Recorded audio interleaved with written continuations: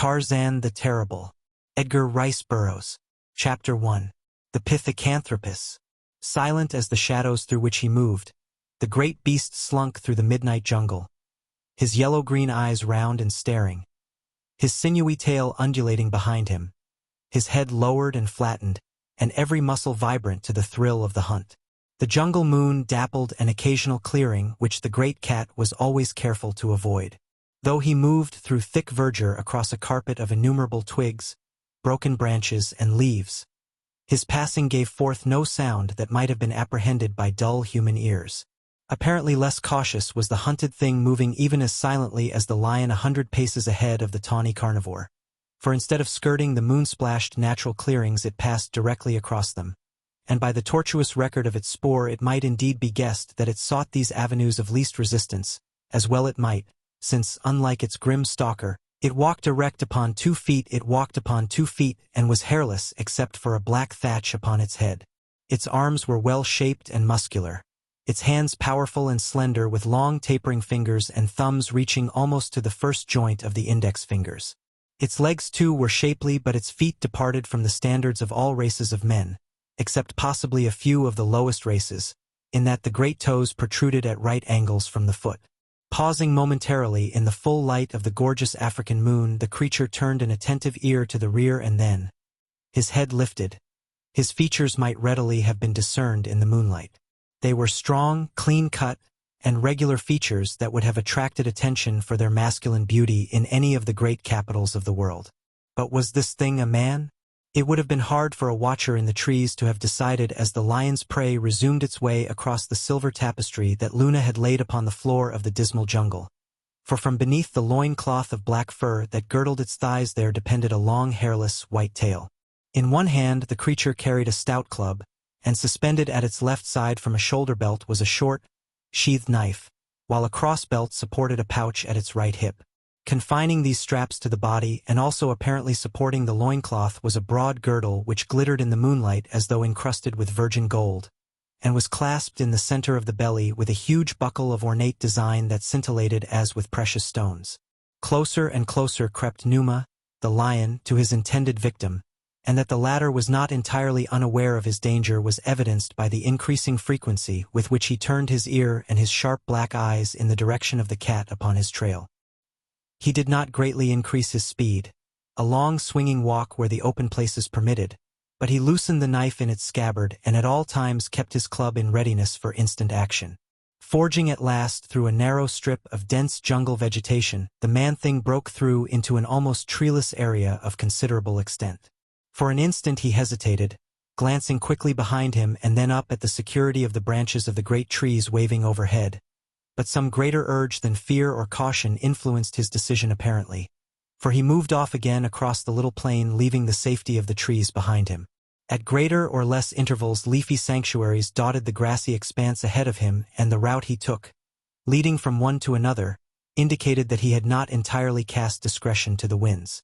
But after the second tree had been left behind, the distance to the next was considerable, and it was then that Numa walked from the concealing cover of the jungle and, seeing his quarry apparently helpless before him, raised his tail stiffly erect and charged. 2 months too long, weary months filled with hunger, with thirst, with hardships, with disappointment, and, greater than all, with gnawing pain had passed since Tarzan of the Apes learned from the diary of the dead German captain that his wife still lived. A brief investigation in which he was enthusiastically aided by the intelligence department of the British East African expedition revealed the fact that an attempt had been made to keep Lady Jane in hiding in the interior, for reasons of which only the German High Command might be cognizant. In charge of Lieutenant Obergatz and a detachment of native German troops, she had been sent across the border into the Congo Free State. Starting out alone in search of her, Tarzan had succeeded in finding the village in which she had been incarcerated, only to learn that she had escaped months before, and that the German officer had disappeared at the same time. From there on, the stories of the chiefs and the warriors whom he quizzed were vague and often contradictory. Even the direction that the fugitives had taken Tarzan could only guess at by piecing together bits of fragmentary evidence gleaned from various sources. Sinister conjectures were forced upon him by various observations which he made in the village. One was incontrovertible proof that these people were man-eaters. The other, the presence in the village of various articles of native German uniforms and equipment. At great risk and in the face of surly objection on the part of the chief, the ape-man made a careful inspection of every hut in the village, from which at least a little ray of hope resulted from the fact that he found no article that might have belonged to his wife. Leaving the village, he had made his way toward the southwest, crossing, after the most appalling hardships, a vast waterless steppe covered for the most part with dense thorn, coming at last into a district that had probably never been previously entered by any white man and which was known only in the legends of the tribes whose country bordered it. Here were precipitous mountains, well-watered plateaus, wide plains, and vast swampy morasses, but neither the plains, nor the plateaus, nor the mountains were accessible to him until after weeks of arduous effort, he succeeded in finding a spot where he might cross the morasses, a hideous stretch infested by venomous snakes and other larger dangerous reptiles. On several occasions he glimpsed at distances or by night what might have been titanic reptilian monsters, but as there were hippopotami, rhinoceri, and elephants in great numbers in and about the marsh, he was never positive that the forms he saw were not of these. When at last he stood upon firm ground after crossing the morasses, he realized why it was that for perhaps countless ages this territory had defied the courage and hardihood of the heroic races of the outer world that had, after innumerable reverses and unbelievable suffering, penetrated to practically every other region, from pole to pole. From the abundance and diversity of the game, it might have appeared that every known species of bird and beast and reptile had sought here a refuge wherein they might take their last stand against the encroaching multitudes of men that had steadily spread themselves over the surface of the earth, wresting the hunting grounds from the lower orders, from the moment that the first ape shed his hair and ceased to walk upon his knuckles. Even the species with which Tarzan was familiar showed here either the results of a divergent line of evolution or an unaltered form that had been transmitted without variation for countless ages. 2. There were many hybrid strains, not the least interesting of which to Tarzan was a yellow and black striped lion. Smaller than the species with which Tarzan was familiar, but still a most formidable beast, since it possessed in addition to sharp saber-like canines the disposition of a devil. To Tarzan it presented evidence that tigers had once roamed the jungles of Africa, possibly giant saber-tooths of another epoch, and these apparently had crossed with lions with the resultant terrors that he occasionally encountered at the present day. The true lions of this new, old world differed but little from those with which he was familiar. In size and conformation they were almost identical, but instead of shedding the leopard spots of cubhood, they retained them through life as definitely marked as those of the leopard. 2 months of effort had revealed no slightest evidence that she he sought had entered this beautiful yet forbidding land. His investigation, however, of the cannibal village and his questioning of other tribes in the neighborhood had convinced him that if Lady Jane still lived it must be in this direction that he seek her, since by a process of elimination he had reduced the direction of her flight to only this possibility.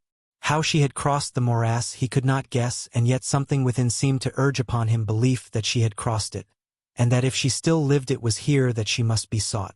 But this unknown, untraversed wild was of vast extent.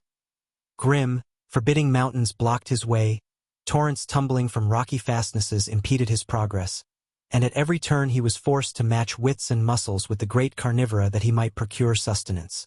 Time and again Tarzan and Numa stalked the same quarry, and now one, now the other bore off the prize. Seldom, however, did the ape-man go hungry, for the country was rich in game animals and birds and fish, in fruit and the countless other forms of vegetable life upon which the jungle-bred man may subsist. Tarzan often wondered why in so rich a country he found no evidences of man, and had at last come to the conclusion that the parched, thorn-covered steppe and the hideous morasses had formed a sufficient barrier to protect this country effectively from the inroads of mankind. After days of searching, he had succeeded finally in discovering a pass through the mountains and, coming down upon the opposite side, had found himself in a country practically identical with that which he had left. The hunting was good, and at a water hole in the mouth of a canyon where it debouched upon a tree-covered plain burra, the deer fell an easy victim to the ape-man's cunning. It was just at dusk. The voices of great four-footed hunters rose now and again from various directions, and as the canyon afforded among its trees no comfortable retreat, the ape-man shouldered the carcass of the deer and started downward onto the plain. At its opposite side rose lofty trees, a great forest which suggested to his practiced eye a mighty jungle. Toward this the ape-man bent his step, but when midway of the plain he discovered standing alone such a tree as best suited him for a night's abode, swung lightly to its branches and, presently, a comfortable resting place. Here he ate the flesh of Bara and when satisfied carried the balance of the carcass to the opposite side of the tree where he deposited it far above the ground in a secure place. Returning to his crotch, he settled himself for sleep, and in another moment the roars of the lions and the howlings of the lesser cats fell upon deaf ears. The usual noises of the jungle composed rather than disturbed the ape-man, but an unusual sound, however imperceptible to the awakened ear of civilized man, seldom failed to impinge upon the consciousness of Tarzan, however deep his slumber, and so it was that when the moon was high a sudden rush of feet across the grassy carpet in the vicinity of his tree brought him to alert and ready activity. Tarzan does not awaken as you and I with the weight of slumber still upon his eyes and brain, for did the creatures of the wild awaken thus, their awakenings would be few. As his eyes snapped open clear and bright, so clear and bright upon the nerve centers of his brain, were registered the various perceptions of all his senses. Almost beneath him, racing toward his tree was what at first glance appeared to be an almost naked white man. Yet even at the first instant of discovery the long white tail projecting rearward did not escape the ape-man. Behind the fleeing figure, escaping, came Numa the lion in full charge. Voiceless the prey, voiceless the killer. As two spirits in a dead world, the two moved in silent swiftness toward the culminating tragedy of this grim race. Even as his eyes opened and took in the scene beneath him, even in that brief instant of perception, followed reason, judgment, and decision, so rapidly one upon the heels of the other that almost simultaneously the ape-man was in mid-air, for he had seen a white-skinned creature cast in a mold similar to his own, pursued by Tarzan's hereditary enemy. So close was the lion to the fleeing man-thing that Tarzan had no time carefully to choose the method of his attack. As a diver leaps from the springboard headforemost into the waters beneath, so Tarzan of the Apes dove straight for Numa, the lion. Naked in his right hand the blade of his father that so many times before had tasted the blood of lions. A raking talon caught Tarzan on the side, inflicting a long, deep wound, and then the ape-man was on Numa's back and the blade was sinking again and again into the savage side. Nor was the man-thing either longer fleeing or idle. He too, creature of the wild, had sensed on the instant the truth of the miracle of his saving, and turning in his tracks, had leaped forward with raised bludgeon to Tarzan's assistance and Numa's undoing. A single terrific blow upon the flattened skull of the beast laid him insensible, and then as Tarzan's knife found the wild heart a few convulsive shudders, and a sudden relaxation marked the passing of the carnivore. Leaping to his feet the ape-man placed his foot upon the carcass of his kill and, raising his face to Goro, the moon, voiced the savage victory cry that had so often awakened the echoes of his native jungle. As the hideous scream burst from the ape-man's lips the man-thing stepped quickly back as in sudden awe. But when Tarzan returned his hunting knife to its sheath and turned toward him the other saw in the quiet dignity of his demeanor no cause for apprehension. For a moment the two stood appraising each other, and then the man-thing spoke. Tarzan realized that the creature before him was uttering articulate sounds which expressed in speech, though in a language with which Tarzan was unfamiliar, the thoughts of a man possessing to a greater or less extent the same powers of reason that he possessed. In other words, that though the creature before him had the tail and thumbs and great toes of a monkey, it was, in all other respects, quite evidently a man. The blood, which was now flowing down Tarzan's side, caught the creature's attention. From the pocket pouch at his side he took a small bag and approaching Tarzan indicated by signs that he wished the ape-man to lie down that he might treat the wound, whereupon, spreading the edges of the cut apart, he sprinkled the raw flesh with powder from the little bag. The pain of the wound was as nothing to the exquisite torture of the remedy but, accustomed to physical suffering, the ape-man withstood it stoically and in a few moments not only had the bleeding ceased but the pain as well. In reply to the soft and far from unpleasant modulations of the other's voice, Tarzan spoke in various tribal dialects of the interior as well as in the language of the great apes, but it was evident that the man understood none of these. Seeing that they could not make each other understood, the Pithecanthropus advanced toward Tarzan and placing his left hand over his own heart laid the palm of his right hand over the heart of the ape-man. To the latter the action appeared as a form of friendly greeting and, being versed in the ways of uncivilized races, he responded in kind as he realized it was doubtless intended that he should. His action seemed to satisfy and please his newfound acquaintance, who immediately fell to talking again and finally, with his head tipped back, sniffed the air in the direction of the tree above them, and then suddenly pointing toward the carcass of Burra, the deer, he touched his stomach in a sign language which even the densest might interpret. With a wave of his hand, Tarzan invited his guest to partake of the remains of his savage repast, and the other, leaping nimbly as a little monkey to the lower branches of the tree, made his way quickly to the flesh, assisted always by his long, strong, sinuous tail. The pithecanthropus ate in silence, cutting small strips from the deer's loin with his keen knife. From his crotch in the tree, Tarzan watched his companion, noting the preponderance of human attributes which were doubtless accentuated by the paradoxical thumbs, great toes, and tail. He wondered if this creature was representative of some strange race or if, what seemed more likely, but an atavism. Either supposition would have seemed preposterous enough did he not have before him the evidence of the creature's existence. There he was, however, a tailed man with distinctly arboreal hands and feet. His trappings, gold-encrusted and jewel-studded, could have been wrought only by skilled artisans, but whether they were the work of this individual or of others like him, or of an entirely different race, Tarzan could not, of course, determine. His meal finished, the guest wiped his fingers and lips with leaves broken from a nearby branch, looked up at Tarzan with a pleasant smile that revealed a row of strong white teeth, the canines of which were no longer than Tarzan's own, spoke a few words which Tarzan judged were a polite expression of thanks, and then sought a comfortable place in the tree for the night. The earth was shadowed in the darkness which precedes the dawn when Tarzan was awakened by a violent shaking of the tree in which he had found shelter. As he opened his eyes, he saw that his companion was also astir, and glancing around quickly to apprehend the cause of the disturbance, the ape-man was astounded at the sight which met his eyes.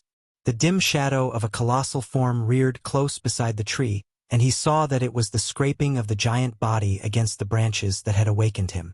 That such a tremendous creature could have approached so closely without disturbing him filled Tarzan with both wonderment and chagrin. In the gloom, the ape-man at first conceived the intruder to be an elephant. Yet, if so, one of greater proportions than any he had ever before seen. But as the dim outlines became less indistinct, he saw on a line with his eyes and 20 feet above the ground the dim silhouette of a grotesquely serrated back that gave the impression of a creature whose each and every spinal vertebra grew a thick, heavy horn.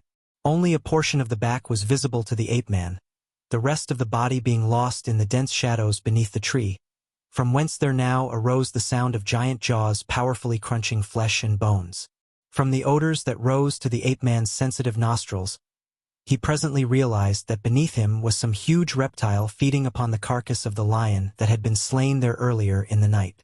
As Tarzan's eyes, straining with curiosity, bored futilely into the dark shadows, he felt a light touch upon his shoulder, and, turning, saw that his companion was attempting to attract his attention. The creature, pressing a forefinger to his own lips as to enjoin silence, attempted by pulling on Tarzan's arm to indicate that they should leave at once. Realizing that he was in a strange country, evidently infested by creatures of titanic size, with the habits and powers of which he was entirely unfamiliar, the ape-man permitted himself to be drawn away. With the utmost caution, the pithecanthropus descended the tree upon the opposite side from the great nocturnal prowler, and, closely followed by Tarzan, moved silently away through the night across the plain. The ape-man was rather loath thus to relinquish an opportunity to inspect a creature which he realized was probably entirely different from anything in his past experience. Yet he was wise enough to know when discretion was the better part of valor, and now, as in the past, he yielded to that law which dominates the kindred of the wild, preventing them from courting danger uselessly, whose lives are sufficiently filled with danger in their ordinary routine of feeding and mating. As the rising sun dispelled the shadows of the night, Tarzan found himself again upon the verge of a great forest into which his guide plunged, taking nimbly to the branches of the trees through which he made his way with the celerity of long habitude and hereditary instinct. But though aided by a prehensile tail, fingers, and toes, the man-thing moved through the forest with no greater ease or surety than did the giant ape-man. It was during this journey that Tarzan recalled the wound in his side inflicted upon him the previous night by the raking talons of Numa, the lion, and examining it was surprised to discover that not only was it painless but along its edges were no indications of inflammation, the results doubtless of the antiseptic powder his strange companion had sprinkled upon it. They had proceeded for a mile or two when Tarzan's companion came to earth upon a grassy slope beneath a great tree whose branches overhung a clear brook. Here they drank, and Tarzan discovered the water to be not only deliciously pure and fresh but of an icy temperature that indicated its rapid descent from the lofty mountains of its origin. Casting aside his loincloth and weapons, Tarzan entered the little pool beneath the tree and after a moment emerged, greatly refreshed and filled with a keen desire to breakfast. As he came out of the pool, he noticed his companion examining him with a puzzled expression upon his face. Taking the ape-man by the shoulder, he turned him around so that Tarzan's back was toward him, and then, touching the end of Tarzan's spine with his forefinger, he curled his own tail up over his shoulder and, wheeling the ape-man about again, pointed first at Tarzan and then at his own caudal appendage, a look of puzzlement upon his face, the while he jabbered excitedly in his strange tongue. The ape-man realized that probably for the first time his companion had discovered that he was tailless by nature rather than by accident, and so he called attention to his own great toes and thumbs to further impress upon the creature that they were of different species. The fellow shook his head dubiously as though entirely unable to comprehend why Tarzan should differ so from him, but at last, apparently giving the problem up with a shrug, he laid aside his own harness, skin, and weapons and entered the pool. His ablutions completed and his meager apparel redonned, he seated himself at the foot of the tree and, motioning Tarzan to a place beside him, opened the pouch that hung at his right side, taking from it strips of dried flesh and a couple of handfuls of thin-shelled nuts with which Tarzan was unfamiliar. Seeing the other break them with his teeth and eat the kernel, Tarzan followed the example thus set him, discovering the meat to be rich and well-flavored. The dried flesh also was far from unpalatable, though it had evidently been jerked without salt, a commodity which Tarzan imagined might be rather difficult to obtain in this locality. As they ate, Tarzan's companion pointed to the nuts, the dried meat, and various other nearby objects, in each instance repeating what Tarzan readily discovered must be the names of these things in the creature's native language. The ape-man could but smile at this evident desire upon the part of his newfound acquaintance to impart to him instructions that eventually might lead to an exchange of thoughts between them. Having already mastered several languages and a multitude of dialects, the ape-man felt that he could readily assimilate another, even though this appeared one entirely unrelated to any with which he was familiar. So occupied were they with their breakfast and the lesson that neither was aware of the beady eyes glittering down upon them from above.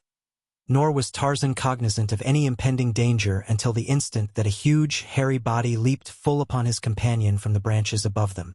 Chapter 2. To the death!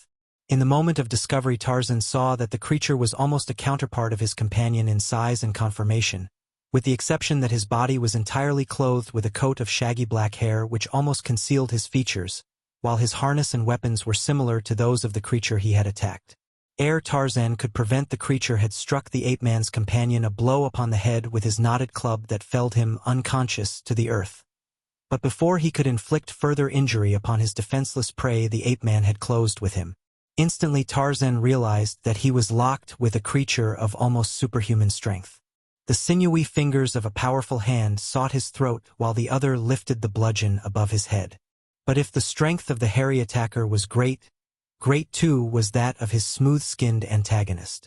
Swinging a single terrific blow with clenched fist to the point of the other's chin, Tarzan momentarily staggered his assailant, and then his own fingers closed upon the shaggy throat, as with the other hand he seized the wrist of the arm that swung the club.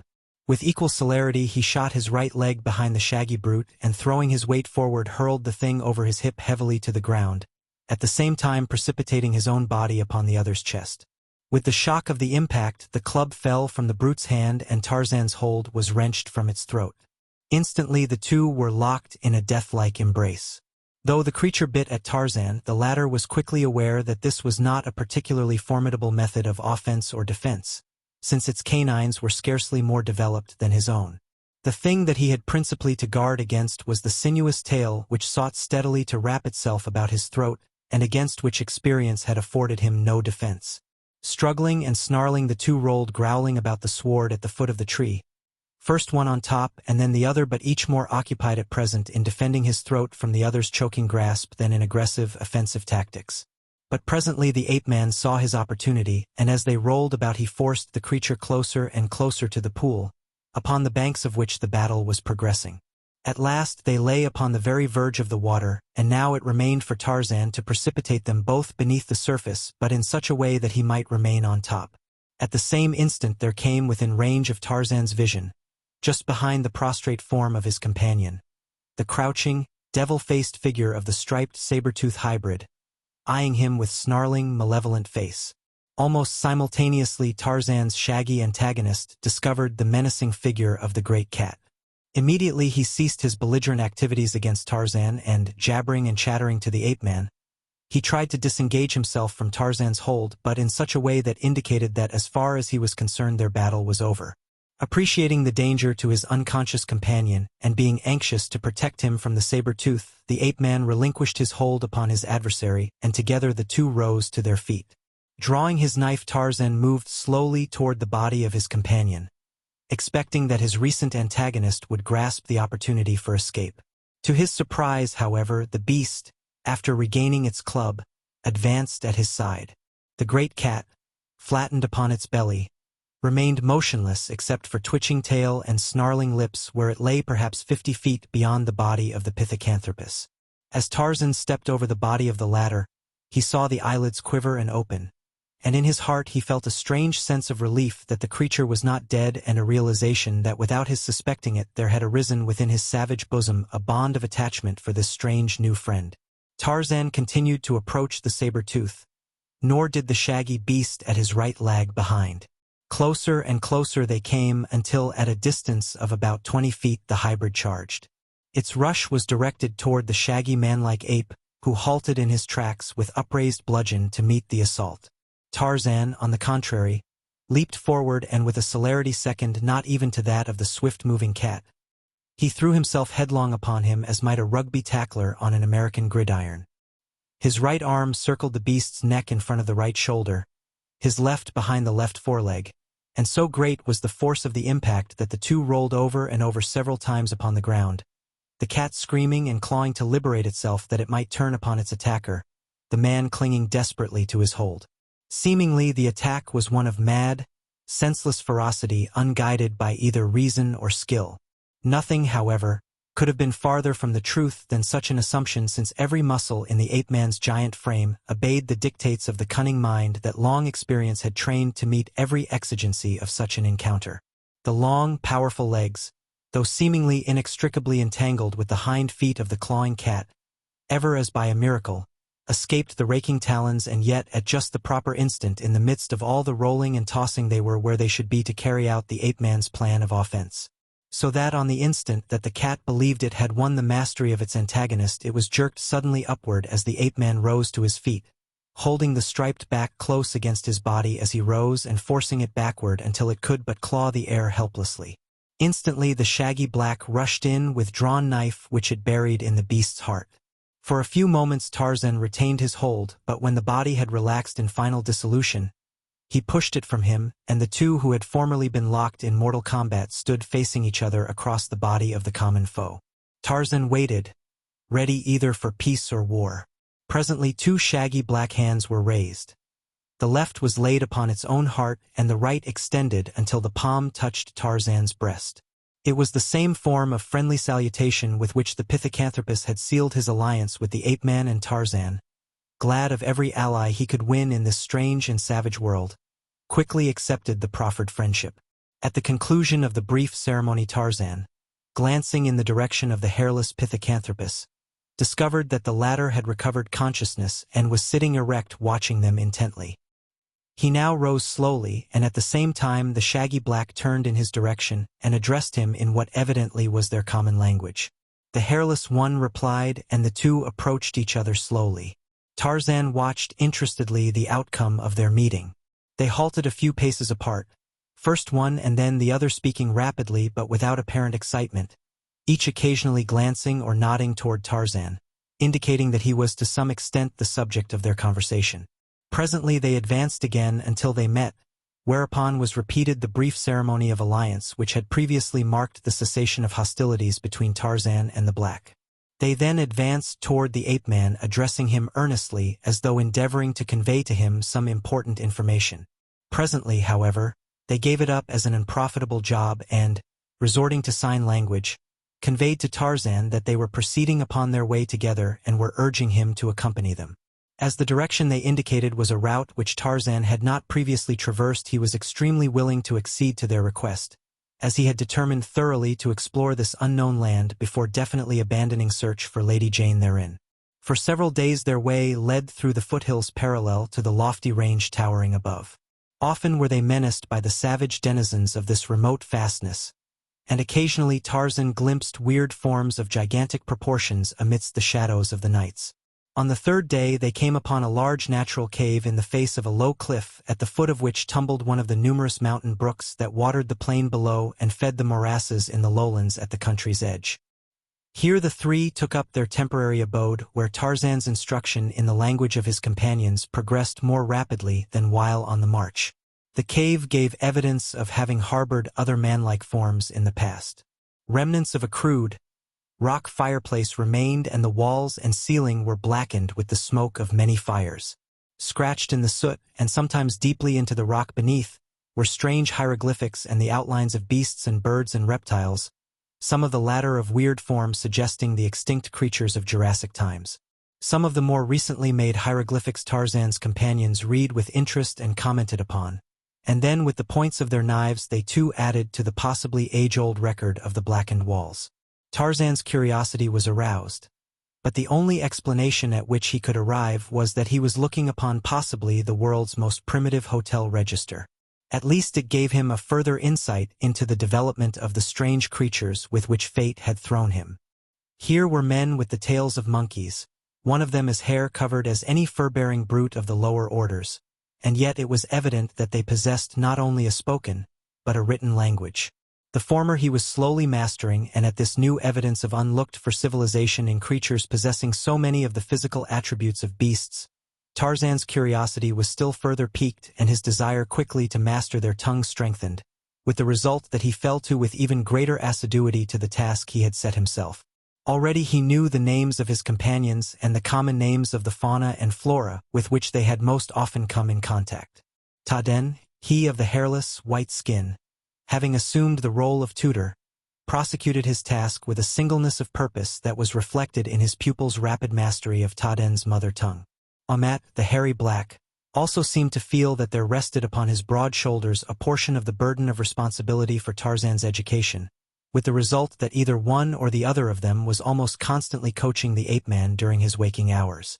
The result was only what might have been expected: a rapid assimilation of the teachings to the end that before any of them realized it, communication by word of mouth became an accomplished fact. Tarzan explained to his companions the purpose of his mission, but neither could give him any slightest thread of hope to weave into the fabric of his longing. Never had there been in their country a woman such as he described, nor any tailless man other than himself that they ever had seen. "I have been gone from Ayla while Bu, the moon, has eaten 7 times, said Taden. "Many things may happen in 7 times 28 days. But I doubt that your woman could have entered our country across the terrible morasses which even you found an almost insurmountable obstacle. And if she had, could she have survived the perils that you already have encountered beside those of which you have yet to learn? Not even our own women venture into the savage lands beyond the cities." "Ayla, light city, city of light," mused Tarzan, translating the word into his own tongue. "And where is Ayla?" he asked. "Is it your city, Taden, and Omat's?" "It is mine," replied the hairless one, "but not Omat's. The Wasdan have no cities, they live in the trees of the forests and the caves of the hills, is it not so, black man?" he concluded, turning toward the hairy giant beside him. "Yes," replied Omat. "We Wasdan are free, only the Hodan imprison themselves in cities." "I would not be a white man," Tarzan smiled. Even here was the racial distinction between white man and black man, Hodan and Wasdan. Not even the fact that they appeared to be equals in the matter of intelligence made any difference. One was white and one was black, and it was easy to see that the white considered himself superior to the other one could see it in his quiet smile. "Where is Ayla?" Tarzan asked again. "You are returning to it?" "It is beyond the mountains," replied Taden. "I do not return to it, not yet. Not until Khotan is no more." "Khotan?" queried Tarzan. "Khotan is king," explained the Pithecanthropus. "He rules this land. I was one of his warriors. I lived in the palace of Khotan, and there I met Oloe, his daughter. We loved, like starlight and I, but Khotan would have none of me. He sent me away to fight with the men of the village of Dakat, who had refused to pay his tribute to the king, thinking that I would be killed, for Dakat is famous for his many fine warriors. And I was not killed.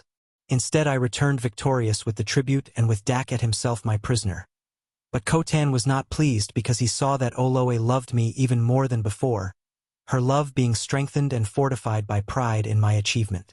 Powerful is my father, Jadon, the Lion Man, chief of the largest village outside of Ayla.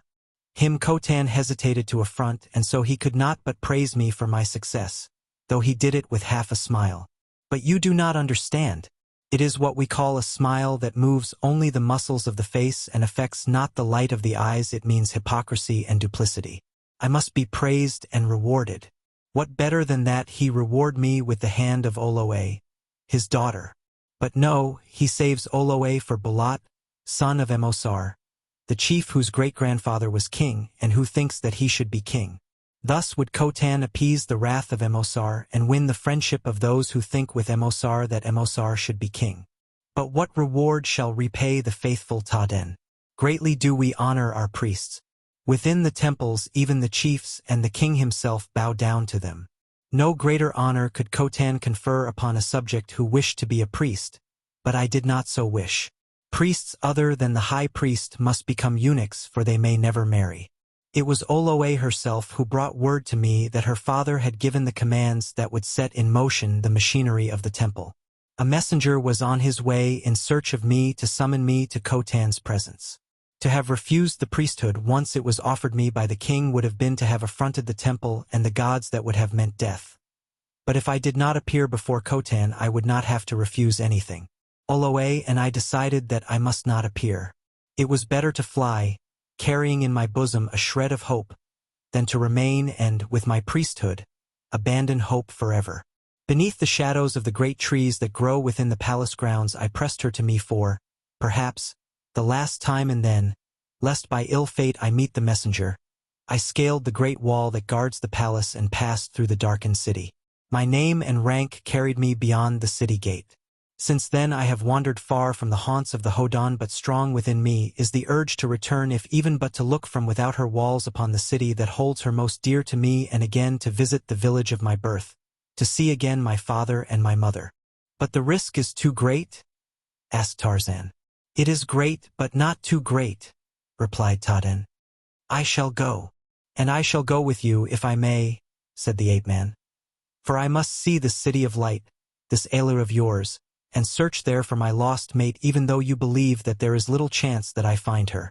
And you, Oamat, do you come with us? Why not? Asked the hairy one.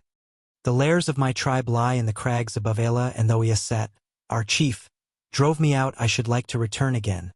For there is a she there upon whom I should be glad to look once more, and who would be glad to look upon me. Yes, I will go with you. Iasat feared that I might become chief, and who knows but that Iasat was right. But Panat Lee, it is she I seek first, even before a chieftainship. We three, then, shall travel together, said Tarzan. And fight together, added Taden. The three as one. And as he spoke he drew his knife and held it above his head. The three as one, repeated Oamet, drawing his weapon and duplicating Taden's act. It is spoken. The three as one, cried Tarzan of the Apes. To the death! And his blade flashed in the sunlight. Let us go, then, said Oamet.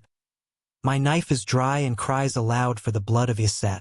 The trail over which Taden and Oamet led, and which scarcely could be dignified even by the name of trail, was suited more to mountain sheep, monkeys, or birds than to man. But the three that followed it were trained to ways which no ordinary man might essay. Now, upon the lower slopes, it led through dense forests where the ground was so matted with fallen trees and over-rioting vines and brush that the way held always to the swaying branches high above the tangle.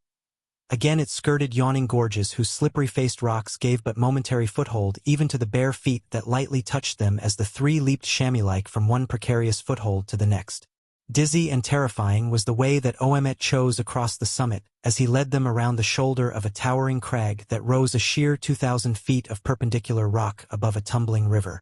And when at last they stood upon comparatively level ground again, Oamet turned and looked at them both intently, and especially at Tarzan of the Apes.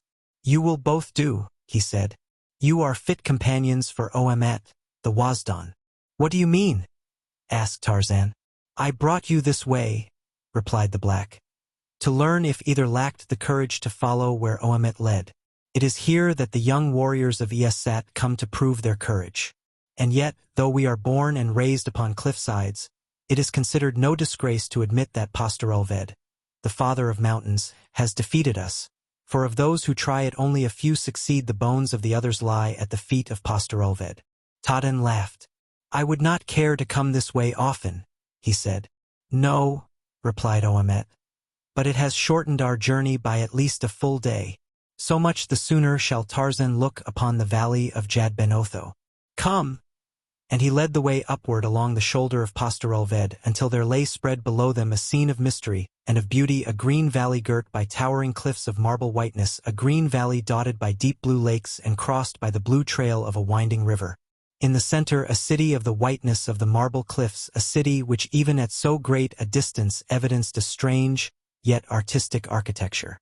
Outside the city there were visible about the valley isolated groups of buildings, sometimes one, again 2 and 3 and 4 in a cluster, but always of the same glaring whiteness, and always in some fantastic form. About the valley the cliffs were occasionally cleft by deep gorges, verdure-filled, giving the appearance of green rivers rioting downward toward a central sea of green. Jad Pele ul Jadbenotho, murmured Tarzan in the tongue of the Pithecanthropy. The valley of the great god, it is beautiful. Here, in Ayla, lives Khotan, the king, ruler over all Palaldon, said Taden. And here in these gorges live the Wasdan, exclaimed Omet, who do not acknowledge that Khotan is the ruler over all the land of man. Taden smiled and shrugged. We will not quarrel, you and I, he said to Omet, over that which all the ages have not proved sufficient time in which to reconcile the Hodan and Wasdan. But let me whisper to you a secret, Omet. The Hodan live together in greater or less peace under one ruler, so that when danger threatens them they face the enemy with many warriors. For every fighting Hodan of Palaldon is there. But you Wasdan, how is it with you? You have a dozen kings who fight not only with the Hodan but with one another. When one of your tribes goes forth upon the fighting trail, even against the Hodan, it must leave behind sufficient warriors to protect its women and its children from the neighbors upon either hand. When we want eunuchs for the temples or servants for the fields or the homes, we march forth in great numbers upon one of your villages. You cannot even flee, for upon either side of you are enemies, and though you fight bravely, we come back with those who will presently be eunuchs in the temples and servants in our fields and homes. So long as the Wasdan are thus foolish, the Hodan will dominate and their king will be king of Palaldon. Perhaps you are right, admitted Omet. It is because our neighbors are fools, each thinking that his tribe is the greatest and should rule among the Wasdan. They will not admit that the warriors of my tribe are the bravest and our she's the most beautiful. Taden grinned. Each of the others presents precisely the same arguments that you present, Omet, he said. Which, my friend, is the strongest bulwark of defense possessed by the Hodan. Come, exclaimed Tarzan. Such discussions often lead to quarrels, and we three must have no quarrels. I, of course, am interested in learning what I can of the political and economic conditions of your land. I should like to know something of your religion, but not at the expense of bitterness between my only friends in Palaldon. Possibly, however, you hold to the same god. There indeed we do differ, cried Omet, somewhat bitterly and with a trace of excitement in his voice. Differ? Almost shouted Taden. And why should we not differ? Who could agree with the preposterous? Stop, cried Tarzan.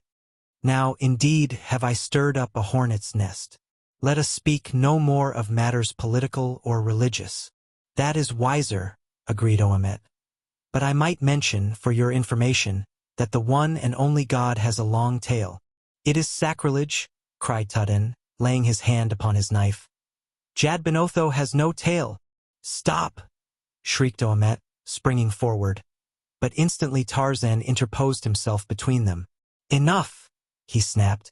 Let us be true to our oaths of friendship that we may be honorable in the sight of God in whatever form we conceive him. You are right, tailless one, said Taden. Come, Omet, let us look after our friendship and ourselves. secure in the conviction that Jadbenotho is sufficiently powerful to look after himself. "Done," agreed Oamet. "But, no buts, Oamet," admonished Tarzan. The shaggy black shrugged his shoulders and smiled. "Shall we make our way down toward the valley?" he asked. "The gorge below us is uninhabited. That to the left contains the caves of my people. I would see Panat once more." Taden would visit his father in the valley below, and Tarzan seeks entrance to Ayla in search of the mate that would be better dead than in the clutches of the Hodan priests of Jadbenotho. "How shall we proceed?" "Let us remain together as long as possible," urged Taden.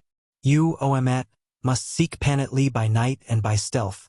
For even we three, may not hope to overcome Yesat and all his warriors. At any time may we go to the village where my father is chief, for Jadon always will welcome the friends of his son. But for Tarzan to enter Ayla is another matter, though there is a way and he has the courage to put it to the test. Listen, come close, for Jadbenotho has keen ears and this he must not hear." And with his lips close to the ears of his companions, Taden, the tall tree, son of Jadon the Lion Man, unfolded his daring plan. And at the same moment, 100 miles away, a lithe figure, naked but for a loincloth and weapons, moved silently across a thorn-covered, waterless steppe, searching always along the ground before him with keen eyes and sensitive nostrils. Chapter 3. Panat. Night had fallen upon uncharted Palildon. A slender moon, low in the west, bathed the white faces of the chalk cliffs presented to her, in a mellow, unearthly glow. Black were the shadows in Coral Ja, Gorge of Lions, where dwelt the tribe of the same name under Esat, their chief.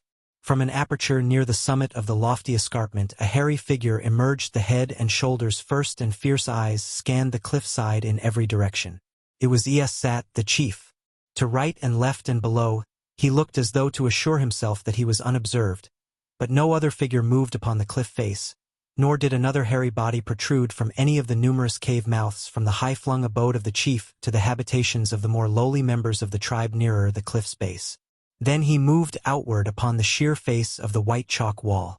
In the half-light of the baby moon it appeared that the heavy, shaggy black figure moved across the face of the perpendicular wall in some miraculous manner, but closer examination would have revealed stout pegs, as large around as a man's wrist, protruding from holes in the cliff into which they were driven.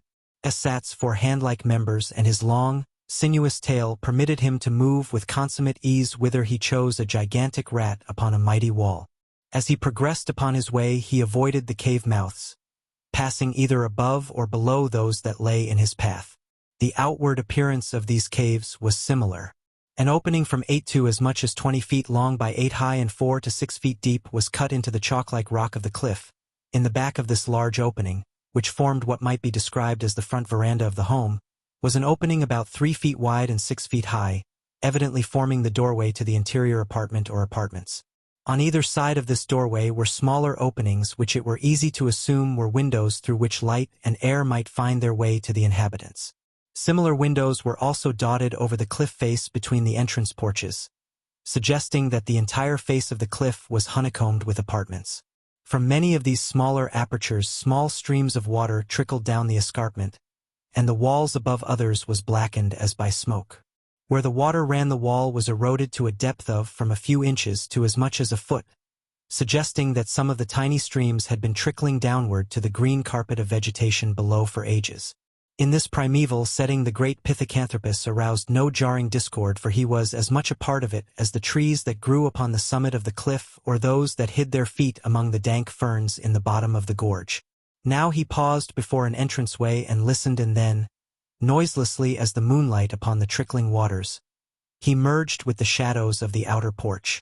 At the doorway leading into the interior he paused again, listening, and then quietly pushing aside the heavy skin that covered the aperture he passed within a large chamber hewn from the living rock.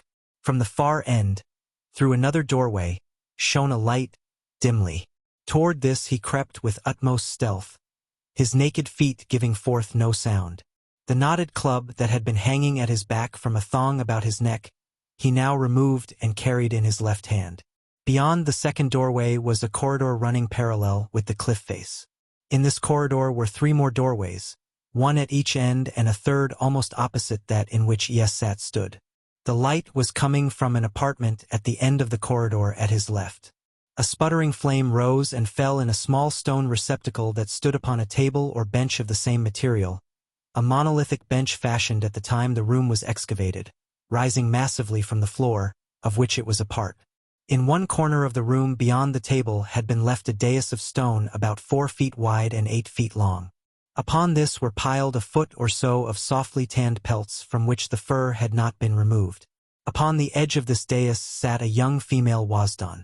In one hand she held a thin piece of metal, apparently of hammered gold, with serrated edges, and in the other a short, stiff brush.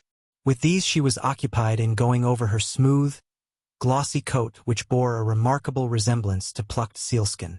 Her loin-cloth of yellow and black striped jadoskin lay on the couch beside her with the circular breastplates of beaten gold, revealing the symmetrical lines of her nude figure in all its beauty and harmony of contour. For even though the creature was jet black and entirely covered with hair, yet she was undeniably beautiful.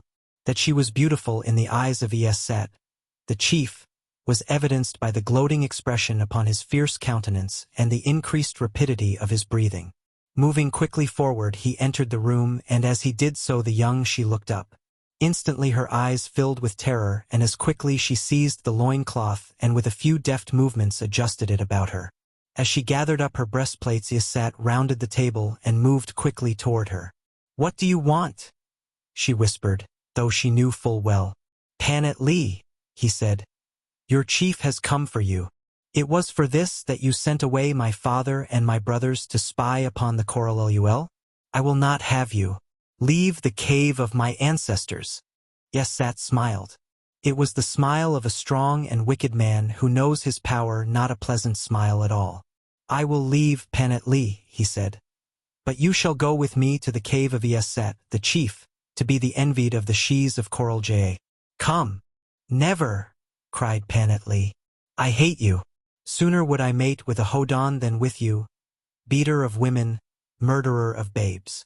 A frightful scowl distorted the features of the chief.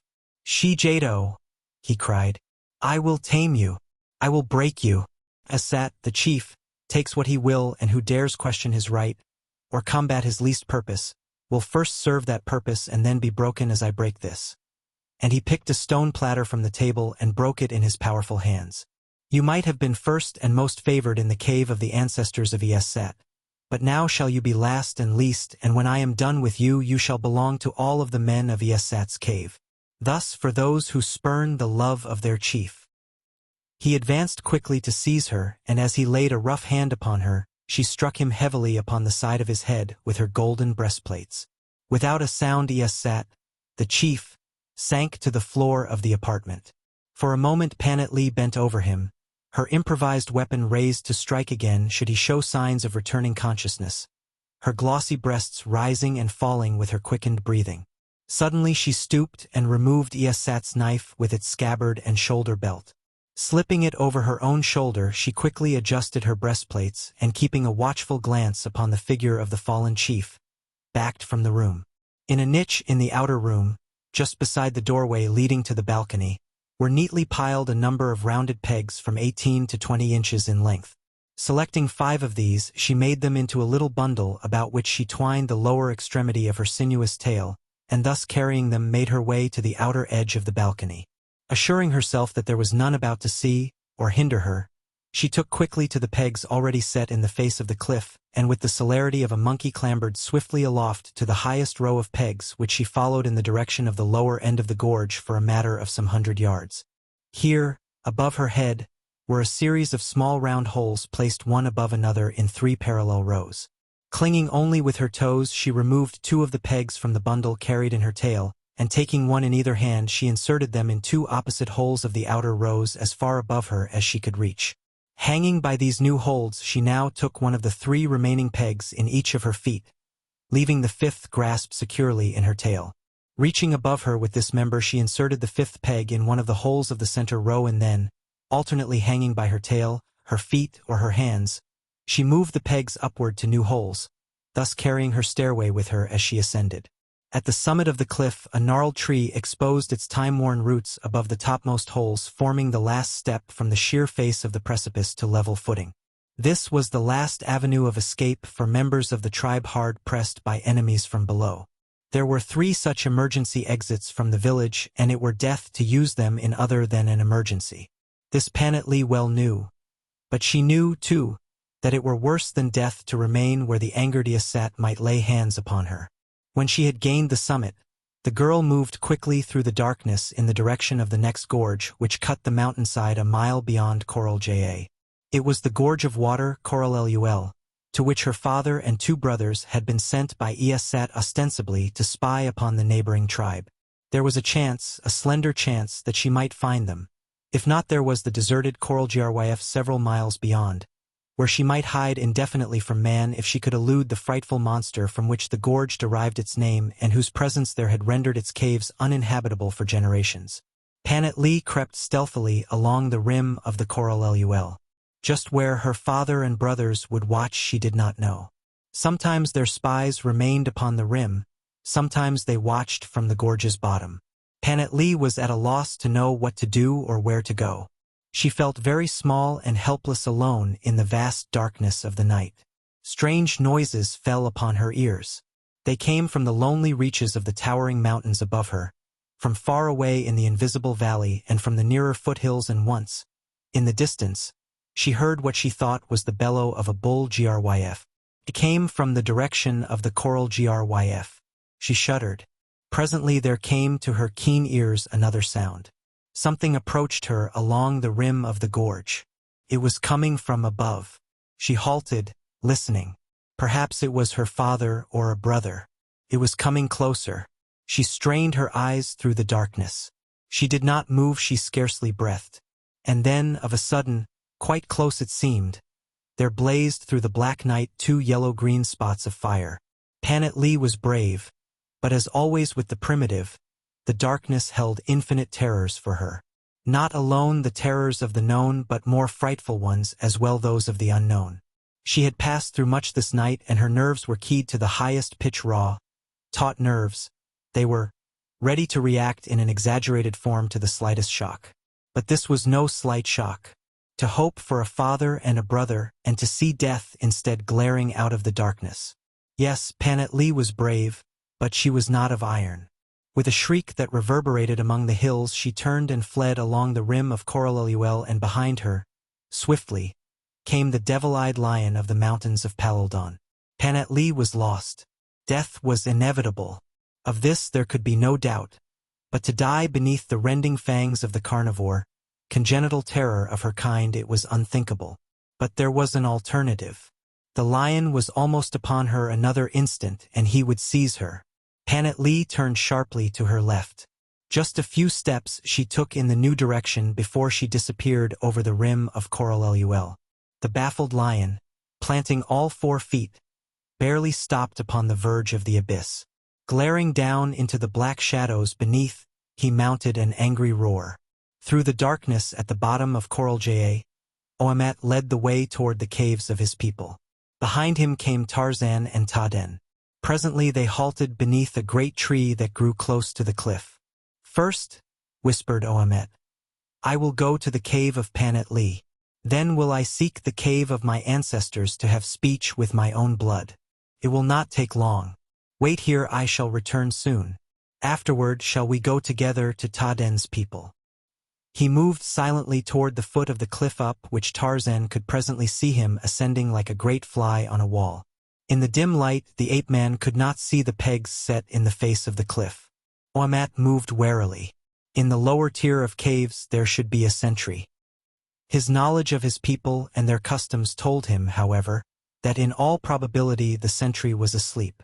In this he was not mistaken, yet he did not in any way abate his wariness. Smoothly and swiftly he ascended toward the cave of Panet Lee, while from below Tarzan and Taden watched him. "How does he do it?" asked Tarzan. "I can see no foothold upon that vertical surface, and yet he appears to be climbing with the utmost ease." Taden explained the stairway of pegs.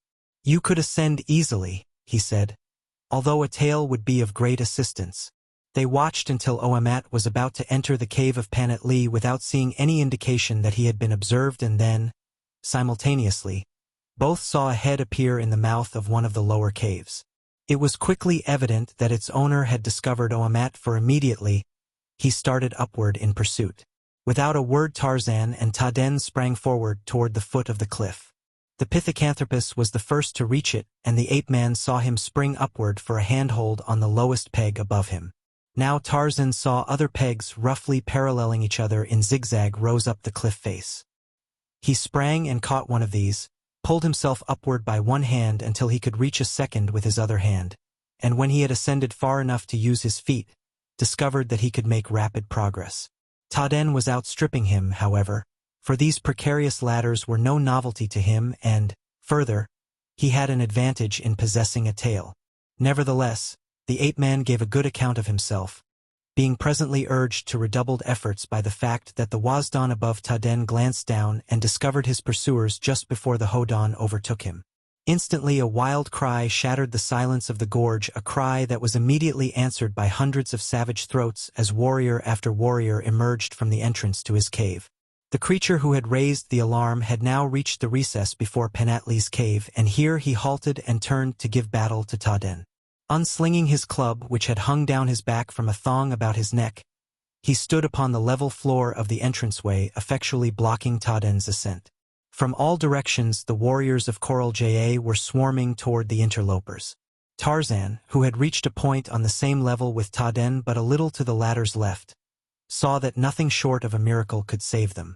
Just at the ape-man's left was the entrance to a cave that either was deserted or whose occupants had not as yet been aroused, for the level recess remained unoccupied. Resourceful was the alert mind of Tarzan of the apes, and quick to respond were the trained muscles. In the time that you or I might give to debating an action, he would accomplish it, and now, though only seconds separated his nearest antagonist from him, in the brief span of time at his disposal he had stepped into the recess, unslung his long rope, and leaning far out shot the sinuous noose, with the precision of long habitude, toward the menacing figure wielding its heavy club above Taden. There was a momentary pause of the rope hand as the noose sped toward its goal, a quick movement of the right wrist that closed it upon its victim as it settled over his head, and then a surging tug as, seizing the rope in both hands, Tarzan threw back upon it all the weight of his great frame. Voicing a terrified shriek, the Wazdan lunged headforemost from the recess above Taden. Tarzan braced himself for the coming shock when the creature's body should have fallen the full length of the rope, and as it did there was a snap of the vertebrae that rose sickeningly in the momentary silence that had followed the doomed man's departing scream. Unshaken by the stress of the suddenly arrested weight at the end of the rope, Tarzan quickly pulled the body to his side that he might remove the noose from about its neck, for he could not afford to lose so priceless a weapon. During the several seconds that had elapsed since he cast the rope, the Wazdan warriors had remained inert as though paralyzed by wonder or by terror. Now, again, one of them found his voice and his head, and straightway, shrieking invectives at the strange intruder, started upward for the ape-man, urging his fellows to attack. This man was the closest to Tarzan. But for him, the ape-man could easily have reached Taden's side as the latter was urging him to do. Tarzan raised the body of the dead Wazdan above his head, held it poised there for a moment as with face raised to the heavens, he screamed forth the horrid challenge of the bull-apes of the tribe of Kerchak, and with all the strength of his giant sinews, he hurled the corpse heavily upon the ascending warrior. So great was the force of the impact that not only was the Wazdan torn from his hold, but two of the pegs to which he clung were broken short in their sockets. As the two bodies, the living and the dead, hurtled downward toward the foot of the cliff, a great cry arose from the Wazdan. "Jad Gurudan! Jad Gurudan!" they screamed, and then, "Kill him! Kill him!" And now Tarzan stood in the recess beside Taden. "Jad Gurudan!" repeated the latter, smiling, "the terrible man, Tarzan the Terrible. They may kill you, but they will never forget you. They shall not key what have we here?" Tarzan's statement as to what they should not do was interrupted by a sudden ejaculation as two figures, locked in deathlike embrace, stumbled through the doorway of the cave to the outer porch. One was Oamet, the other a creature of his own kind but with a rough coat, the hairs of which seemed to grow straight outward from the skin, stiffly, unlike Oamet's sleek covering. The two were quite evidently well matched, and equally evident was the fact that each was bent upon murder. They fought almost in silence except for an occasional low growl, as one or the other acknowledged thus some new hurt. Tarzan, following a natural impulse to aid his ally, leaped forward to enter the dispute only to be checked by a grunted admonition from Oamet. "Back," he said. "This fight is mine alone." The ape-man understood and stepped aside. "It is a gundbar," explained Taden. "A chief battle. This fellow must be Iasat, the chief. If Oamet kills him without assistance, Oamet may become chief." Tarzan smiled. It was the law of his own jungle, the law of the tribe of Kerchak, the bull ape, the ancient law of primitive man that needed but the refining influences of civilization to introduce the higher dagger and the poison cup. Then his attention was drawn to the outer edge of the vestibule. Above it appeared the shaggy face of one of Iasat's warriors. Tarzan sprang to intercept the man, but Taden was there ahead of him. "Back!" cried the Hodan to the newcomer. "It is Gundbar." The fellow looked scrutinizingly at the two fighters, then turned his face downward toward his fellows. "Back!" he cried. "It is Gundbar between Iasat and Oamet." Then he looked back at Taden and Tarzan. "Who are you?" he asked. "We are Oamet's friends," replied Taden. The fellow nodded. "We will attend to you later," he said, and disappeared below the edge of the recess. The battle upon the ledge continued with unabated ferocity, Tarzan and Taden having difficulty in keeping out of the way of the contestants who tore and beat at each other with hands and feet and lashing tails. Asat was unarmed. Panatli had seen to that, but at Oamat's side swung a sheathed knife which he made no effort to draw. That would have been contrary to their savage and primitive code, for the chief battle must be fought with nature's weapons. Sometimes they separated for an instant only to rush upon each other again with all the ferocity and nearly the strength of mad bulls. Presently one of them tripped the other, but in that vice-like embrace one could not fall alone. Iasat dragged Oamat with him, toppling upon the brink of the niche. Even Tarzan held his breath. There they surged to and fro perilously for a moment, and then the inevitable happened. The two, locked in murderous embrace, rolled over the edge and disappeared from the ape-man's view. Tarzan voiced a suppressed sigh, for he had liked Oamat, and then, with Taden, approached the edge and looked over. Far below, in the dim light of the coming dawn, two inert forms should be lying stark in death. But, to Tarzan's amazement, such was far from the sight that met his eyes. Instead, there were the two figures still vibrant with life and still battling only a few feet below him. Clinging always to the pegs with two holds, a hand and a foot, or a foot and a tail, they seemed as much at home upon the perpendicular wall as upon the level surface of the vestibule. But now their tactics were slightly altered, for each seemed particularly bent upon dislodging his antagonist from his holds and precipitating him to certain death below. It was soon evident that Oamat, younger and with greater powers of endurance than Iasat, was gaining an advantage. Now was the chief almost wholly on the defensive. Holding him by the cross belt with one mighty hand, Oamat was forcing his foeman straight out from the cliff, and with the other hand and 1 foot was rapidly breaking first one of Iasat's holds and then another, alternating his efforts, or rather punctuating them, with vicious blows to the pit of his adversary's stomach. Rapidly was Iasat weakening, and with the knowledge of impending death there came, as there comes to every coward and bully under similar circumstances, a crumbling of the veneer of bravado which had long masqueraded as courage, and with it crumbled his code of ethics. Now was Iasat no longer chief of Coral Ja. Instead, he was a whimpering craven battling for life. Clutching at Oamet, clutching at the nearest pegs, he sought any support that would save him from that awful fall, and as he strove to push aside the hand of death, whose cold fingers he already felt upon his heart, his tail sought Oamat's side and the handle of the knife that hung there. Tarzan saw, and even as Iasat drew the blade from its sheath, he dropped cat-like to the pegs beside the battling men. Iasat's tail had drawn back for the cowardly fatal thrust. Now many others saw the perfidious act, and a great cry of rage and disgust arose from savage throats. But as the blade sped toward its goal, the ape-man seized the hairy member that wielded it, and at the same instant Oamet thrust the body of Iasat from him with such force that its weakened holds were broken and it hurtled downward, a brief meteor of screaming fear, to death. Chapter 4. Tarzan Jad Guru.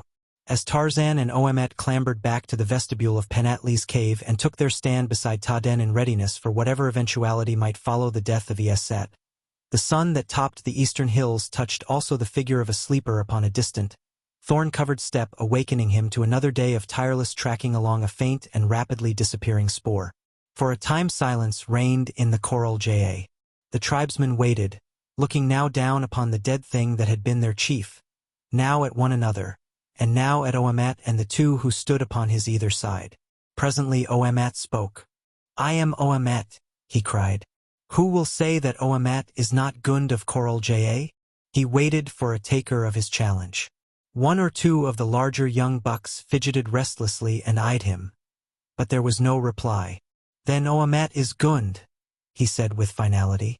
"Now tell me, where are Panatli, her father, and her brothers?" An old warrior spoke. "Panatli should be in her cave. Who should know that better than you who are there now?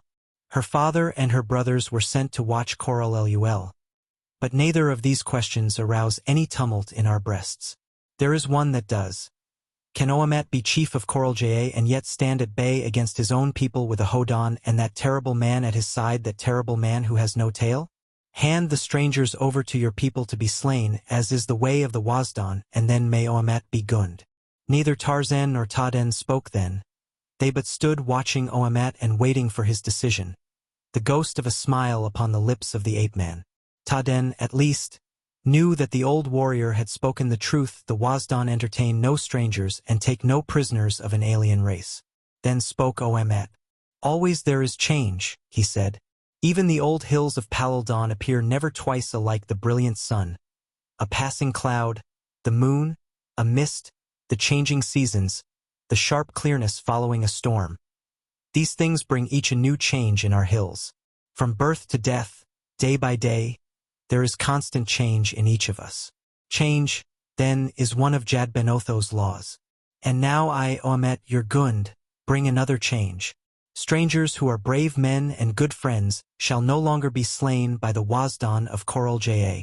There were growls and murmurings and a restless moving among the warriors as each eyed the others to see who would take the initiative against Oamet, the iconoclast. "Cease your mutterings," admonished the new Gund. "I am your chief. My word is your law. You had no part in making me chief. Some of you helped Ieset to drive me from the cave of my ancestors. The rest of you permitted it. I owe you nothing. Only these two, whom you would have me kill, were loyal to me. I am Gund, and if there be any who doubts it, let him speak. He cannot die younger." Tarzan was pleased. Here was a man after his own heart. He admired the fearlessness of Oamat's challenge, and he was a sufficiently good judge of men to know that he had listened to no idle bluff. Oamat would back up his words to the death, if necessary, and the chances were that he would not be the one to die. Evidently the majority of the Coral Giants entertained the same conviction. "I will make you a good Gund," said Oamet, seeing that no one appeared inclined to dispute his rights. "Your wives and daughters will be safe. They were not safe while Ieset ruled. Go now to your crops and your hunting. I leave to search for Panatli. Aban will be Gund while I am away. Look to him for guidance, and to me for an accounting when I return, and may Jadbenotho smile upon you." He turned toward Tarzan and the Hodan. "And you, my friends," he said, "are free to go among my people. The cave of my ancestors is yours. Do what you will." "I," said Tarzan, "will go with Oamat to search for Panatli." "And I," said Taden. Oamat smiled. "Good," he exclaimed. "And when we have found her, we shall go together upon Tarzan's business and Taden's. Where first shall we search?" He turned toward his warriors. "Who knows where she may be?" None knew other than that Panatli had gone to her cave with the others the previous evening. There was no clue, no suggestion as to her whereabouts. "Show me where she sleeps," said Tarzan. "Let me see something that belongs to her, an article of her apparel, then, doubtless, I can help you." Two young warriors climbed closer to the ledge upon which Oamet stood. They were Insad and Odan. It was the latter who spoke. "Gund of Coral Ja," he said. "We would go with you to search for Panatli." It was the first acknowledgement of Oamat's chieftainship, and immediately following it the tenseness that had prevailed seemed to relax. The warriors spoke aloud instead of in whispers. and the women appeared from the mouths of caves as with the passing of a sudden storm. Insad and Odan had taken the lead, and now all seemed glad to follow. Some came to talk with Oamat and to look more closely at Tarzan. Others, heads of caves, gathered their hunters and discussed the business of the day. The women and children prepared to descend to the fields with the youths and the old men, whose duty it was to guard them. Odan and Insad shall go with us, announced Oamet. We shall not need more. Tarzan, come with me and I shall show you where Panetly sleeps, though why you should wish to know I cannot guess. She is not there. I have looked for myself. The two entered the cave where Oamet led the way to the apartment in which Iasat had surprised Panetly the previous night. All here are hers, said Oamet, except the war club lying on the floor that was Iasat's.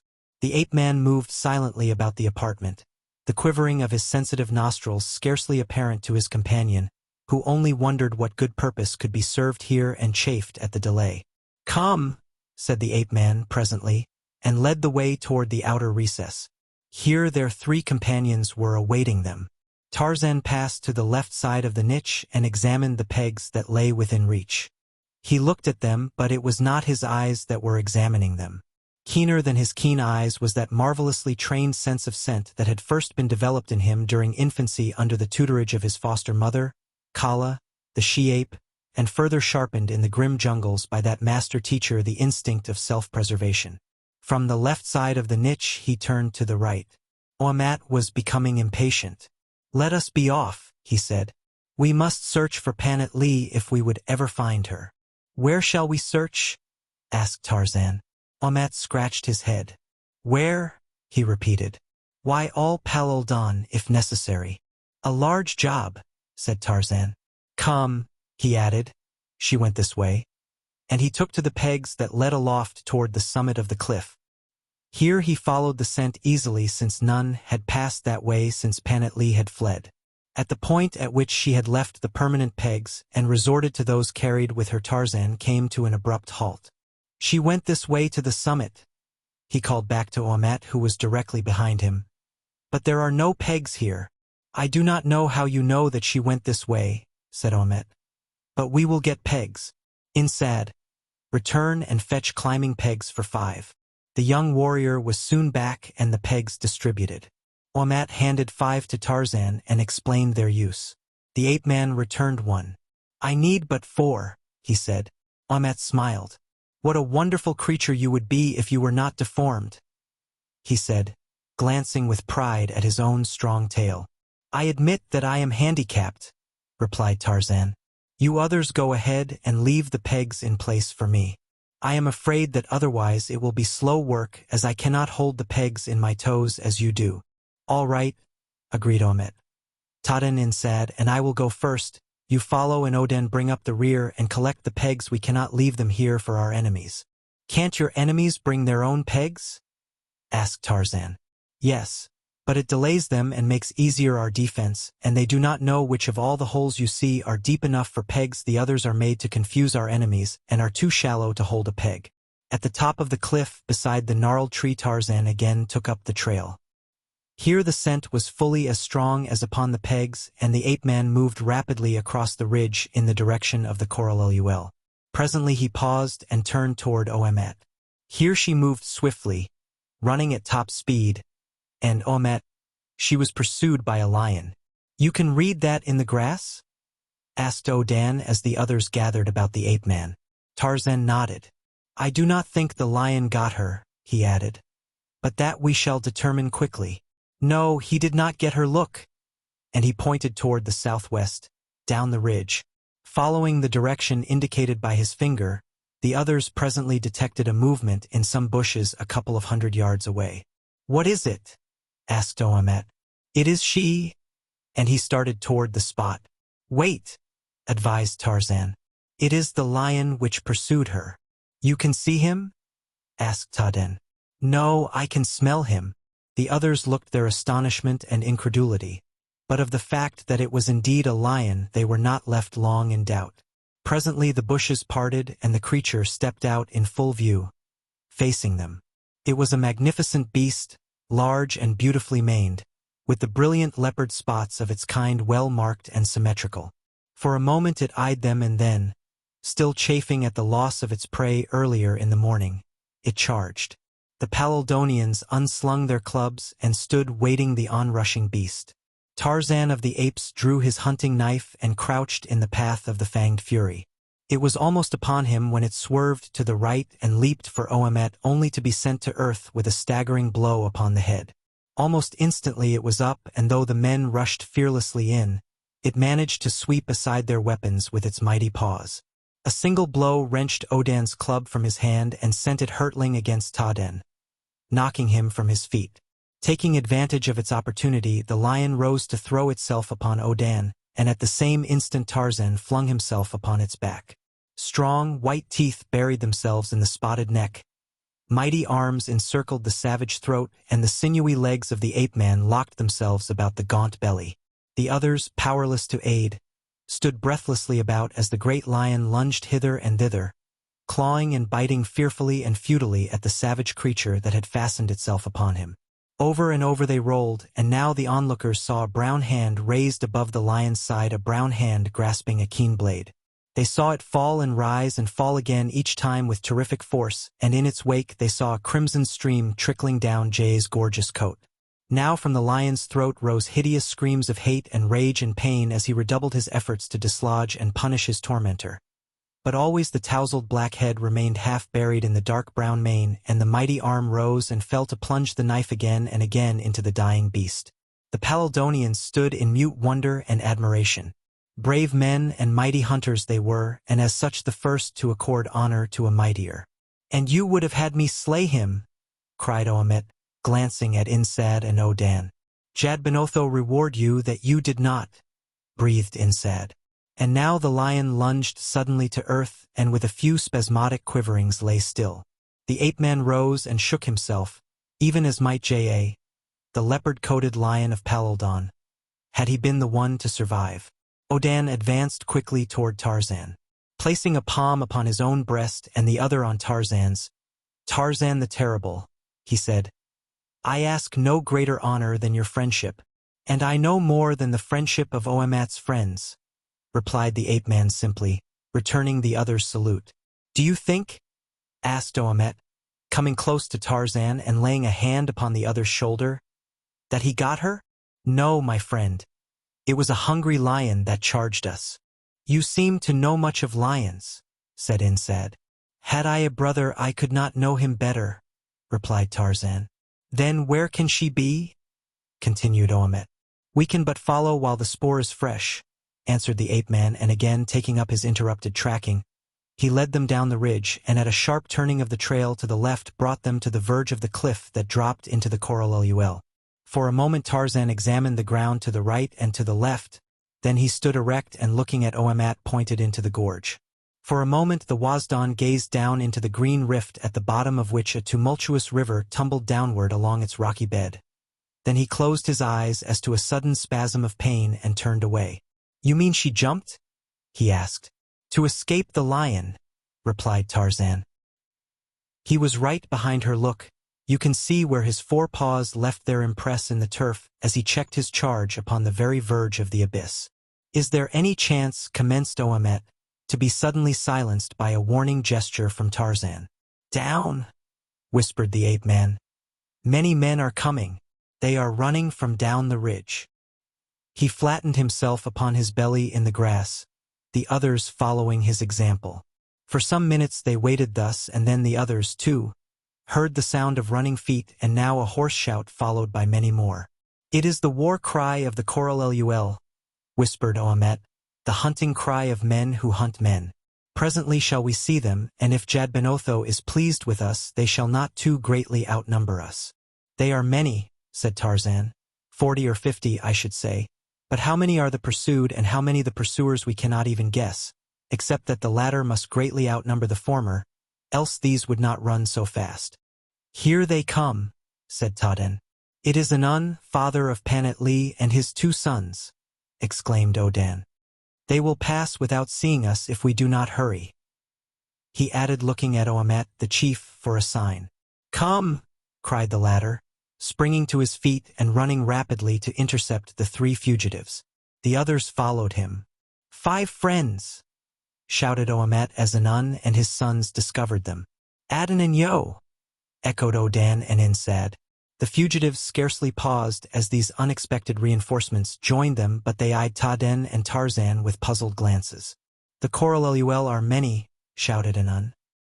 "Would that we might pause and fight, but first we must warn Iasat and our people." "Yes," said Oamet. "We must warn our people." "Iasat is dead," said Insad. "Who is chief?" asked one of Anan's sons. "Oamet," replied Odan. "It is well," cried Anan. "Penetli said that you would come back and slay Iasat." Now the enemy broke into sight behind them. "Come!" cried Tarzan. "Let us turn and charge them," raising a great cry. They pursued but 3, and when they see 8 charging upon them, they will think that many men have come to do battle. They will believe that there are more even than they see, and then one who is swift will have time to reach the gorge and warn your people. "It is well," said Oamet. "Idaean, you are swift, carry word to the warriors of Coral Ja that we fight the Coralluel upon the ridge, and that Aban shall send 100 men." Idaean, the son of Anan, sped swiftly toward the cliff dwellings of the Coral Ja while the others charged the oncoming Coralluel, the war cries of the 2 tribes rising and falling in a certain grim harmony. The leaders of the Coralluel paused at sight of the reinforcements, waiting apparently for those behind to catch up with them and, possibly, also to learn how great a force confronted them. The leaders, swifter runners than their fellows perhaps, were far in advance while the balance of their number had not yet emerged from the brush. And now as Oamet and his companions fell upon them with a ferocity born of necessity, they fell back, so that when their companions at last came in sight of them they appeared to be in full rout. The natural result was that the others turned and fled. Encouraged by this first success, Oamet followed them into the brush, his little company charging valiantly upon his either side, and loud and terrifying were the savage yells with which they pursued the fleeing enemy. The brush, while not growing so closely together as to impede progress, was of such height as to hide the members of the party from one another when they became separated by even a few yards. The result was that Tarzan, always swift and always keen for battle, was soon pursuing the enemy far in the lead of the others, a lack of prudence which was to prove his undoing. The warriors of Coralluel, doubtless as valorous as their foemen, retreated only to a more strategic position in the brush, nor were they long in guessing that the number of their pursuers was fewer than their own. They made a stand then where the brush was densest, an ambush it was, and into this ran Tarzan of the Apes. They tricked him neatly.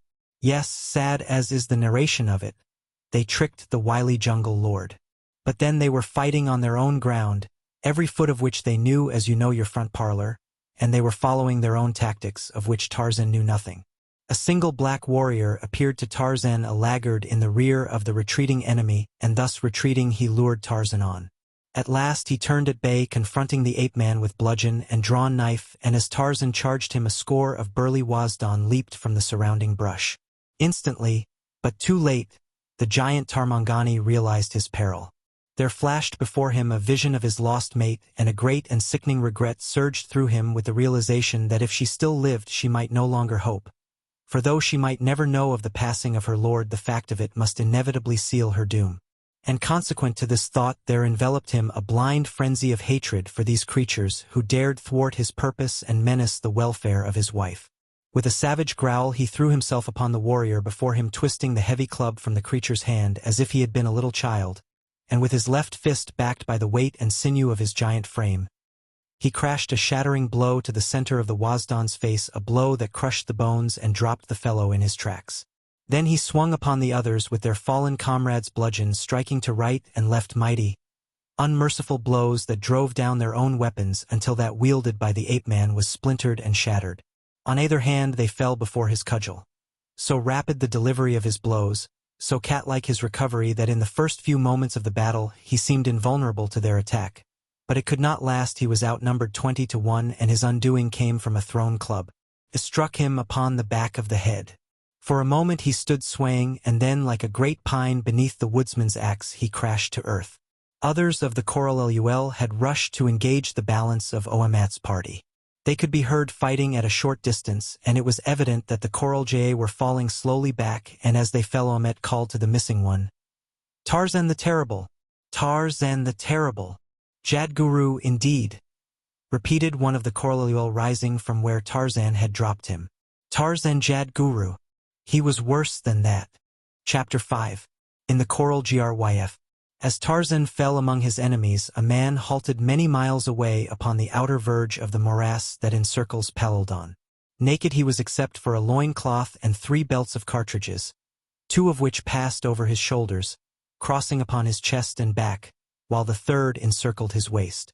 Slung to his back by its leathern sling-strap was an Enfield, and he carried too a long knife, a bow and a quiver of arrows. He had come far, through wild and savage lands, menaced by fierce beasts and fiercer men. Yet intact to the last cartridge was the ammunition that had filled his belts the day that he set out. The bow and the arrows and the long knife had brought him thus far safely, yet often in the face of great risks that could have been minimized by a single shot from the well-kept rifle at his back. What purpose might he have for conserving this precious ammunition? In risking his life to bring the last bright shining missile to his unknown goal? For what? For whom were these death-dealing bits of metal preserved? In all the world only he knew. When Panatlee stepped over the edge of the cliff above Coralluel, she expected to be dashed to instant death upon the rocks below. But she had chosen this in preference to the rending fangs of J.A. Instead, chance had ordained that she make the frightful plunge at a point where the tumbling river swung close beneath the overhanging cliff to eddy for a slow moment in a deep pool before plunging madly downward again in a cataract of boiling foam and water thundering against rocks. Into this icy pool the girl shot, and down beneath the watery surface until, half-choked, yet fighting bravely, she battled her way once more to air. Swimming strongly, she made the opposite shore and there dragged herself out upon the bank to lie panting and spent until the approaching dawn warned her to seek concealment, for she was in the country of her people's enemies. Rising, she moved into the concealment of the rank vegetation that grows so riotously in the well-watered cores, one of Peloton. Hidden amidst the plant life from the sight of any who might chance to pass along the well-beaten trail that skirted the river, Panatlee sought rest and food, the latter growing in abundance all about her in the form of fruits and berries and succulent tubers which she scooped from the earth with the knife of the dead Iasat. Ah! If she had but known that he was dead, what trials and risks and terrors she might have been saved. But she thought that he still lived, and so she dared not return to Coralj. At least not yet while his rage was at white heat. Later, perhaps, her father and brothers returned to their cave, she might risk it. But not now, not now. Nor could she for long remain here in the neighborhood of the hostile Coralluel, and somewhere she must find safety from beasts before the night set in. As she sat upon the bole of a fallen tree seeking some solution of the problem of existence that confronted her, there broke upon her ears from up the gorge the voices of shouting men, a sound that she recognized all too well. It was the war cry of the Coralluel. Closer and closer it approached her hiding place. Then, through the veil of foliage, she caught glimpses of 3 figures fleeing along the trail, and behind them the shouting of the pursuers rose louder and louder as they neared her. Again she caught sight of the fugitives crossing the river below the cataract, and again they were lost to sight. And now the pursuers came into view shouting Coralluel warriors, fierce and implacable. 40, perhaps 50 of them. She waited breathless. But they did not swerve from the trail and passed her. Unguessing that an enemy, she lay hid within a few yards of them. Once again she caught sight of the pursued 3 Wasdan warriors clambering the cliff face at a point where portions of the summit had fallen away, presenting a steep slope that might be ascended by such as these. Suddenly her attention was riveted upon the 3. Could it be? Oh, Jad Ben Otho! Had she but known a moment before. When they passed she might have joined them, for they were her father and 2 brothers. Now it was too late. With bated breath and tense muscles she watched the race.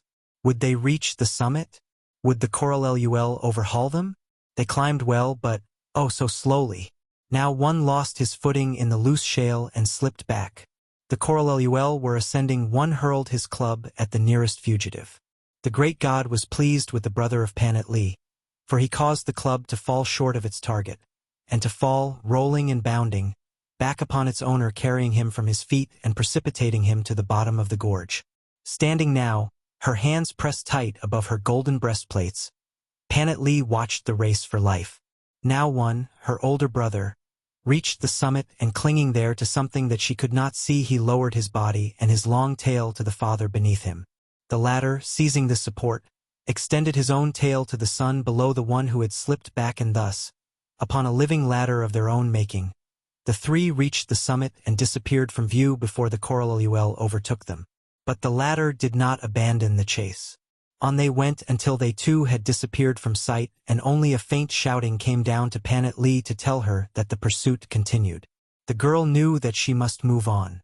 At any moment now might come a hunting party, combing the gorge for the smaller animals that fed or bedded there.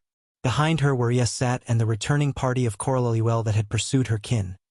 Before her, across the next ridge, was the Coralgyarwyf, the lair of the terrifying monsters that brought the chill of fear to every inhabitant of Palaldon. Below her, in the valley, was the country of the Hodon, where she could look for only slavery or death. Here were the Coralluel, the ancient enemies of her people, and everywhere were the wild beasts that eat the flesh of man. For but a moment she debated, and then, turning her face toward the southeast, she set out across the gorge of water toward the Coralgyarwyf. At least there were no men there. As it is now, so it was in the beginning, back to the primitive progenitor of man, which is typified by Panet Lee and her kind today. Of all the hunters that woman fears, man is the most relentless, the most terrible. To the dangers of man she preferred the dangers of the Gyarwyf. Moving cautiously, she reached the foot of the cliff at the far side of Coralluel, and here, toward noon, she found a comparatively easy ascent. Crossing the ridge, she stood at last upon the brink of Coralgyarwyf, the horror place of the folklore of her race. Dank and mysterious grew the vegetation below. Giant trees waved their plumed tops almost level with the summit of the cliff, and over all brooded an ominous silence. Panet Lee lay upon her belly and, stretching over the edge, scanned the cliff face below her. She could see caves there and the stone pegs which the ancients had fashioned so laboriously by hand. She had heard of these in the firelight tales of her childhood, and of how the Gyarwyfs had come from the morasses across the mountains, and of how at last the people had fled after many had been seized and devoured by the hideous creatures, leaving their caves untenanted, for no man living knew how long. Some said that Jad Ben Otho, who has lived forever, was still a little boy. Panet Lee shuddered. But there were caves, and in them she would be safe even from the Gyarwyfs. She found a place where the stone pegs reached to the very summit of the cliff, left there no doubt in the final exodus of the tribe, when there was no longer need of safeguarding the deserted caves against invasion. Panet Lee clambered slowly down toward the uppermost cave. She found the recess in front of the doorway almost identical with those of her own tribe. The floor of it, though, was littered with twigs and old nests and the droppings of birds, until it was half choked. She moved along to another recess and still another, but all were alike in the accumulated filth. Evidently there was no need in looking further. This one seemed large and commodious.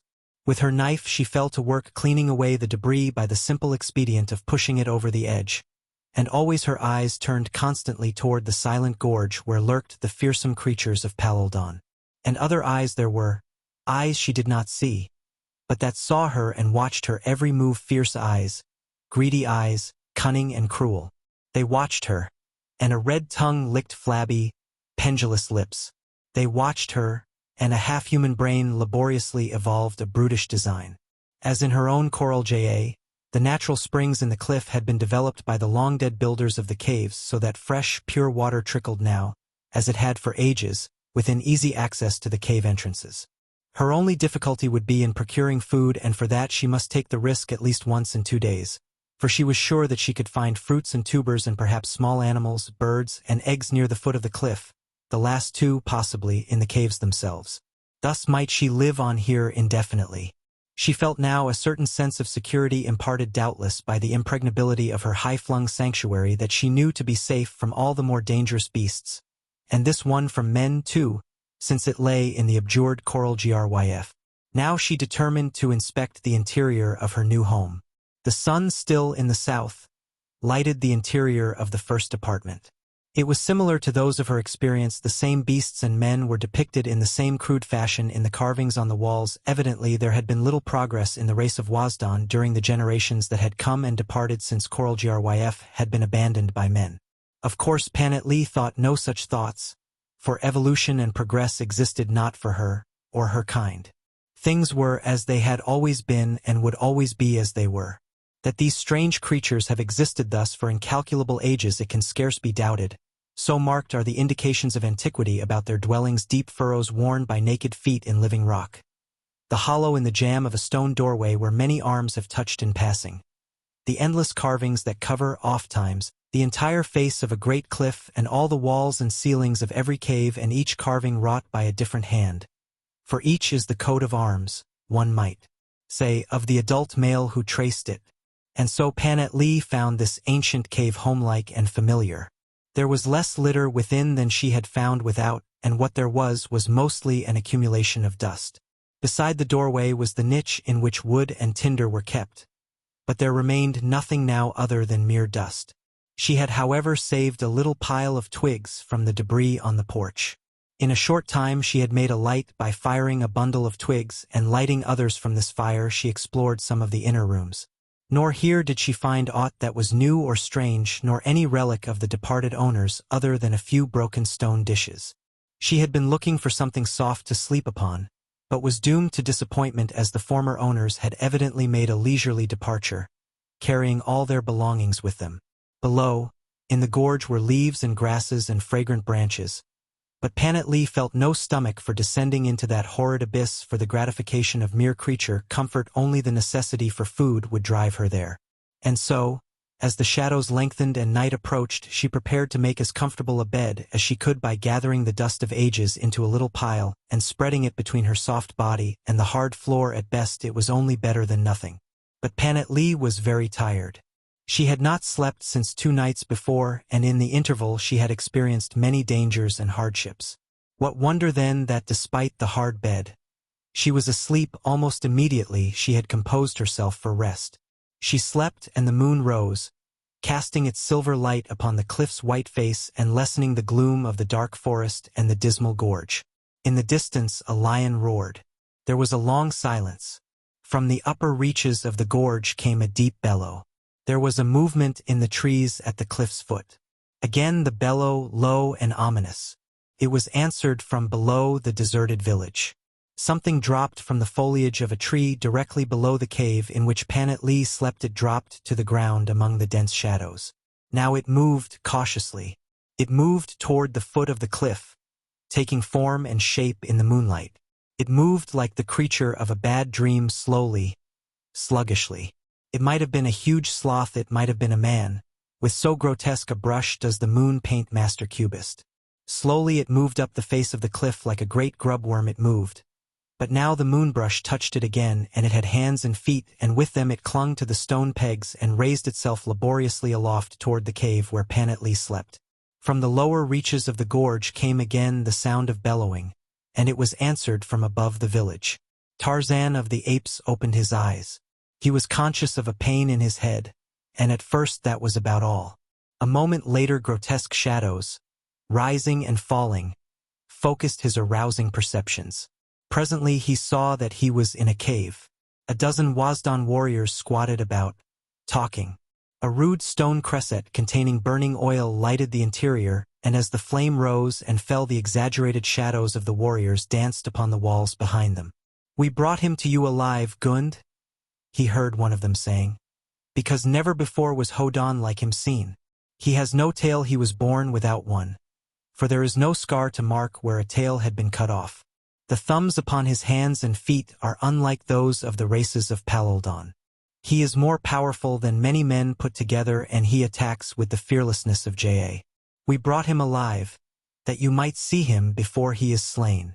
The chief rose and approached the ape-man, who closed his eyes and feigned unconsciousness. He felt hairy hands upon him as he was turned over, none too gently. The Gund examined him from head to foot, making comments, especially upon the shape and size of his thumbs and great toes. "With these and with no tail," he said, "it cannot climb. No, agreed one of the warriors. "It would surely fall even from the cliff pegs." "I have never seen a thing like it," said the chief. "It is neither Wasdan nor Hodan. I wonder from whence it came and what it is called."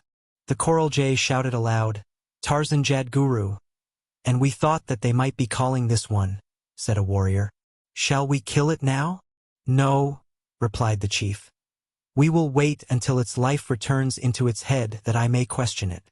Remain here, Intan, and watch it. When it can again hear and speak, call me." He turned and departed from the cave, the others, except Intan, following him. As they moved past him and out of the chamber, Tarzan caught snatches of their conversation which indicated that the coral jay reinforcements had fallen upon their little party in great numbers and driven them away. Evidently the swift feet of Idaean had saved the day for the warriors of Oamet. The ape-man smiled. Then he partially opened an eye and cast it upon Intan. The warrior stood at the entrance to the cave, looking out. His back was toward his prisoner. Tarzan tested the bonds that secured his wrists. They seemed none too stout, and they had tied his hands in front of him. Evidence indeed that the Wasdan took few prisoners, if any. Cautiously he raised his wrists until he could examine the thongs that confined them. A grim smile lighted his features. Instantly he was at work upon the bonds with his strong teeth. But ever a wary eye was upon Intan, the warrior of Coralluel. The last knot had been loosened and Tarzan's hands were free when Intan turned to cast an appraising eye upon his ward. He saw that the prisoner's position was changed. He no longer lay upon his back as they had left him, but upon his side, and his hands were drawn up against his face.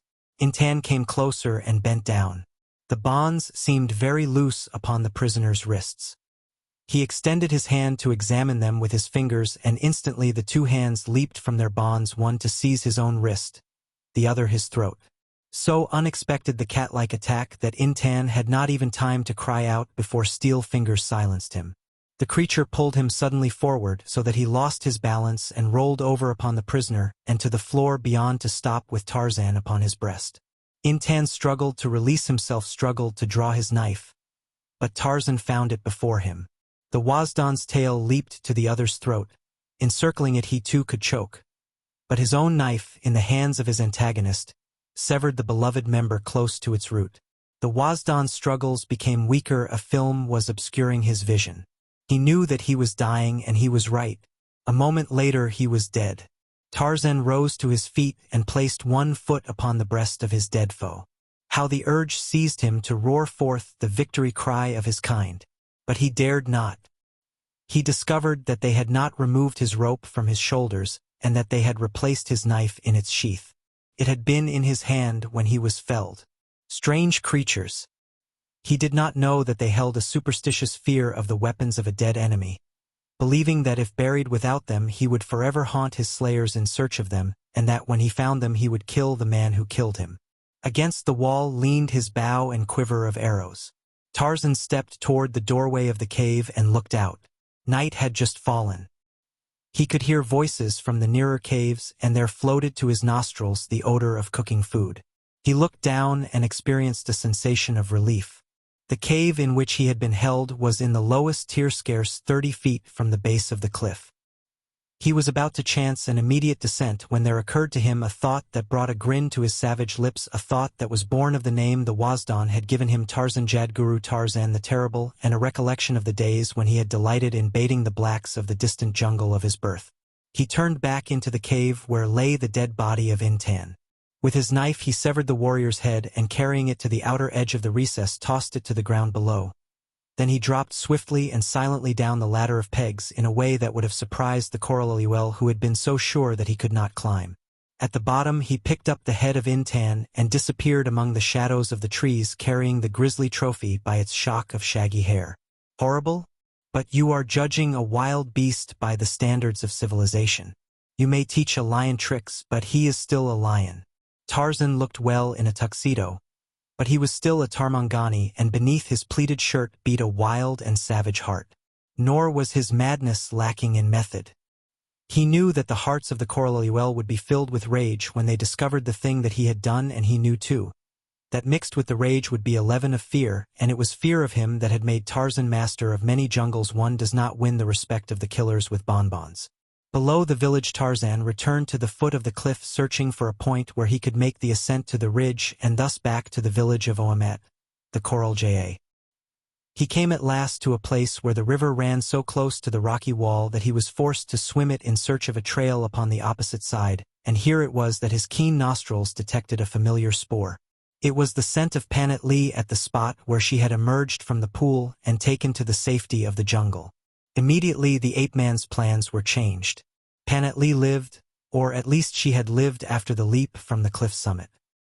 He had started in search of her for Oamet, his friend, and for Oamet he would continue upon the trail he had picked up thus fortuitously by accident. It led him into the jungle and across the gorge, and then to the point at which Panat Lee had commenced the ascent of the opposite cliffs. Here Tarzan abandoned the head of Intan, tying it to the lower branch of a tree, for he knew that it would handicap him in his ascent of the steep escarpment. Ape-like he ascended, following easily the scent spoor of Panat Lee. Over the summit and across the ridge the trail lay, plain as a printed page to the delicate senses of the jungle-bred tracker. Tarzan knew naught of the Coral Gryf. He had seen, dimly in the shadows of the night, strange, monstrous forms, and Taden and Oamet had spoken of great creatures that all men feared. But always, everywhere, by night and by day, there were dangers. From infancy death had stalked, grim and terrible, at his heels. He knew little of any other existence. To cope with danger was his life, and he lived his life as simply and as naturally as you live yours amidst the dangers of the crowded city streets. The black man who goes abroad in the jungle by night is afraid, for he has spent his life since infancy surrounded by numbers of his own kind and safeguarded, especially at night, by such crude means as lie within his powers. But Tarzan had lived as the lion lives, and the panther and the elephant and the ape, a true jungle creature dependent solely upon his prowess and his wits, playing a lone hand against creation.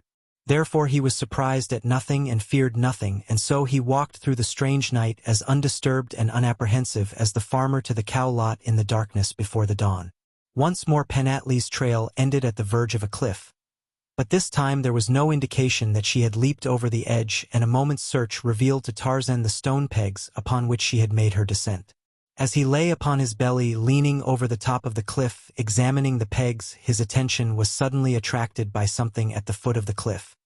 He could not distinguish its identity, but he saw that it moved and presently that it was ascending slowly, apparently by means of pegs similar to those directly below him. He watched it intently as it rose higher and higher until he was able to distinguish its form more clearly, with the result that he became convinced that it more nearly resembled some form of great ape than a lower order. It had a tail, though, and in other respects it did not seem a true ape. Slowly it ascended to the upper tier of caves, into one of which it disappeared. Then Tarzan took up again the trail of Panat Lee. He followed it down the stone pegs to the nearest cave and then further along the upper tier. The ape-man raised his eyebrows when he saw the direction in which it led, and quickened his pace. He had almost reached the third cave when the echoes of Coral Gryf were awakened by a shrill scream of terror. I have used the Paladon word for gorge with the English plural, which is not the correct native plural form. The latter, it seems to me, is awkward for us, and so I have generally ignored it throughout my manuscript, permitting, for example, Coral Ja to answer for both singular and plural. However, for the benefit of those who may be interested in such things, I may say that the plurals are formed simply for all words in the Paladon language by doubling the initial letter of the word, as Kakor, gorges, pronounced as though written Kakor, the having the sound of a in sofa. Lions, Didon. Chapter 6. The Torodon. Panat Lee slept the troubled sleep of physical and nervous exhaustion, filled with weird dreamings. She dreamed that she slept beneath a great tree in the bottom of the Coral Gryf, and that one of the fearsome beasts was creeping upon her, but she could not open her eyes nor move. She tried to scream, but no sound issued from her lips. She felt the thing touch her throat, her breast, her arm, and there it closed and seemed to be dragging her toward it. With a superhuman effort of will she opened her eyes. In the instant she knew that she was dreaming, and that quickly the hallucination of the dream would fade. It had happened to her many times before. But it persisted. In the dim light that filtered into the dark chamber she saw a form beside her. She felt hairy fingers upon her and a hairy breast against which she was being drawn. Jad Ben Otho. This was no dream. And then she screamed and tried to fight the thing from her. But her scream was answered by a low growl, and another hairy hand seized her by the hair of the head. The beast rose now upon its hind legs and dragged her from the cave to the moonlit recess without, and at the same instant she saw the figure of what she took to be a Hodon rise above the outer edge of the niche. The beast that held her saw it too and growled ominously, but it did not relinquish its hold upon her hair. It crouched as though waiting an attack, and it increased the volume and frequency of its growls until the horrid sounds reverberated through the gorge, drowning even the deep bellowings of the beasts below, whose mighty thunderings had broken out anew with the sudden commotion from the high-flung cave. The beast that held her crouched, and the creature that faced it crouched also, and growled as hideously as the other. Panat Lee trembled. This was no Hodon, and though she feared the Hodon, she feared this thing more, with its cat-like crouch and its beastly growls. She was lost, that Panat Lee knew. The two things might fight for her, but whichever one she was lost. Perhaps, during the battle, if it came to that, she might find the opportunity to throw herself over into the coral gryf. The thing that held her she had recognized now as a Taurodon. But the other thing she could not place, though in the moonlight she could see it very distinctly. It had no tail. She could see its hands and its feet, and they were not the hands and feet of the races of Palaldon. It was slowly closing upon the Taurodon, and in one hand it held a gleaming knife. Now it spoke, and to Panat Lee's terror was added an equal weight of consternation. "When it leaves go of you," it said, "as it will presently to defend itself, run quickly behind me, Panat Lee, and go to the cave nearest the pegs you descended from the cliff top.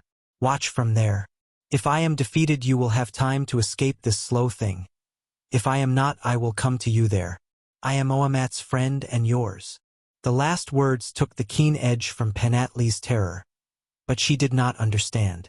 How did this strange creature know her name? How did it know that she had descended the pegs by a certain cave? It must, then, have been here when she came. Panat Lee was puzzled. "Who are you?" she asked. "And from whence do you come?" "I am Tarzan," he replied. "And just now I came from Oamat of Coral Ja, in search of you." "Oamat? Gund of Coral Ja? What wild talk was this?" She would have questioned him further, but now he was approaching the Taurodon, and the latter was screaming and growling so loudly as to drown the sound of her voice. And then it did what the strange creature had said that it would do. It released its hold upon her hair as it prepared to charge. Charge it did, and in those close quarters there was no room to fence for openings. Instantly the two beasts locked in deadly embrace, each seeking the other's throat. Panat Lee watched, taking no advantage of the opportunity to escape which their preoccupation gave her. She watched and waited, for into her savage little brain had come the resolve to pin her faith to this strange creature who had unlocked her heart with those 4 words, "I am Oamat's friend." And so she waited, with drawn knife, the opportunity to do her bit in the vanquishing of the Taurodon. That the newcomer could do it unaided she well knew to be beyond the realms of possibility, for she knew well the prowess of the beast-like man with whom it fought. There were not many of them in Palaldon, but what few there were a terror to the women of the Wasdon and the Hodon. For the old Taurodon bulls roamed the mountains and the valleys of Palaldon between rutting seasons, and woe betide the women who fell in their paths. With his tail the Taurodon sought one of Tarzan's ankles, and finding it, tripped him. The two fell heavily, but so agile was the ape-man and so quick his powerful muscles that even in falling he twisted the beast beneath him, so that Tarzan fell on top, and now the tail that had tripped him sought his throat as had the tail of Intan, the coral lul. In the effort of turning his antagonist's body during the fall, Tarzan had to relinquish his knife that he might seize the shaggy body with both hands, and now the weapon lay out of reach at the very edge of the recess.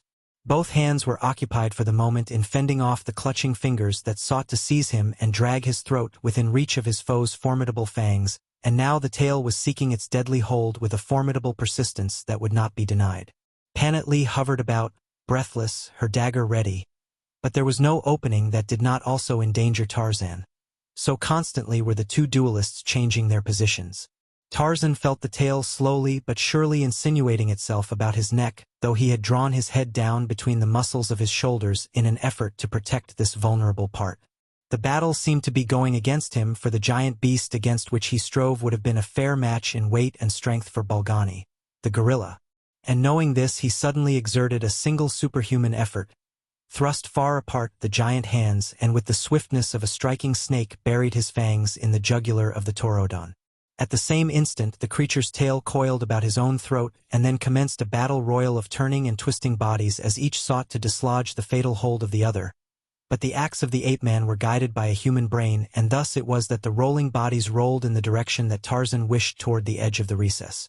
The choking tail had shut the air from his lungs. He knew that his gasping lips were parted and his tongue protruding, and now his brain reeled and his sight grew dim.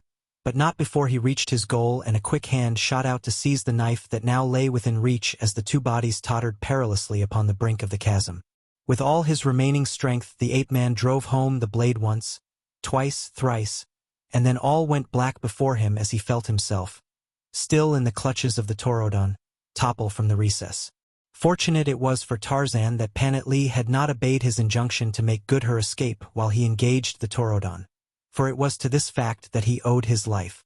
Close beside the struggling forms during the brief moments of the terrific climax, she had realized every detail of the danger to Tarzan with which the emergency was fraught, and as she saw the two rolling over the outer edge of the niche, she seized the ape-man by an ankle, at the same time throwing herself prone upon the rocky floor. The muscles of the Taurodon relaxed in death with the last thrust of Tarzan's knife, and with its hold upon the ape-man released it shot from sight into the gorge below. It was with infinite difficulty that Panat retained her hold upon the ankle of her protector. But she did so, and then, slowly, she sought to drag the dead weight back to the safety of the niche. This, however, was beyond her strength, and she could but hold on tightly, hoping that some plan would suggest itself before her powers of endurance failed. She wondered if, after all, the creature was already dead, but that she could not bring herself to believe, and if not dead, how long it would be before he regained consciousness. If he did not regain it soon, he never would regain it. That she knew, for she felt her fingers numbing to the strain upon them and slipping, slowly, from their hold.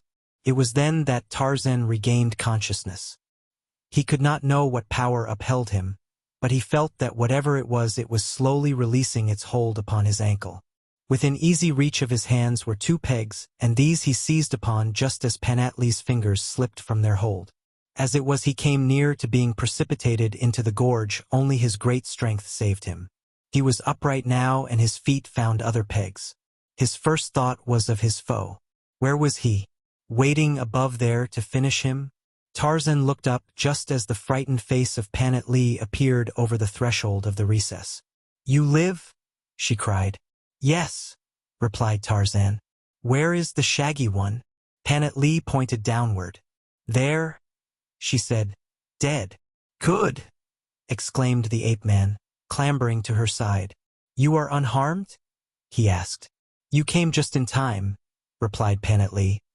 "But who are you, and how did you know that I was here, and what do you know of Oamet, and where did you come from, and what did you mean by calling Oamet Gund?" Wait, cried Tarzan. "One at a time. But you are all alike, the shes of the tribe of Kerchak, the ladies of England, and their sisters of Palaldon. Have patience, and I will try to tell you all that you wish to know. 4 of us set out with Oamet from Coral Ja to search for you. We were attacked by the Coral Lul and separated. I was taken prisoner, but escaped. Again I stumbled upon your trail and followed it, reaching the summit of this cliff just as the hairy one was climbing up after you. I was coming to investigate when I heard your scream, the rest you know. But you called Oamet Gund of Coral Ja, she insisted. Iasat is Gund. Iasat is dead, explained the ape-man. Oamet slew him, and now Oamet is Gund. Oamet came back seeking you. He found Iasat in your cave and killed him. Yes, said the girl. Iasat came to my cave, and I struck him down with my golden breastplates and escaped. And a lion pursued you, continued Tarzan. And you leaped from the cliff into Coral Lul, but why you were not killed is beyond me. Is there anything beyond you? Exclaimed Panat. How could you know that a lion pursued me, and that I leaped from the cliff and not know that it was the pool of deep water below that saved me. I would have known that, too, had not the Coralluel come then and prevented me continuing upon your trail. But now I would ask you a question: by what name do you call the thing with which I just fought? It was a Taurodon, she replied. I have seen but one before. They are terrible creatures with the cunning of man and the ferocity of a beast. Great indeed must be the warrior who slays one single-handed. She gazed at him in open admiration. And now, said Tarzan, you must sleep, for tomorrow we shall return to Coralj and Oamet, and I doubt that you have had much rest these 2 nights. Panat Lee, lulled by a feeling of security, slept peacefully into the morning while Tarzan stretched himself upon the hard floor of the recess just outside her cave. The sun was high in the heavens when he awoke. For 2 hours it had looked down upon another heroic figure miles away, the figure of a godlike man fighting his way through the hideous morass that lies like a filthy moat defending Palaldon from the creatures of the outer world. Now waist-deep in the sucking ooze, now menaced by loathsome reptiles, the man advanced only by virtue of Herculean efforts, gaining laboriously by inches along the devious way that he was forced to choose in selecting the least precarious footing. Near the center of the morass was open water, slimy, green-hued water.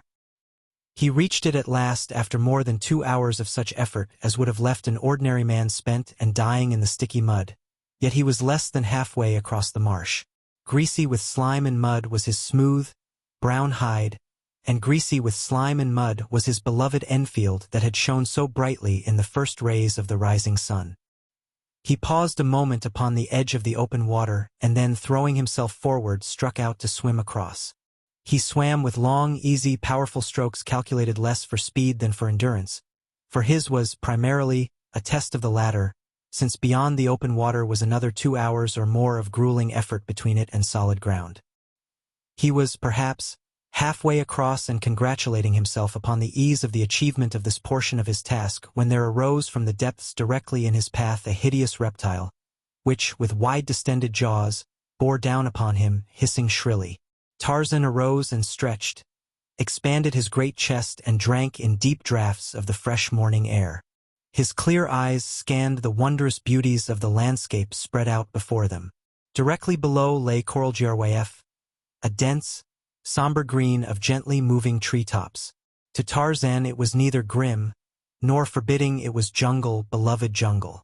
To his right there spread a panorama of the lower reaches of the valley of Jadbenotho, with its winding streams and its blue lakes.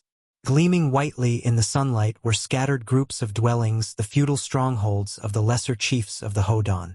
Ella, the city of light, he could not see as it was hidden by the shoulder of the cliff in which the deserted village lay. For a moment Tarzan gave himself over to that spiritual enjoyment of beauty that only the man-mind may attain, and then nature asserted herself and the belly of the beast called aloud that it was hungry. Again Tarzan looked down at Coralj. There was the jungle. Grew there a jungle that would not feed Tarzan? The ape-man smiled and commenced the descent to the gorge. Was there danger there? Of course. Who knew it better than Tarzan? In all jungles lies death, for life and death go hand in hand, and where life teems death reaps his fullest harvest. Never had Tarzan met a creature of the jungle with which he could not cope, sometimes by virtue of brute strength alone, again by a combination of brute strength and the cunning of the man-mind. But Tarzan had never met a Gryf. He had heard the bellowings in the gorge the night before after he had lain down to sleep, and he had meant to ask Panat Lee this morning what manner of beast so disturbed the slumbers of its betters. He reached the foot of the cliff and strode into the jungle, and here he halted, his keen eyes and ears watchful and alert, his sensitive nostrils searching each shifting air current for the scent spoor of game. Again he advanced deeper into the wood, his light step giving forth no sound, his bow and arrows in readiness. A light morning breeze was blowing from up the gorge, and in this direction he bent his steps. Many odors impinged upon his organs of scent. Some of these he classified without effort, but others were strange, the odors of beasts and of birds, of trees and shrubs and flowers with which he was unfamiliar. He sensed faintly the reptilian odor that he had learned to connect with the strange, nocturnal forms that had loomed dim and bulky on several occasions since his introduction to Palaldon.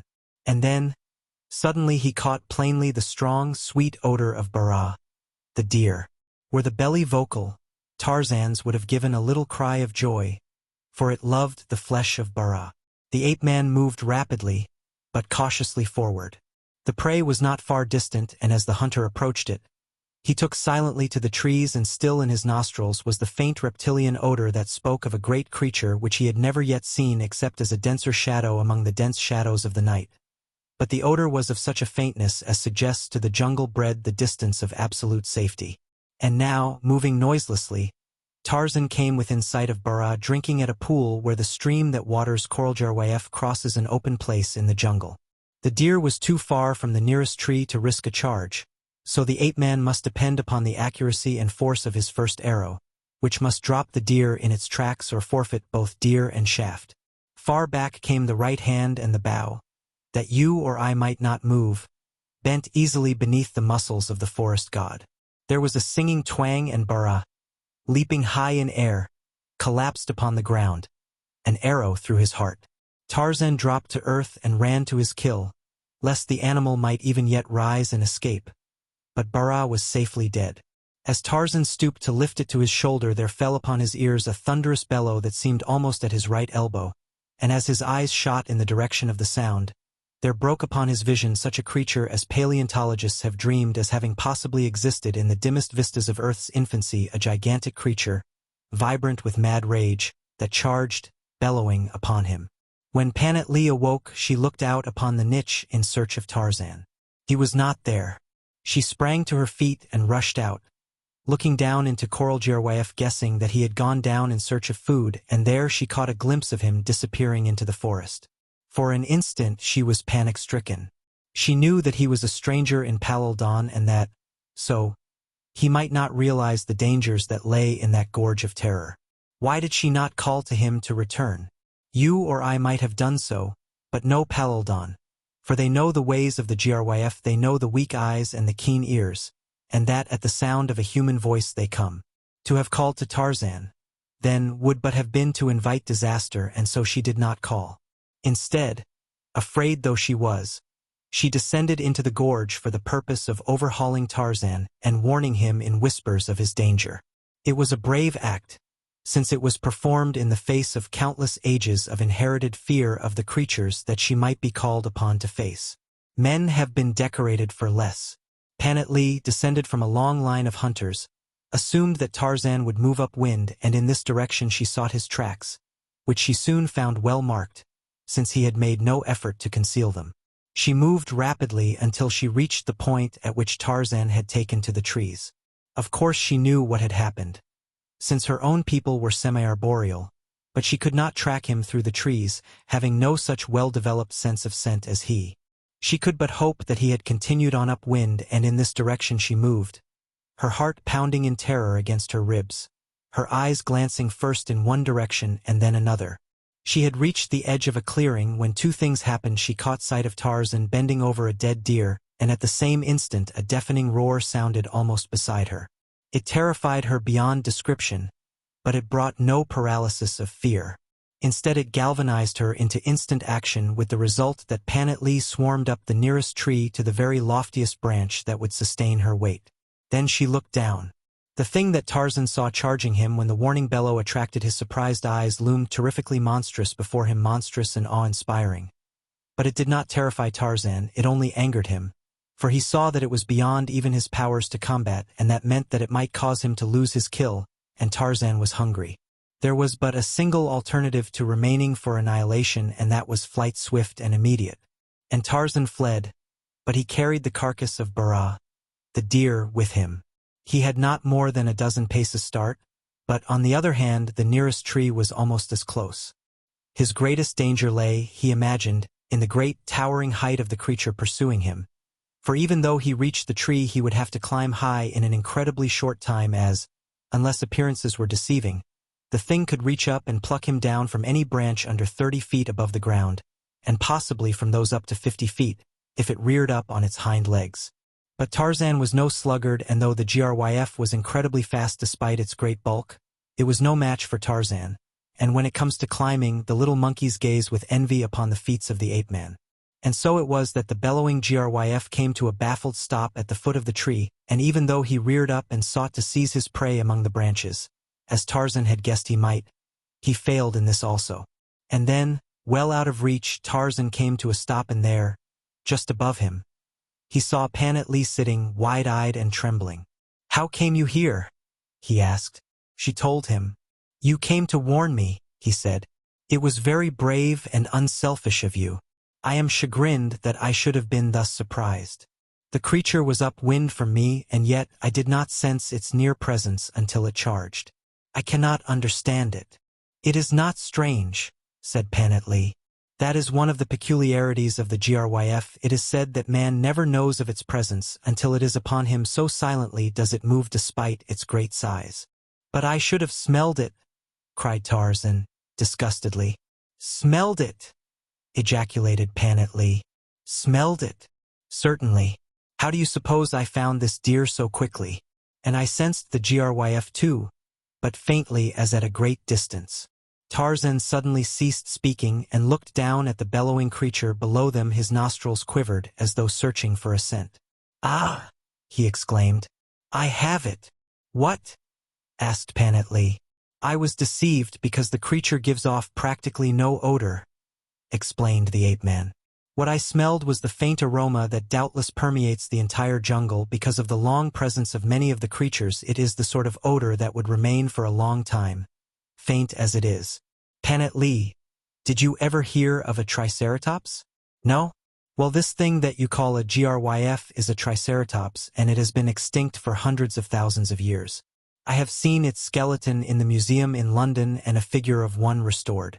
I always thought that the scientists who did such work depended principally upon an overwrought imagination, but I see that I was wrong. This living thing is not an exact counterpart of the restoration that I saw, but it is so similar as to be easily recognizable. And then, too, we must remember that during the ages that have elapsed since the paleontologist's specimen lived, many changes might have been wrought by evolution in the living line that has quite evidently persisted in Palodon. Triceratops, London, Palea, I don't know what you are talking about," cried Panat. Tarzan smiled and threw a piece of dead wood at the face of the angry creature below them. Instantly the great bony hood over the neck was erected and a mad bellow rolled upward from the gigantic body. Full 20 feet at the shoulder the thing stood, a dirty slate blue in color except for its yellow face with the blue bands encircling the eyes, the red hood with the yellow lining and the yellow belly. The 3 parallel lines of bony protuberances down the back gave a further touch of color to the body, those following the line of the spine being red, while those on either side are yellow. The 5- and 3-toed hoofs of the ancient horned dinosaurs had become talons in the Gryf, but the 3 horns, 2 large ones above the eyes and a median horn on the nose, had persisted through all the ages. Weird and terrible as was its appearance, Tarzan could not but admire the mighty creature looming big below him, its 75 feet of length majestically typifying those things which all his life the ape-man had admired: courage and strength. In that massive tail alone was the strength of an elephant. The wicked little eyes looked up at him, and the horny beak opened to disclose a full set of powerful teeth. "Herbivorous," murmured the ape-man. "Your ancestors may have been, but not you." And then to Panat: "Let us go now. At the cave we will have deer meat and then back to Coral Jaa and Oamet." The girl shuddered. "Go?" she repeated. "We will never go from here." "Why not?" asked Tarzan. For answer she but pointed to the Gryf. "Nonsense!" exclaimed the man. "It cannot climb. We can reach the cliff through the trees and be back in the cave before it knows what has become of us." "You do not know the Gryf," replied Panat gloomily. "Wherever we go it will follow, and always it will be ready at the foot of each tree when we would descend. It will never give us up." "We can live in the trees for a long time if necessary," replied Tarzan. "And sometime the thing will leave." The girl shook her head. "Never," she said. "And then there are the Taurodon. They will come and kill us, and after eating a little will throw the balance to the Gryf. The Gryf and Taurodon are friends, because the Taurodon shares his food with the Gryf." "You may be right," said Tarzan. "But even so I don't intend waiting here for someone to come along and eat part of me, and then feed the balance to that beast below. If I don't get out of this place whole it won't be my fault. Come along now and we'll make a try at it." And so saying, he moved off through the treetops with Panat close behind. Below them, on the ground, moved the horned dinosaur, and when they reached the edge of the forest where there lay 50 yards of open ground to cross to the foot of the cliff, he was there with them, at the bottom of the tree, waiting. Tarzan looked ruefully down and scratched his head. Chapter 7. Jungle Craft. Presently he looked up and at Panat. "Can you cross the gorge through the trees very rapidly?" he questioned. "Alone?" she asked. "No," replied Tarzan. "I can follow wherever you can lead," she said then. "Across and back again?" "Yes." "Then come, and do exactly as I bid." He started back again through the trees, swiftly, swinging monkey-like from limb to limb, following a zigzag course that he tried to select with an eye for the difficulties of the trail beneath. Where the underbrush was heaviest, where fallen trees blocked the way, he led the footsteps of the creature below them, but all to no avail. When they reached the opposite side of the gorge, the Gryf was with them. "Back again," said Tarzan, and, turning, the two retraced their high-flung way through the upper terraces of the ancient forest of coral Gryf. But the result was the same. No, not quite. It was worse, for another Gryf had joined the first, and now two waited beneath the tree in which they stopped. The cliff looming high above them with its innumerable cave mouths seemed to beckon and to taunt them. It was so near, yet eternity yawned between. The body of the Taurodon lay at the cliff's foot where it had fallen. It was in plain view of the two in the tree. One of the Gryfs walked over and sniffed about it, but did not offer to devour it. Tarzan had examined it casually as he had passed earlier in the morning. He guessed that it represented either a very high order of ape or a very low order of man, something akin to the Java man, perhaps. A truer example of the pithecanthropy than either the Hodon or the Wasdon, possibly the precursor of them both. As his eyes wandered idly over the scene below, his active brain was working out the details of the plan that he had made to permit Panat's escape from the gorge. His thoughts were interrupted by a strange cry from above them in the gorge. "Weo! Oh!" It sounded, coming closer. The Gryfs below raised their heads and looked in the direction of the interruption. One of them made a low, rumbling sound in its throat. It was not a bellow, and it did not indicate anger. Immediately the "Weo!" responded. The Gryfs repeated the rumbling, and at intervals the "Weo!" was repeated, coming ever closer. Tarzan looked at Panat. "What is it?" he asked. "I do not know," she replied. "Perhaps a strange bird, or another horrid beast that dwells in this frightful place." "Ah!" exclaimed Tarzan. "There it is! Look!" Panat voiced a cry of despair. A Taurodon. The creature, walking erect and carrying a stick in one hand, advanced at a slow, lumbering gait. It walked directly toward the Gryfs, who moved aside, as though afraid. Tarzan watched intently. The Taurodon was now quite close to one of the Triceratops. It swung its head and snapped at him viciously. Instantly the Taurodon sprang in and commenced to belabor the huge beast across the face with his stick. To the ape-man's amazement, the Gryf, that might have annihilated the comparatively puny Taurodon instantly in any of a dozen ways, cringed like a whipped cur. "Weo! Oh!" shouted the Taurodon, and the Gryf came slowly toward him. A whack on the median horn brought it to a stop. Then the Taurodon walked around behind it, clambered up its tail, and seated himself astraddle of the huge back. "Weo! Oh!" he shouted and prodded the beast with a sharp point of his stick.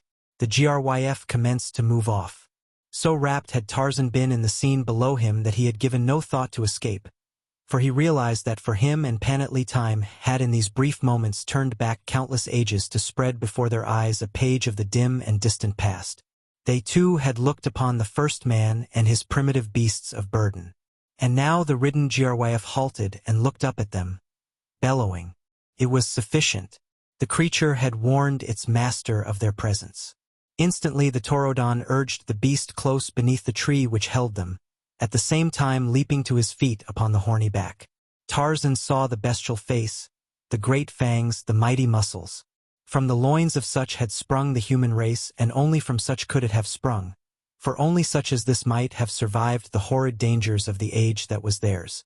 The Taurodon beat upon his breast and growled horribly hideous, uncouth, beastly. Tarzan rose to his full height upon a swaying branch straight and beautiful as a demigod unspoiled by the taint of civilization, a perfect specimen of what the human race might have been had the laws of man not interfered with the laws of nature. The present fitted an arrow to his bow and drew the shaft far back. The past, basing its claims upon brute strength, sought to reach the other and drag him down. But the loosed arrow sank deep into the savage heart, and the past sank back into the oblivion that had claimed his kind. "Tarzan Jadguru," murmured Panat, unknowingly giving him out of the fullness of her admiration the same title that the warriors of her tribe had bestowed upon him. The ape-man turned to her.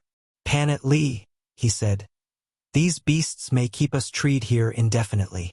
I doubt if we can escape together, but I have a plan. You remain here, hiding yourself in the foliage, while I start back across the gorge in sight of them and yelling to attract their attention. Unless they have more brains than I suspect, they will follow me. When they are gone, you make for the cliff. Wait for me in the cave not longer than today. If I do not come by tomorrow's sun, you will have to start back for Coral J alone. Here is a joint of deer meat for you." He had severed one of the deer's hind legs, and this he passed up to her. "I cannot desert you," she said simply. "It is not the way of my people to desert a friend and ally. Oamat would never forgive me." "Tell Oamat that I commanded you to go," replied Tarzan. "It is a command?" she asked. "It is. Goodbye, Panat. Hasten back to Oamat. You are a fitting mate for the chief of Coral J. He moved off slowly through the trees. "Goodbye, Tarzan Jadguru," she called after him. "Fortunate are my Oamat and his Panat in owning such a friend."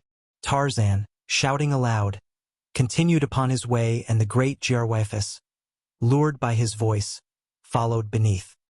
His ruse was evidently proving successful, and he was filled with elation as he led the bellowing beasts farther and farther from Panat. He hoped that she would take advantage of the opportunity afforded her for escape, yet at the same time he was filled with concern as to her ability to survive the dangers which lay between Coral Gryf and Coral J. There were lions and Taurodons and the unfriendly tribe of Coral Lul to hinder her progress, though the distance in itself to the cliffs of her people was not great. He realized her bravery and understood the resourcefulness that she must share in common with all primitive people who, day by day, must contend face to face with nature's law of the survival of the fittest, unaided by any of the numerous artificial protections that civilization has thrown around its brood of weaklings. Several times during this crossing of the gorge Tarzan endeavored to outwit his keen pursuers, but all to no avail. Double as he would, he could not throw them off his track, and ever as he changed his course they changed theirs to conform. Along the verge of the forest upon the southeastern side of the gorge, he sought some point at which the trees touched some negotiable portion of the cliff, but though he traveled far both up and down the gorge, he discovered no such easy avenue of escape. The ape-man finally commenced to entertain an idea of the hopelessness of his case, and to realize to the full why the Coral Gryf had been religiously abjured by the races of Palildon for all these many ages.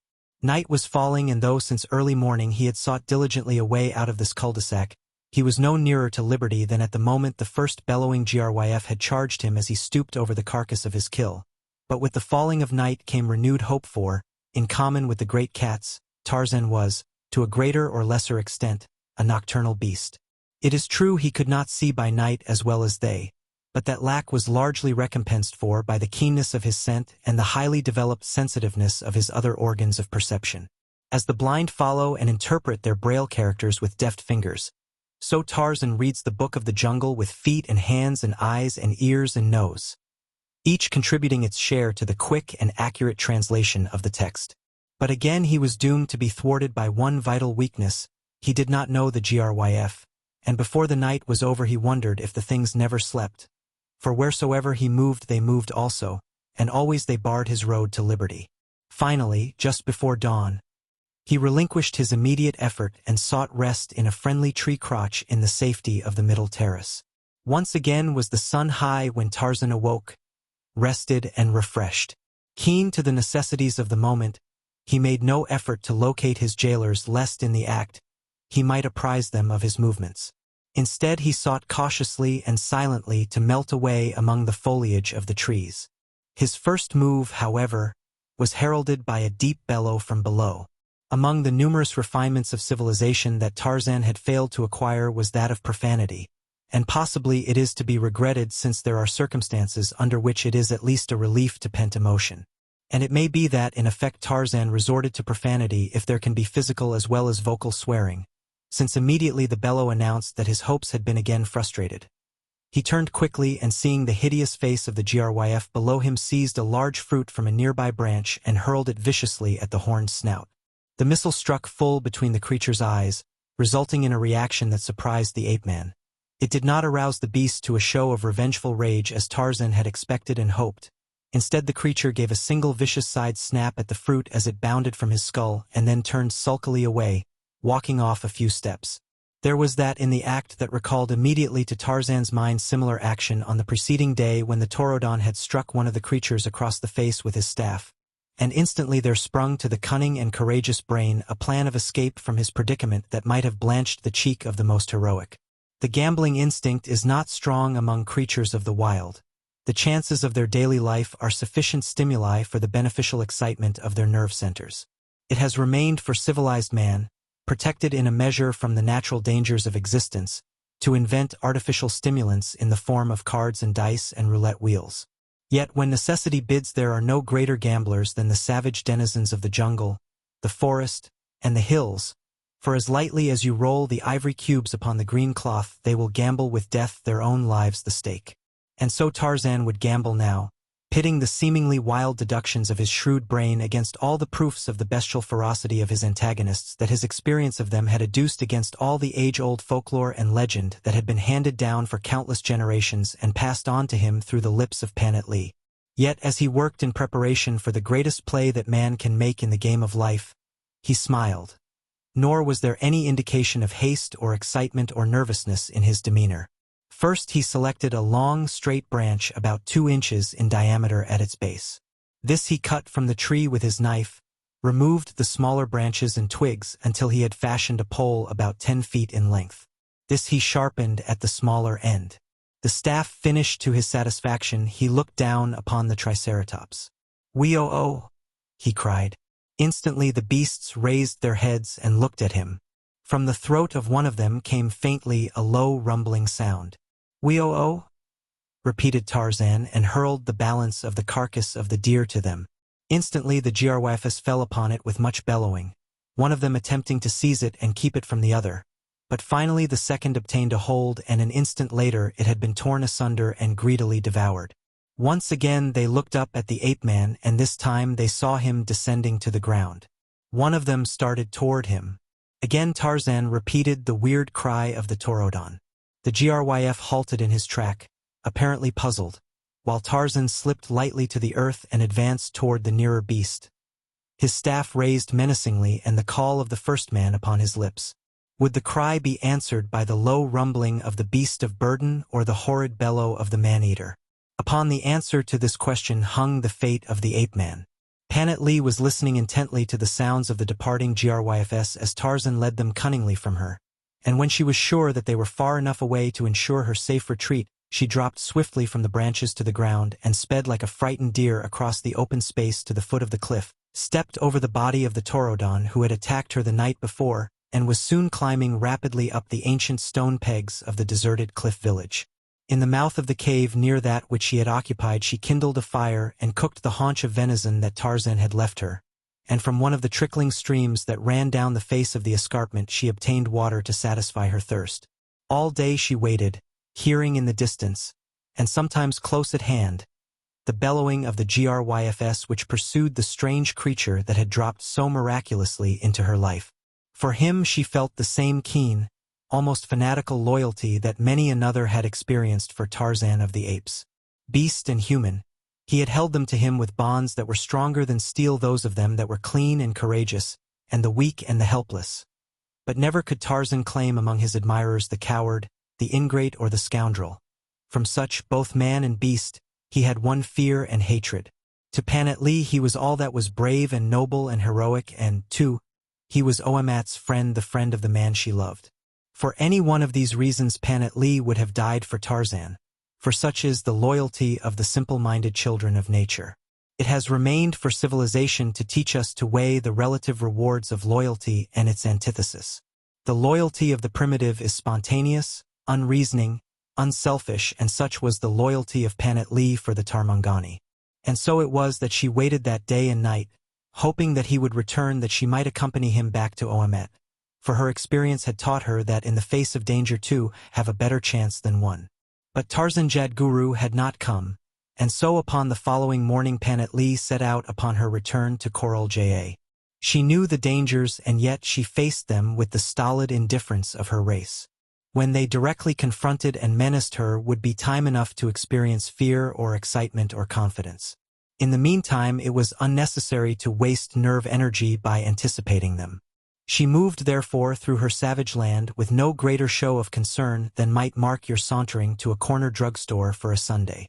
But this is your life, and that is Panatli's, and even now as you read this, Panatli may be sitting upon the edge of the recess of Oamat's cave, while the Ja and Jado roar from the gorge below and from the ridge above, and the Coralluel threaten upon the south, and the Hodon from the valley of Jadbenotho far below.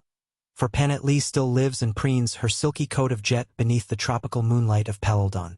But she was not to reach Coral Ja this day, nor the next, nor for many days after, though the danger that threatened her was neither Wasdon enemy nor savage beast. She came without misadventure to the Coralluel, and after descending its rocky southern wall without catching the slightest glimpse of the hereditary enemies of her people, she experienced a renewal of confidence that was little short of practical assurance that she would successfully terminate her venture and be restored once more to her own people and the lover she had not seen for so many long and weary moons. She was almost across the gorge now, and moving with an extreme caution abetted no whit by her confidence.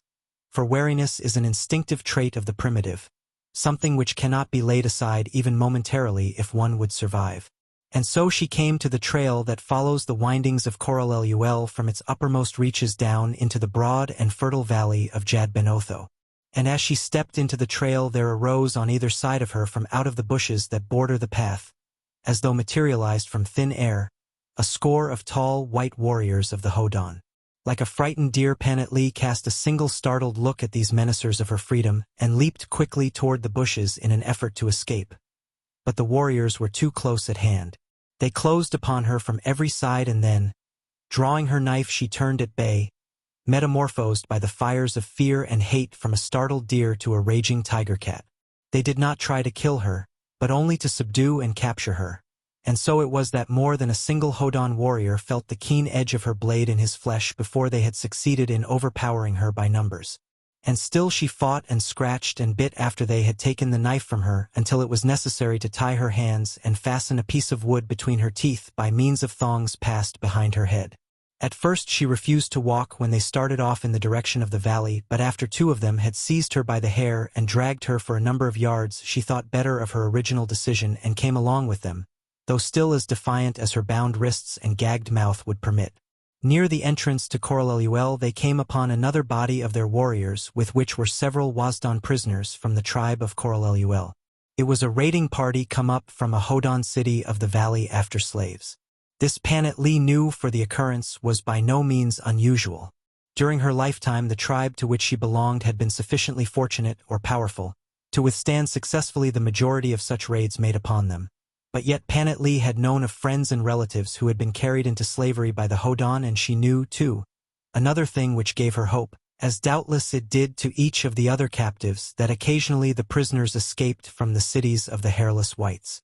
After they had joined the other party, the entire band set forth into the valley, and presently, from the conversation of her captors, Panat knew that she was headed for Ayla, the city of light, while in the cave of his ancestors Oamat, chief of the Coral Ja, bemoaned the loss of both his friend and she that was to have been his mate. Chapter 8. Ella. As the hissing reptile bore down upon the stranger swimming in the open water near the center of the morass on the frontier of Palaldon, it seemed to the man that this indeed must be the futile termination of an arduous and danger-filled journey. It seemed, too, equally futile to pit his puny knife against this frightful creature. Had he been attacked on land, it is possible that he might as a last resort have used his Enfield, though he had come thus far through all these weary, danger-ridden miles without recourse to it, though again and again had his life hung in the balance in the face of the savage denizens of forest, jungle, and steppe. For whatever it may have been for which he was preserving his precious ammunition, he evidently held it more sacred even than his life. For as yet he had not used a single round, and now the decision was not required of him, since it would have been impossible for him to have unslung his Enfield, loaded and fired with the necessary celerity while swimming. Though his chance for survival seemed slender, and hope at its lowest ebb, he was not minded therefore to give up without a struggle. Instead he drew his blade and awaited the oncoming reptile. The creature was like no living thing he ever before had seen, although possibly it resembled a crocodile in some respects more than it did anything with which he was familiar. As this frightful survivor of some extinct progenitor charged upon him with distended jaws, there came to the man quickly a full consciousness of the futility of endeavoring to stay the mad rush or pierce the armor-coated hide with his little knife. The thing was almost upon him now, and whatever form of defense he chose must be made quickly. There seemed but a single alternative to instant death, and this he took at almost the instant the great reptile towered directly above him. With the celerity of a seal he dove headforemost beneath the oncoming body, and at the same instant, turning upon his back, he plunged his blade into the soft, cold surface of the slimy belly as the momentum of the hurtling reptile carried it swiftly over him, and then with powerful strokes he swam on beneath the surface for a dozen yards before he rose. A glance showed him the stricken monster plunging madly in pain and rage upon the surface of the water behind him. That it was writhing in its death agonies was evidenced by the fact that it made no effort to pursue him, and so, to the accompaniment of the shrill screaming of the dying monster, the man won at last to the farther edge of the open water to take up once more the almost superhuman effort of crossing the last stretch of clinging mud which separated him from the solid ground of Paloldon. A good 2 hours it took him to drag his now weary body through the clinging, stinking muck, but at last, mud-covered and spent, he dragged himself out upon the soft grasses of the bank. 100 yards away a stream, winding its way down from the distant mountains, emptied into the morass, and after a short rest, he made his way to this, and seeking a quiet pool, bathed himself and washed the mud and slime from his weapons, accoutrements, and loin-cloth. Another hour was spent beneath the rays of the hot sun in wiping, polishing, and oiling his Enfield, though the means at hand for drying it consisted principally of dry grasses. It was afternoon before he had satisfied himself that his precious weapon was safe from any harm by dirt or dampness, and then he arose and took up the search for the spoor he had followed to the opposite side of the swamp.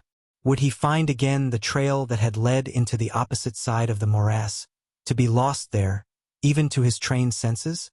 If he found it not again upon this side of the almost impassable barrier, he might assume that his long journey had ended in failure. And so he sought up and down the verge of the stagnant water for traces of an old spoor that would have been invisible to your eyes or mine, even had we followed directly in the tracks of its maker. As Tarzan advanced upon the Gryfs, he imitated as closely as he could recall them the methods and mannerisms of the Taurodon, but up to the instant that he stood close beside one of the huge creatures, he realized that his fate still hung in the balance, for the thing gave forth no sign, either menacing or otherwise. It only stood there, watching him out of its cold, reptilian eyes, and then Tarzan raised his staff and with a menacing whoa, struck the Gryf a vicious blow across the face.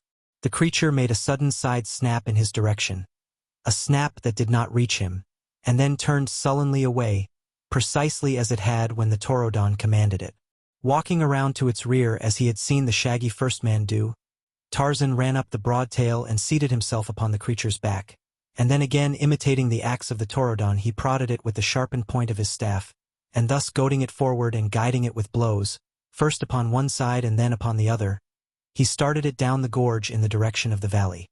At first it had been in his mind only to determine if he could successfully assert any authority over the great monsters, realizing that in this possibility lay his only hope of immediate escape from his jailers.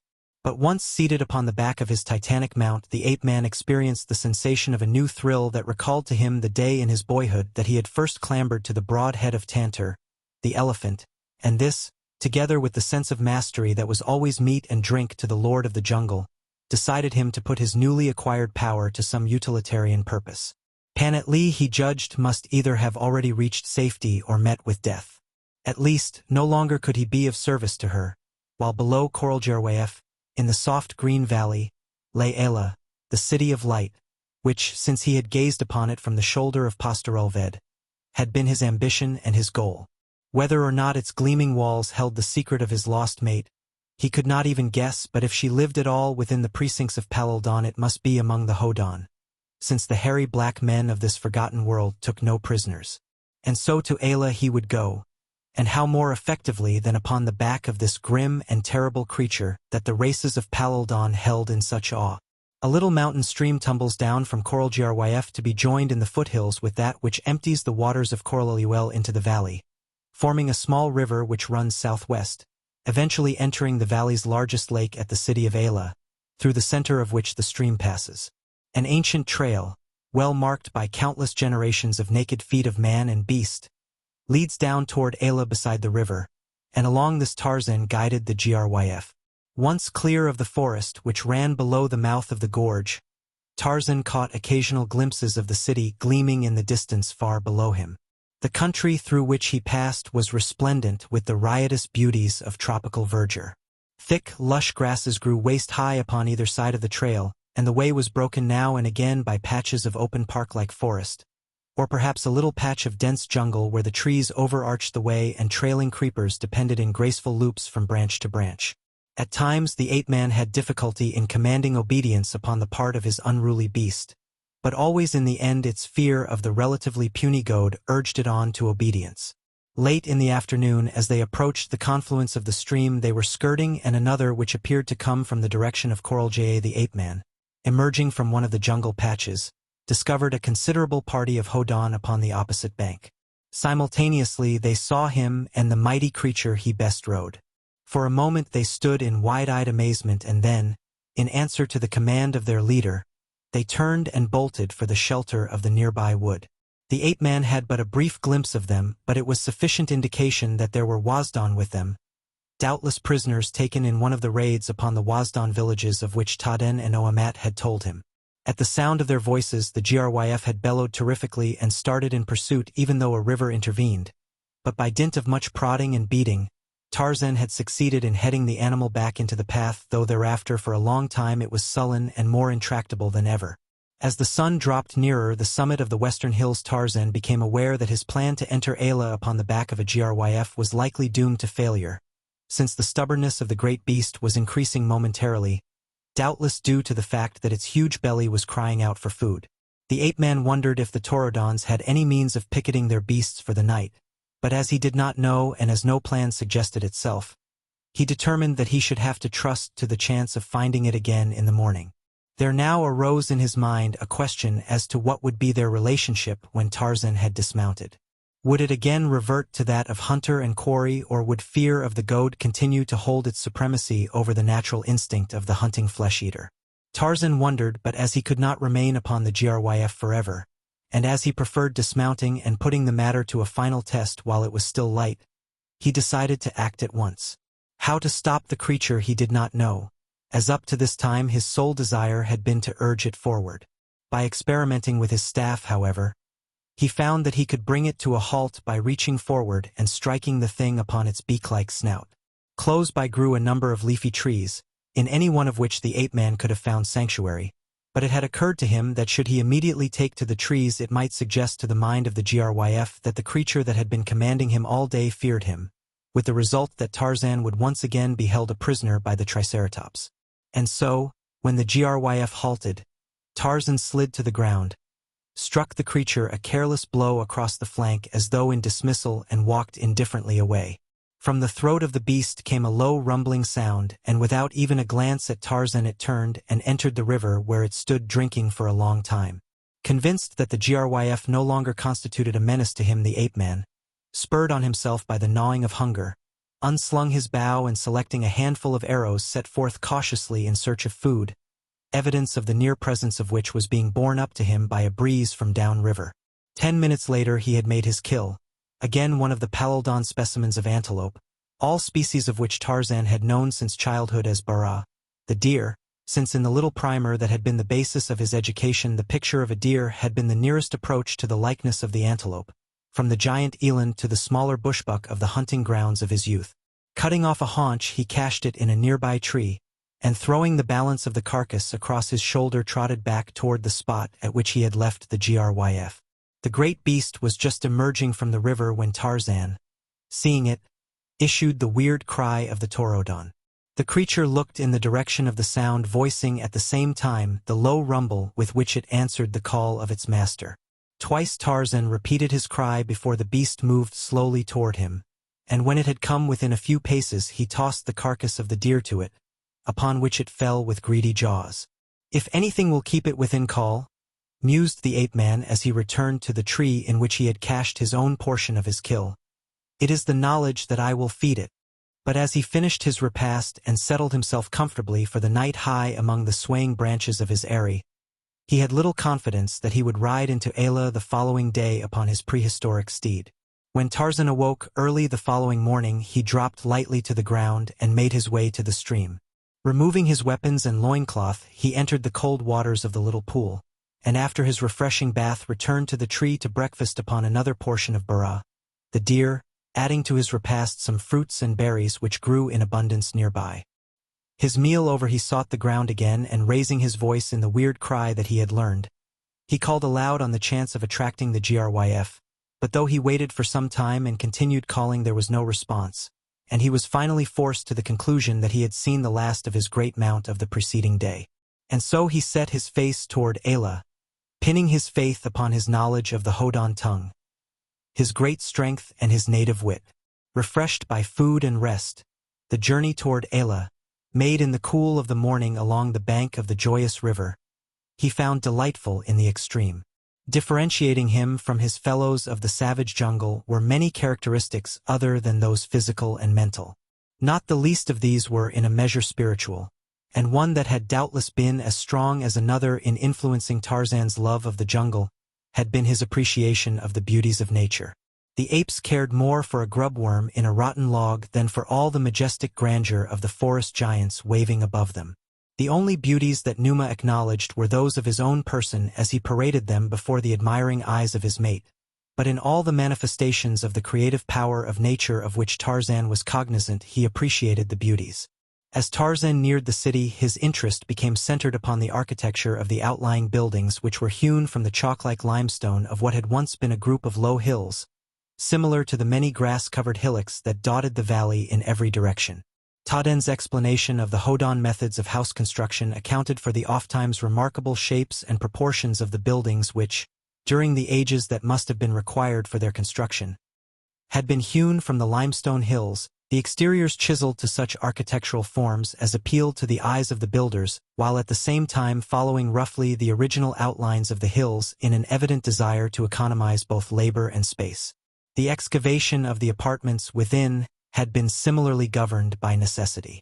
As he came nearer, Tarzan saw that the waste material from these building operations had been utilized in the construction of outer walls about each building or group of buildings resulting from a single hillock, and later he was to learn that it had also been used for the filling of inequalities between the hills and the forming of paved streets throughout the city, the result, possibly, more of the adoption of an easy method of disposing of the quantities of broken limestone than by any real necessity for pavements. There were people moving about within the city and upon the narrow ledges and terraces that broke the lines of the buildings and which seemed to be a peculiarity of Hodon architecture, a concession, no doubt, to some inherent instinct that might be traced back to their early cliff-dwelling progenitors. Tarzan was not surprised that at a short distance he aroused no suspicion or curiosity in the minds of those who saw him, since, until closer scrutiny was possible, there was little to distinguish him from a native either in his general conformation or his color. He had, of course, formulated a plan of action and, having decided, he did not hesitate in the carrying out his plan. With the same assurance that you might venture upon the main street of a neighboring city, Tarzan strode into the Hodon city of Ayla. The first person to detect his spuriousness was a little child playing in the arched gateway of one of the walled buildings. "No tail! No tail!" it shouted, throwing a stone at him, and then it suddenly grew dumb and its eyes wide as it sensed that this creature was something other than a mere Hodon warrior who had lost his tail. With a gasp, the child turned and fled screaming into the courtyard of its home. Tarzan continued on his way, fully realizing that the moment was imminent when the fate of his plan would be decided. Nor had he long to wait, since, at the next turning of the winding street, he came face to face with a Hodon warrior. He saw the sudden surprise in the latter's eyes, followed instantly by one of suspicion, But before the fellow could speak, Tarzan addressed him. "I am a stranger from another land," he said. "I would speak with Khotan, your king." The fellow stepped back, laying his hand upon his knife. "There are no strangers that come to the gates of Ayla," he said, "other than as enemies or slaves." "I come neither as a slave nor an enemy," replied Tarzan. "I come directly from Jad Ben Otho. Look!" And he held out his hands that the Hodan might see how greatly they differed from his own, and then wheeled about that the other might see that he was tailless. For it was upon this fact that his plan had been based, due to his recollection of the quarrel between Taden and Oamet, in which the Wazdan had claimed that Jad Ben Otho had a long tail, while the Hodan had been equally willing to fight for his faith in the taillessness of his god. The warrior's eyes widened and an expression of awe crept into them, though it was still tinged with suspicion. "Jad Ben Otho," he murmured, and then, "It is true that you are neither Hodan nor Wazdan, and it is also true that Jad Ben Otho has no tail. Come," he said, "I will take you to Khotan, for this is a matter in which no common warrior may interfere. Follow me." And still clutching the handle of his knife and keeping a wary side glance upon the ape-man, he led the way through Ayla. The city covered a large area. Sometimes there was a considerable distance between groups of buildings, and again they were quite close together. There were numerous imposing groups, evidently hewn from the larger hills, often rising to a height of 100 feet or more. As they advanced, they met numerous warriors and women, all of whom showed great curiosity in the stranger, but there was no attempt to menace him when it was found that he was being conducted to the palace of the king. They came at last to a great pile that sprawled over a considerable area, its western front facing upon a large blue lake and evidently hewn from what had once been a natural cliff. This group of buildings was surrounded by a wall of considerably greater height than any that Tarzan had before seen. His guide led him to a gateway before which waited a dozen or more warriors who had risen to their feet and formed a barrier across the entranceway as Tarzan and his party appeared around the corner of the palace wall. For by this time he had accumulated such a following of the curious as presented to the guards the appearance of a formidable mob. The guide's story told, Tarzan was conducted into the courtyard where he was held while one of the warriors entered the palace, evidently with the intention of notifying Khotan. 15 minutes later a large warrior appeared, followed by several others, all of whom examined Tarzan with every sign of curiosity as they approached. The leader of the party halted before the ape-man. "Who are you?" he asked, "and what do you want of Khotan, the king?" "I am a friend," replied the ape-man, "and I have come from the country of Jad Ben Otho to visit Khotan of Palaldon." The warrior and his followers seemed impressed. Tarzan could see the latter whispering among themselves. "How come you here?" asked the spokesman. "And what do you want of Khotan?" Tarzan drew himself to his full height. "Enough!" he cried. "Must the messenger of Jad Ben Otho be subjected to the treatment that might be accorded to a wandering Wazdan? Take me to the king at once, lest the wrath of Jad Ben Otho fall upon you." There was some question in the mind of the ape-man as to how far he might carry his unwarranted show of assurance, and he waited therefore with amused interest the result of his demand. He did not, however, have long to wait, for almost immediately the attitude of his questioner changed. He whitened, cast an apprehensive glance toward the eastern sky, and then extended his right palm toward Tarzan, placing his left over his own heart in the sign of amity that was common among the peoples of Palaldon. Tarzan stepped quickly back as though from a profaning hand, a feigned expression of horror and disgust upon his face. "Stop!" he cried. "Who would dare touch the sacred person of the messenger of Jad Ben Otho? Only as a special mark of favor from Jad Ben Otho may even Khotan himself receive this honor from me. Hasten! Already now have I waited too long. What manner of reception the Hodan of Ayla would extend to the son of my father?" At first Tarzan had been inclined to adopt the role of Jad Ben Otho himself, but it occurred to him that it might prove embarrassing and considerable of a bore to be compelled constantly to portray the character of a god. But with the growing success of his scheme it had suddenly occurred to him that the authority of the son of Jad Ben Otho would be far greater than that of an ordinary messenger of a god, while at the same time giving him some leeway in the matter of his acts and demeanor. The ape-man reasoning that a young god would not be held so strictly accountable in the matter of his dignity and bearing as an older and greater god. This time the effect of his words was immediately and painfully noticeable upon all those near him. With one accord they shrank back, the spokesman almost collapsing in evident terror. His apologies, when finally the paralysis of his fear would permit him to voice them, were so abject that the ape-man could scarce repress a smile of amused contempt. "Have mercy, O Doralotho," he pleaded, "on poor old Daklot. Precede me and I will show you to where Khotan, the king, awaits you trembling. Aside, snakes and vermin," he cried, pushing his warriors to right and left for the purpose of forming an avenue for Tarzan. "Come," cried the ape-man peremptorily. "Lead the way and let these others follow." The now thoroughly frightened Daklot did as he was bid, and Tarzan of the Apes was ushered into the palace of Khotan, king of Palaldon. Chapter 9. Blood-stained altars. The entrance through which he caught his first glimpse of the interior was rather beautifully carved in geometric designs, and within the walls were similarly treated, though as he proceeded from one apartment to another, he found also the figures of animals, birds, and men taking their places among the more formal figures of the mural decorator's art. Stone vessels were much in evidence as well as ornaments of gold and the skins of many animals, but nowhere did he see an indication of any woven fabric, indicating that in that respect at least the Hodon were still low in the scale of evolution, and yet the proportions and symmetry of the corridors and apartments bespoke a degree of civilization. The way led through several apartments and long corridors, up at least 3 flights of stone stairs and finally out upon a ledge upon the western side of the building overlooking the blue lake. Along this ledge, or arcade, his guide led him for 100 yards, to stop at last before a wide entranceway leading into another apartment of the palace. Here Tarzan beheld a considerable concourse of warriors in an enormous apartment, the domed ceiling of which was fully 50 feet above the floor. Almost filling the chamber was a great pyramid ascending in broad steps well up under the dome, in which were a number of round apertures which let in the light. The steps of the pyramid were occupied by warriors to the very pinnacle, upon which sat a large, imposing figure of a man whose golden trappings shone brightly in the light of the afternoon sun, a shaft of which poured through one of the tiny apertures of the dome. "Khotan!" cried Daklot, addressing the resplendent figure at the pinnacle of the pyramid. "Khotan and warriors of Palaldon, behold the honor that Jadbenotho has done you in sending as his messenger his own son."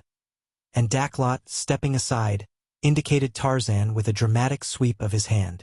Khotan rose to his feet and every warrior within sight craned his neck to have a better view of the newcomer. Those upon the opposite side of the pyramid crowded to the front as the words of the old warrior reached them. Skeptical were the expressions on most of the faces, but theirs was a skepticism marked with caution. No matter which way fortune jumped, they wished to be upon the right side of the fence. For a moment all eyes were centered upon Tarzan, and then gradually they drifted to Khotan, for from his attitude would they receive the cue that would determine theirs. But Khotan was evidently in the same quandary, as they. The very attitude of his body indicated it was one of indecision and of doubt. The ape-man stood erect, his arms folded upon his broad breast, an expression of haughty disdain upon his handsome face. But to Daklot there seemed to be indications also of growing anger. The situation was becoming strained. Daklot fidgeted, casting apprehensive glances at Tarzan and appealing ones at Khotan. The silence of the tomb wrapped the great chamber of the throne room of Palaldon. At last Khotan spoke. "Who says that he is Doralotho?" he asked, casting a terrible look at Daklot. "He does," almost shouted that terrified noble. "And so it must be true?" queried Khotan. Could it be that there was a trace of irony in the chief's tone? "Otho forbid." Daklot cast a side glance at Tarzan, a glance that he intended should carry the assurance of his own faith, but that succeeded only in impressing the ape-man with the other's pitiable terror. "Oh, Khotan," pleaded Daklot, "your own eyes must convince you that indeed he is the son of Otho. Behold his godlike figure, his hands, and his feet, that are not as ours, and that he is entirely tailless as is his mighty father." Khotan appeared to be perceiving these facts for the first time, and there was an indication that his skepticism was faltering. At that moment a young warrior who had pushed his way forward from the opposite side of the pyramid to where he could obtain a good look at Tarzan raised his voice.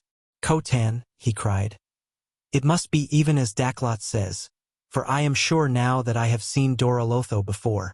Yesterday, as we were returning with the Coralelul prisoners, we beheld him seated upon the back of a great Gryf.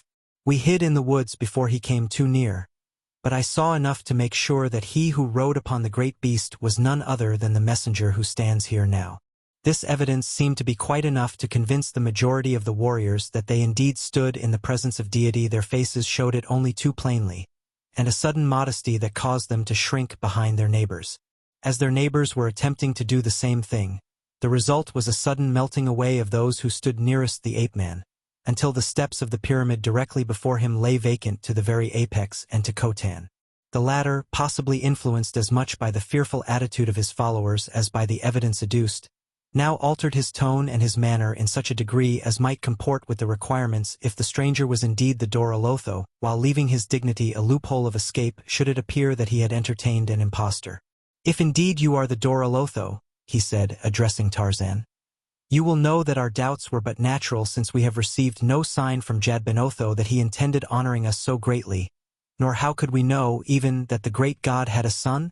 If you are he, all Palaldon rejoices to honor you. If you are not he, swift and terrible shall be the punishment of your temerity.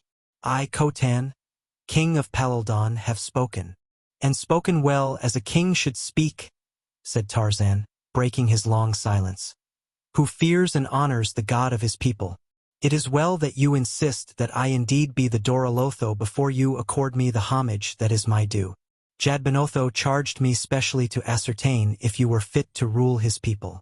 My first experience of you indicates that Jadbenotho chose well when he breathed the spirit of a king into the babe at your mother's breast. The effect of this statement, made so casually, was marked in the expressions and excited whispers of the now awestruck assemblage. At last they knew how kings were made. It was decided by Jadbenotho while the candidate was still a suckling babe. Wonderful, a miracle, and this divine creature in whose presence they stood knew all about it. Doubtless he even discussed such matters with their god daily. If there had been an atheist among them before, or an agnostic, there was none now, for had they not looked with their own eyes upon the Son of God? It is well then, continued the ape-man, that you should assure yourself that I am no impostor. Come closer that you may see that I am not as are men. Furthermore, it is not meet that you stand upon a higher level than the son of your god. There was a sudden scramble to reach the floor of the throne room, nor was Khotan far behind his warriors, though he managed to maintain a certain majestic dignity as he descended the broad stairs that countless naked feet had polished to a gleaming smoothness through the ages. And now, said Tarzan as the king stood before him, you can have no doubt that I am not of the same race as you. Your priests have told you that Jadbenotho is tailless.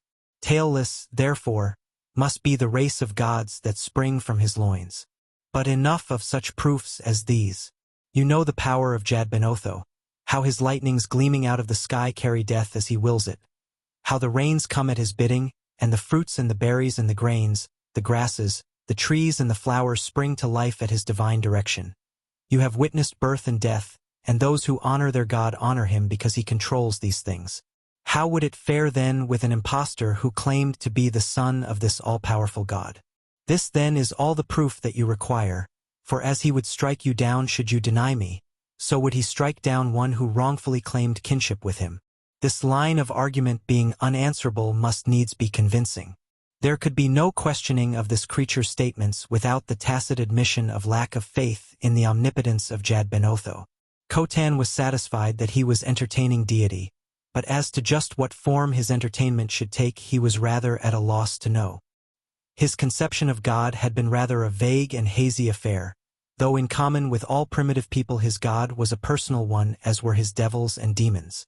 The pleasures of Jadbenotho he had assumed to be the excesses which he himself enjoyed, but devoid of any unpleasant reaction. It therefore occurred to him that the Doralotho would be greatly entertained by eating large quantities of everything that Khotan liked best and that he had found most injurious.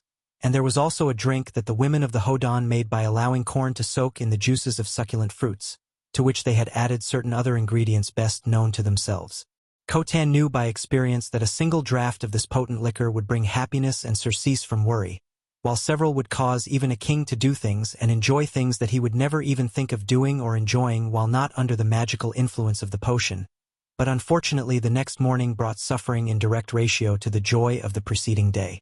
A god, Khotan reasoned, could experience all the pleasure without the headache. But for the immediate present he must think of the necessary dignities and honors to be accorded his immortal guest. No foot other than a king's had touched the surface of the apex of the pyramid in the throne room at Ayla during all the forgotten ages through which the kings of Palaldon had ruled from its high eminence. So what higher honor could Khotan offer than to give place beside him to the Dora Lotho? And so he invited Tarzan to ascend the pyramid and take his place upon the stone bench that topped it. As they reached the step below the sacred pinnacle, Khotan continued as though to mount to his throne. But Tarzan laid a detaining hand upon his arm. "None may sit upon a level with the gods," he admonished, stepping confidently up and seating himself upon the throne. The abashed Khotan showed his embarrassment, an embarrassment he feared to voice lest he incur the wrath of the King of Kings. "But," added Tarzan, "a god may honor his faithful servant by inviting him to a place at his side. Come, Khotan. Thus would I honor you in the name of Jad Ben Otho." The ape-man's policy had for its basis an attempt not only to arouse the fearful respect of Khotan but to do it without making of him an enemy at heart, for he did not know how strong a hold the religion of the Hodon had upon them. For since the time that he had prevented Taden and Oamat from quarreling over a religious difference, the subject had been utterly taboo among them. He was therefore quick to note the evident though wordless resentment of Khotan at the suggestion that he entirely relinquish his throne to his guest. On the whole, however, the effect had been satisfactory, as he could see from the renewed evidence of awe upon the faces of the warriors. At Tarzan's direction, the business of the court continued where it had been interrupted by his advent. It consisted principally in the settling of disputes between warriors.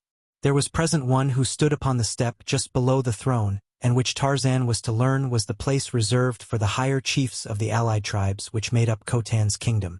The one who attracted Tarzan's attention was a stalwart warrior of powerful physique and massive, lion-like features. He was addressing Khotan on a question that is as old as government and that will continue in unabated importance until man ceases to exist. It had to do with a boundary dispute with one of his neighbors. The matter itself held little or no interest for Tarzan, but he was impressed by the appearance of the speaker, and when Khotan addressed him as Jadon, the ape-man's interest was permanently crystallized. For Jadon was the father of Taden. That the knowledge would benefit him in any way seemed rather a remote possibility, since he could not reveal to Jadon his friendly relations with his son without admitting the falsity of his claims to godship. When the affairs of the audience were concluded, Khotan suggested that the son of Jad Ben Otho might wish to visit the temple in which were performed the religious rites coincident to the worship of the great god. And so the ape-man was conducted by the king himself, followed by the warriors of his court, through the corridors of the palace toward the northern end of the group of buildings within the royal enclosure. The temple itself was really a part of the palace and similar in architecture. There were several ceremonial places of varying sizes, the purposes of which Tarzan could only conjecture. Each had an altar in the west end and another in the east, and were oval in shape, their longest diameter lying due east and west.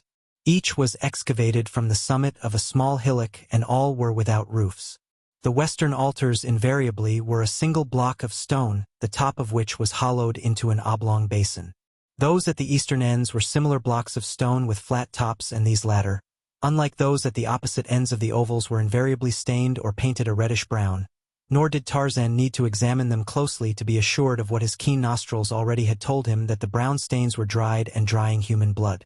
Below these temple courts were corridors and apartments reaching far into the bowels of the hills, dim, gloomy passages that Tarzan glimpsed as he was led from place to place on his tour of inspection of the temple.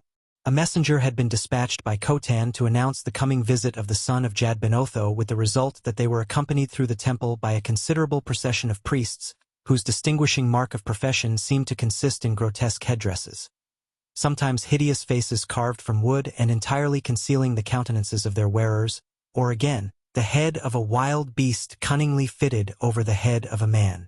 The high priest alone wore no such headdress. He was an old man with close-set, cunning eyes and a cruel, thin-lipped mouth. At first sight of him Tarzan realized that here lay the greatest danger to his ruse, for he saw at a glance that the man was antagonistic toward him and his pretensions, and he knew too that doubtless of all the people of Paludan the high priest was most likely to harbor the truest estimate of Jad Ben Otho, and, therefore, would look with suspicion on one who claimed to be the son of a fabulous god. No matter what suspicion lurked within his crafty mind, Ludon, the high priest of Ayla, did not openly question Tarzan's right to the title of Doralotho, and it may be that he was restrained by the same doubts which had originally restrained Khotan and his warriors, the doubt that is at the bottom of the minds of all blasphemers even, and which is based upon the fear that after all there may be a god. So, for the time being at least, Ludon played safe. Yet Tarzan knew as well as though the man had spoken aloud his inmost thoughts that it was in the heart of the high priest to tear the veil from his imposture. At the entrance to the temple Khotan had relinquished the guidance of the guest to Ludon, and now the latter led Tarzan through those portions of the temple that he wished him to see. He showed him the great room where the votive offerings were kept, gifts from the barbaric chiefs of Paludan and from their followers. These things ranged in value from presents of dried fruits to massive vessels of beaten gold, so that in the great main storeroom and its connecting chambers and corridors was an accumulation of wealth that amazed even the eyes of the owner of the secret of the treasure vaults of Oper. Moving to and fro throughout the temple were sleek black Wasdan slaves, fruits of the Hodan raids upon the villages of their less civilized neighbors. As they passed the barred entrance to a dim corridor, Tarzan saw within a great company of pithecanthropy of all ages and of both sexes, Hodan as well as Wasdan, the majority of them squatted upon the stone floor in attitudes of utter dejection, while some paced back and forth, their features stamped with the despair of utter hopelessness. "And who are these who lie here thus unhappily?" he asked of Ludon. It was the first question that he had put to the high priest since entering the temple, and instantly he regretted that he had asked it, for Ludon turned upon him a face upon which the expression of suspicion was but thinly veiled. "Who should know better than the son of Jad Ben Otho?" he retorted. "The questions of Doralotho are not with impunity answered with other questions," said the ape-man quietly, "and it may interest Ludon, the high priest, to know that the blood of a false priest upon the altar of his temple is not displeasing in the eyes of Jad Ben Otho." Ludon paled as he answered Tarzan's question. "They are the offerings whose blood must refresh the eastern altars as the sun returns to your father at the day's end." "And who told you," asked Tarzan, "that Jad Ben Otho was pleased that his people were slain upon his altars? What if you were mistaken?" "Then countless thousands have died in vain," replied Ludon. Khotan and the surrounding warriors and priests were listening attentively to the dialogue. Some of the poor victims behind the barred gateway had heard and rising, pressed close to the barrier through which one was conducted just before sunset each day, never to return. "Liberate them!" cried Tarzan with a wave of his hand toward the imprisoned victims of a cruel superstition. "For I can tell you in the name of Jad Ben Otho that you are mistaken." Chapter 10. The Forbidden Garden. Ludon paled. "It is sacrilege," he cried. "For countless ages have the priests of the great god offered each night a life to the spirit of Jad Ben Otho as it returned below the western horizon to its master, and never has the great god given sign that he was displeased." "Stop!" commanded Tarzan. "It is the blindness of the priesthood that has failed to read the messages of their god. Your warriors die beneath the knives and clubs of the Wasdan. Your hunters are taken by Ja and Jato.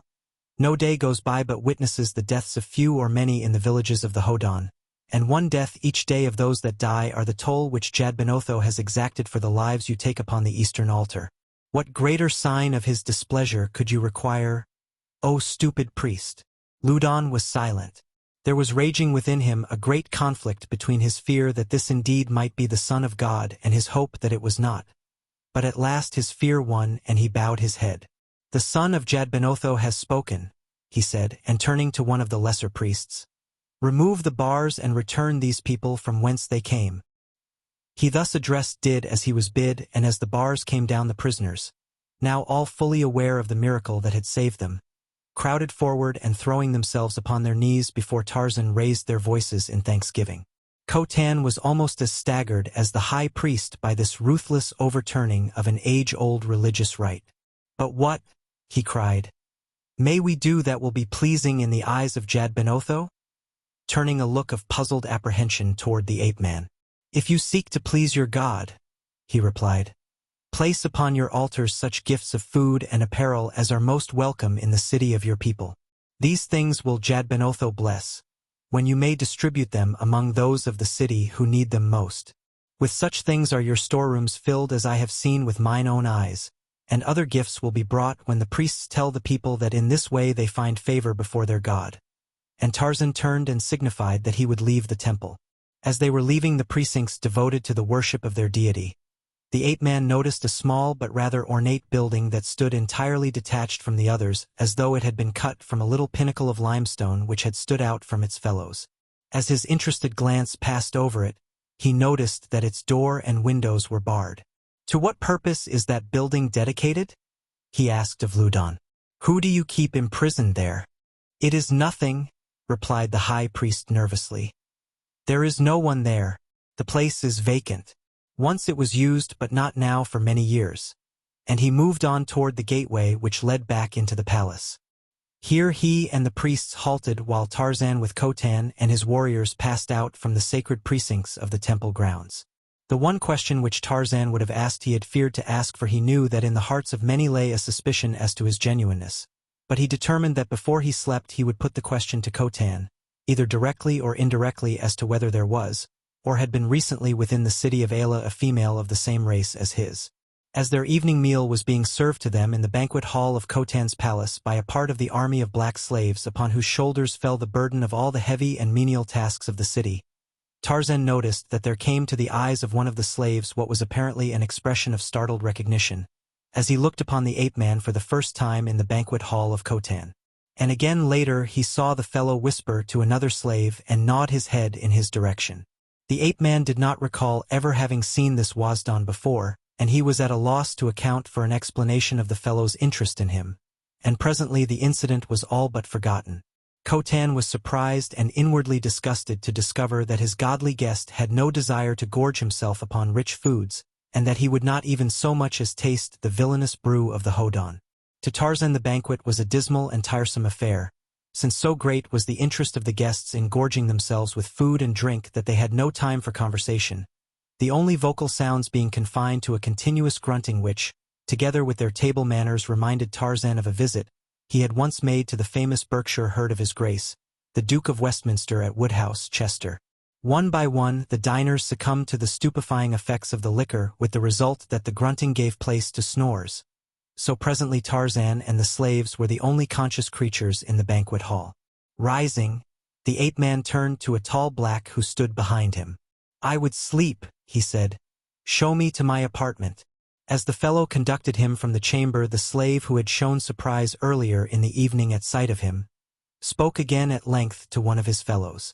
The latter cast a half-frightened look in the direction of the departing ape-man.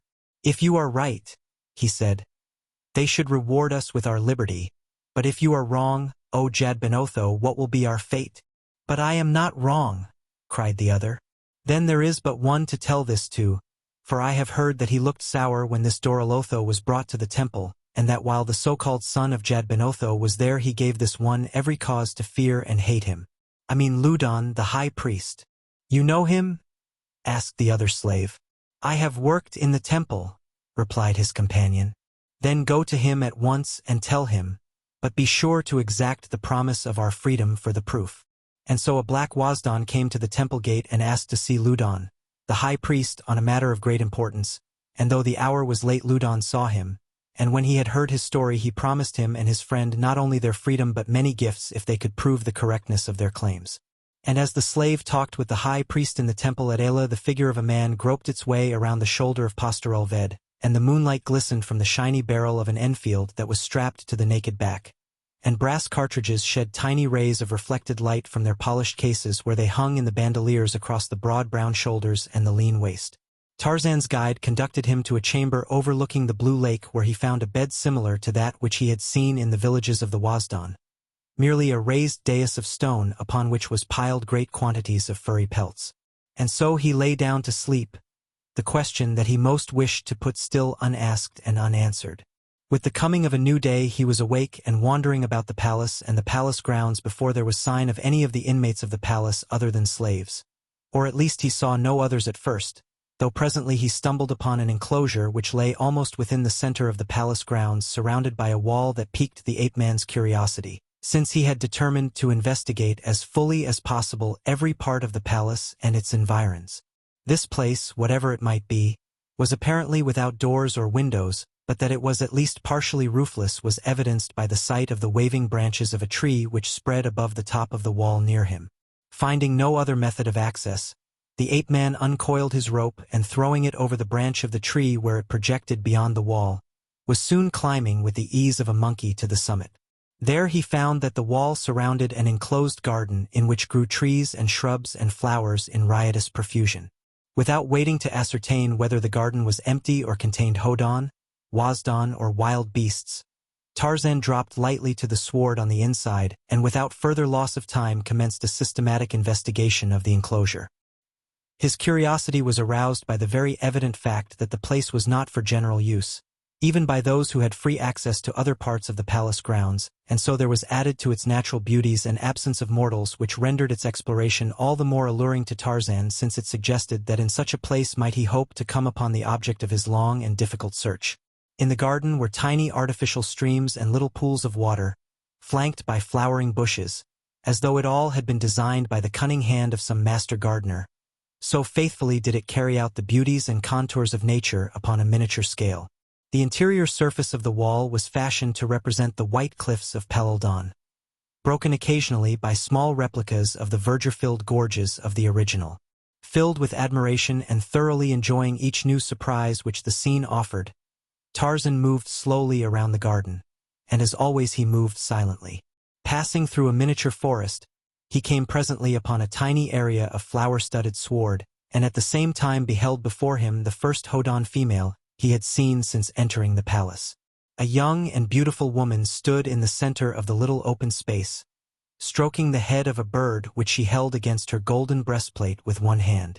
Her profile was presented to the ape-man, and he saw that, by the standards of any land, she would have been accounted more than lovely. Seated in the grass at her feet, with her back toward him, was a female wasdan slave. Seeing that she he sought was not there and apprehensive that an alarm be raised were he discovered by the two women, Tarzan moved back to hide himself in the foliage, but before he had succeeded the hodan girl turned quickly toward him as though apprised of his presence by that unnamed sense, the manifestations of which are more or less familiar to us all. At sight of him her eyes registered only her surprise, though there was no expression of terror reflected in them. Nor did she scream or even raise her well-modulated voice as she addressed him. "Who are you?" she asked. "Who enters thus boldly the forbidden garden?"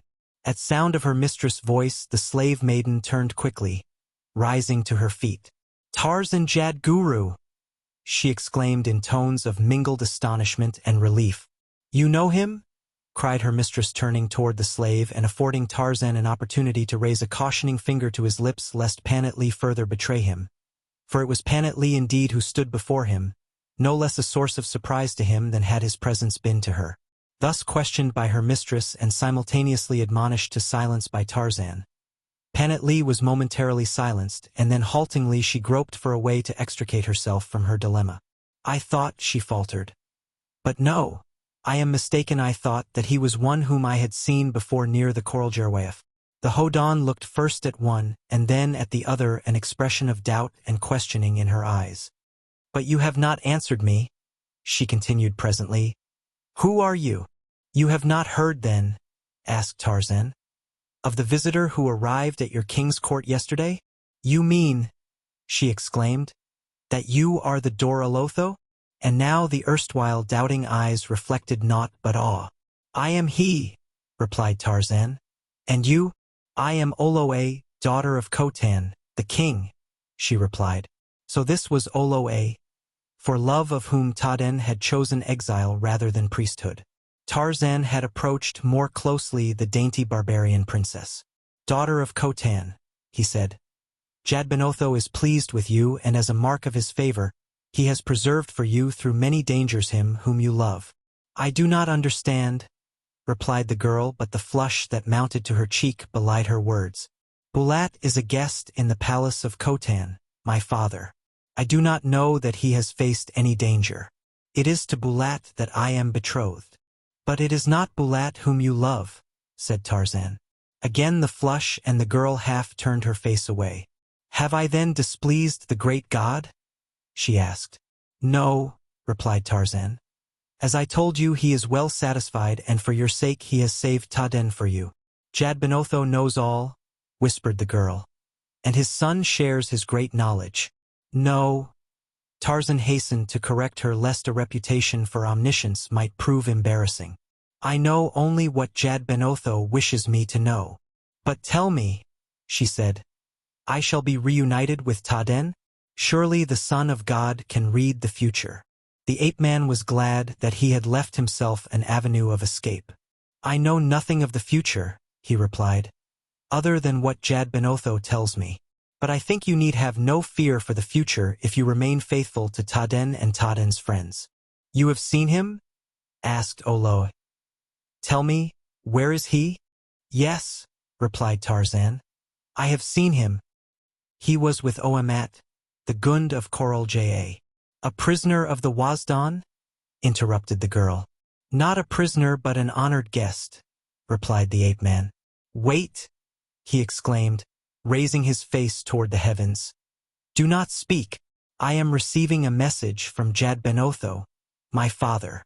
The two women dropped to their knees, covering their faces with their hands, stricken with awe at the thought of the awful nearness of the great god. Presently Tarzan touched Oloe on the shoulder. Rise, he said. Jadbenotho has spoken. He has told me that this slave girl is from the tribe of Korol-Ja, where Taden is, and that she is betrothed to Oamat, their chief. Her name is Panat-Lee. Oloe turned questioningly toward Panat-Lee. The latter nodded, her simple mind unable to determine whether or not she and her mistress were the victims of a colossal hoax. It is even as he says, she whispered. Oloe fell upon her knees and touched her forehead to Tarzan's feet. Great is the honor that Jadbenotho has done his poor servant, she cried. Carry to him my poor thanks for the happiness that he has brought to Oloe. It would please my father, said Tarzan, if you were to cause Panat-Lee to be returned in safety to the village of her people. What cares Jadbenotho for such as she? Asked Oloe, a slight trace of hauteur in her tone. There is but one God, replied Tarzan, and he is the god of the Wasdan as well as of the Hodan, of the birds and the beasts and the flowers and of everything that grows upon the earth or beneath the waters. If Panat-Lee does right, she is greater in the eyes of Jadbenotho than would be the daughter of Khotan should she do wrong. It was evident that Oloe did not quite understand this interpretation of divine favor. So contrary was it to the teachings of the priesthood of her people. In one respect only did Tarzan's teachings coincide with her belief that there was but one God. For the rest, she had always been taught that he was solely the god of the Hodan in every sense, other than that other creatures were created by Jadbenotho to serve some useful purpose for the benefit of the Hodan race. And now to be told by the Son of God that she stood no higher in divine esteem than the black handmaiden at her side was indeed a shock to her pride, her vanity, and her faith. But who could question the word of Doralotho, especially when she had with her own eyes seen him in actual communion with God in heaven?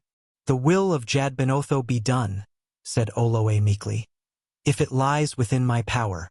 But it would be best, O Doralotho, to communicate your father's wish directly to the king. Then keep her with you, said Tarzan, and see that no harm befalls her. Oloe looked ruefully at Panat-Lee. She was brought to me but yesterday, she said, and never have I had slave woman who pleased me better. I shall hate to part with her. But there are others, said Tarzan. Yes, replied Oloe. There are others, but there is only one Panat-Lee. Many slaves are brought to the city? Asked Tarzan. Yes, she replied. And many strangers come from other lands? He asked. She shook her head negatively. Only the Hodan from the other side of the valley of Jadbenotho, she replied. And they are not strangers. Am I then the first stranger to enter the gates of Ayla? He asked. Can it be, she parried, that the son of Jadbenotho need question a poor ignorant mortal like Oloe? As I told you before, replied Tarzan, Jadbenotho alone is all-knowing. Then if he wished you to know this thing, retorted Oloe quickly. You would know it. Inwardly the ape-man smiled that this little heathen's astuteness should beat him at his own game, yet in a measure her evasion of the question might be an answer to it. There have been other strangers here then recently? He persisted. I cannot tell you what I do not know, she replied. Always is the palace of Khotan filled with rumors. But how much fact and how much fancy how may a woman of the palace know? There has been such a rumor then? He asked. It was only rumor that reached the forbidden garden, she replied. It described, perhaps, a woman of another race? As he put the question and awaited her answer, he thought that his heart ceased to beat. So grave to him was the issue at stake. The girl hesitated before replying, and then, No, she said. I cannot speak of this thing, for if it be of sufficient importance to elicit the interest of the gods, then indeed would I be subject to the wrath of my father should I discuss it. In the name of Jad-ben-Otho I command you to speak, said Tarzan. In the name of Jad-ben-Otho, in whose hands lies the fate of Taden. The girl paled. Have mercy, she cried. And for the sake of Taden I will tell you all that I know. Tell what? Demanded a stern voice from the shrubbery behind them. The three turned to see the figure of Khotan emerging from the foliage. An angry scowl distorted his kingly features, but at sight of Tarzan it gave place to an expression of surprise not unmixed with fear. Doralotho, he exclaimed. I did not know that it was you. And then, raising his head and squaring his shoulders, he said, But there are places where even the son of the great god may not walk, in this, the forbidden garden of Khotan, is one. It was a challenge, but despite the king's bold front, there was a note of apology in it, indicating that in his superstitious mind there flourished the inherent fear of man for his maker. Come, Doralotho, he continued. I do not know all this foolish child has said to you, but whatever you would know Khotan, the king will tell you. Oloe, go to your quarters immediately. And he pointed with stern finger toward the opposite end of the garden. The princess, followed by Panet-Li, turned at once and left them. We will go this way, said Khotan, and preceding, led Tarzan in another direction. Close to that part of the wall which they approached, Tarzan perceived a grotto in the miniature cliff into the interior of which Khotan led him, and down a rocky stairway to a gloomy corridor the opposite end of which opened into the palace proper. 2 armed warriors stood at this entrance to the forbidden garden, evidencing how jealously were the sacred precincts of the place guarded. In silence Khotan led the way back to his own quarters in the palace. A large chamber just outside the room toward which Khotan was leading his guest was filled with chiefs and warriors awaiting the pleasure of their ruler. As the two entered, an aisle was formed for them the length of the chamber, down which they passed in silence. Close to the farther door and half hidden by the warriors who stood before him was Ludon, the high priest. Tarzan glimpsed him but briefly, but in that short period, he was aware of a cunning and malevolent expression upon the cruel countenance that he was subconsciously aware boded him no good, and then with Khotan he passed into the adjoining room and the hangings dropped. At the same moment the hideous headdress of an under-priest appeared in the entrance of the outer chamber. Its owner, pausing for a moment, glanced quickly around the interior, and then having located him whom he sought moved rapidly in the direction of Ludon. There was a whispered conversation which was terminated by the high priest. Return immediately to the quarters of the princess, he said, and see that the slave is sent to me at the temple at once. The under-priest turned and departed upon his mission, while Ludon also left the apartment and directed his footsteps toward the sacred enclosure over which he ruled. A half-hour later a warrior was ushered into the presence of Khotan. Ludon, the high priest, desires the presence of Khotan, the king, in the temple, he announced, and it is his wish that he come alone. Khotan nodded to indicate that he accepted the command which even the king must obey. I will return presently, Doralotho, he said to Tarzan, and in the meantime my warriors and my slaves are yours to command. Chapter 11. The Sentence of Death. But it was an hour before the king re-entered the apartment, and in the meantime the ape-man had occupied himself in examining the carvings upon the walls and the numerous specimens of the handicraft of Palaldonian artisans which combined to impart an atmosphere of richness and luxury to the apartment. The limestone of the country, close-grained and of marble whiteness yet worked with comparative ease with crude implements, had been wrought by cunning craftsmen into bowls and urns and vases of considerable grace and beauty. Into the carved designs of many of these virgin gold had been hammered, presenting the effect of a rich and magnificent cloisonné. A barbarian himself, the art of barbarians had always appealed to the ape-man, to whom they represented a natural expression of man's love of the beautiful to even a greater extent than the studied and artificial efforts of civilization. Here was the real art of old masters, the other the cheap imitation of the chromo. It was while he was thus pleasurably engaged that Khotan returned. As Tarzan, attracted by the movement of the hangings through which the king entered, turned and faced him, he was almost shocked by the remarkable alteration of the king's appearance. His face was livid. His hands trembled as with palsy, and his eyes were wide as with fright. His appearance was one apparently of a combination of consuming anger and withering fear. Tarzan looked at him questioningly. "You have had bad news, Khotan?" he asked.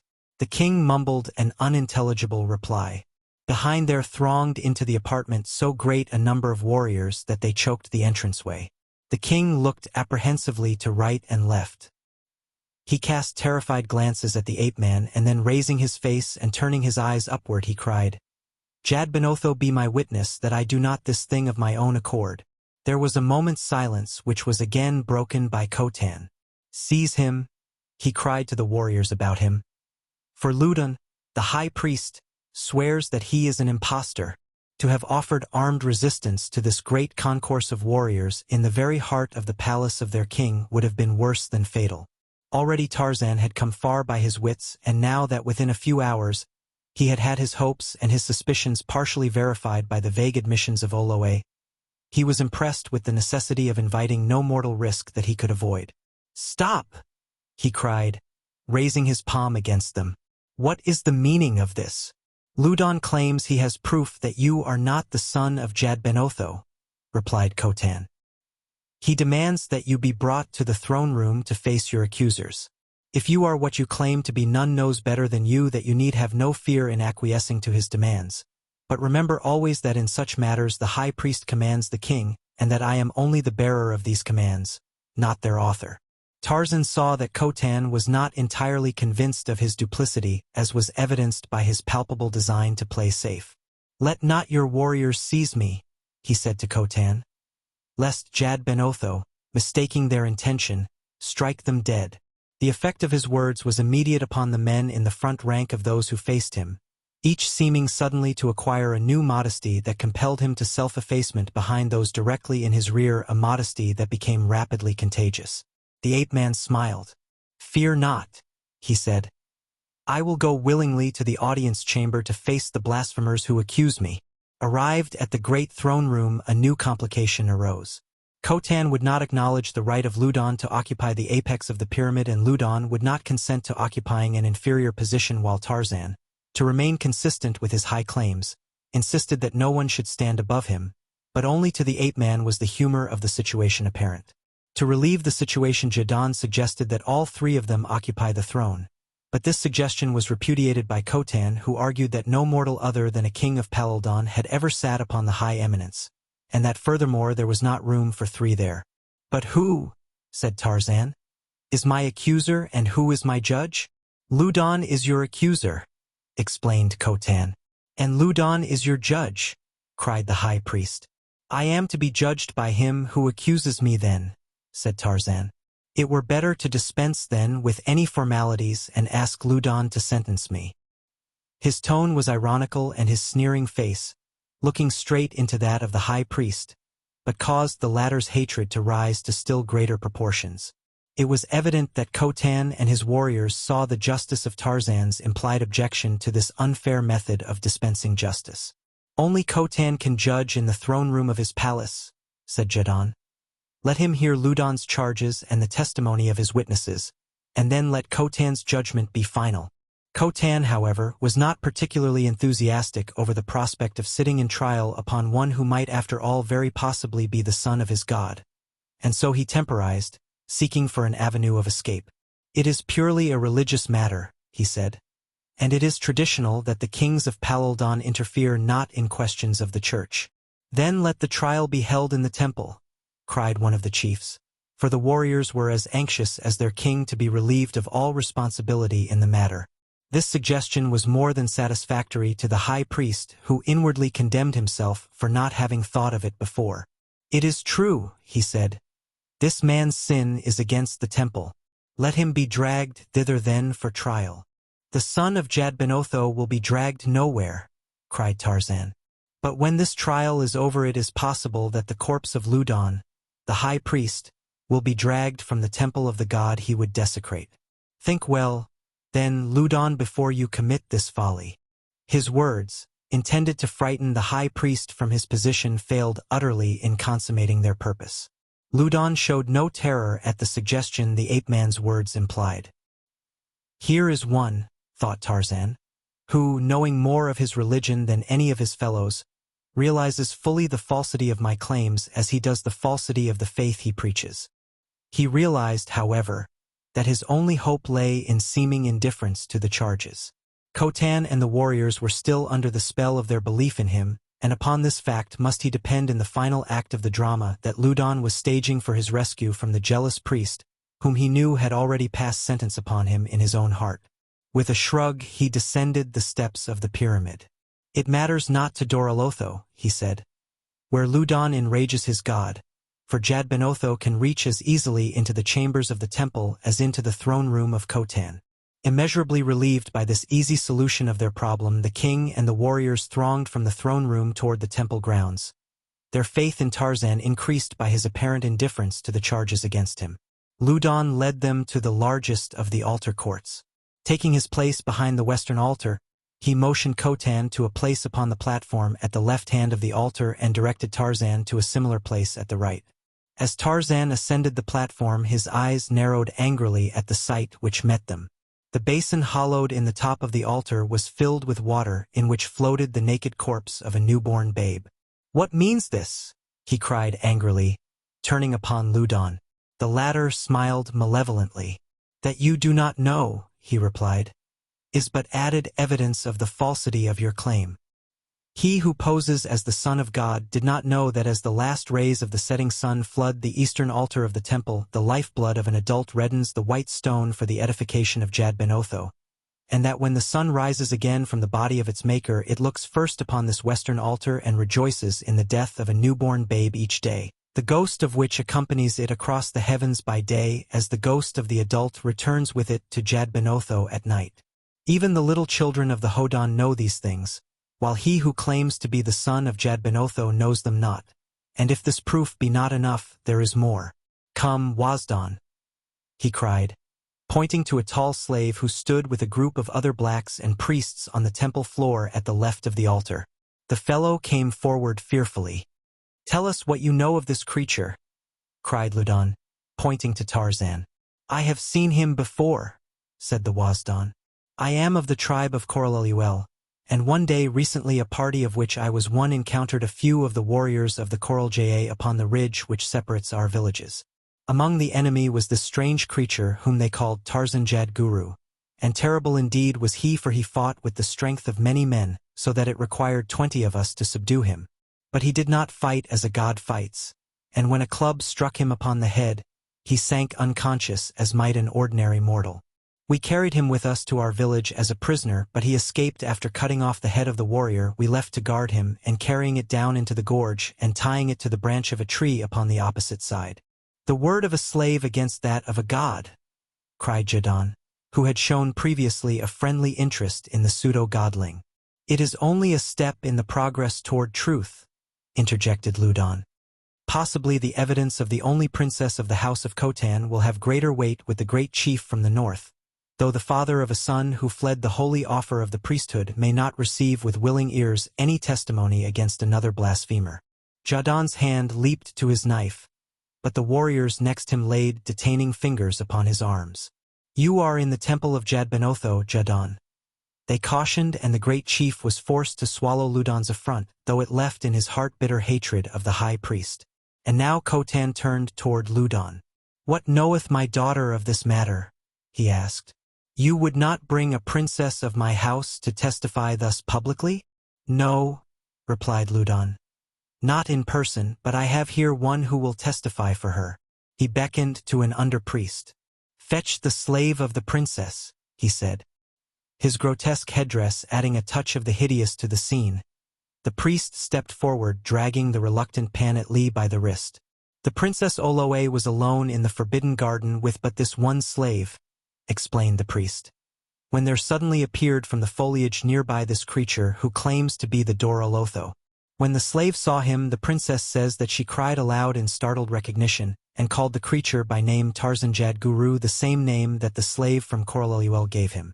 This woman is not from Coraleluel but from Coral-Ja, the very tribe with which the Coraleluel says the creature was associating when he first saw him.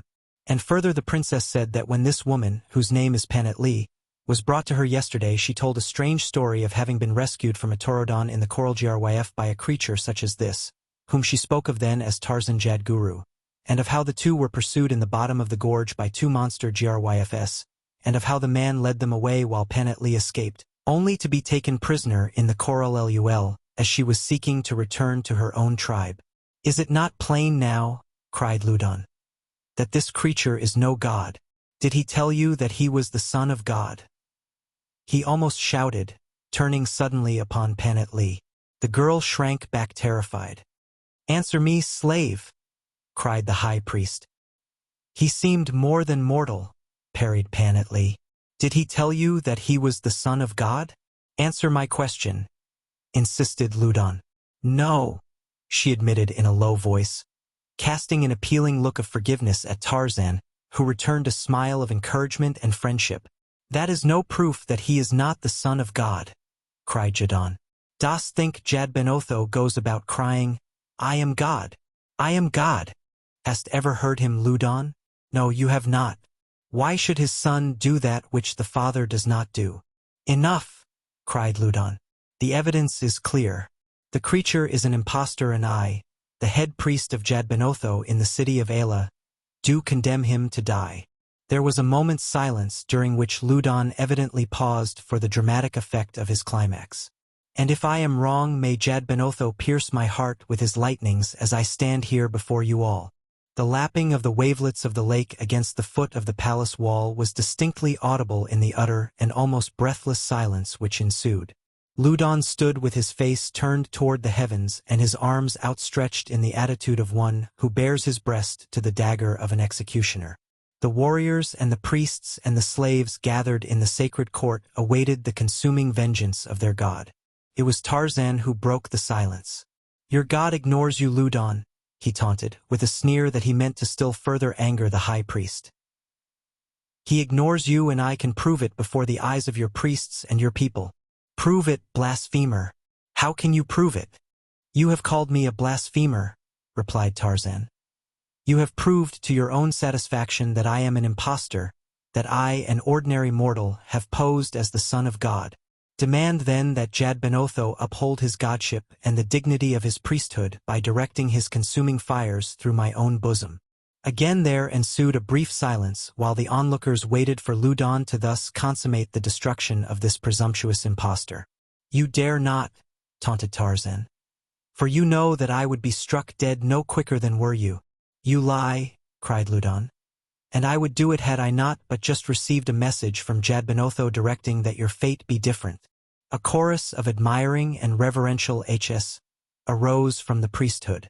Khotan and his warriors were in a state of mental confusion. Secretly they hated and feared Ludon, but so ingrained was their sense of reverence for the office of the high priest that none dared raise a voice against him. None? Well, there was Jadon, fearless old lionman of the north. "The proposition was a fair one," he cried. "Invoke the lightnings of Jadbenotho upon this man if you would ever convince us of his guilt."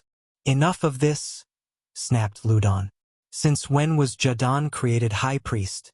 Seize the prisoner," he cried to the priests and warriors, "and on the morrow he shall die in the manner that Jadbenotho has willed." There was no immediate movement on the part of any of the warriors to obey the high priest's command, but the lesser priests, on the other hand, imbued with the courage of fanaticism, leaped eagerly forward like a flock of hideous harpies to seize upon their prey. The game was up, that Tarzan knew. No longer could cunning and diplomacy usurp the functions of the weapons of defense he best loved. And so the first hideous priest who leaped to the platform was confronted by no suave ambassador from heaven, but rather a grim and ferocious beast whose temper savored more of hell. The altar stood close to the western wall of the enclosure. There was just room between the two for the high priest to stand during the performance of the sacrificial ceremonies, and only Loudon stood there now behind Tarzan, while before him were perhaps 200 warriors and priests.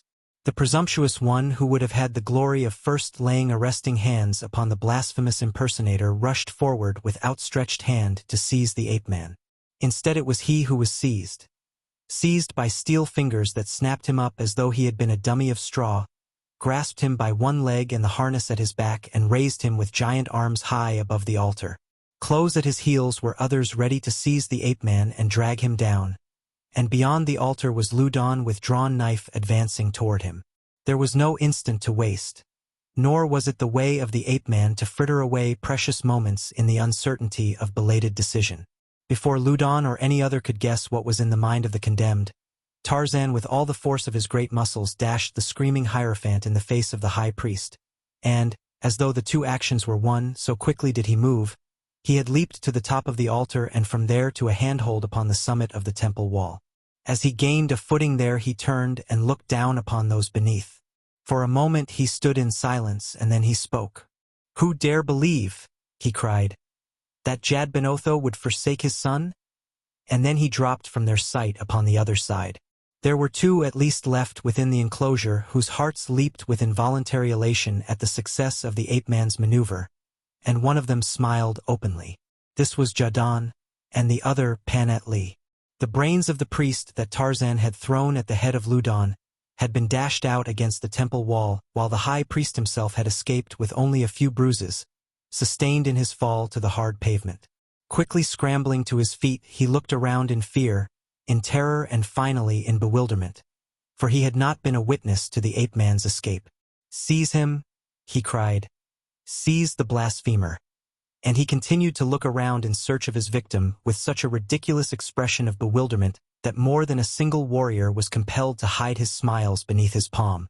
The priests were rushing around wildly, exhorting the warriors to pursue the fugitive, but these awaited now stolidly the command of their king or high priest. Khotan, more or less secretly pleased by the discomfiture of Loudon, waited for that worthy to give the necessary directions, which he presently did when one of his acolytes excitedly explained to him the manner of Tarzan's escape. Instantly the necessary orders were issued, and priests and warriors sought the temple exit in pursuit of the ape-man. His departing words, hurled at them from the summit of the temple wall, had had little effect in impressing the majority that his claims had not been disproven by Loudon. But in the hearts of the warriors was admiration for a brave man, and in many the same unholy gratification that had risen in that of their ruler at the discomfiture of Loudon. A careful search of the temple grounds revealed no trace of the quarry. The secret recesses of the subterranean chambers, familiar only to the priesthood, were examined by these, while the warriors scattered through the palace and the palace grounds without the temple. Swift runners were dispatched to the city to arouse the people there, that all might be upon the lookout for Tarzan the Terrible. The story of his imposture and of his escape, and the tales that the Wasdan slaves had brought into the city concerning him were soon spread throughout Ayla, nor did they lose aught in the spreading, so that before an hour had passed the women and children were hiding behind barred doorways, while the warriors crept apprehensively through the streets, expecting momentarily to be pounced upon by a ferocious demon who, bare-handed, did victorious battle with huge Gryfs, and whose lightest pastime consisted in tearing strong men limb from limb. Chapter 12. The Giant Stranger. And while the warriors and the priests of Ayla searched the temple and the palace and the city for the vanished ape-man, there entered the head of Coraljay down the precipitous trail from the mountains, a naked stranger bearing an Enfield upon his back. Silently he moved downward toward the bottom of the gorge, and there, where the ancient trail unfolded more levelly before him, he swung along with easy strides, though always with the utmost alertness against possible dangers. A gentle breeze came down from the mountains behind him, so that only his ears and his eyes were of value in detecting the presence of danger ahead. Generally the trail followed along the banks of the winding brooklet at the bottom of the gorge, but in some places where the waters tumbled over a precipitous ledge the trail made a detour along the side of the gorge, and again it wound in and out among rocky outcroppings, and presently where it rounded sharply the projecting shoulder of a cliff the stranger came suddenly face to face with one who was ascending the gorge. Separated by 100 paces, the two halted simultaneously. Before him the stranger saw a tall white warrior, naked but for a loincloth, cross belts, and a girdle. The man was armed with a heavy, knotted club and a short knife, the latter hanging in its sheath at his left hip from the end of one of his cross belts, the opposite belt supporting a leathern pouch at his right side. It was Tarzan hunting alone in the gorge of his friend, the chief of Coral Ja. He contemplated the stranger with surprise but no wonder, since he recognized in him a member of the race with which his experience of Tarzan the Terrible had made him familiar, and also, thanks to his friendship for the ape-man, he looked upon the newcomer without hostility. The latter was the first to make outward sign of his intentions, raising his palm toward Tarzan in that gesture which has been a symbol of peace from pole to pole since man ceased to walk upon his knuckles. Simultaneously he advanced a few paces and halted. Tarzan, assuming that one so like Tarzan the Terrible must be a fellow tribesman of his lost friend, was more than glad to accept this overture of peace, the sign of which he returned in kind as he ascended the trail to where the other stood. "Who are you?" he asked, but the newcomer only shook his head to indicate that he did not understand. By signs he tried to carry to the Hodan the fact that he was following a trail that had led him over a period of many days from some place beyond the mountains, and Tarzan was convinced that the newcomer sought Tarzan Jadguru. He wished, however, that he might discover whether as friend or foe. The stranger perceived the Hodan's prehensile thumbs and great toes and his long tail with an astonishment which he sought to conceal, but greater than all was the sense of relief that the first inhabitant of this strange country whom he had met had proven friendly. So greatly would he have been handicapped by the necessity for forcing his way through a hostile land.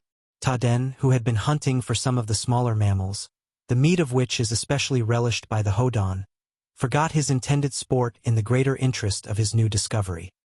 He would take the stranger to Oamat, and possibly together the two would find some way of discovering the true intentions of the newcomer. And so again through signs, he apprised the other that he would accompany him, and together they descended toward the cliffs of Oamat's people. As they approached these they came upon the women and children working under guard of the old men, and the youths gathering the wild fruits and herbs which constitute a part of their diet, as well as tending the small acres of growing crops which they cultivate. The fields lay in small level patches that had been cleared of trees and brush. Their farm implements consisted of metal-shod poles which bore a closer resemblance to spears than to tools of peaceful agriculture. Supplementing these were others with flattened blades that were neither hoes nor spades, but instead possessed the appearance of an unhappy attempt to combine the two implements in one. At first sight of these people the stranger halted and unslung his bow, for these creatures were black as night, their bodies entirely covered with hair. But Tarzan, interpreting the doubt in the other's mind, reassured him with a gesture and a smile. The Wazdan, however, gathered around excitedly jabbering questions in a language which the stranger discovered his guide understood, though it was entirely unintelligible to the former. They made no attempt to molest him, and he was now sure that he had fallen among a peaceful and friendly people. It was but a short distance now to the caves, and when they reached these Tarzan led the way aloft upon the wooden pegs, assured that this creature whom he had discovered would have no more difficulty in following him than had Tarzan the Terrible. Nor was he mistaken, for the other mounted with ease until presently the two stood within the recess before the cave of Oamat, the chief. The latter was not there, and it was mid-afternoon before he returned. But in the meantime many warriors came to look upon the visitor, and in each instance the latter was more thoroughly impressed with the friendly and peaceable spirit of his hosts, little guessing that he was being entertained by a ferocious and warlike tribe, who never before the coming of Tarzan and Tarzan had suffered a stranger among them. At last Oamat returned, and the guest sensed intuitively that he was in the presence of a great man among these people, possibly a chief or king. For not only did the attitude of the other black warriors indicate this, but it was written also in the mien and bearing of the splendid creature who stood looking at him while Tarzan explained the circumstances of their meeting. "And I believe, Oamat," concluded the Hodan, "that he seeks Tarzan the Terrible." At the sound of that name, the first intelligible word that had fallen upon the ears of the stranger since he had come among them, his face lightened. "Tarzan!" he cried. "Tarzan of the apes!" And by signs he tried to tell them that it was he whom he sought. They understood, and also they guessed from the expression of his face that he sought Tarzan from motives of affection rather than the reverse, but of this Oamat wished to make sure. He pointed to the stranger's knife, and repeating Tarzan's name, seized Taden and pretended to stab him, immediately turning questioningly toward the stranger. The latter shook his head vehemently, and then first placing a hand above his heart, he raised his palm in the symbol of peace. "He is a friend of Tarzan Jadguru," exclaimed Taden. "Either a friend or a great liar," replied Oamet. "Tarzan," continued the stranger. "You know him? He lives? Oh God, if I could only speak your language." And again reverting to sign language, he sought to ascertain where Tarzan was. He would pronounce the name and point in different directions, in the cave, down into the gorge, back toward the mountains, or out upon the valley below, and each time he would raise his brows questioningly and voice the universal of interrogation which they could not fail to understand. But always Oamet shook his head and spread his palms in a gesture which indicated that while he understood the question he was ignorant as to the whereabouts of the ape-man. And then the black chief attempted as best he might to explain to the stranger what he knew of the whereabouts of Tarzan.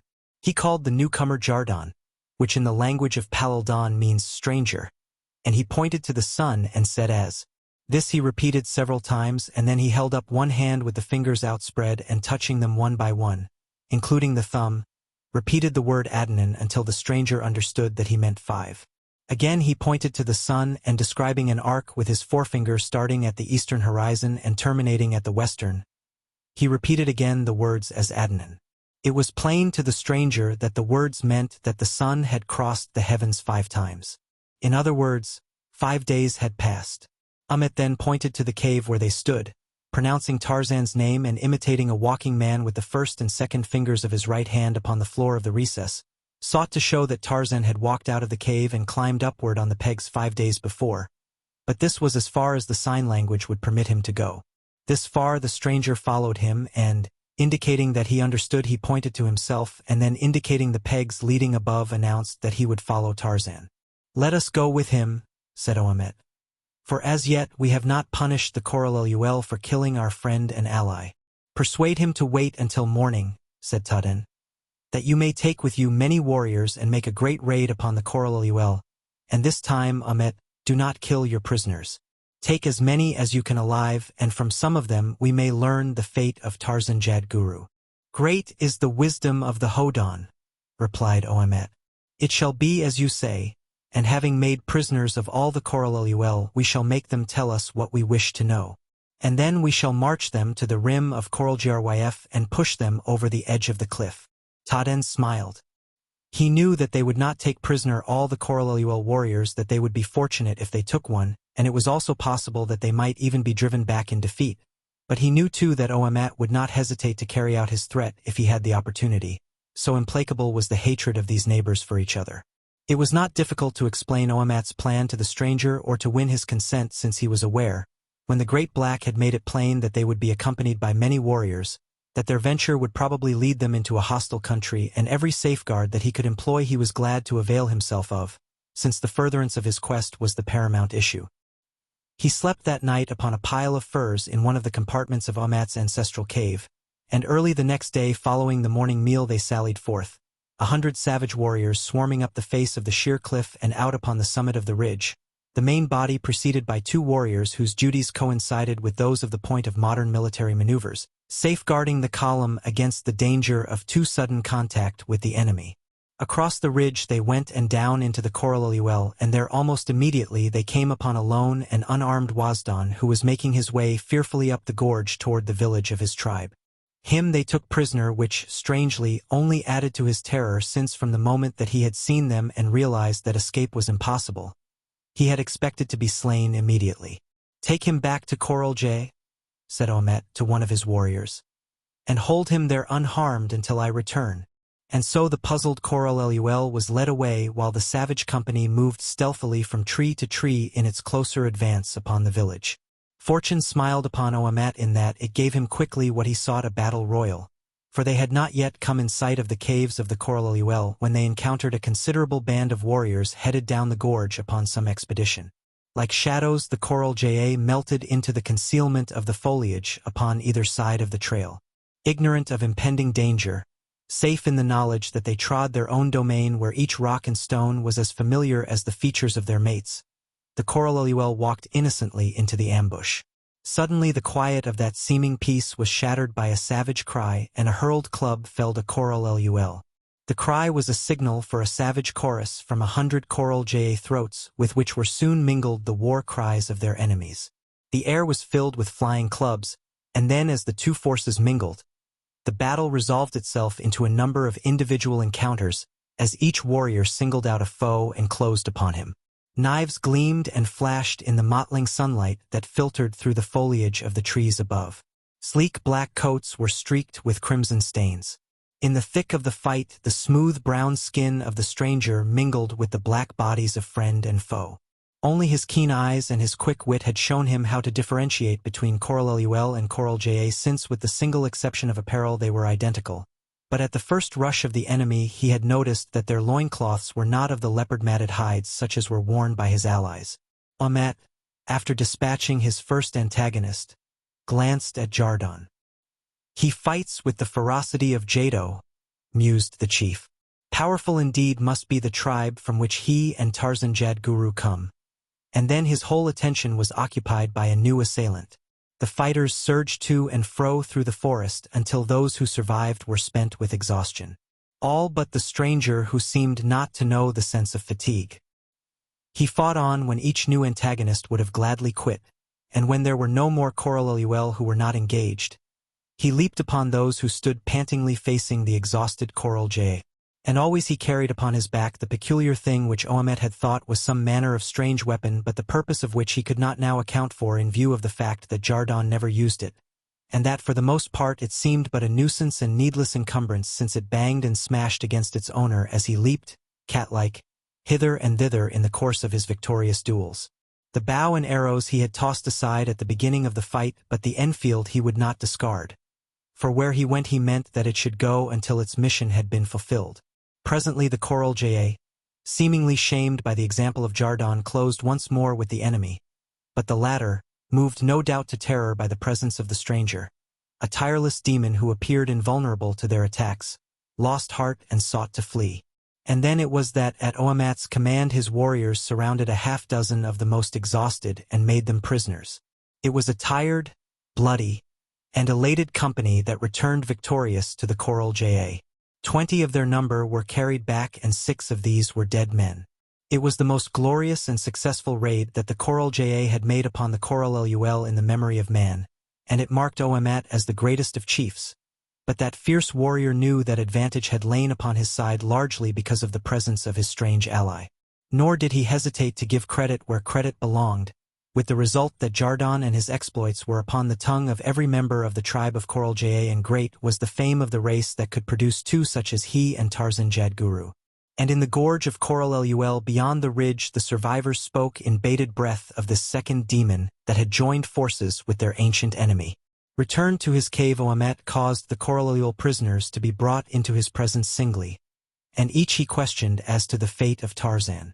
Without exception they told him the same story, that Tarzan had been taken prisoner by them 5 days before, but that he had slain the warrior left to guard him and escaped, carrying the head of the unfortunate sentry to the opposite side of coral where he had left it suspended by its hair from the branch of a tree.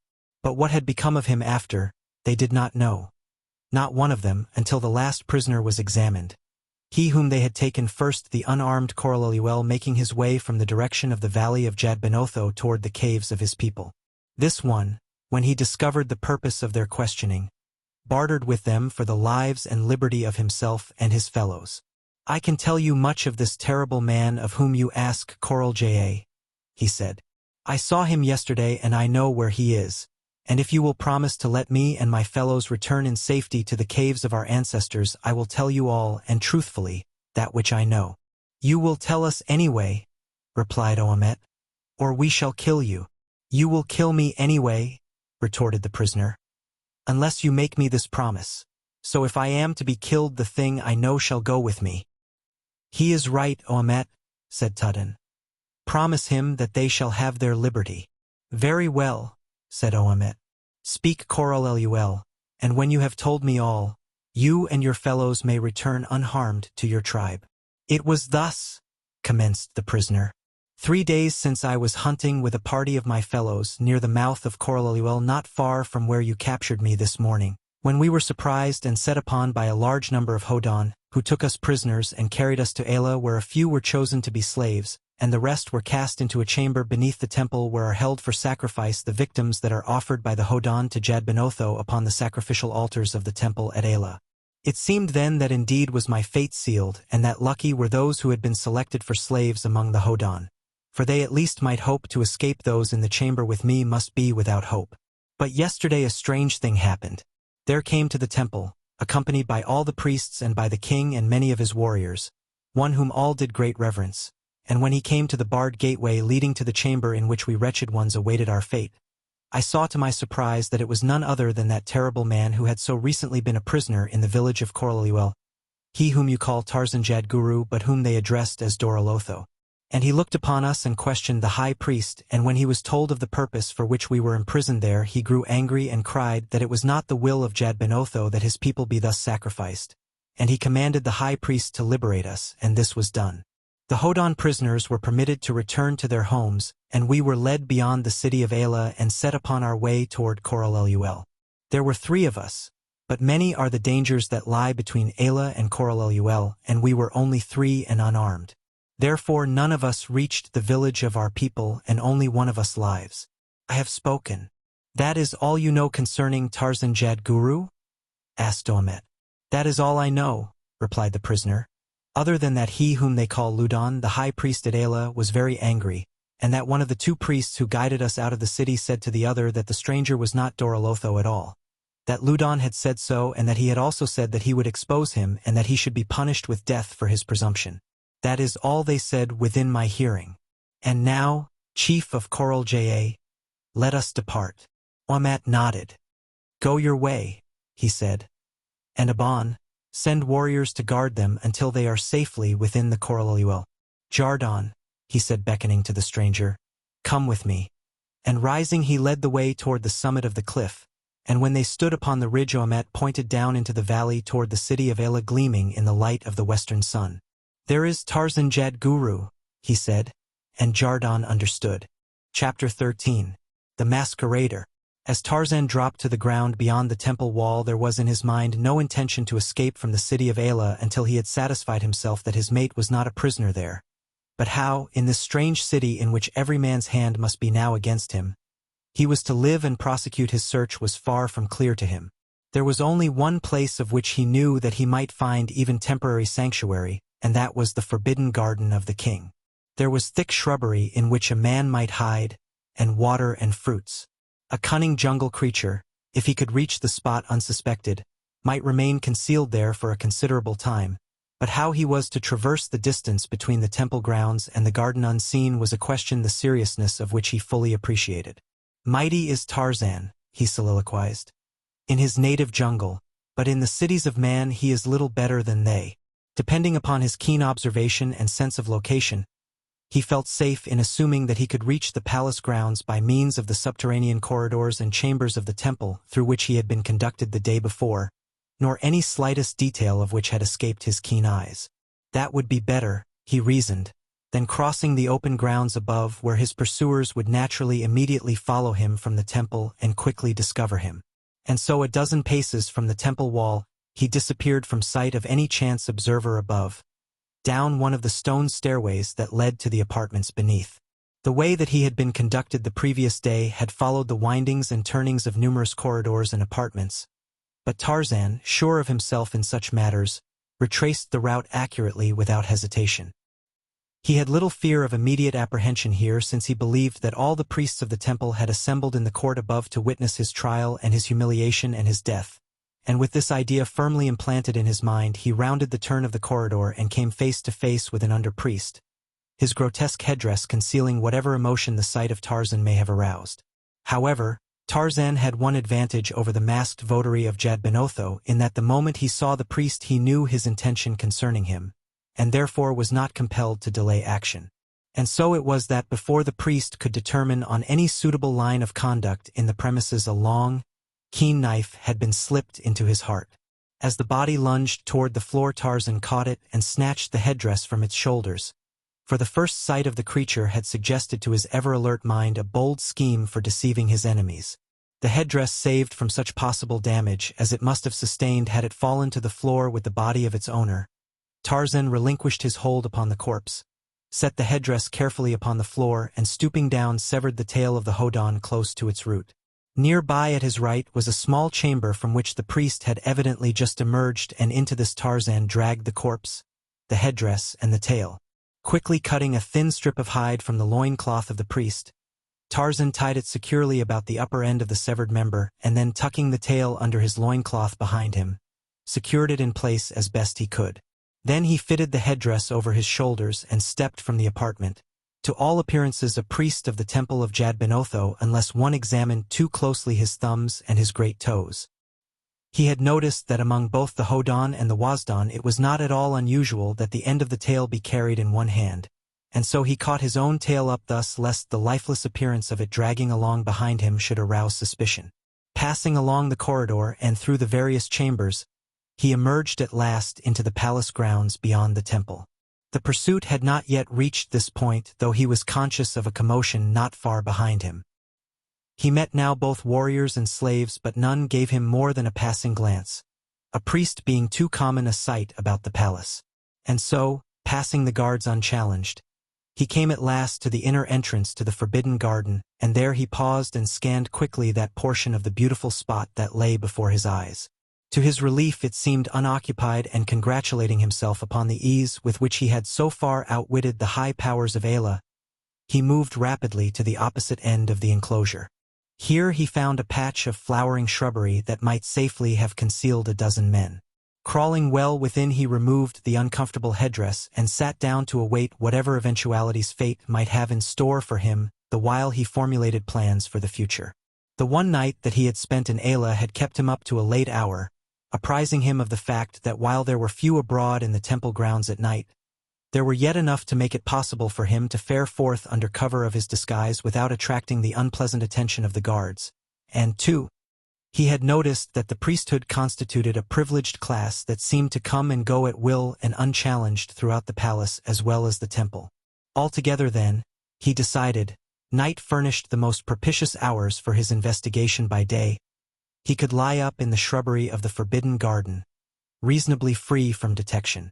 From beyond the garden, he heard the voices of men calling to one another both far and near, and he guessed that diligent was the search that was being prosecuted for him. The idle moments afforded him an opportunity to evolve a more satisfactory scheme for attaching his stolen caudal appendage. He arranged it in such a way that it might be quickly assumed or discarded, and this done he fell to examining the weird mask that had so effectively hidden his features.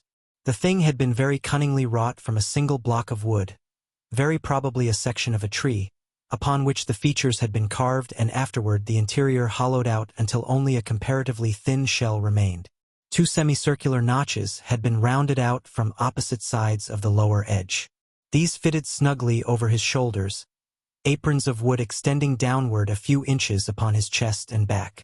From these aprons hung long tassels or switches of hair tapering from the outer edges toward the center, which reached below the bottom of his torso. It required but the most cursory examination to indicate to the ape-man that these ornaments consisted of human scalps, taken, doubtless, from the heads of the sacrifices upon the eastern altars. The headdress itself had been carved to depict in formal design a hideous face that suggested both man and gryf.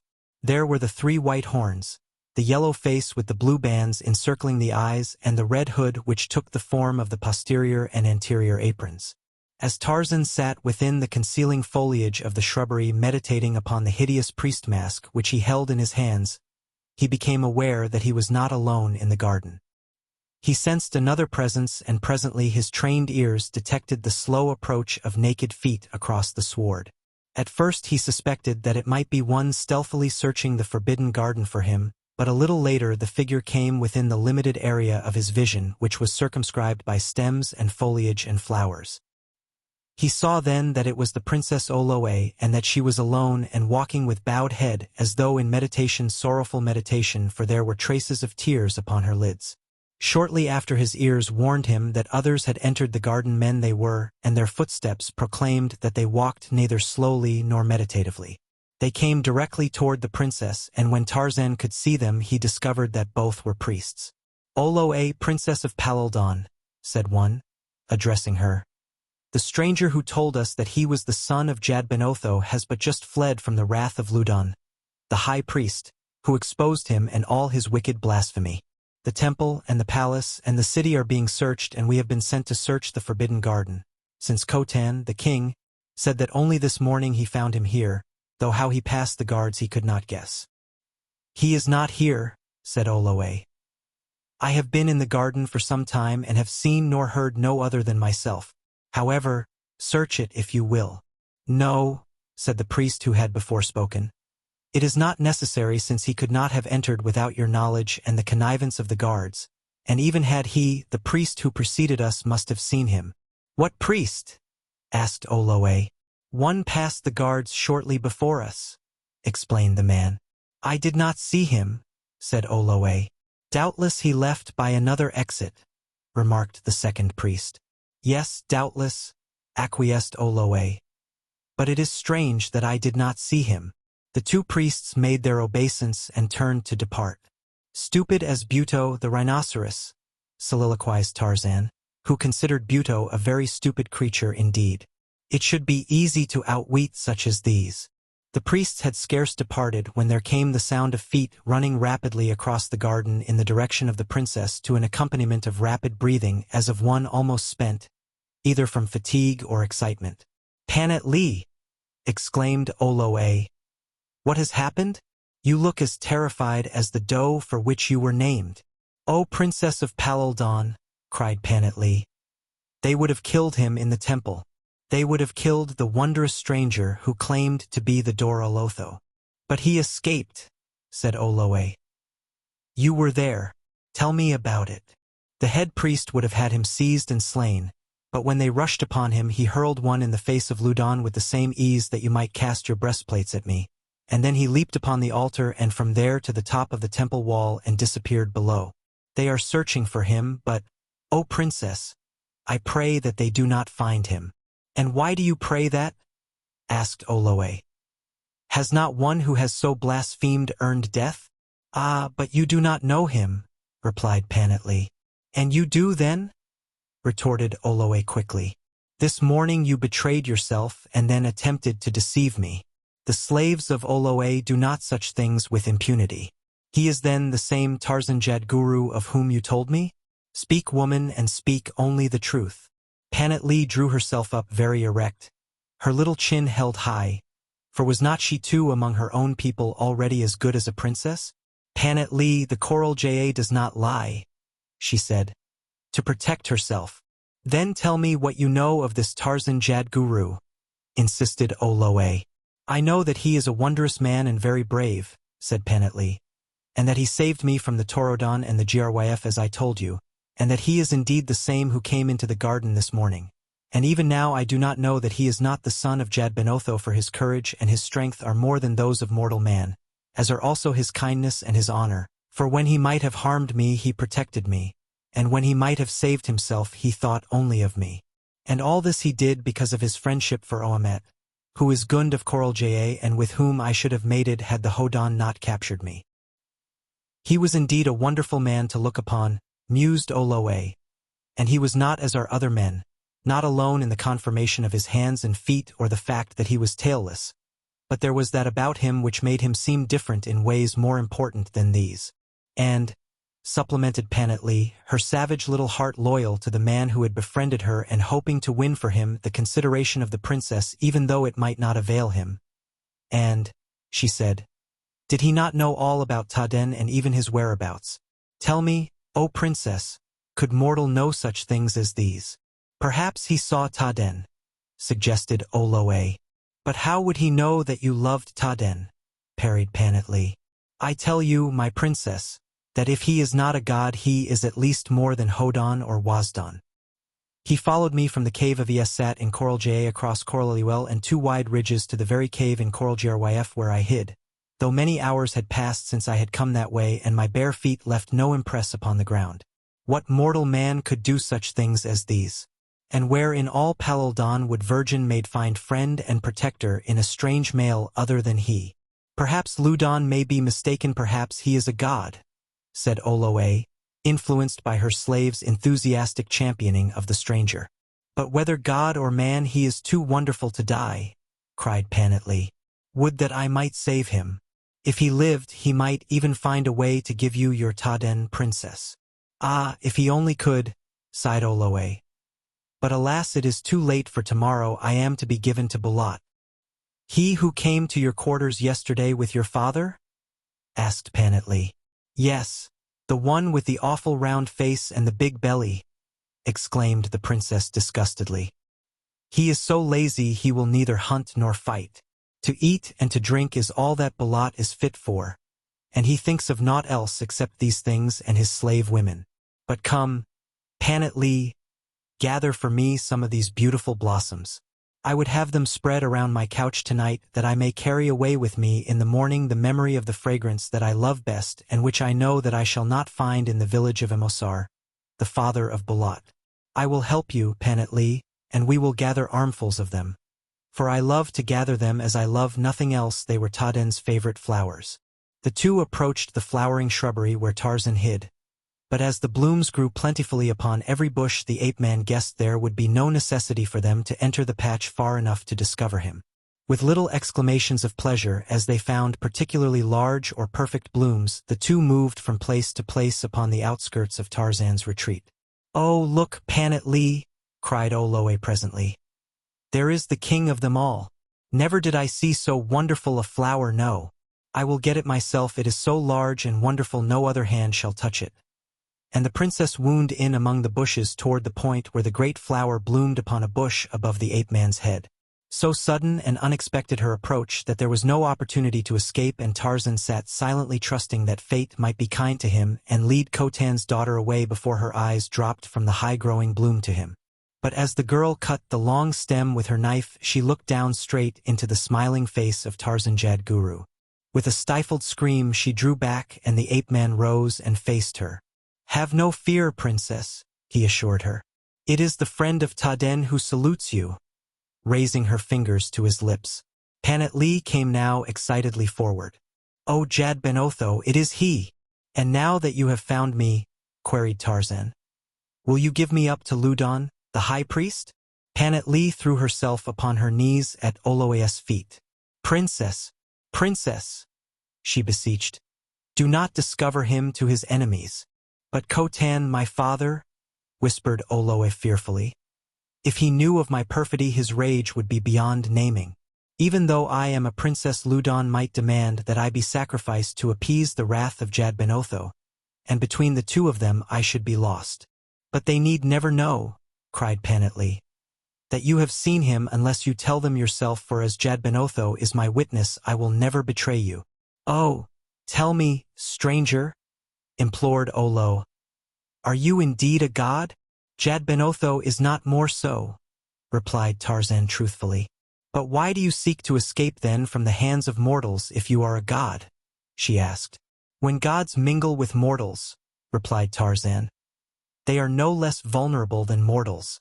Even Jadbenotho, should he appear before you in the flesh, might be slain." "You have seen Taden and spoken with him?" she asked with apparent irrelevancy. "Yes, I have seen him and spoken with him," replied the ape-man. "For the duration of a moon I was with him constantly." And she hesitated. She cast her eyes toward the ground and a flush mantled her cheek. "He still loves me?" And Tarzan knew that she had been won over. "Yes," he said. "Taden speaks only of Oloe, and he waits and hopes for the day when he can claim her." "But tomorrow they give me to Bulat," she said sadly. "May it be always tomorrow," replied Tarzan, "for tomorrow never comes." "Ah, but this unhappiness will come, and for all the tomorrows of my life I must pine in misery for the Taden who will never be mine."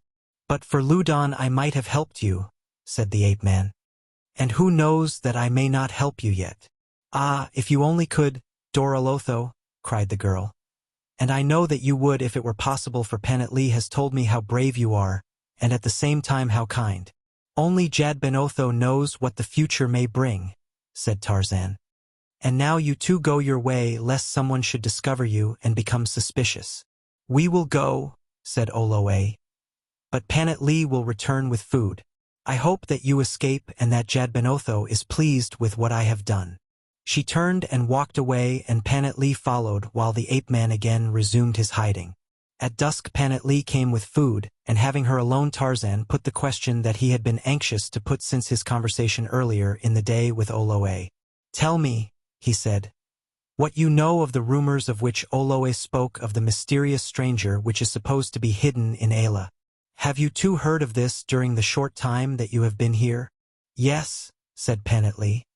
"I have heard it spoken of among the other slaves. It is something of which all whisper among themselves, but of which none dares to speak aloud. They say that there is a strange she hidden in the temple, and that Ludon wants her for a priestess, and that Khotan wants her for a wife, and that neither as yet dares take her for fear of the other." "Do you know where she is hidden in the temple?" asked Tarzan. "No," said Panat Lee. "How should I know?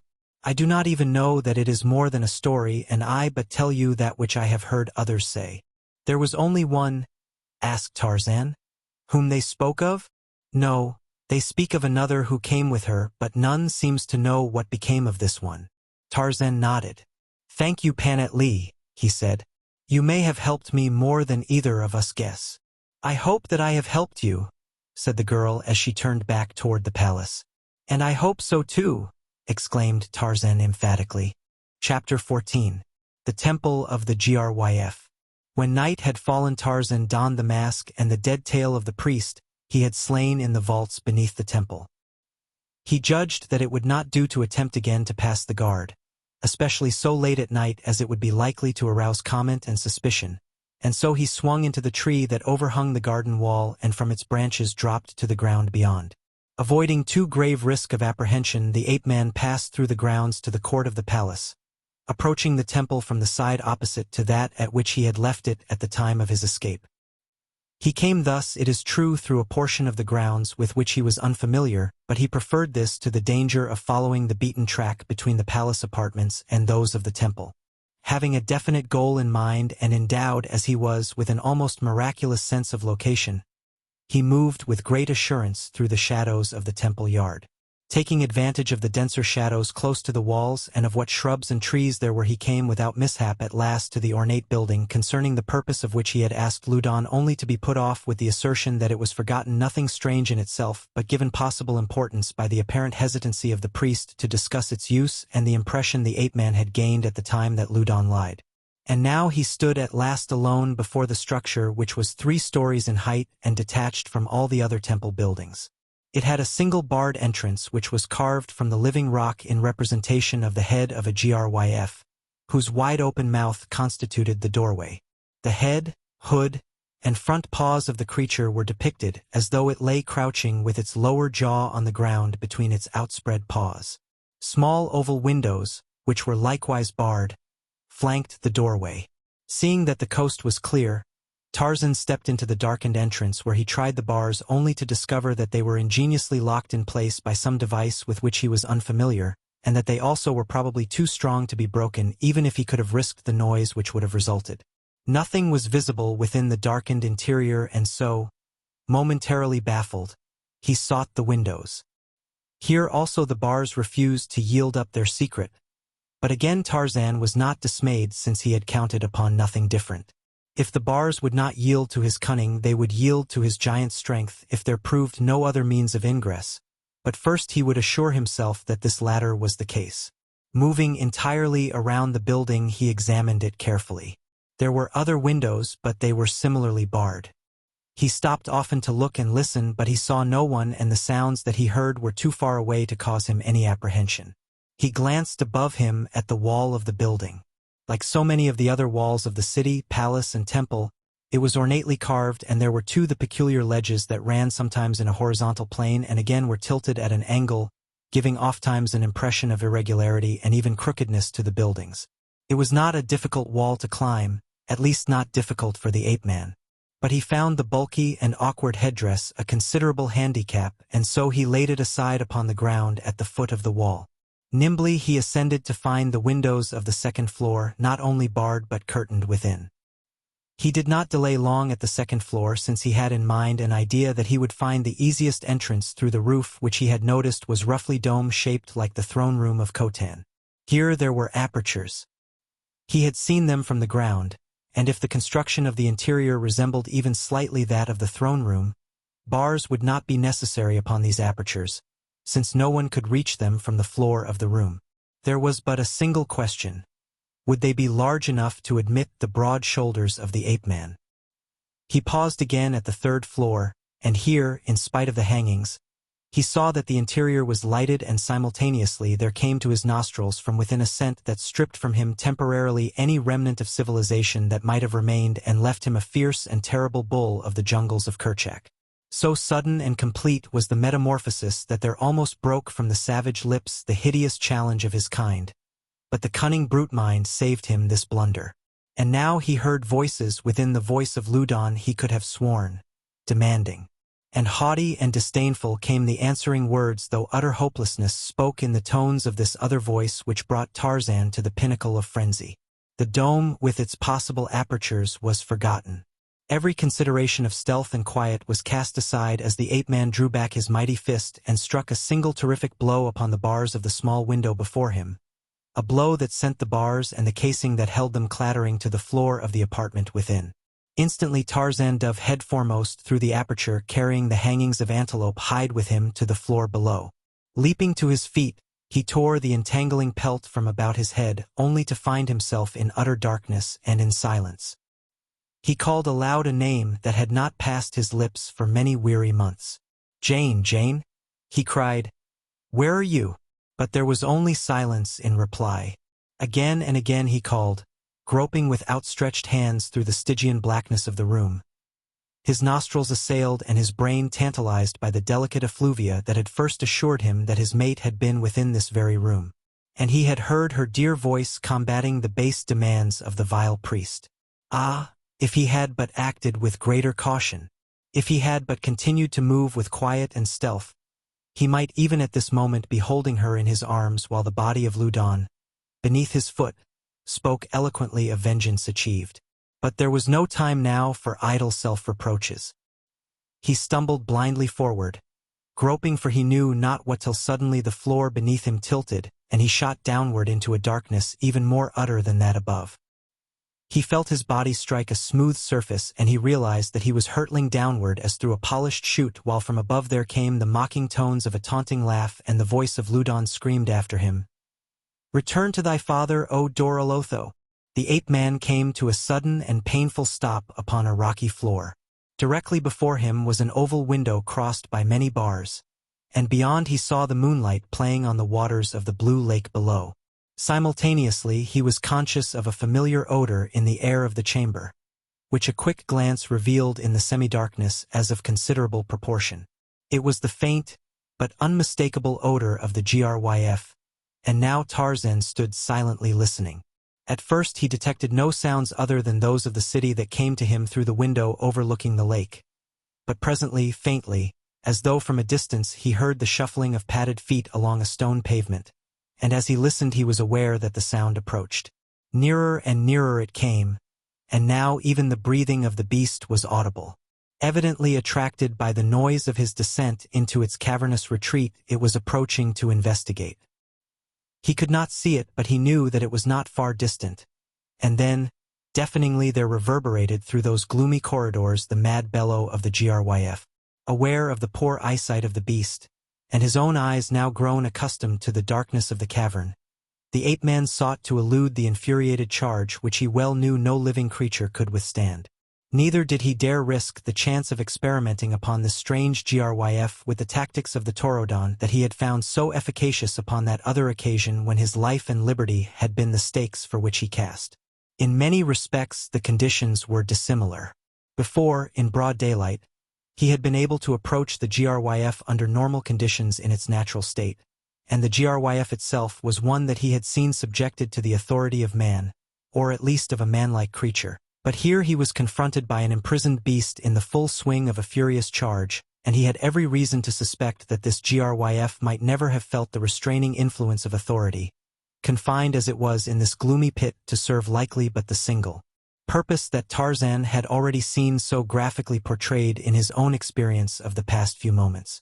To elude the creature, then, upon the possibility of discovering some loophole of escape from his predicament, seemed to the ape-man the wisest course to pursue. Too much was at stake to risk an encounter that might be avoided, an encounter the outcome of which there was every reason to apprehend would seal the fate of the mate that he had just found, only to lose again so harrowingly. Yet high as his disappointment and chagrin ran, hopeless as his present estate now appeared, there tingled in the veins of the savage lord a warm glow of thanksgiving and elation. She lived. After all these weary months of hopelessness and fear he had found her. She lived. To the opposite side of the chamber, silently as the wraith of a disembodied soul, the swift jungle creature moved from the path of the charging titan that, guided solely in the semi-darkness by its keen ears, bore down upon the spot toward which Tarzan's noisy entrance into its lair had attracted it. Along the further wall the ape-man hurried.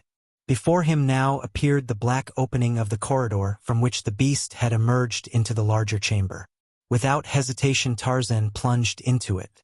Even here his eyes, long accustomed to darkness that would have seemed total to you or to me, saw dimly the floor and the walls within a radius of a few feet, enough at least to prevent him plunging into any unguessed abyss, or dashing himself upon solid rock at a sudden turning. The corridor was both wide and lofty, which indeed it must be to accommodate the colossal proportions of the creature whose habitat it was, and so Tarzan encountered no difficulty in moving with reasonable speed along its winding trail.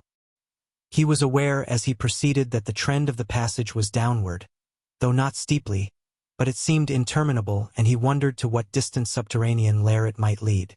There was a feeling that perhaps after all, he might better have remained in the larger chamber and risked all on the chance of subduing the Gryf, where there was at least sufficient room and light to lend to the experiment some slight chance of success. To be overtaken here in the narrow confines of the black corridor, where he was assured the Gryf could not see him at all, would spell almost certain death, and now he heard the thing approaching from behind. Its thunderous bellows fairly shook the cliff from which the cavernous chambers were excavated. To halt and meet this monstrous incarnation of fury with a futile wheel seemed to Tarzan the height of insanity, and so he continued along the corridor, increasing his pace as he realized that the Gryf was overhauling him. Presently the darkness lessened, and at the final turning of the passage, he saw before him an area of moonlight. With renewed hope, he sprang rapidly forward and emerged from the mouth of the corridor to find himself in a large circular enclosure, the towering white walls of which rose high upon every side, smooth perpendicular walls upon the sheer face of which was no slightest foothold. To his left lay a pool of water, one side of which lapped the foot of the wall at this point. It was, doubtless, the wallow and the drinking pool of the Gryf. And now the creature emerged from the corridor, and Tarzan retreated to the edge of the pool to make his last stand. There was no staff with which to enforce the authority of his voice, but yet he made his stand, for there seemed naught else to do. Just beyond the entrance to the corridor the Gryf paused, turning its weak eyes in all directions as though searching for its prey. This then seemed the psychological moment for his attempt, and raising his voice in peremptory command, the ape-man voiced the weird wheel of the Taurodon. Its effect upon the Gryf was instantaneous and complete. With a terrific bellow it lowered its 3 horns and dashed madly in the direction of the sound. To right nor to left was any avenue of escape, for behind him lay the placid waters of the pool, while down upon him from before thundered annihilation. The mighty body seemed already to tower above him as the ape-man turned and dove into the dark waters. Dead in her breast lay hope. Battling for life during harrowing months of imprisonment and danger and hardship, it had fitfully flickered and flamed, only to sink after each renewal to smaller proportions than before, and now it had died out entirely, leaving only cold, charred embers that Jane Clayton knew would never again be rekindled. Hope was dead as she faced Loudon, the high priest, in her prison quarters in the temple of the Gryf at Ayla. Both time and hardship had failed to leave their impress upon her physical beauty. The contours of her perfect form, the glory of her radiant loveliness had defied them, yet to these very attributes she owed the danger which now confronted her, for Loudon desired her. From the lesser priest she had been safe, but from Loudon she was not safe, for Loudon was not as they. since the high priestship of Paludan may descend from father to son. Khotan, the king, had wanted her, and all that had so far saved her from either was the fear of each for the other. But at last Ludan had cast aside discretion and had come in the silent watches of the night to claim her. Haughtily had she repulsed him, seeking ever to gain time, though what time might bring her of relief or renewed hope she could not even remotely conjecture. A leer of lust and greed shone hungrily upon his cruel countenance as he advanced across the room to seize her. She did not shrink nor cower, but stood there very erect, her chin up, her level gaze freighted with the loathing and contempt she felt for him. He read her expression, and while it angered him, it but increased his desire for possession. Here indeed was a queen, perhaps a goddess, fit mate for the high priest. "You shall not," she said as he would have touched her. "One of us shall die before ever your purpose is accomplished." He was close beside her now. His laugh grated upon her ears. "Love does not kill," he replied mockingly. He reached for her arm, and at the same instant something clashed against the bars of one of the windows, crashing them inward to the floor, to be followed almost simultaneously by a human figure which dove headforemost into the room, its head enveloped in the skin window hangings which it carried with it in its impetuous entry. Jane Clayton saw surprise and something of terror too leap to the countenance of the high priest, and then she saw him spring forward and jerk upon a leather thong that depended from the ceiling of the apartment. Instantly there dropped from above a cunningly contrived partition that fell between them and the intruder, effectively barring him from them and at the same time leaving him to grope upon its opposite side in darkness, since the only cresset the room contained was upon their side of the partition. Faintly from beyond the wall Jane heard a voice calling, but whose it was and what the words she could not distinguish. Then she saw Ludan jerk upon another thong and wait in evident expectancy of some consequent happening. He did not have long to wait. She saw the thong move suddenly as though jerked from above, and then Ludan smiled and with another signal put in motion whatever machinery it was that raised the partition again to its place in the ceiling. Advancing into that portion of the room that the partition had shut off from them, the high priest knelt upon the floor, and down tilting a section of it, revealed the dark mouth of a shaft leading below. Laughing loudly, he shouted into the hole, "Return to thy father, O Doralotho," making fast the catch that prevented the trapdoor from opening beneath the feet of the unwary until such time as Ludan chose. The high priest rose again to his feet. "Now, beautiful one," he cried, and then, "Jadon, what do you hear?" Jane Clayton turned to follow the direction of Ludan's eyes, and there she saw framed in the entranceway to the apartment the mighty figure of a warrior, upon whose massive features sat an expression of stern and uncompromising authority. "I come from Khotan, the king," replied Jadon, "to remove the beautiful stranger to the forbidden garden." "The king defies me, the high priest of Jadbenotho?" cried Ludan. "It is the king's command I have spoken," snapped Jadon, in whose manner was no sign of either fear or respect for the priest. Ludan well knew why the king had chosen this messenger whose heresy was notorious, but whose power had as yet protected him from the machinations of the priest. Ludan cast a surreptitious glance at the thongs hanging from the ceiling. Why not? If he could but maneuver to entice Jadon to the opposite side of the chamber. "Come," he said in a conciliatory tone, "let us discuss the matter," and moved toward the spot where he would have Jadon follow him. "There is nothing to discuss," replied Jadon, yet he followed the priest, fearing treachery. Jane watched them. In the face and figure of the warrior she found reflected those admirable traits of courage and honor that the profession of arms best develops. In the hypocritical priest there was no redeeming quality. Of the two then she might best choose the warrior. With him there was a chance, with Ludan none. Even the very process of exchange from one prison to another might offer some possibility of escape. She weighed all these things and decided, for Ludan's quick glance at the thongs had not gone unnoticed nor uninterpreted by her. "Warrior," she said, addressing Jadon, "if you would live, enter not that portion of the room." Ludan cast an angry glance upon her. "Silence, slave," he cried. "And where lies the danger?" Jadon asked of Jane, ignoring Ludan. The woman pointed to the thongs. "Look," she said, and before the high priest could prevent she had seized that which controlled the partition which shot downward separating Ludan from the warrior and herself. Jadon looked inquiringly at her. He would have tricked me neatly but for you, he said. Kept me imprisoned there while he secreted you elsewhere in the mazes of his temple. He would have done more than that, replied Jane as she pulled upon the other thong. This releases the fastenings of a trapdoor in the floor beyond the partition. When you stepped on that, you would have been precipitated into a pit beneath the temple.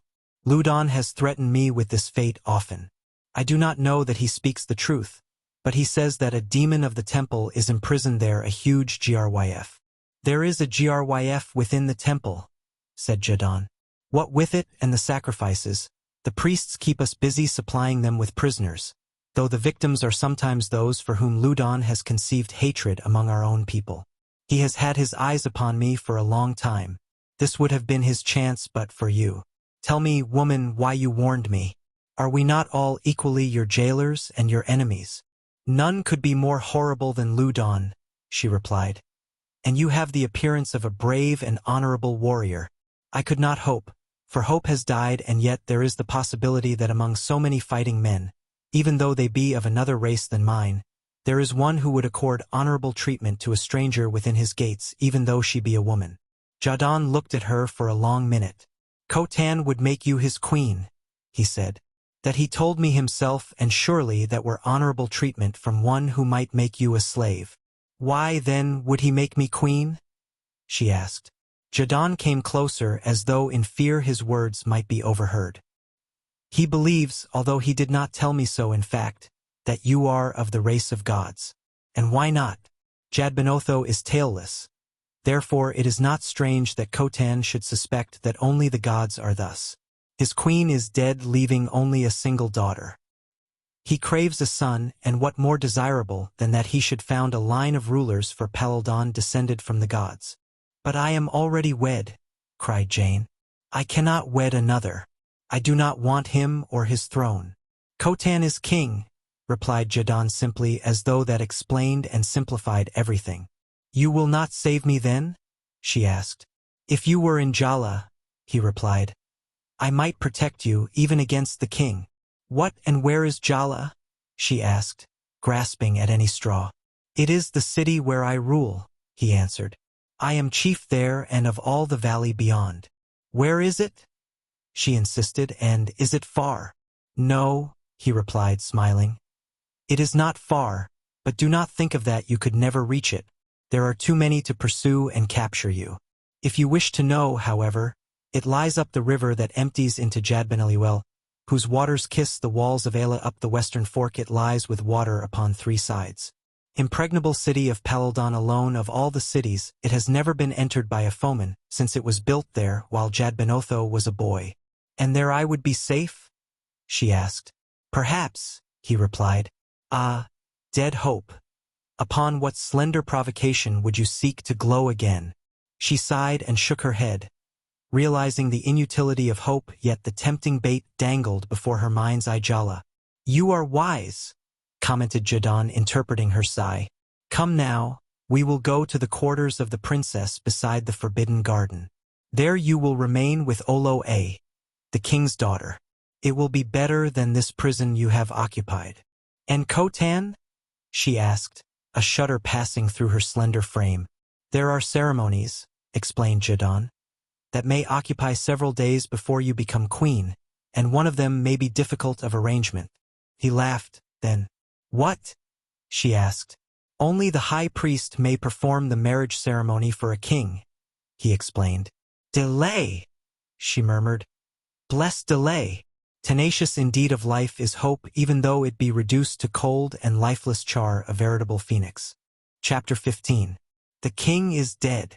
As they conversed, Jadon had led her down the stone stairway that leads from the upper floors of the temple of the Gryf to the chambers and the corridors that honeycomb the rocky hills from which the temple and the palace are hewn, and now they passed from one to the other through a doorway upon one side of which 2 priests stood guard, and upon the other 2 warriors. The former would have halted Jadon when they saw who it was that accompanied him, for well known throughout the temple was the quarrel between king and high priest for possession of this beautiful stranger. Only by order of Ludon may she pass, said one, placing himself directly in front of Jane Clayton, barring her progress. Through the hollow eyes of the hideous mask, the woman could see those of the priest beneath gleaming with the fires of fanaticism. Jadon placed an arm about her shoulders and laid his hand upon his knife. "She passes by order of Khotan, the king," he said, "and by virtue of the fact that Jadon, the chief, is her guide. Stand aside." The two warriors upon the palace side pressed forward. "We are here, Gund of Jala," said one, addressing Jadon, "to receive and obey your commands." The second priest now interposed. "Let them pass," he admonished his companion. "We have received no direct commands from Ludon to the contrary, and it is a law of the temple and the palace that chiefs and priests may come and go without interference." "But I know Ludon's wishes," insisted the other. "He told you then that Jadon must not pass with the stranger?" "No, but—" "Then let them pass, for they are 3-2 and will pass anyway. We have done our best." Grumbling, the priest stepped aside. "Ludon will exact an accounting," he cried angrily. Jadon turned upon him. "And get it when and where he will," he snapped. They came at last to the quarters of the Princess Oloe where, in the main entranceway, loitered a small guard of palace warriors and several stalwart black eunuchs belonging to the princess, or her women. To one of the latter Jadon relinquished his charge. "Take her to the princess," he commanded, "and see that she does not escape." Through a number of corridors and apartments lighted by stone cressets, the eunuch led Lady Greystoke, halting at last before a doorway concealed by hangings of jado skin, where the guide beat with his staff upon the wall beside the door. "Oloe, Princess of Palaldon," he called. "Here is the stranger woman, the prisoner from the temple. Bid her enter." Jane heard a sweet voice from within command. The eunuch drew aside the hangings and Lady Greystoke stepped within. Before her was a low-ceiled room of moderate size. In each of the four corners a kneeling figure of stone seemed to be bearing its portion of the weight of the ceiling upon its shoulders. These figures were evidently intended to represent Wasdan slaves, and were not without bold artistic beauty. The ceiling itself was slightly arched to a central dome which was pierced to admit light by day and air. Upon one side of the room were many windows, the other three walls being blank except for a doorway in each. The princess lay upon a pile of furs which were arranged over a low stone dais in one corner of the apartment, and was alone except for a single Wasdan slave girl who sat upon the edge of the dais near her feet. As Jane entered, Oloe beckoned her to approach, and when she stood beside the couch the girl half rose upon an elbow and surveyed her critically. "How beautiful you are," she said simply. Jane smiled sadly, for she had found that beauty may be a curse. "That is indeed a compliment," she replied quickly, "from one so radiant as the Princess Oloe." "Ah!" exclaimed the princess delightedly. "You speak my language. I was told that you were of another race and from some far land of which we of Palaldon have never heard." "Ludon saw to it that the priests instructed me," explained Jane. "But I am from a far country, princess, one to which I long to return, and I am very unhappy." "But Khotan, my father, would make you his queen," cried the girl. "That should make you very happy." "But it does not," replied the prisoner. "I love another to whom I am already wed." "Ah, princess, if you had known what it was to love and to be forced into marriage with another you would sympathize with me." The Princess Oloe was silent for a long moment. "I know," she said at last, "and I am very sorry for you. But if the king's daughter cannot save herself from such a fate, who may save a slave woman? For such, in fact, you are."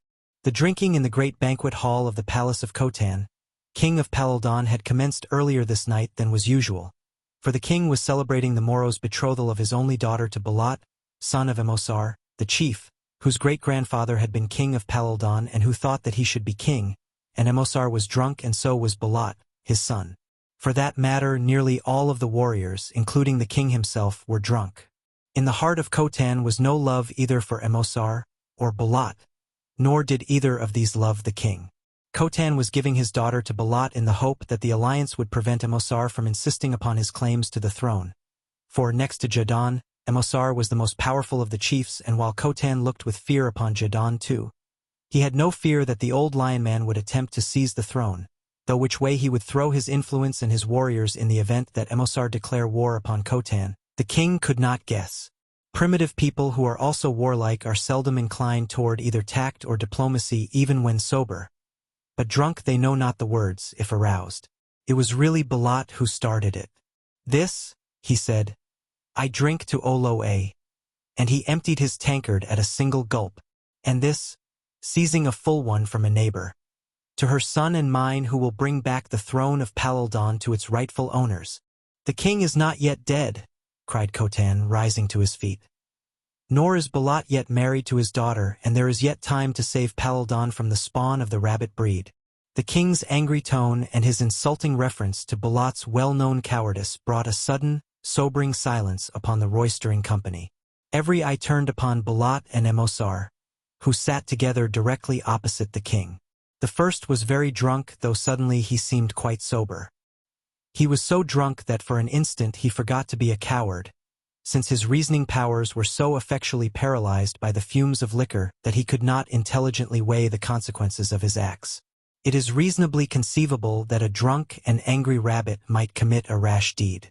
Upon no other hypothesis is the thing that Balat now did explicable. He rose suddenly from the seat to which he had sunk after delivering his toast, and seizing the knife from the sheath of the warrior upon his right, hurled it with terrific force at Khotan. Skilled in the art of throwing both their knives and their clubs are the warriors of Palaldon, and at this short distance, and coming as it did without warning, there was no defense and but one possible result. Khotan, the king, lunged forward across the table, the blade buried in his heart. A brief silence followed the assassin's cowardly act. White with terror now, Balat fell slowly back toward the doorway at his rear, when suddenly angry warriors leaped with drawn knives to prevent his escape and to avenge their king. But Emosar now took his stand beside his son. "Khotan is dead," he cried. "Emosar is king. Let the loyal warriors of Palaldon protect their ruler." Emosar commanded a goodly following, and these quickly surrounded him and Balat. But there were many knives against them, and now Jadon pressed forward through those who confronted the pretender. "Take them both," he shouted. "The warriors of Palaldon will choose their own king after the assassin of Khotan has paid the penalty of his treachery." Directed now by a leader whom they both respected and admired, those who had been loyal to Khotan rushed forward upon the faction that had surrounded Emosar. Fierce and terrible was the fighting, devoid, apparently, of all else than the ferocious lust to kill, and while it was at its height Emosar and Balat slipped unnoticed from the banquet hall. To that part of the palace assigned to them during their visit to Ayla they hastened. Here were their servants and the lesser warriors of their party, who had not been bidden to the feast of Khotan. These were directed quickly to gather together their belongings for immediate departure. When all was ready, and it did not take long, since the warriors of Palaldon require but little impedimenta on the march, they moved toward the palace gate. Suddenly Emosar approached his son. "The princess," he whispered. "We must not leave the city without her. She is half the battle for the throne." Balat, now entirely sober, demurred. He had had enough of fighting and of risk. "Let us get out of Ayla quickly," he urged, "or we shall have the whole city upon us. She would not come without a struggle, and that would delay us too long." "There is plenty of time," insisted Emosar. "They are still fighting in the Palidonso. It will be long before they miss us, and, with Khotan dead, long before any will think to look to the safety of the princess. Our time is now. It was made for us by Jadbenotho. Come."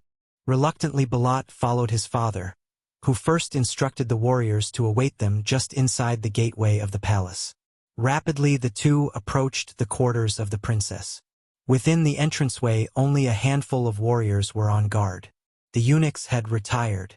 "There is fighting in the Palidonso," Emosar announced in feigned excitement as they entered the presence of the guards. "The king desires you to come at once and has sent us to guard the apartments of the princess. Make haste," he commanded as the men hesitated. The warriors knew him, and that on the morrow the princess was to be betrothed to Balat, his son. If there was trouble, what more natural than that Emosar and Balat should be entrusted with the safety of the princess? And then, too, was not Emosar a powerful chief to whose orders disobedience might prove a dangerous thing? They were but common fighting men disciplined in the rough school of tribal warfare. But they had learned to obey a superior, and so they departed for the banquet hall, the place where men eat. Barely waiting until they had disappeared, Emosar crossed to the hangings at the opposite end of the entrance hall and, followed by Bulat, made his way toward the sleeping apartment of Oloe, and a moment later, without warning, the two men burst in upon the three occupants of the room. At sight of them, Oloe sprang to her feet. "What is the meaning of this?" she demanded angrily. Emosar advanced and halted before her. Into his cunning mind had entered a plan to trick her. If it succeeded, it would prove easier than taking her by force. And then his eyes fell upon Jane Clayton, and he almost gasped in astonishment and admiration. But he caught himself and returned to the business of the moment. "Oloe," he cried. "When you know the urgency of our mission, you will forgive us. We have sad news for you. There has been an uprising in the palace, and Khotan, the king, has been slain. The rebels are drunk with liquor and now on their way here. We must get you out of Ayla at once. There is not a moment to lose. Come, and quickly." "My father dead?" cried Oloe, and suddenly her eyes went wide. "Then my place is here with my people," she cried. "If Khotan is dead, I am queen until the warriors choose a new ruler. That is the law of Paloldan. And if I am queen, none can make me wed whom I do not wish to wed, and Jadbenotho knows I never wish to wed thy cowardly son. Go!" She pointed a slim forefinger imperiously toward the doorway. Emosar saw that neither trickery nor persuasion would avail now, and every precious minute counted. He looked again at the beautiful woman who stood beside Oloe. He had never before seen her, but he well knew from palace gossip that she could be no other than the godlike stranger whom Khotan had planned to make his queen.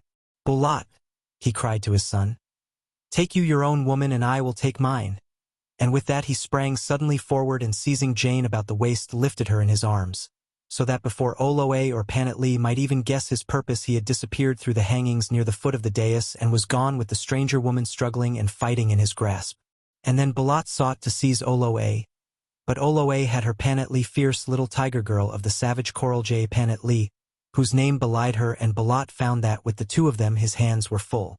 When he would have lifted Oloe and borne her away, Panatlee seized him around the legs and strove to drag him down.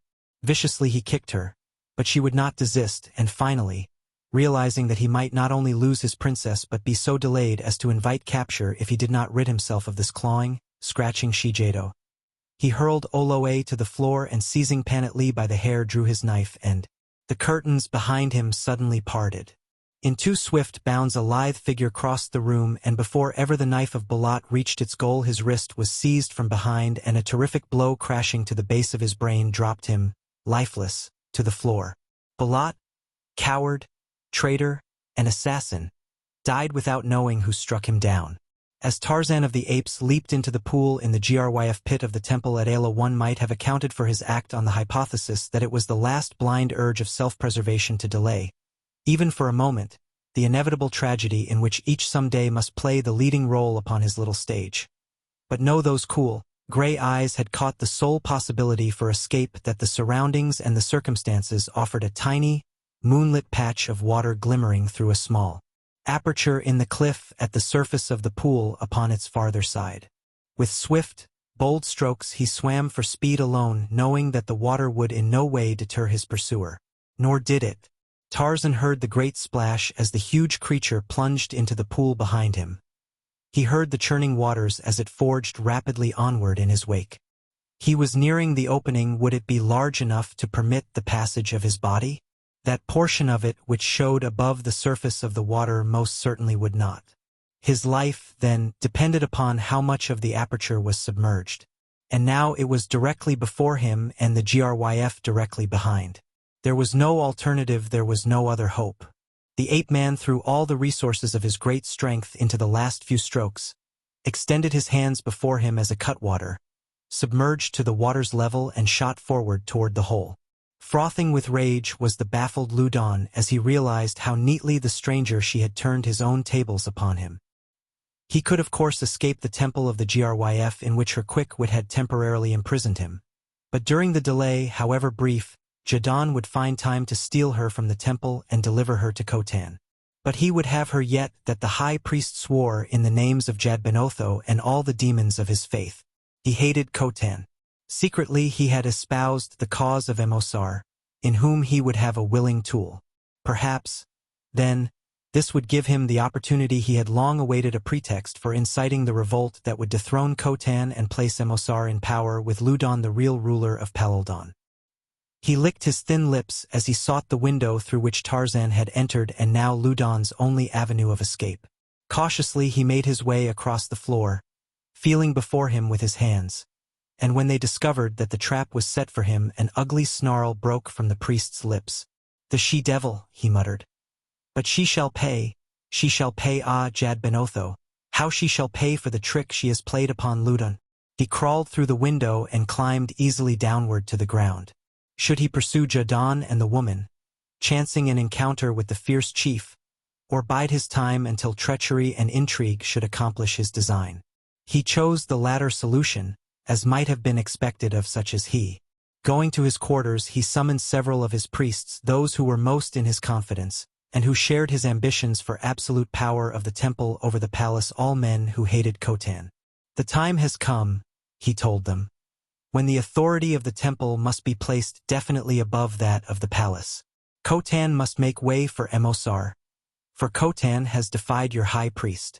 Go then, Pansat, and summon Emosar secretly to the temple, and you others go to the city and prepare the faithful warriors that they may be in readiness when the time comes."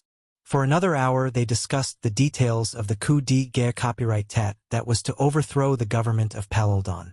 One knew a slave who, as the signal sounded from the temple gong, would thrust a knife into the heart of Khotan, for the price of liberty. Another held personal knowledge of an officer of the palace that he could use to compel the latter to admit a number of Ludon's warriors to various parts of the palace. With Emosar as the cat's paw, the plan seemed scarce possible of failure, and so they separated, going upon their immediate errands to palace and to city. As Pansat entered the palace grounds, he was aware of a sudden commotion in the direction of the Palidonso, and a few minutes later Ludon was surprised to see him return to the apartments of the high priest, breathless and excited. "What now, Pansat?" cried Ludon. "Are you pursued by demons?" "Oh, master, our time has come and gone while we sat here planning. Khotan is already dead and Emosar fled. His friends are fighting with the warriors of the palace, but they have no head, while Jadon leads the others. I could learn but little from frightened slaves who had fled at the outburst of the quarrel. One told me that Bulat had slain the king, and that he had seen Emosar and the assassin hurrying from the palace." "Jadon," muttered the high priest. "The fools will make him king if we do not act, and act quickly. Get into the city.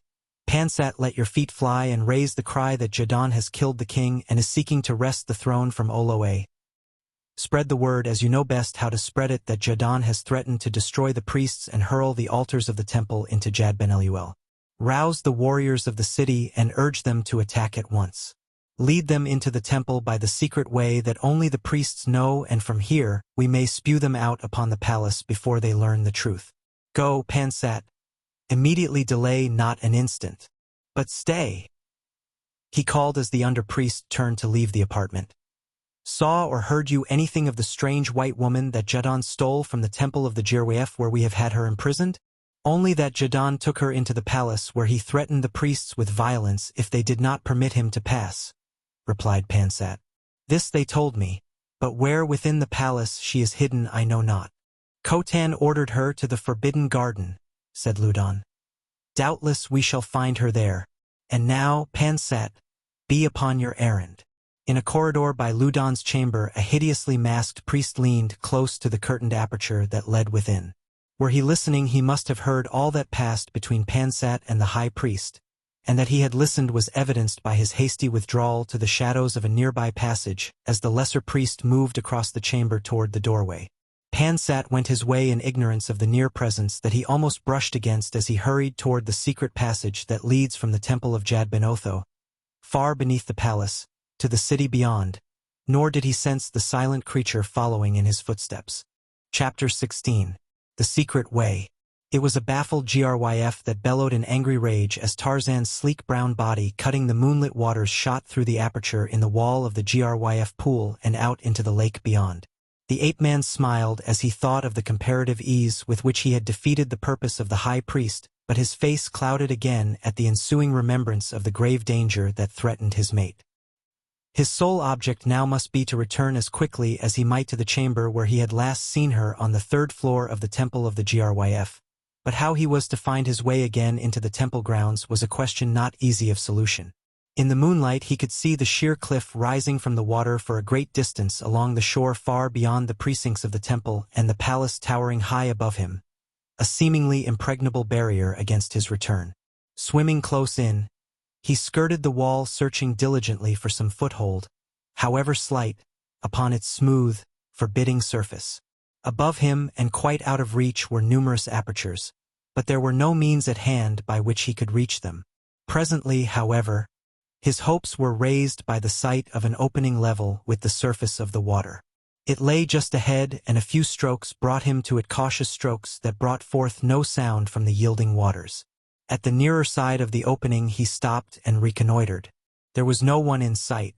Carefully he raised his body to the threshold of the entranceway, his smooth brown hide glistening in the moonlight as it shed the water in tiny sparkling rivulets. Before him stretched a gloomy corridor, unlighted save for the faint illumination of the diffused moonlight that penetrated it for but a short distance from the opening. Moving as rapidly as reasonable caution warranted, Tarzan followed the corridor into the bowels of the cave. There was an abrupt turn and then a flight of steps at the top of which lay another corridor running parallel with the face of the cliff.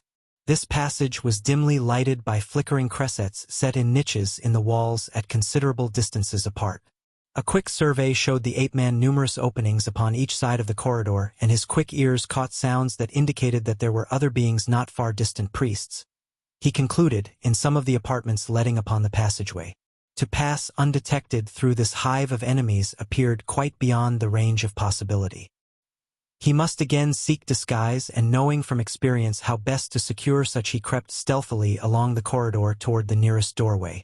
Like Numa, the lion, stalking a wary prey, he crept with quivering nostrils to the hangings that shut off his view from the interior of the apartment beyond. A moment later his head disappeared within. Then his shoulders and his lithe body, and the hangings dropped quietly into place again. A moment later there filtered to the vacant corridor without a brief, gasping gurgle, and again silence. A minute passed, a second, and a third, and then the hangings were thrust aside and a grimly masked priest of the Temple of Jadbenotho strode into the passageway. With bold steps he moved along and was about to turn into a diverging gallery when his attention was aroused by voices coming from a room upon his left. Instantly the figure halted and, crossing the corridor, stood with an ear close to the skins that concealed the occupants of the room from him, and him from them. Presently he leaped back into the concealing shadows of the diverging gallery, and immediately thereafter the hangings by which he had been listening parted and a priest emerged to turn quickly down the main corridor. The eavesdropper waited until the other had gained a little distance and then, stepping from his place of concealment, followed silently behind. The way led along the corridor, which ran parallel with the face of the cliff for some little distance, and then Pansat, taking a cresset from one of the wall niches, turned abruptly into a small apartment at his left. The tracker followed cautiously in time to see the rays of the flickering light dimly visible from an aperture in the floor before him. Here he found a series of steps, similar to those used by the Wasdan in scaling the cliff to their caves, leading to a lower level. First satisfying himself that his guide was continuing upon his way unsuspecting, the other descended after him and continued his stealthy stalking. The passageway was now both narrow and low, giving but bare headroom to a tall man, and it was broken often by flights of steps leading always downward. The steps in each unit seldom numbered more than 6, and sometimes there was only 1 or 2, but in the aggregate the tracker imagined that they had descended between 50 and 75 feet from the level of the upper corridor, when the passageway terminated in a small apartment at one side of which was a little pile of rubble. Setting his cresset upon the ground, Pansat commenced hurriedly to toss the bits of broken stone aside, presently revealing a small aperture at the base of the wall upon the opposite side of which there appeared to be a further accumulation of rubble. This he also removed until he had a hole of sufficient size to permit the passage of his body, and leaving the cresset still burning upon the floor, the priest crawled through the opening he had made and disappeared from the sight of the watcher, hiding in the shadows of the narrow passageway behind him. No sooner, however, was he safely gone than the other followed, finding himself, after passing through the hole, on a little ledge about halfway between the surface of the lake and the top of the cliff above.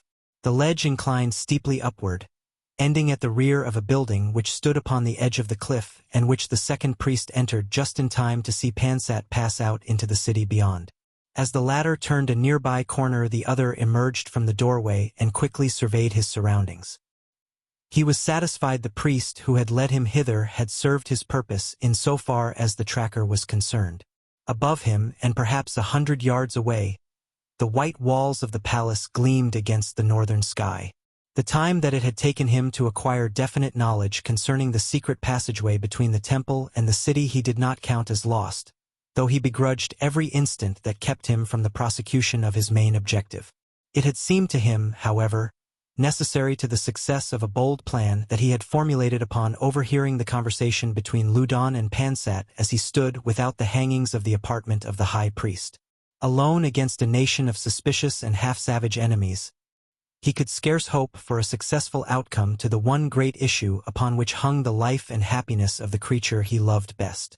For her sake he must win allies, and it was for this purpose that he had sacrificed these precious moments. But now he lost no further time in seeking to regain entrance to the palace grounds that he might search out whatever new prison they had found in which to incarcerate his lost love. He found no difficulty in passing the guards at the entrance to the palace for, as he had guessed, his priestly disguise disarmed all suspicion. As he approached the warriors he kept his hands behind him and trusted to fate that the sickly light of the single torch which stood beside the doorway would not reveal his unpaleoldonian feet. As a matter of fact, so accustomed were they to the comings and goings of the priesthood that they paid scant attention to him, and he passed on into the palace grounds without even a moment's delay. His goal now was the Forbidden Garden, and this he had little difficulty in reaching, though he elected to enter it over the wall, rather than to chance arousing any suspicion on the part of the guards at the inner entrance, since he could imagine no reason why a priest should seek entrance there thus late at night. He found the garden deserted, nor any sign of her he sought. That she had been brought hither he had learned from the conversation he had overheard between Loudon and Pansat, and he was sure that there had been no time or opportunity for the high priest to remove her from the palace grounds. The garden he knew to be devoted exclusively to the uses of the princess and her women, and it was only reasonable to assume therefore that if Jane had been brought to the garden, it could only have been upon an order from Khotan. This being the case, the natural assumption would follow that he would find her in some other portion of Oloa's quarters. Just where these lay he could only conjecture, but it seemed reasonable to believe that they must be adjacent to the garden. So once more he scaled the wall and, passing around its end, directed his steps toward an entranceway which he judged must lead to that portion of the palace nearest the Forbidden Garden. To his surprise he found the place unguarded, and then there fell upon his ear from an interior apartment the sound of voices raised in anger and excitement. Guided by the sound, he quickly traversed several corridors and chambers until he stood before the hangings which separated him from the chamber from which issued the sounds of altercation. Raising the skins slightly he looked within. There were two women battling with a Hodan warrior. One was the daughter of Khotan and the other Panat Lee, the Coral Ja. At the moment that Tarzan lifted the hangings, the warrior threw Oloa viciously to the ground and, seizing Panat Lee by the hair, drew his knife and raised it above her head. Casting the encumbering headdress of the dead priest from his shoulders, the ape-man leaped across the intervening space and, seizing the brute from behind, struck him a single terrible blow. As the man fell forward dead, the two women recognized Tarzan simultaneously. Panat Lee fell upon her knees and would have bowed her head upon his feet had he not, with an impatient gesture, commanded her to rise. He had no time to listen to their protestations of gratitude or answer the numerous questions which he knew would soon be flowing from those two feminine tongues. "Tell me," he cried, "where is the woman of my own race whom Jadon brought here from the temple?" "She is but this moment gone," cried Oloa. "Ausar, the father of this thing here," and she indicated the body of Balat with a scornful finger, seized her and carried her away. "Which way?" he cried. "Tell me quickly, in what direction he took her." "That way," cried Panat Lee, pointing to the doorway through which Emosar had passed. "They would have taken the princess and the stranger woman to Tula, Emosar's city by the dark lake. I go to find her," he said to Panat Lee. "She is my mate, and if I survive I shall find means to liberate you too and return you to Oamet." Before the girl could reply, he had disappeared behind the hangings of the door near the foot of the dais. The corridor through which he ran was illy lighted and, like nearly all its kind in the Hodon city, wound in and out and up and down. But at last it terminated at a sudden turn which brought him into a courtyard filled with warriors, a portion of the palace guard that had just been summoned by one of the lesser palace chiefs to join the warriors of Khotan in the battle that was raging in the banquet hall. At sight of Tarzan, who in his haste had forgotten to recover his disguising headdress, a great shout arose. "Blasphemer! Defiler of the temple!" burst hoarsely from savage throats, and mingling with these were a few who cried, "Doralotho!" evidencing the fact that there were among them still some who clung to their belief in his divinity. To cross the courtyard armed only with a knife, in the face of this great throng of savage fighting men, seemed even to the giant ape-man a thing impossible of achievement. He must use his wits now, and quickly too, for they were closing upon him. He might have turned and fled back through the corridor, but flight now, even in the face of dire necessity, would but delay him in his pursuit of Emosar and his mate. "Stop!" he cried, raising his palm against them. "I am the Doralotho, and I come to you with a word from Jadon, who it is my father's shall be your king now that Khotan is slain. Ludon, the high priest, has planned to seize the palace and destroy the loyal warriors that Emosar may be made King Emosar, who will be the tool and creature of Ludon. Follow me. There is no time to lose if you would prevent the traitors whom Ludon has organized in the city from entering the palace by a secret way and overpowering Jadon and the faithful band within." For a moment they hesitated. At last one spoke. "What guarantee have we," he demanded, "that it is not you who would betray us and by leading us now away from the fighting in the banquet hall cause those who fight at Jadon's side to be defeated?" "My life will be your guarantee," replied Tarzan. "If you find that I have not spoken the truth, you are sufficient in numbers to execute whatever penalty you choose. But come, there is not time to lose. Already are the lesser priests gathering their warriors in the city below." And without waiting for any further parley, he strode directly toward them in the direction of the gate upon the opposite side of the courtyard which led toward the principal entrance to the palace ground. Slower in wit than he, they were swept away by his greater initiative and that compelling power which is inherent to all natural leaders. And so they followed him, the giant ape-man with a dead tail dragging the ground behind him, a demigod where another would have been ridiculous. Out into the city, he led them and down toward the unpretentious building that hid Ludon's secret passageway from the city to the temple, and as they rounded the last turn they saw before them a gathering of warriors which was being rapidly augmented from all directions as the traders of Ayla mobilized at the call of the priesthood. "You spoke the truth, stranger," said the chief who marched at Tarzan's side. "For there are the warriors with the priests among them, even as you told us." "And now," replied the ape-man, "that I have fulfilled my promise, I will go my way after Emosar, who has done me a great wrong. Tell Jadon that Jadbenotho is upon his side. Nor do you forget to tell him also that it was the Doralotho who thwarted Ludon's plan to seize the palace." "I will not forget," replied the chief. "Go your way. We are enough to overpower the traitors." "Tell me," asked Tarzan, "how I may know this city of Tula?" "It lies upon the south shore of the second lake below Ayla," replied the chief. "The lake that is called Jad-in-Elul." They were now approaching the band of traitors, who evidently thought that this was another contingent of their own party since they made no effort either toward defense or retreat. Suddenly the chief raised his voice in a savage war cry that was immediately taken up by his followers, and simultaneously, as though the cry were a command, the entire party broke into a mad charge upon the surprised rebels. Satisfied with the outcome of his suddenly conceived plan and sure that it would work to the disadvantage of Ludon, Tarzan turned into a side street and pointed his steps toward the outskirts of the city in search of the trail that led southward toward Tula. Chapter 17. By Jad-Bal-Elul. As Emosar carried Jane Clayton from the palace of Khotan, the woman struggled incessantly to regain her freedom. He tried to compel her to walk, but despite his threats and his abuse, she would not voluntarily take a single step in the direction in which he wished her to go. Instead, she threw herself to the ground each time he sought to place her upon her feet, and so of necessity he was compelled to carry her, though at last he tied her hands and gagged her to save himself from further lacerations, for the beauty and slenderness of the woman belied her strength and courage. When he came at last to where his men had gathered, he was glad indeed to turn her over to a couple of stalwart warriors. But these two were forced to carry her, since Emosar's fear of the vengeance of Khotan's retainers would brook no delays. And thus they came down out of the hills from which Ela is carved, to the meadows that skirt the lower end of Jad Ben Eliel, with Jane Clayton carried between two of Emosar's men. At the edge of the lake lay a fleet of strong canoes, hollowed from the trunks of trees, their bows and sterns carved in the semblance of grotesque beasts or birds and vividly colored by some master in that primitive school of art, which fortunately is not without its devotees today.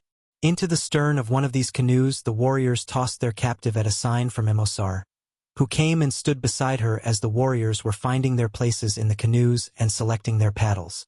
"Come, beautiful one," he said. "Let us be friends, and you shall not be harmed. You will find Emosar a kind master if you do his bidding." And thinking to make a good impression on her, he removed the gag from her mouth and the thongs from her wrists, knowing well that she could not escape, surrounded as she was by his warriors, and presently, when they were out on the lake, she would be as safely imprisoned as though he held her behind bars. And so the fleet moved off to the accompaniment of the gentle splashing of 100 paddles, to follow the windings of the rivers and lakes through which the waters of the valley of Jad Ben Otho empty into the great morass to the south. The warriors, resting upon one knee, faced the bow, and in the last canoe Emosar, tiring of his fruitless attempts to win responses from his sullen captive, squatted in the bottom of the canoe with his back toward her and resting his head upon the gunwale sought sleep.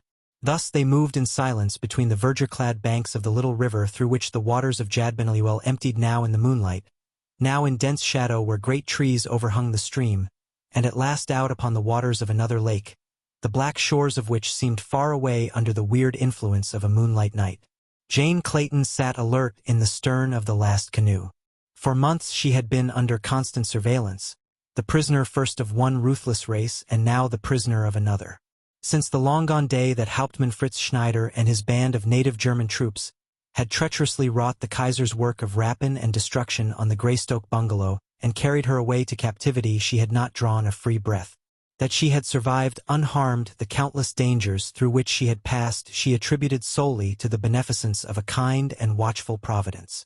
At first she had been held on the orders of the German High Command with a view of her ultimate value as a hostage, and during these months she had been subjected to neither hardship nor oppression.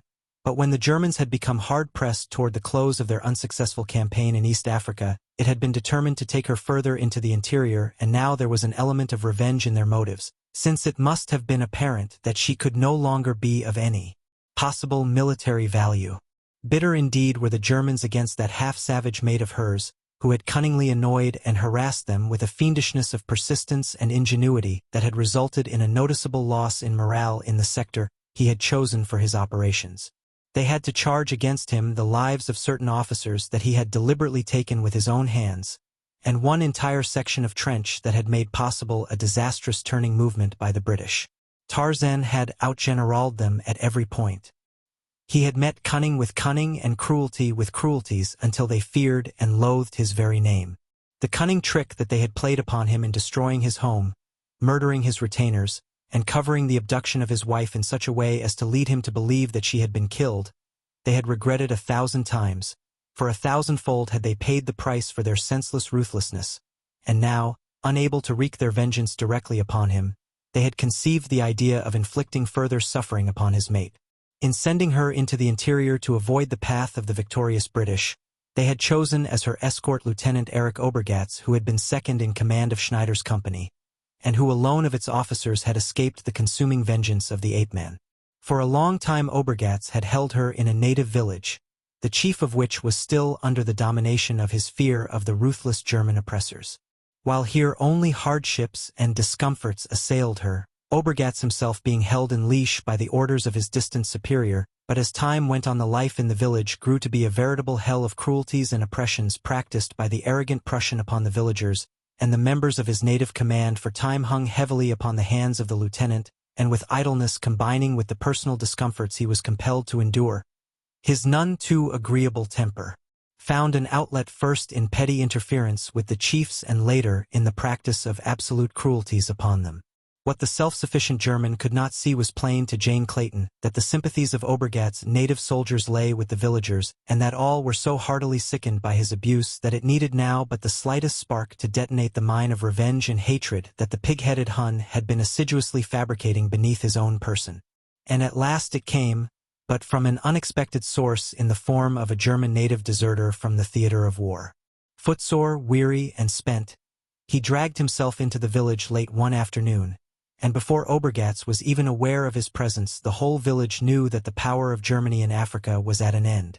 It did not take long for the lieutenant's native soldiers to realize that the authority that held them in service no longer existed, and that with it had gone the power to pay them their miserable wage. Or at least so they reasoned. To them Obergatz no longer represented aught else than a powerless and hated foreigner, and short indeed would have been his shrift had not a native woman who had conceived a dog-like affection for Jane Clayton hurried to her with word of the murderous plan. For the fate of the innocent white woman lay in the balance beside that of the guilty Teuton. "Already they are quarreling as to which one shall possess you," she told Jane. "When will they come for us?" asked Jane. "Did you hear them say?" "Tonight," replied the woman. "For even now that he has none to fight for him, they still fear the white man. And so they will come at night and kill him while he sleeps." Jane thanked the woman and sent her away lest the suspicion of her fellows be aroused against her when they discovered that the two whites had learned of their intentions. The woman went at once to the hut occupied by Obergatz. She had never gone there before, and the German looked up in surprise as he saw who his visitor was. Briefly she told him what she had heard. At first he was inclined to bluster arrogantly, with a great display of bravado, but she silenced him peremptorily. "Such talk is useless," she said shortly. "You have brought upon yourself the just hatred of these people. Regardless of the truth or falsity of the report which has been brought to them, they believe in it, and there is nothing now between you and your Maker other than flight. We shall both be dead before morning if we are unable to escape from the village unseen. If you go to them now with your silly protestations of authority, you will be dead a little sooner, that is all." "You think it is as bad as that?" he said, a noticeable alteration in his tone and manner. "It is precisely as I have told you," she replied. "They will come tonight and kill you while you sleep. Find me pistols and a rifle and ammunition, and we will pretend that we go into the jungle to hunt. That you have done often. Perhaps it will arouse suspicion that I accompany you, but that we must chance. And be sure, my dear her lieutenant, to bluster and curse and abuse your servants unless they note a change in your manner and, realizing your fear, know that you suspect their intention. If all goes well, then we can go out into the jungle to hunt and we need not return. But first and now you must swear never to harm me, or otherwise it would be better that I called the chief and turned you over to him and then put a bullet into my own head. For unless you swear as I have asked, I were no better alone in the jungle with you than here at the mercies of these degraded blacks." "I swear," he replied solemnly, "in the names of my God and my Kaiser, that no harm shall befall you at my hands, Lady Greystoke." "Very well," she said. "We will make this pact to assist each other to return to civilization, but let it be understood that there is and never can be any semblance even of respect for you upon my part. I am drowning and you are the straw. Carry that always in your mind, German." If Obergatz had held any doubt as to the sincerity of her word, it would have been wholly dissipated by the scathing contempt of her tone. And so Obergatz, without further parley, got pistols and an extra rifle for Jane, as well as bandoliers of cartridges. In his usual arrogant and disagreeable manner he called his servants, telling them that he and the white Callie were going out into the brush to hunt. The beaters would go north as far as the little hill and then circle back to the east and in toward the village. The gun carriers he directed to take the extra pieces and precede himself and Jane slowly toward the east, waiting for them at the ford about half a mile distant. The blacks responded with greater alacrity than usual, and it was noticeable to both Jane and Obergatz that they left the village whispering and laughing. "The swine think it is a great joke," growled Obergatz, "that the afternoon before I die I go out and hunt meat for them." As soon as the gun-bearers disappeared in the jungle beyond the village, the two Europeans followed along the same trail, nor was there any attempt upon the part of Obergatz's native soldiers, or the warriors of the chief to detain them, for they too doubtless were more than willing that the whites should bring them in one more mess of meat before they killed them. A quarter of a mile from the village, Obergatz turned toward the south from the trail that led to the ford, and hurrying onward, the two put as great a distance as possible between them and the village before night fell. They knew from the habits of their erstwhile hosts that there was little danger of pursuit by night, since the villagers held Numa, the lion, in too great respect to venture needlessly beyond their stockade during the hours that the king of beasts was prone to choose for hunting. And thus began a seemingly endless sequence of frightful days and horror-laden nights as the two fought their way toward the south in the face of almost inconceivable hardships, privations, and dangers. The east coast was nearer, but Obergatz positively refused to chance throwing himself into the hands of the British by returning to the territory which they now controlled, insisting instead upon attempting to make his way through an unknown wilderness to South Africa where, among the Boers, he was convinced he would find willing sympathizers who would find some way to return him in safety to Germany, and the woman was perforce compelled to accompany him. And so they had crossed the great thorny, waterless steppe and come at last to the edge of the morass before Paludan. They had reached this point just before the rainy season, when the waters of the morass were at their lowest ebb. At this time a hard crust is baked upon the dried surface of the marsh, and there is only the open water at the center to materially impede progress. It is a condition that exists perhaps not more than a few weeks, or even days at the termination of long periods of drought, and so the two crossed the otherwise almost impassable barrier without realizing its latent terrors. Even the open water in the center chanced to be deserted at the time by its frightful denizens, which the drought and the receding waters had driven southward toward the mouth of Paludan's largest river, which carries the waters out of the valley of Jadbenotho. Their wanderings carried them across the mountains and into the valley of Jadbenotho at the source of one of the larger streams which bears the mountain waters down into the valley to empty them into the main river just below the great lake on whose northern shore lies Ela. As they had come down out of the mountains, they had been surprised by a party of Hodon hunters. Obergatz had escaped while Jane had been taken prisoner and brought to Ela. She had neither seen nor heard aught of the German since that time, and she did not know whether he had perished in this strange land, or succeeded in successfully eluding its savage denizens and making his way at last into South Africa. For her part, she had been incarcerated alternately in the palace and the temple, as either Khotan or Ludon succeeded in wresting her temporarily from the other by various strokes of cunning and intrigue. And now at last she was in the power of a new captor, one whom she knew from the gossip of the temple and the palace to be cruel and degraded. And she was in the stern of the last canoe, and every enemy back was toward her, while almost at her feet Emosar's loud snores gave ample evidence of his unconsciousness to his immediate surroundings. The dark shore loomed closer to the south as Jane Clayton, Lady Greystoke, slid quietly over the stern of the canoe into the chill waters of the lake. She scarcely moved other than to keep her nostrils above the surface while the canoe was yet discernible in the last rays of the declining moon. Then she struck out toward the southern shore. Alone, unarmed, all but naked, in a country overrun by savage beasts and hostile men, she yet felt for the first time in many months a sensation of elation and relief. She was free. What if the next moment brought death? She knew again at least a brief instant of absolute freedom. Her blood tingled to the almost forgotten sensation, and it was with difficulty that she restrained a glad triumphant cry as she clambered from the quiet waters and stood upon the silent beach. Before her loomed a forest, darkly, and from its depths came those nameless sounds that are a part of the night life of the jungle: the rustling of leaves in the wind, the rubbing together of contiguous branches, the scurrying of a rodent, all magnified by the darkness to sinister and awe-inspiring proportions. The hoot of an owl, the distant scream of a great cat, the barking of wild dogs, attested the presence of the myriad life. She could not see the savage life, the free life of which she was now a part. And then there came to her, possibly for the first time since the giant ape-man had come into her life, a fuller realization of what the jungle meant to him. For though alone and unprotected from its hideous dangers, she yet felt its lure upon her and an exaltation that she had not dared hope to feel again. Ah, if that mighty mate of hers were but by her side! What utter joy and bliss would be hers! She longed for no more than this. The parade of cities, the comforts and luxuries of civilization held forth no allure half as insistent as the glorious freedom of the jungle. A lion moaned in the blackness to her right, eliciting delicious thrills that crept along her spine. The hair at the back of her head seemed to stand erect, yet she was unafraid. The muscles bequeathed her by some primordial ancestor reacted instinctively to the presence of an ancient enemy, that was all. The woman moved slowly and deliberately toward the wood. Again the lion moaned, this time nearer. She sought a low-hanging branch and finding it swung easily into the friendly shelter of the tree.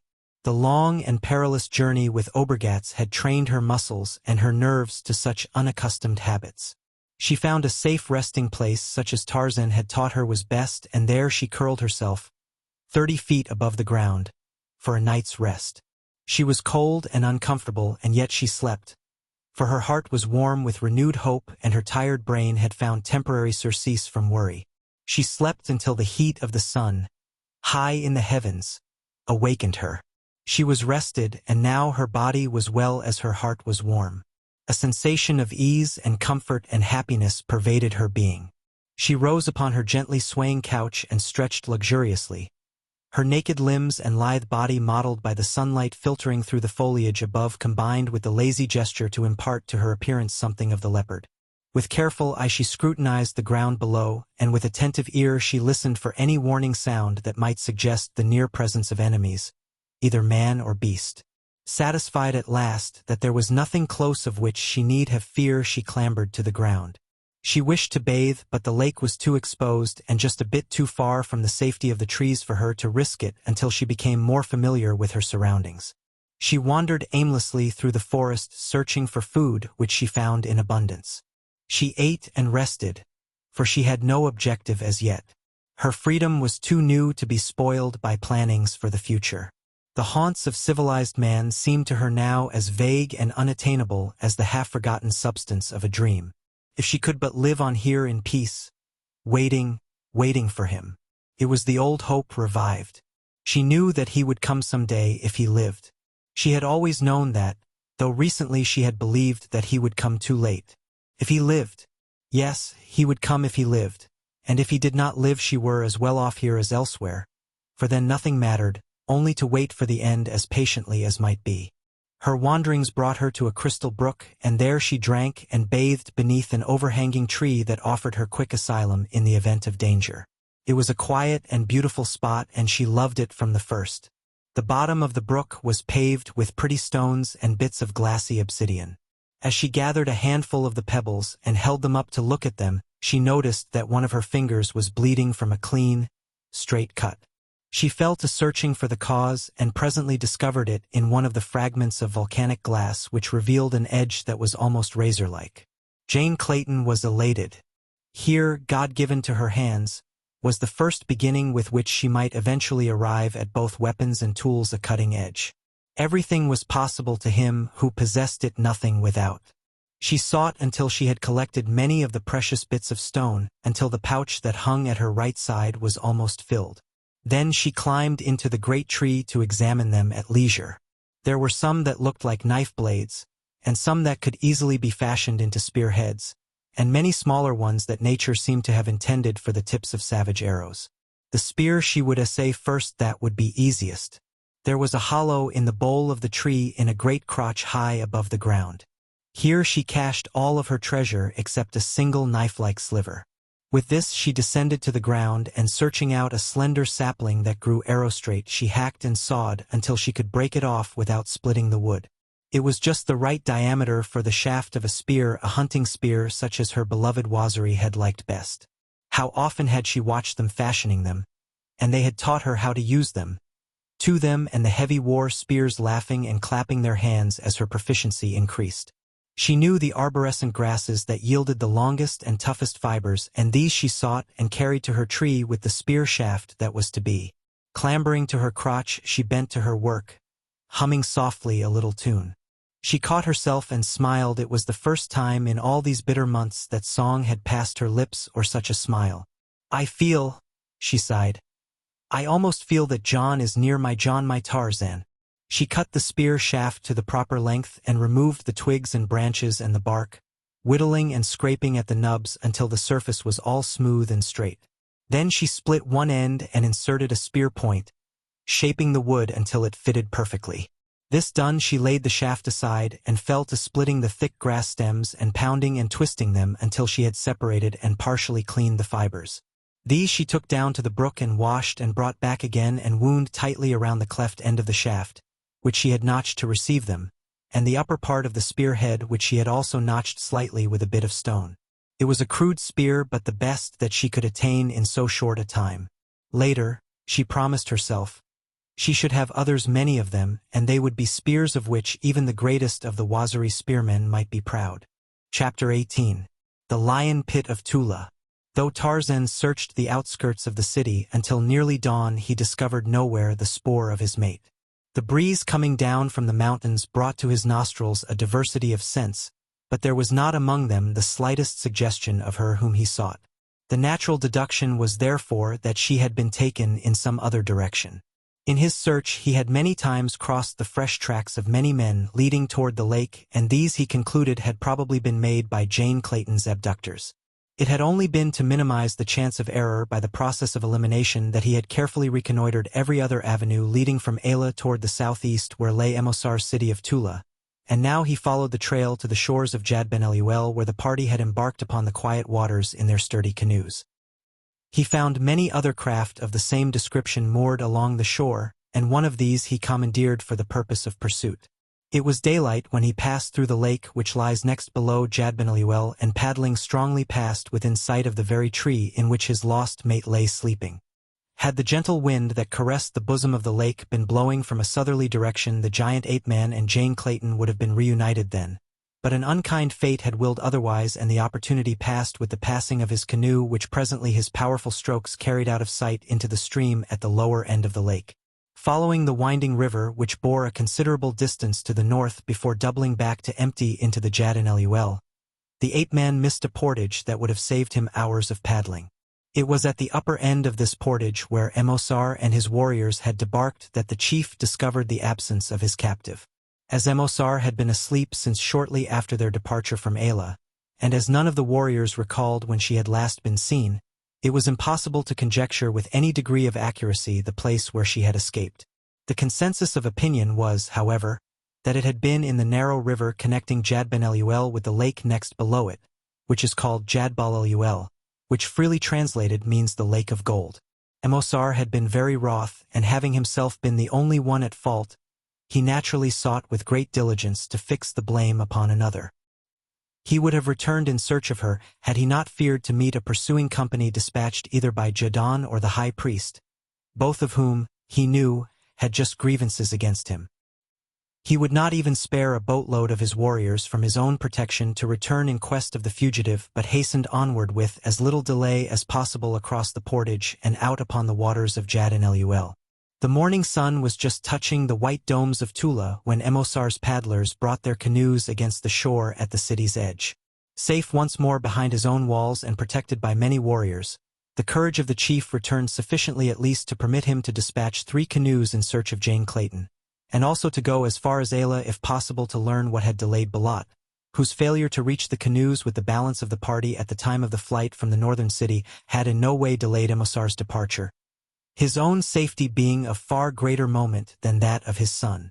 As the 3 canoes reached the portage on their return journey, the warriors who were dragging them from the water were suddenly startled by the appearance of 2 priests, carrying a light canoe in the direction of Jad Ben Eliel. At first they thought them the advance guard of a larger force of Ludon's followers, although the correctness of such a theory was belied by their knowledge that priests never accepted the risks or perils of a warrior's vocation, nor even fought until driven into a corner and forced to do so. Secretly the warriors of Palaldon held the emasculated priesthood in contempt, and so instead of immediately taking up the offensive as they would have had the 2 men been warriors from Ayla instead of priests, they waited to question them. At sight of the warriors the priests made the sign of peace, and upon being asked if they were alone they answered in the affirmative. The leader of Emosar's warriors permitted them to approach. "What do you here?" he asked.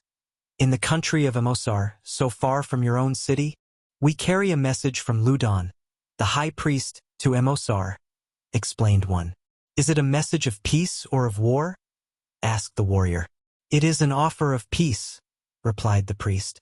"And Ludon is sending no warriors behind you?" queried the fighting man. "We are alone," the priest assured him.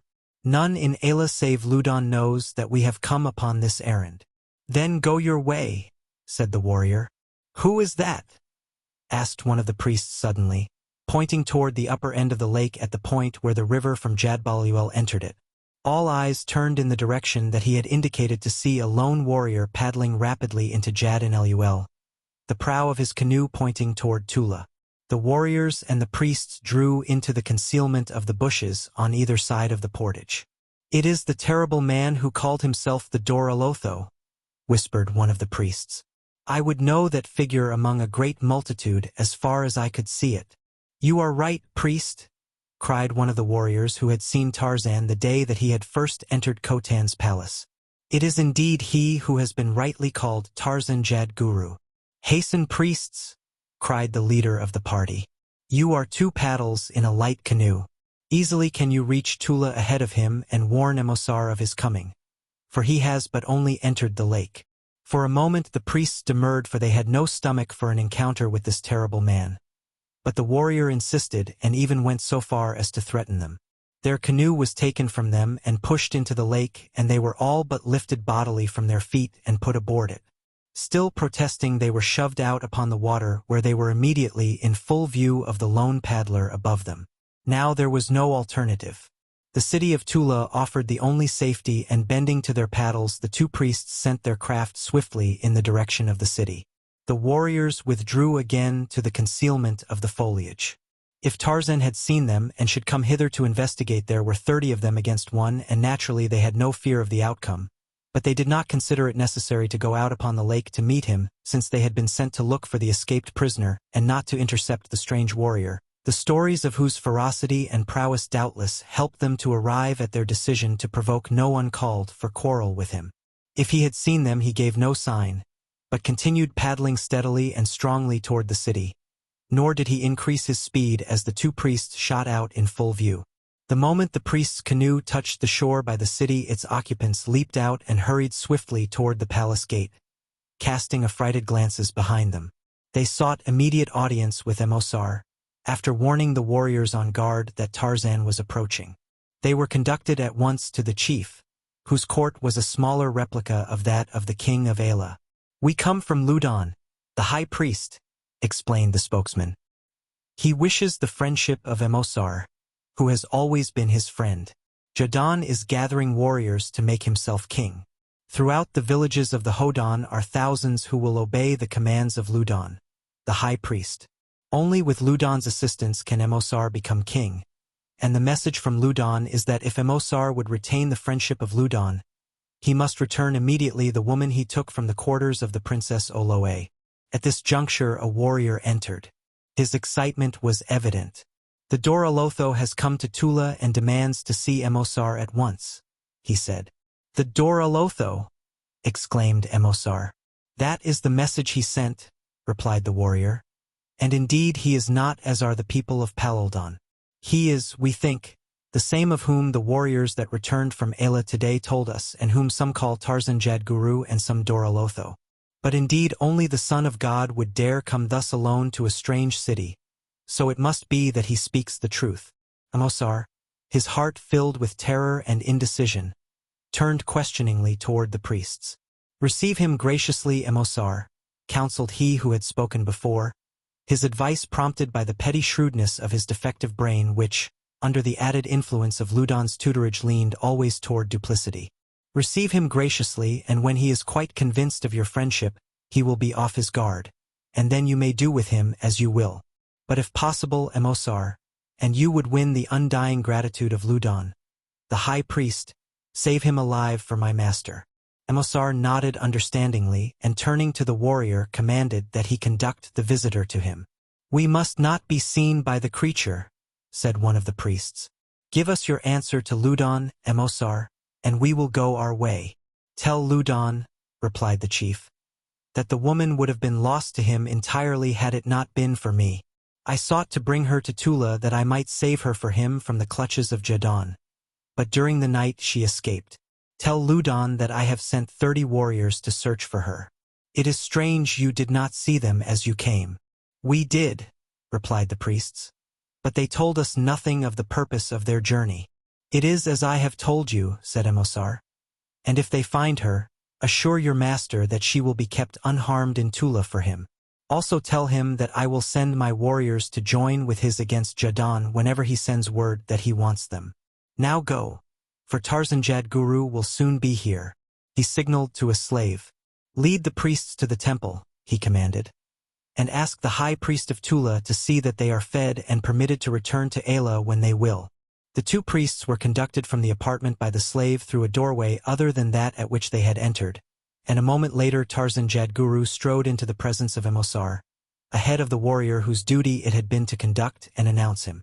The ape-man made no sign of greeting or of peace but strode directly toward the chief who, only by the exertion of his utmost powers of will, hid the terror that was in his heart at sight of the giant figure and the scowling face. "I am the Doralotho," said the ape-man in level tones that carried to the mind of Emosar a suggestion of cold steel. "I am Doralotho, and I come to Tula for the woman you stole from the apartments of Oloe, the princess." The very boldness of Tarzan's entry into this hostile city had had the effect of giving him a great moral advantage over Emosar and the savage warriors who stood upon either side of the chief. Truly it seemed to them that no other than the son of Jadbenotho would dare so heroic an act. Would any mortal warrior act thus boldly, and alone enter the presence of a powerful chief and, in the midst of a score of warriors, arrogantly demand an accounting? No, it was beyond reason. Emosar was faltering in his decision to betray the stranger by seeming friendliness. He even paled to a sudden thought Jadbenotho knew everything, even our inmost thoughts. Was it not therefore possible that this creature, if after all it should prove true that he was the Doralotho, might even now be reading the wicked design that the priests had implanted in the brain of Emosar and which he had entertained so favorably? The chief squirmed and fidgeted upon the bench of hewn rock that was his throne. "Quick!" snapped the ape-man. "Where is she?" "She is not here," cried Emosar. "You lie," replied Tarzan. "As Jadbenotho is my witness, she is not in Tula," insisted the chief. "You may search the palace and the temple and the entire city, but you will not find her, for she is not here." "Where is she, then?" demanded the ape-man. "You took her from the palace at Ayla. If she is not here, where is she? Tell me not that harm has befallen her." And he took a sudden threatening step toward Emosar that sent the chief shrinking back in terror. "Wait," he cried. "If you are indeed the Doralotho, you will know that I speak the truth. I took her from the palace of Khotan to save her for Ludon, the high priest, lest with Khotan dead Jadon seize her. But during the night she escaped from me between here and Ayla, and I have but just sent 3 canoes full manned in search of her." Something in the chief's tone and manner assured the ape-man that he spoke in part the truth, and that once again he had braved incalculable dangers and suffered loss of time futilely. "What wanted the priests of Ludon that preceded me here?" demanded Tarzan, chancing a shrewd guess that the two he had seen paddling so frantically to avoid a meeting with him had indeed come from the high priest at Ayla. "They came upon an errand similar to yours," replied Emosar, "to demand the return of the woman whom Ludon thought I had stolen from him, thus wronging me as deeply, O Doralotho, as have you." "I would question the priests," said Tarzan. "Bring them hither." His peremptory and arrogant manner left Emosar in doubt as to whether to be more incensed or terrified, but ever as is the way with such as he concluded that the first consideration was his own safety. If he could transfer the attention and the wrath of this terrible man from himself to Ludon's priests, it would more than satisfy him, and if they should conspire to harm him, then Emosar would be safe in the eyes of Jadbenotho if it finally developed that the stranger was in reality the son of God. He felt uncomfortable in Tarzan's presence, and this fact rather accentuated his doubt, for thus indeed would mortal feel in the presence of a god. Now he saw a way to escape, at least temporarily. "I will fetch them myself, Doralotho," he said, and turning, left the apartment. His hurried steps brought him quickly to the temple, for the palace grounds of Tula, which also included the temple as in all of the Hodon cities, covered a much smaller area than those of the larger city of Ayla.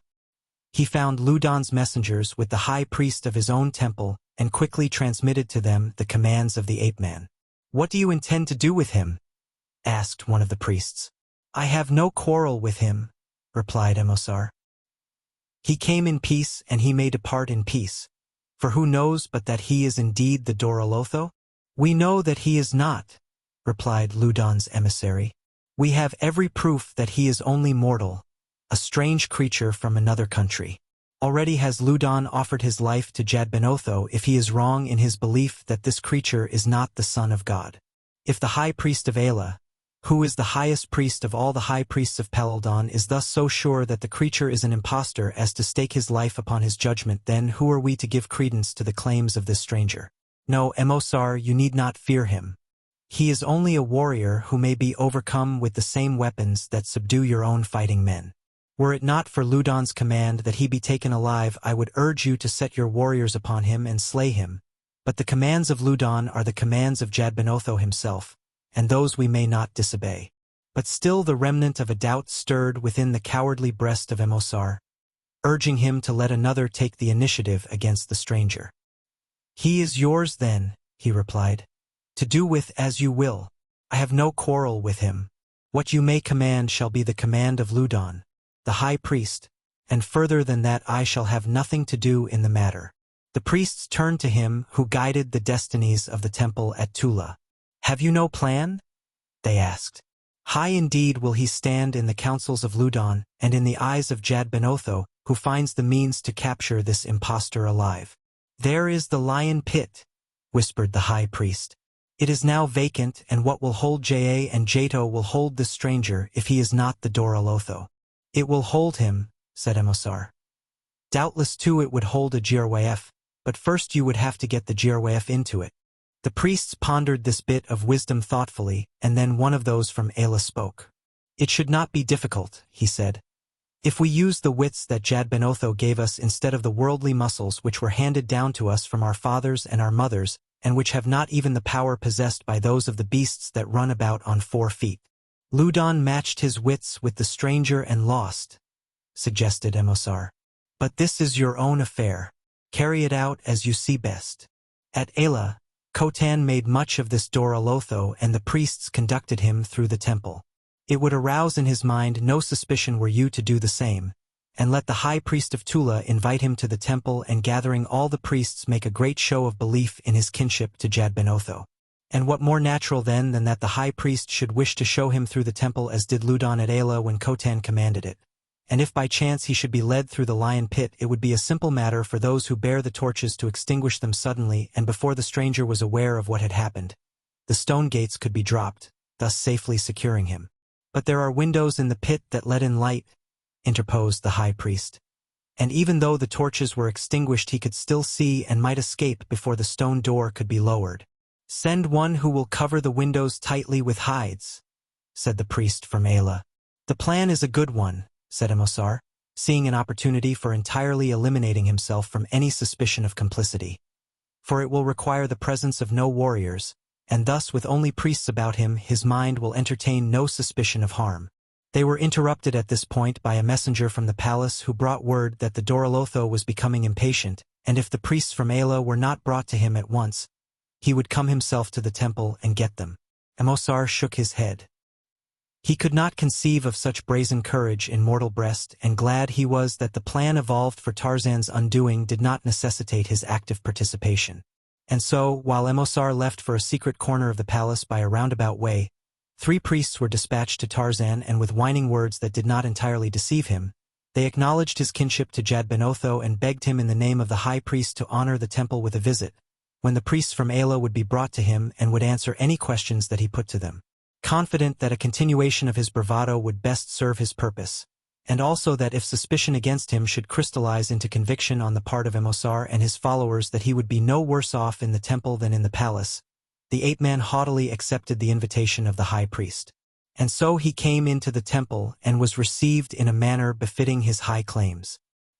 He questioned the 2 priests of Ayla from whom he obtained only a repetition of the story that Emosar had told him, and then the high priest invited him to inspect the temple. They took him first to the altar court, of which there was only one in Tula. It was almost identical in every respect with those at Ayla. There was a bloody altar at the east end and the drowning basin at the west, and the grisly fringes upon the headdresses of the priests attested the fact that the eastern altar was an active force in the rites of the temple. Through the chambers and corridors beneath they led him, and finally, with torch-bearers to light their steps, into a damp and gloomy labyrinth at a low level, and here in a large chamber, the air of which was still heavy with the odor of lions, the crafty priests of Tula encompassed their shrewd design. The torches were suddenly extinguished. There was a hurried confusion of bare feet moving rapidly across the stone floor. There was a loud crash as of a heavy weight of stone falling upon stone, and then surrounding the ape-man naught but the darkness and the silence of the tomb. Chapter 19. Diana of the Jungle. Jane had made her first kill, and she was very proud of it. It was not a very formidable animal, only a hare, but it marked an epoch in her existence. Just as in the dim past the first hunter had shaped the destinies of mankind, so it seemed that this event might shape hers in some new mold. No longer was she dependent upon the wild fruits and vegetables for sustenance. Now she might command meat, the giver of the strength and endurance she would require successfully to cope with the necessities of her primitive existence. The next step was fire. She might learn to eat raw flesh as had her lord and master, but she shrank from that. The thought even was repulsive. She had, however, a plan for fire. She had given the matter thought, but had been too busy to put it into execution so long as fire could be of no immediate use to her. Now it was different. She had something to cook, and her mouth watered for the flesh of her kill. She would grill it above glowing embers. Jane hastened to her tree. Among the treasures she had gathered in the bed of the stream were several pieces of volcanic glass, clear as crystal. She sought until she had found the one in mind, which was convex. Then she hurried to the ground and gathered a little pile of powdered bark that was very dry, and some dead leaves and grasses that had lain long in the hot sun. Near at hand she arranged a supply of dead twigs and branches small and large. Vibrant with suppressed excitement, she held the bit of glass above the tinder, moving it slowly until she had focused the sun's rays upon a tiny spot. She waited breathlessly. How slow it was! Were her high hopes to be dashed in spite of all her clever planning? No. A thin thread of smoke rose gracefully into the quiet air. Presently the tinder glowed and broke suddenly into flame. Jane clasped her hands beneath her chin with a little gurgling exclamation of delight. She had achieved fire. She piled on twigs and then larger branches, and at last dragged a small log to the flames and pushed an end of it into the fire, which was crackling merrily. It was the sweetest sound that she had heard for many a month. But she could not wait for the mass of embers that would be required to cook her hare. As quickly as might be she skinned and cleaned her kill, burying the hide and entrails that she had learned from Tarzan. It served two purposes. One was the necessity for keeping a sanitary camp, and the other the obliteration of the scent that most quickly attracts the man-eaters. Then she ran a stick through the carcass and held it above the flames. By turning it often she prevented burning, and at the same time permitted the meat to cook thoroughly all the way through. When it was done, she scampered high into the safety of her tree to enjoy her meal in quiet and peace. Never, thought Lady Greystoke, had aught more delicious passed her lips. She patted her spear affectionately. It had brought her this toothsome dainty, and with it a feeling of greater confidence and safety than she had enjoyed since that frightful day that she and Obergatz had spent their last cartridge. She would never forget that day. It had seemed one hideous succession of frightful beast after frightful beast. They had not been long in this strange country, yet they thought that they were hardened to dangers, for daily they had had encounters with ferocious creatures. But this day she shuddered when she thought of it. And with her last cartridge she had killed a black and yellow striped lion thing with great saber teeth, just as it was about to spring upon Obergatz, who had futilely emptied his rifle into it, the last shot his final cartridge. For another day they had carried the now useless rifles, but at last they had discarded them and thrown away the cumbersome bandoliers as well. How they had managed to survive during the ensuing week she could never quite understand. And then the Hodon had come upon them and captured her. Obergatz had escaped. She was living it all over again. Doubtless he was dead, unless he had been able to reach this side of the valley, which was quite evidently less overrun with savage beasts. Jane's days were very full ones now, and the daylight hours seemed all too short in which to accomplish the many things she had determined upon, since she had concluded that this spot presented as ideal a place as she could find to live until she could fashion the weapons she considered necessary for the obtaining of meat and for self-defense. She felt that she must have, in addition to a good spear, a knife and bow and arrows. Possibly when these had been achieved, she might seriously consider an attempt to fight her way to one of civilization's nearest outposts. In the meantime, it was necessary to construct some sort of protective shelter in which she might feel a greater sense of security by night, for she knew that there was a possibility that any night she might receive a visit from a prowling panther, although she had as yet seen none upon this side of the valley. Aside from this danger, she felt comparatively safe in her aerial retreat. The cutting of the long poles for her home occupied all of the daylight hours that were not engaged in the search for food.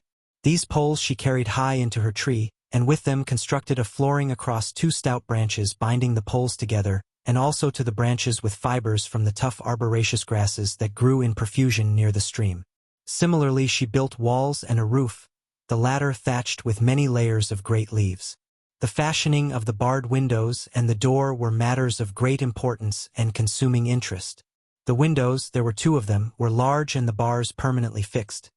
But the door was small, the opening just large enough to permit her to pass through easily on hands and knees, which made it easier to barricade.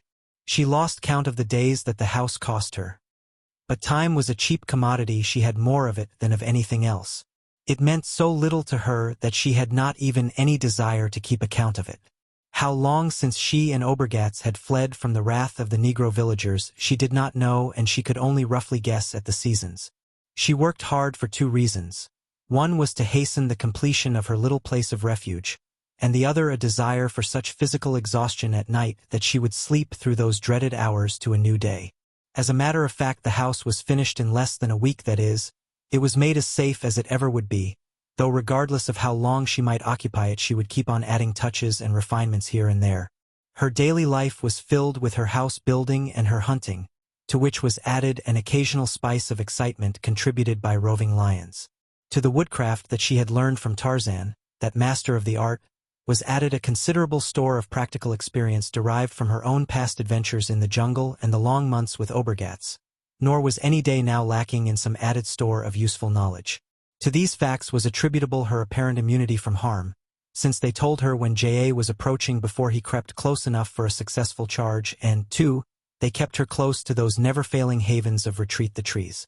The nights, filled with their weird noises, were lonely and depressing. Only her ability to sleep quickly and soundly made them endurable. The first night that she spent in her completed house behind barred windows and barricaded door was one of almost undiluted peace and happiness. The night noises seemed far removed and impersonal, and the soughing of the wind in the trees was gently soothing. Before, it had carried a mournful note and was sinister in that it might hide the approach of some real danger. That night she slept indeed. She went further afield now in search of food. So far nothing but rodents had fallen to her spear. Her ambition was an antelope, since beside the flesh it would give her, and the gut for her bow, the hide would prove invaluable during the colder weather that she knew would accompany the rainy season. She had caught glimpses of these wary animals and was sure that they always crossed the stream at a certain spot above her camp. It was to this place that she went to hunt them. With the stealth and cunning of a panther she crept through the forest, circling about to get up wind from the ford, pausing often to look and listen for aught that might menace her, herself the personification of a hunted deer. Now she moved silently down upon the chosen spot. What luck! A beautiful buck stood drinking in the stream. The woman wormed her way closer. Now she lay upon her belly behind a small bush within throwing distance of the quarry. She must rise to her full height and throw her spear almost in the same instant, and she must throw it with great force and perfect accuracy.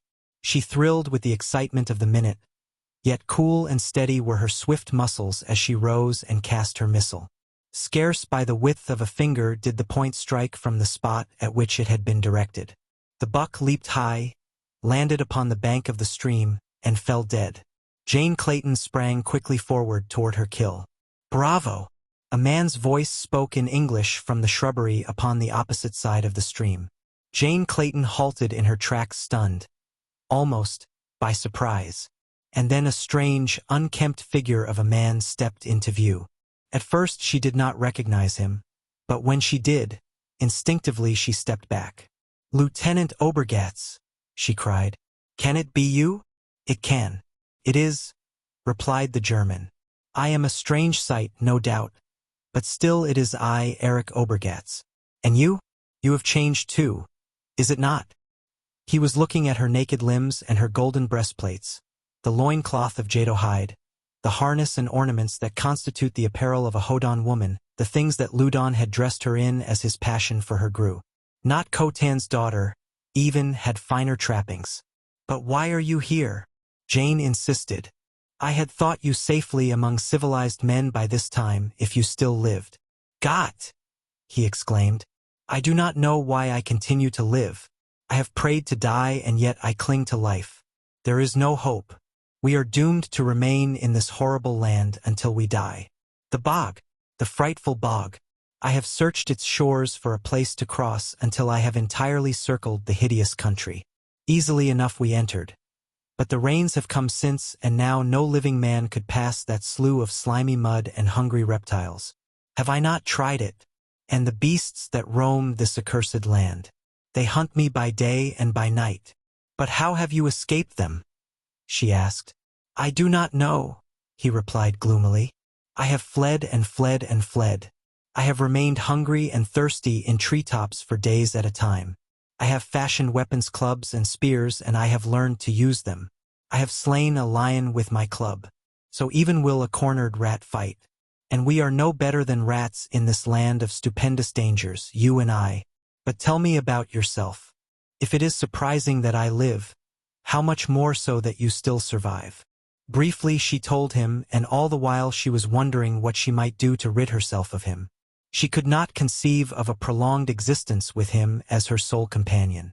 Better, 1,000 times better, to be alone.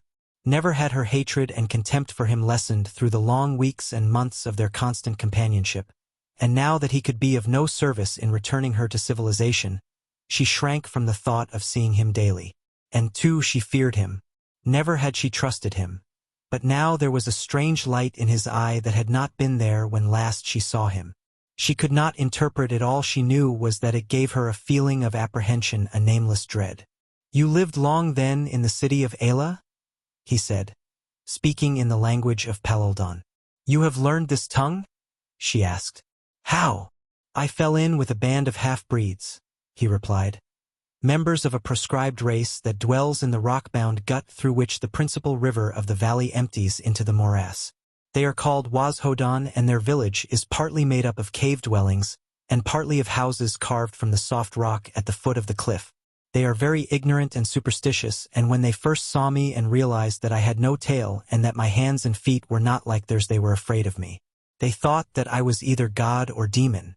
Being in a position where I could neither escape them nor defend myself, I made a bold front and succeeded in impressing them to such an extent that they conducted me to their city, which they call Bula, and there they fed me and treated me with kindness.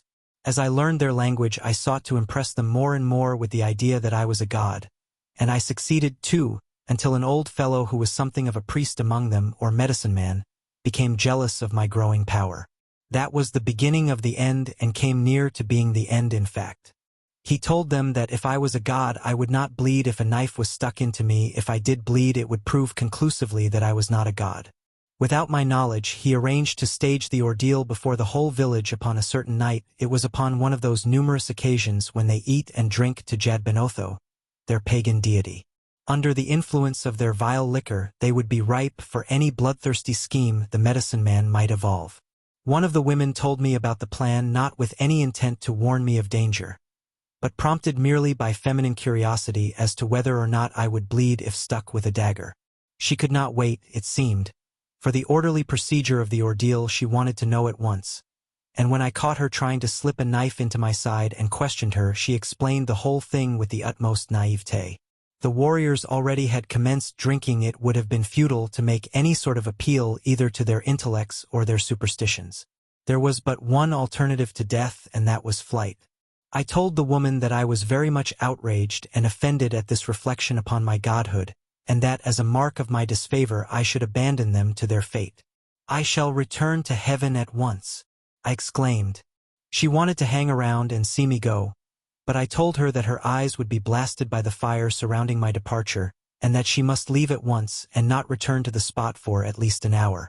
I also impressed upon her the fact that should any other approach this part of the village within that time, not only they, but she as well would burst into flames and be consumed. She was very much impressed and lost no time in leaving, calling back as she departed that if I were indeed gone in an hour she and all the village would know that I was no less than Jadbenotho himself, and so they must think me, for I can assure you that I was gone in much less than an hour, nor have I ventured close to the neighborhood of the city of Bula since. And he fell to laughing in harsh, cackling notes that sent a shiver through the woman's frame. As Obergatz talked, Jane had recovered her spear from the carcass of the antelope and commenced busying herself with the removal of the hide. The man made no attempt to assist her, but stood by talking and watching her, the while he continually ran his filthy fingers through his matted hair and beard. His face and body were caked with dirt, and he was naked except for a torn greasy hide about his loins. His weapons consisted of a club and knife of Wasdon pattern, that he had stolen from the city of Bula, but what more greatly concerned the woman than his filth or his armament were his cackling laughter and the strange expression in his eyes. She went on with her work, however, removing those parts of the buck she wanted, taking only as much meat as she might consume before it spoiled, as she was not sufficiently a true jungle creature to relish it beyond that stage, and then she straightened up and faced the man. "Lieutenant Obergatz," she said, "by a chance of accident we have met again. Certainly you would not have sought the meeting any more than I. We have nothing in common other than those sentiments which may have been engendered by my natural dislike and suspicion of you, one of the authors of all the misery and sorrow that I have endured for endless months. This little corner of the world is mine by right of discovery and occupation. Go away and leave me to enjoy here what peace I may. It is the least that you can do to amend the wrong that you have done me and mine." The man stared at her through his fishy eyes for a moment in silence. Then there broke from his lips a peal of mirthless, uncanny laughter. "Go away! Leave you alone!" he cried. "I have found you. We are going to be good friends. There is no one else in the world but us. No one will ever know what we do or what becomes of us, and now you ask me to go away and live alone in this hellish solitude." Again he laughed. Though neither the muscles of his eyes or his mouth reflected any mirth, it was just a hollow sound that imitated laughter. "Remember your promise," she said. "Promise? Promise? What are promises? They are made to be broken. We taught the world that at Liege and Louvain. No, no, I will not go away. I shall stay and protect you." "I do not need your protection," she insisted. "You have already seen that I can use a spear." "Yes," he said, "but it would not be right to leave you here alone. You are but a woman." "No, no, I am an officer of the Kaiser and I cannot abandon you." Once more he laughed. "We could be very happy here together," he added. The woman could not repress a shudder, nor, in fact, did she attempt to hide her aversion. "You do not like me?" he asked. "Ah, well, it is too sad. But some day you will love me." And again the hideous laughter. The woman had wrapped the pieces of the buck in the hide, and this she now raised and threw across her shoulder. In her other hand she held her spear and faced the German. "Go!" she commanded. "We have wasted enough words. This is my country and I shall defend it. If I see you about again I shall kill you. Do you understand?" An expression of rage contorted Obergatz's features. He raised his club and started toward her. "Stop!" she commanded, throwing her spear hand backward for a cast. "You saw me kill this buck, and you have said truthfully that no one will ever know what we do here. Put these two facts together, German, and draw your own conclusions before you take another step in my direction."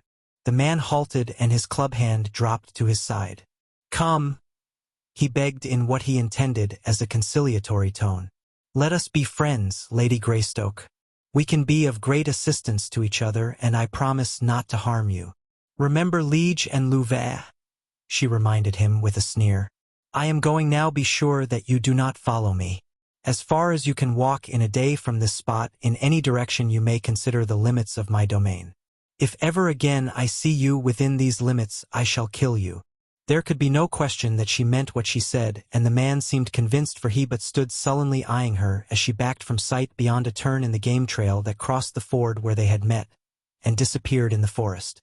Chapter 20. Silently in the night. In Ayla the fortunes of the city had been tossed from hand to hand. The party of Khotan's loyal warriors that Tarzan had led to the rendezvous at the entrance to the secret passage below the palace gates had met with disaster. Their first rush had been met with soft words from the priests. They had been exhorted to defend the faith of their fathers from blasphemers. Jadon was painted to them as a defiler of temples, and the wrath of Jadbenotho was prophesied for those who embraced his cause. The priests insisted that Ludon's only wish was to prevent the seizure of the throne by Jadon until a new king could be chosen according to the laws of the Hodan.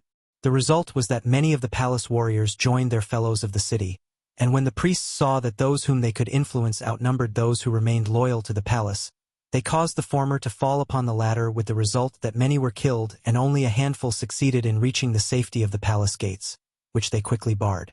The priests led their own forces through the secret passageway into the temple, while some of the loyal ones sought out Jadon and told him all that had happened.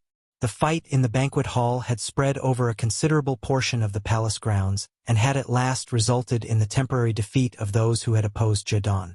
This force, counseled by under-priests sent for the purpose by Ludon, had withdrawn within the temple grounds, so that now the issue was plainly marked as between Jadon on the one side and Ludon on the other. The former had been told of all that had occurred in the apartments of Olo-A, to whose safety he had attended at the first opportunity, and he had also learned of Tarzan's part in leading his men to the gathering of Ludon's warriors. These things had naturally increased the old warrior's former inclinations of friendliness toward the ape-man, and now he regretted that the other had departed from the city.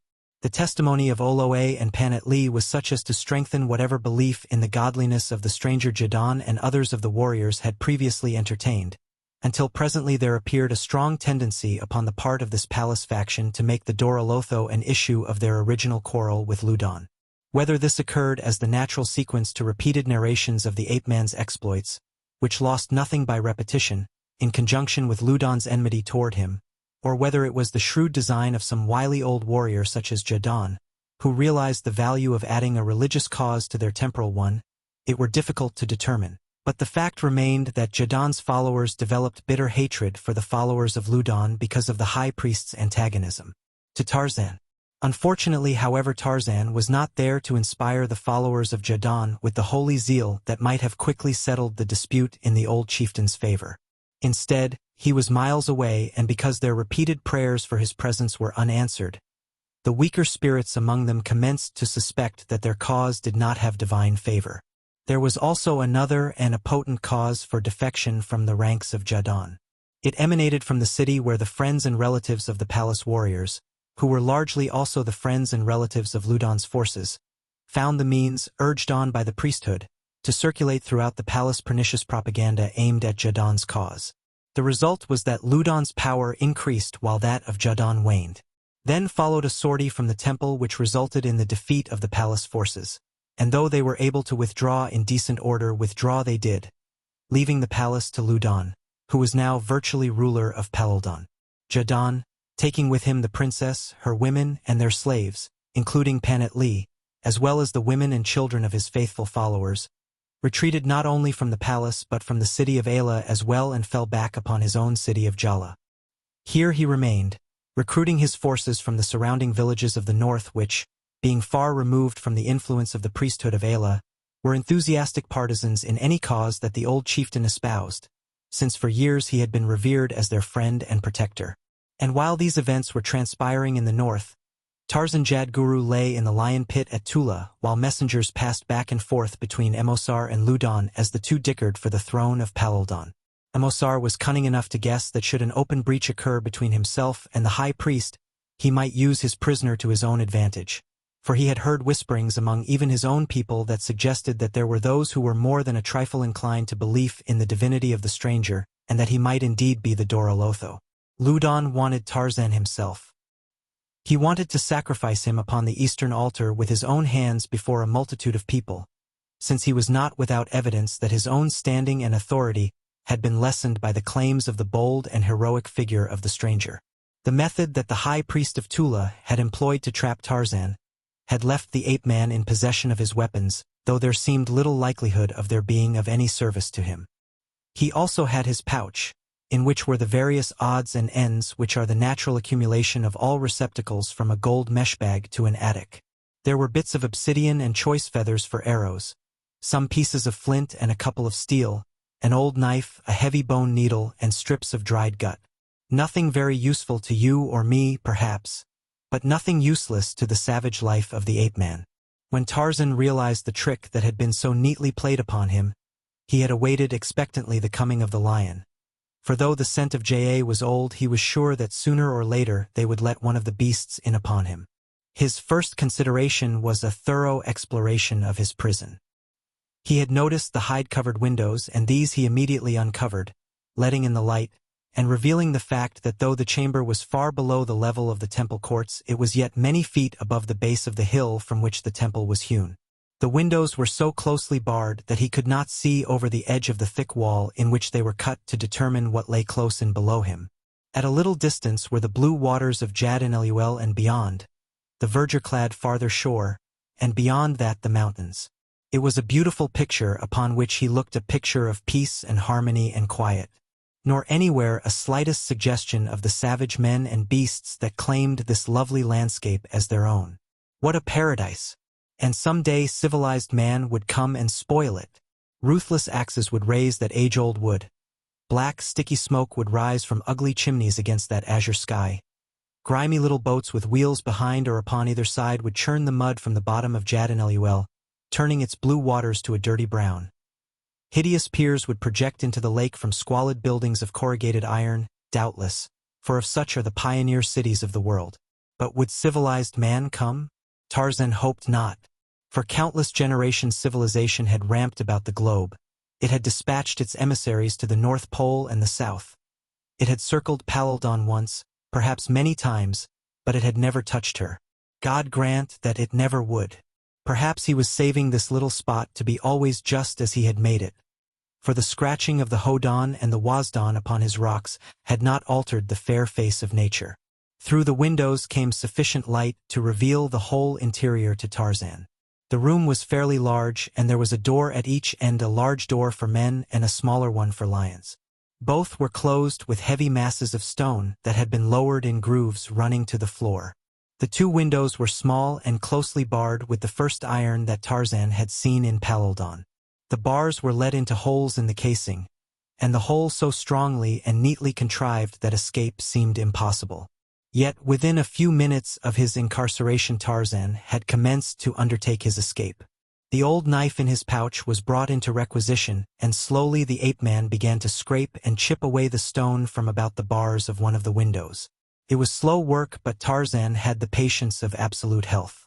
Each day food and water were brought him and slipped quickly beneath the smaller door, which was raised just sufficiently to allow the stone receptacles to pass in. The prisoner began to believe that he was being preserved for something beside lions. However, that was immaterial. If they would but hold off for a few more days, they might select what fate they would. He would not be there when they arrived to announce it. And then one day came Pansat, Ludan's chief tool, to the city of Tula. He came ostensibly with a fair message for Emosar from the high priest at Ayla. Ludan had decided that Emosar should be king, and he invited Emosar to come at once to Ayla, and then Pansat, having delivered the message, asked that he might go to the temple of Tula and pray, and there he sought the high priest of Tula, to whom was the true message that Ludan had sent. The two were closeted alone in a little chamber, and Pansat whispered into the ear of the high priest. Emosar wishes to be king, he said, and Ludan wishes to be king. Emosar wishes to retain the stranger who claims to be the Dorolotho, and Ludan wishes to kill him, and now. He leaned even closer to the ear of the high priest of Tula. If you would be high priest at Ayla, it is within your power. Pansat ceased speaking and waited for the other's reply. The high priest was visibly affected. To be high priest at Ayla, that was almost as good as being king of all Paludan. For great were the powers of him who conducted the sacrifices upon the altars of Ayla. How? Whispered the high priest. How may I become high priest at Ayla? Again Pansat leaned close. By killing the one and bringing the other to Ayla, replied he. Then he rose and departed, knowing that the other had swallowed the bait and could be depended upon to do whatever was required to win him the great prize. Nor was Pansat mistaken other than in one trivial consideration. This high priest would indeed commit murder and treason to attain the high office at Ayla, but he had misunderstood which of his victims was to be killed and which to be delivered to Loudon. Pansat, knowing himself all the details of the plannings of Loudon, had made the quite natural error of assuming that the other was perfectly aware that only by publicly sacrificing the false Dorolotho could the high priest at Ayla bolster his waning power, and that the assassination of Emosar, the pretender, would remove from Loudon's camp the only obstacle to his combining the offices of high priest and king. The high priest at Tula thought that he had been commissioned to kill Tarzan and bring Emosar to Ayla. He also thought that when he had done these things he would be made high priest at Ayla, but he did not know that already the priest had been selected who was to murder him within the hour that he arrived at Ayla, nor did he know that a secret grave had been prepared for him in the floor of a subterranean chamber in the very temple he dreamed of controlling.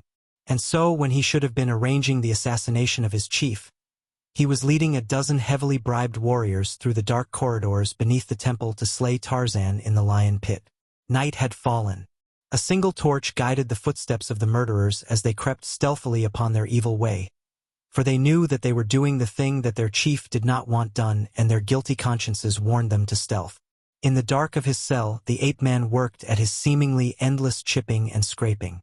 His keen ears detected the coming of footsteps along the corridor without footsteps that approached the larger door. Always before had they come to the smaller door the footsteps of a single slave who brought his food. This time there were many more than one, and their coming at this time of night carried a sinister suggestion. Tarzan continued to work at his scraping and chipping. He heard them stop beyond the door. All was silence, broken only by the scrape, scrape, scrape of the ape-man's tireless blade. Those without heard it and listening sought to explain it. They whispered in low tones, making their plans. Two would raise the door quickly and the others would rush in and hurl their clubs at the prisoner. They would take no chances, for the stories that had circulated in Ayla had been brought to Tula, stories of the great strength and wonderful prowess of Tarzan Jadguru that caused the sweat to stand upon the brows of the warriors, though it was cool in the damp corridor and they were 12-1. And then the high priest gave the signal, the door shot upward and 10 warriors leaped into the chamber with poised clubs. 3 of the heavy weapons flew across the room toward a darker shadow that lay in the shadow of the opposite wall. Then the flare of the torch in the priest's hand lighted the interior, and they saw that the thing at which they had flung their clubs was a pile of skins torn from the windows, and that except for themselves the chamber was vacant. One of them hastened to a window. All but a single bar was gone, and to this was tied one end of a braided rope fashioned from strips cut from the leather window hangings. To the ordinary dangers of Jane Clayton's existence was now added the menace of Obergat's knowledge of her whereabouts. The lion and the panther had given her less cause for anxiety than did the return of the unscrupulous Hun, whom she had always distrusted and feared, and whose repulsiveness was now immeasurably augmented by his unkempt and filthy appearance, his strange and mirthless laughter, and his unnatural demeanor. She feared him now with a new fear, as though he had suddenly become the personification of some nameless horror. The wholesome, outdoor life that she had been leading had strengthened and rebuilt her nervous system, yet it seemed to her as she thought of him that if this man should ever touch her she should scream, and possibly even faint. Again and again during the day following their unexpected meeting the woman reproached herself for not having killed him as she would Jaa or Jato or any other predatory beast that menaced her existence or her safety. There was no attempt at self-justification for these sinister reflections. They needed no justification. The standards by which the acts of such as you or I may be judged could not apply to hers. We have recourse to the protection of friends and relatives and the civil soldiery that upholds the majesty of the law and which may be invoked to protect the righteous weak against the unrighteous strong. But Jane Clayton comprised within herself not only the righteous weak but all the various agencies for the protection of the weak. To her, then, Lieutenant Eric Obergatz presented no different problem than did Jaa, the lion, other than that she considered the former the more dangerous animal. And so she determined that should he ignore her warning, there would be no temporizing upon the occasion of their next meeting. The same swift spear that would meet Jaa's advances would meet his. That night her snug little nest perched high in the great tree seemed less the sanctuary that it had before. What might resist the sanguinary intentions of a prowling panther would prove no great barrier to man, and influenced by this thought she slept less well than before. The slightest noise that broke the monotonous hum of the nocturnal jungle startled her into alert wakefulness to lie with straining ears in an attempt to classify the origin of the disturbance. and once she was awakened thus by a sound that seemed to come from something moving in her own tree. She listened intently, scarce breathing. Yes, there it was again. A scuffing of something soft against the hard bark of the tree. The woman reached out in the darkness and grasped her spear.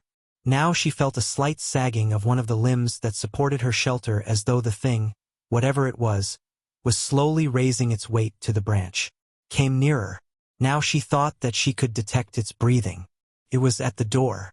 She could hear it fumbling with the frail barrier. What could it be? It made no sound by which she might identify it. She raised herself upon her hands and knees and crept stealthily the little distance to the doorway, her spear clutched tightly in her hand. Whatever the thing was, it was evidently attempting to gain entrance without awakening her. It was just beyond the pitiful little contraption of slender boughs that she had bound together with grasses and called a door. Only a few inches lay between the thing and her. Rising to her knees, she reached out with her left hand and felt until she found a place where a crooked branch had left an opening a couple of inches wide near the center of the barrier. Into this she inserted the point of her spear.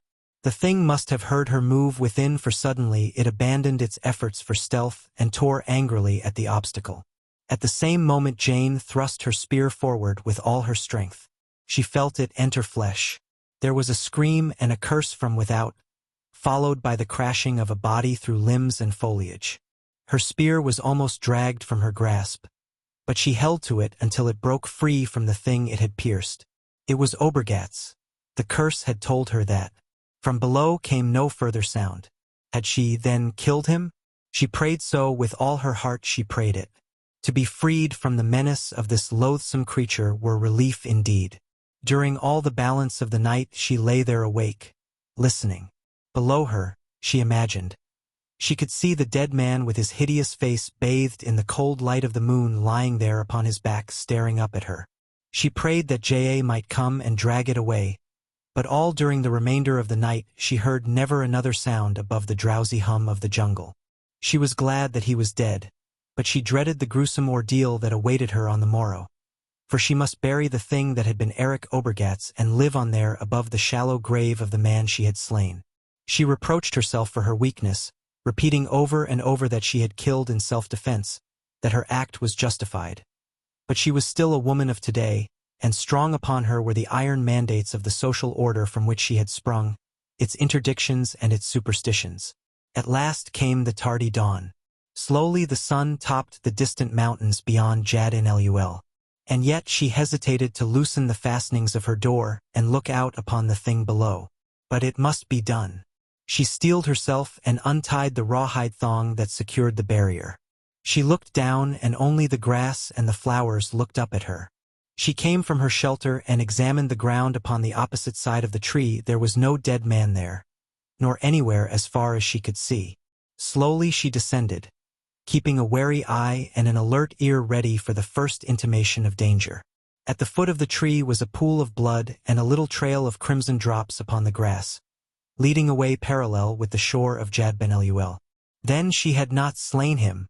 She was vaguely aware of a peculiar, double sensation of relief and regret. Now she would be always in doubt. He might return, but at least she would not have to live above his grave. She thought some of following the bloody spoor on the chance that he might have crawled away to die later, but she gave up the idea for fear that she might find him dead nearby, or, worse yet, badly wounded. What then could she do? She could not finish him with her spear, no. She knew that she could not do that, nor could she bring him back and nurse him, nor could she leave him there to die of hunger or of thirst, or to become the prey of some prowling beast. It were better then not to search for him for fear that she might find him. That day was one of nervous starting to every sudden sound. The day before she would have said that her nerves were of iron. But not today. She knew now the shock that she had suffered and that this was the reaction. Tomorrow it might be different. But something told her that never again would her little shelter and the patch of forest and jungle that she called her own be the same. There would hang over them always the menace of this man. No longer would she pass restful nights of deep slumber. The peace of her little world was shattered forever. That night she made her door doubly secure with additional thongs of rawhide cut from the pelt of the buck she had slain the day that she met Obergat's. She was very tired, for she had lost much sleep the night before. But for a long time she lay with wide-open eyes staring into the darkness. What saw she there? Visions that brought tears to those brave and beautiful eyes, visions of a rambling bungalow that had been home to her and that was no more, destroyed by the same cruel force that haunted her even now in this remote, uncharted corner of the earth. Visions of a strong man whose protecting arm would never press her close again. Visions of a tall, straight son who looked at her adoringly out of brave, smiling eyes that were like his father's. Always the vision of the crude, simple bungalow rather than of the stately halls that had been as much a part of her life as the other. But he had loved the bungalow and the broad, free acres best, and so she had come to love them best, too. At last she slept, the sleep of utter exhaustion. How long it lasted she did not know. But suddenly she was wide awake, and once again she heard the scuffing of a body against the bark of her tree, and again the limb bent to a heavy weight. He had returned. She went cold, trembling as with ague. Was it he, or, oh God, had she killed him then, and was this? She tried to drive the horrid thought from her mind, for this way, she knew, lay madness. And once again she crept to the door, for the thing was outside just as it had been last night. Her hands trembled as she placed the point of her weapon to the opening. She wondered if it would scream as it fell. Chapter 21. The Maniac. The last bar that would make the opening large enough to permit his body to pass had been removed as Tarzan heard the warriors whispering beyond the stone door of his prison. Long since had the rope of hide been braided. To secure one end to the remaining bar that he had left for this purpose was the work of but a moment, and while the warriors whispered without, the brown body of the ape-man slipped through the small aperture and disappeared below the sill. Tarzan's escape from the cell left him still within the walled area that comprised the palace and temple grounds and buildings. He had reconnoitered as best he might from the window after he had removed enough bars to permit him to pass his head through the opening, so that he knew what lay immediately before him, a winding and usually deserted alleyway leading in the direction of the outer gate that opened from the palace grounds into the city. The darkness would facilitate his escape. He might even pass out of the palace and the city without detection. If he could elude the guard at the palace gate, the rest would be easy. He strode along confidently, exhibiting no fear of detection, for he reasoned that thus would he disarm suspicion. In the darkness he easily could pass for a hodan, and in truth, though he passed several after leaving the deserted alley, no one accosted or detained him, and thus he came at last to the guard of a half-dozen warriors before the palace gate. These he attempted to pass in the same unconcerned fashion, and he might have succeeded had it not been for one who came running rapidly from the direction of the temple shouting, "Let no one pass the gates! The prisoner has escaped from the Pal-ul-Jaa." Instantly a warrior barred his way, and simultaneously the fellow recognized him. "Zot Tor!" he exclaimed. "Here he is now. Fall upon him! Fall upon him! Back! Back before I kill you!" The others came forward. Cannot be said that they rushed forward. If it was their wish to fall upon him, there was a noticeable lack of enthusiasm other than that which directed their efforts to persuade someone else to fall upon him. His fame as a fighter had been too long a topic of conversation for the good of the morale of Emosar's warriors. It were safer to stand at a distance and hurl their clubs, and this they did. But the ape-man had learned something of the use of this weapon since he had arrived in Paluldan. And as he learned, great had grown his respect for this most primitive of arms. He had come to realize that the black savages he had known had never appreciated the possibilities of their knob sticks, nor had he, and he had discovered, too, why the Paluldonians had turned their ancient spears into plowshares and pinned their faith to the heavy-ended club alone. In deadly execution it was far more effective than a spear, and it answered, too, every purpose of a shield, combining the two in one and thus reducing the burden of the warrior. Thrown as they throw it, after the manner of the hammer-throwers of the Olympian Games, an ordinary shield would prove more a weakness than a strength, while one that would be strong enough to prove a protection would be too heavy to carry. Only another club, deftly wielded to deflect the course of an enemy missile, is in any way effective against these formidable weapons, and, too, the war club of Paluldan can be thrown with accuracy a far greater distance than any spear. And now was put to the test that which Tarzan had learned from Oamat and Taden. His eyes and his muscles, trained by a lifetime of necessity, moved with the rapidity of light, and his brain functioned with an uncanny celerity that suggested nothing less than prescience. and these things more than compensated for his lack of experience with the war club he handled so dexterously. Weapon after weapon he warded off, and always he moved with a single idea in mind: to place himself within reach of one of his antagonists.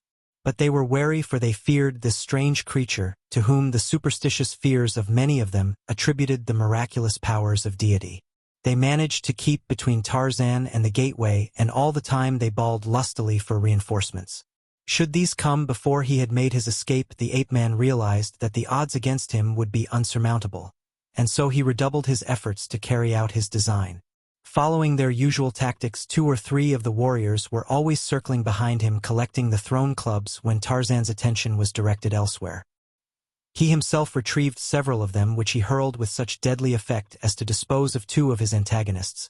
But now he heard the approach of hurrying warriors, the patter of their bare feet upon the stone pavement, and then the savage cries which were to bolster the courage of their fellows and fill the enemy with fear. There was no time to lose.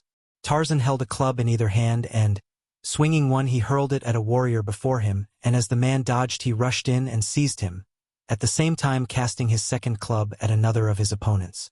The Hodan with whom he grappled reached instantly for his knife, but the ape-man grasped his wrist. There was a sudden twist, the snapping of a bone and an agonized scream. Then the warrior was lifted bodily from his feet and held as a shield between his fellows and the fugitive as the latter backed through the gateway. Beside Tarzan stood the single torch that lighted the entrance to the palace grounds. The warriors were advancing to the succor of their fellow when the ape-man raised his captive high above his head and flung him full in the face of the foremost attacker.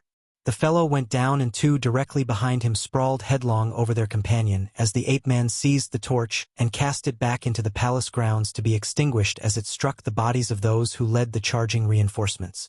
In the ensuing darkness, Tarzan disappeared in the streets of Tula beyond the palace gate. For a time he was aware of sounds of pursuit, but the fact that they trailed away and died in the direction of Jadin-el-Uel informed him that they were searching in the wrong direction, for he had turned south out of Tula purposely to throw them off his track. Beyond the outskirts of the city he turned directly toward the northwest, in which direction lay Ayla. In his path he knew lay Jadin-el-Uel, the shore of which he was compelled to skirt, and there would be a river to cross at the lower end of the great lake upon the shores of which lay Ayla.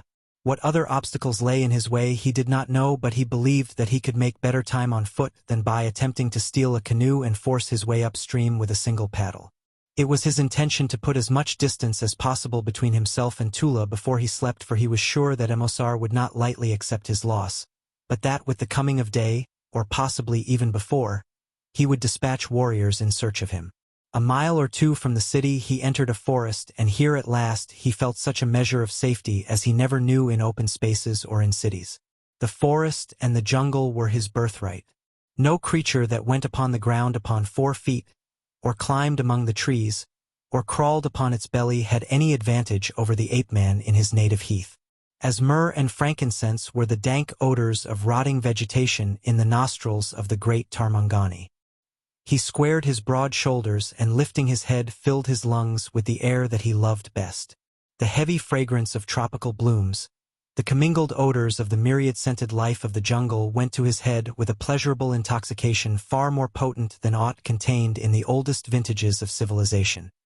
He took to the trees now, not from necessity but from pure love of the wild freedom that had been denied him so long. Though it was dark and the forest strange, yet he moved with a surety and ease that bespoke more a strange, uncanny sense than wondrous skill. He heard jay moaning somewhere ahead, and an owl hooted mournfully to the right of him, long familiar sounds that imparted to him no sense of loneliness as they might to you or to me, but on the contrary one of companionship, for they betokened the presence of his fellows of the jungle, and whether friend or foe it was all the same to the ape-man. He came at last to a little stream at a spot where the trees did not meet above it, so he was forced to descend to the ground and wade through the water, and upon the opposite shore he stopped as though suddenly his godlike figure had been transmuted from flesh to marble. Only his dilating nostrils bespoke his pulsing vitality. For a long moment he stood there thus, and then swiftly, but with a caution and silence that were inherent in him, he moved forward again. But now his whole attitude bespoke a new urge. There was a definite and masterful purpose in every movement of those steel muscles rolling softly beneath the smooth brown hide. He moved now toward a certain goal that quite evidently filled him with far greater enthusiasm than had the possible event of his return to Ayla. And so he came at last to the foot of a great tree, and there he stopped and looked up above him among the foliage where the dim outlines of a roughly rectangular bulk loomed darkly. There was a choking sensation in Tarzan's throat as he raised himself gently into the branches. It was as though his heart were swelling either to a great happiness or a great fear. Before the rude shelter built among the branches he paused listening. From within there came to his sensitive nostrils the same delicate aroma that had arrested his eager attention at the little stream a mile away. He crouched upon the branch close to the little door. "Jane," he called. "Heart of my heart, it is I." The only answer from within was as the sudden indrawing of a breath that was half gasp and half sigh, and the sound of a body falling to the floor. Hurriedly Tarzan sought to release the thongs which held the door, but they were fastened from the inside, and at last, impatient with further delay, he seized the frail barrier in one giant hand and with a single effort tore it completely away. And then he entered to find the seemingly lifeless body of his mate stretched upon the floor. He gathered her in his arms. Her heart beat. She still breathed, and presently he realized that she had but swooned. When Jane Clayton regained consciousness, it was to find herself held tightly in two strong arms, her head pillowed upon the broad shoulder where so often before her fears had been soothed and her sorrows comforted. At first she was not sure but that it was all a dream. Timidly her hand stole to his cheek. "John," she murmured. "Tell me, is it really you?" In reply he drew her more closely to him. "It is I," he replied. "But there is something in my throat," he said haltingly, "that makes it hard for me to speak." She smiled and snuggled closer to him. "God has been good to us, Tarzan of the Apes," she said. For some time neither spoke. It was enough that they were reunited and that each knew that the other was alive and safe. But at last they found their voices, and when the sun rose they were still talking. So much had each to tell the other. So many questions there were to be asked and answered. "And Jack?" she asked. "Where is he?" "I do not know," replied Tarzan. "The last I heard of him he was on the Argonne front." "Ah, then our happiness is not quite complete," she said, a little note of sadness creeping into her voice. "No," he replied. "But the same is true in countless other English homes today, and pride is learning to take the place of happiness in these." She shook her head. "I want my boy," she said. "And I too," replied Tarzan. "And we may have him yet." He was safe and unwounded the last word I had. "And now," he said, "we must plan upon our return. Would you like to rebuild the bungalow and gather together the remnants of our waziri, or would you rather return to London?" "Only to find Jack," she said. "I dream always of the bungalow and never of the city. But John, we can only dream, for Obergatz told me that he had circled this whole country and found no place where he might cross the morass." "I am not Obergatz," Tarzan reminded her, smiling. "We will rest today, and tomorrow we will set out toward the north. It is a savage country, but we have crossed it once and we can cross it again." And so, upon the following morning, the Tarmangani and his mate went forth upon their journey across the valley of Jadbenotho, and ahead of them were fierce men and savage beasts, and the lofty mountains of Palodon, and beyond the mountains the reptiles and the morass, and beyond that the arid, thorn-covered steppe, and other savage beasts and men and weary, hostile miles of untracked wilderness between them and the charred ruins of their home. Lieutenant Eric Obergatz crawled through the grass upon all fours, leaving a trail of blood behind him after Jane's spear had sent him crashing to the ground beneath her tree. He made no sound after the one piercing scream that had acknowledged the severity of his wound. He was quiet because of a great fear that had crept into his warped brain that the devil woman would pursue and slay him. And so he crawled away like some filthy beast of prey, seeking a thicket where he might lie down and hide.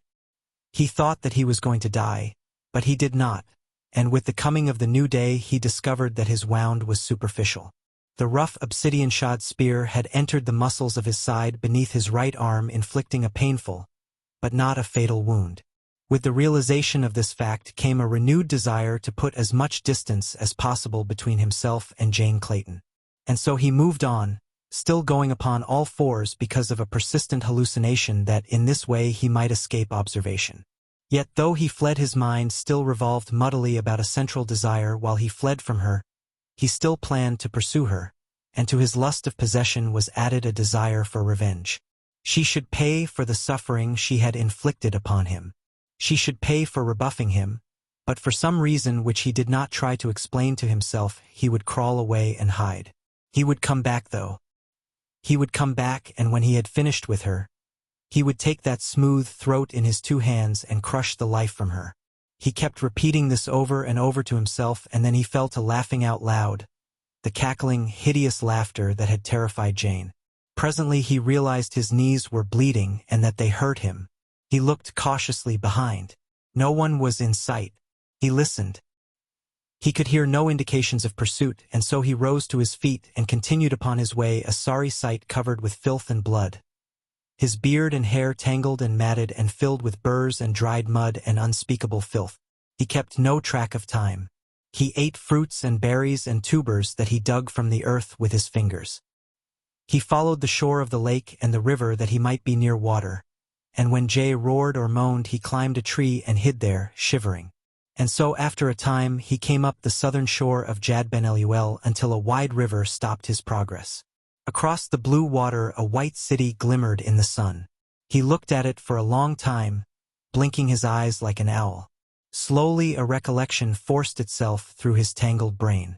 This was Ayla, the city of light. The association of ideas recalled Bula and the Wazhodon. They had called him Jad Ben Otho. He commenced to laugh aloud and stood up very straight and strode back and forth along the shore. "I am Jad Ben Otho," he cried. "I am the great god. In Ayla is my temple and my high priests. What is Jad Ben Otho doing here alone in the jungle?" He stepped out into the water and, raising his voice, shrieked loudly across toward Ayla. "I am Jad Ben Otho," he screamed. "Come hither, slaves, and take your god to his temple." But the distance was great, and they did not hear him, and no one came, and the feeble mind was distracted by other things, a bird flying in the air, a school of minnows swimming around his feet.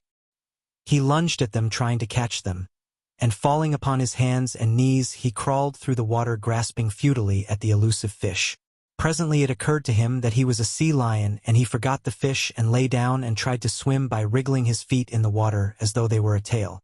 The hardships, the privations, the terrors, and for the past few weeks the lack of proper nourishment had reduced Eric Obergatz to little more than a gibbering idiot. A water snake swam out upon the surface of the lake, and the man pursued it, crawling upon his hands and knees. The snake swam toward the shore just within the mouth of the river, where tall reeds grew thickly, and Obergatz followed, making grunting noises like a pig. He lost the snake within the reeds, but he came upon something else, a canoe hidden there close to the bank. He examined it with cackling laughter. There were 2 paddles within it, which he took and threw out into the current of the river. He watched them for a while, and then he sat down beside the canoe and commenced to splash his hands up and down upon the water. He liked to hear the noise and see the little splashes of spray. He rubbed his left forearm with his right palm, and the dirt came off and left a white spot that drew his attention. He rubbed again upon the now thoroughly soaked blood and grime that covered his body. He was not attempting to wash himself. He was merely amused by the strange results. "I am turning white," he cried. His glance wandered from his body now that the grime and blood were all removed, and caught again the white city shimmering beneath the hot sun. "Ayla, city of light," he shrieked, and that reminded him again of Tula, and by the same process of associated ideas that had before suggested it, he recalled that the Wazhodon had thought him Jad Ben Otho. "I am Jad Ben Otho," he screamed, and then his eyes fell again upon the canoe. A new idea came and persisted. He looked down at himself, examining his body, and seeing the filthy loin-cloth, now water-soaked and more bedraggled than before, he tore it from him and flung it into the lake. "Gods do not wear dirty rags," he said aloud.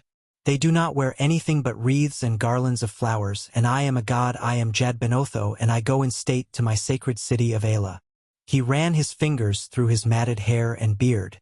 The water had softened the burrs, but had not removed them. The man shook his head. His hair and beard failed to harmonize with his other godly attributes. He was commencing to think more clearly now, for the great idea had taken hold of his scattered wits and concentrated them upon a single purpose, but he was still a maniac. The only difference being that he was now a maniac with a fixed intent. He went out on the shore and gathered flowers and ferns and wove them in his beard and hair, blazing blooms of different colors, green ferns that trailed about his ears or rose bravely upward like the plumes in a lady's hat. When he was satisfied that his appearance would impress the most casual observer with his evident deity, he returned to the canoe, pushed it from shore and jumped in. The impetus carried it into the river's current, and the current bore it out upon the lake. The naked man stood erect in the center of the little craft, his arms folded upon his chest. He screamed aloud his message to the city. "I am Jad Ben Otho. Let the high priest and the under-priests attend upon me." As the current of the river was dissipated by the waters of the lake, the wind caught him and his craft and carried them bravely forward. Sometimes he drifted with his back toward Ayla and sometimes with his face toward it, and at intervals he shrieked his message and his commands. He was still in the middle of the lake when someone discovered him from the palace wall, and as he drew nearer, a crowd of warriors and women and children were congregated there watching him, and along the temple walls were many priests, and among them Ludon, the high priest. When the boat had drifted close enough for them to distinguish the bizarre figure standing in it, and for them to catch the meaning of his words, Ludon's cunning eyes narrowed.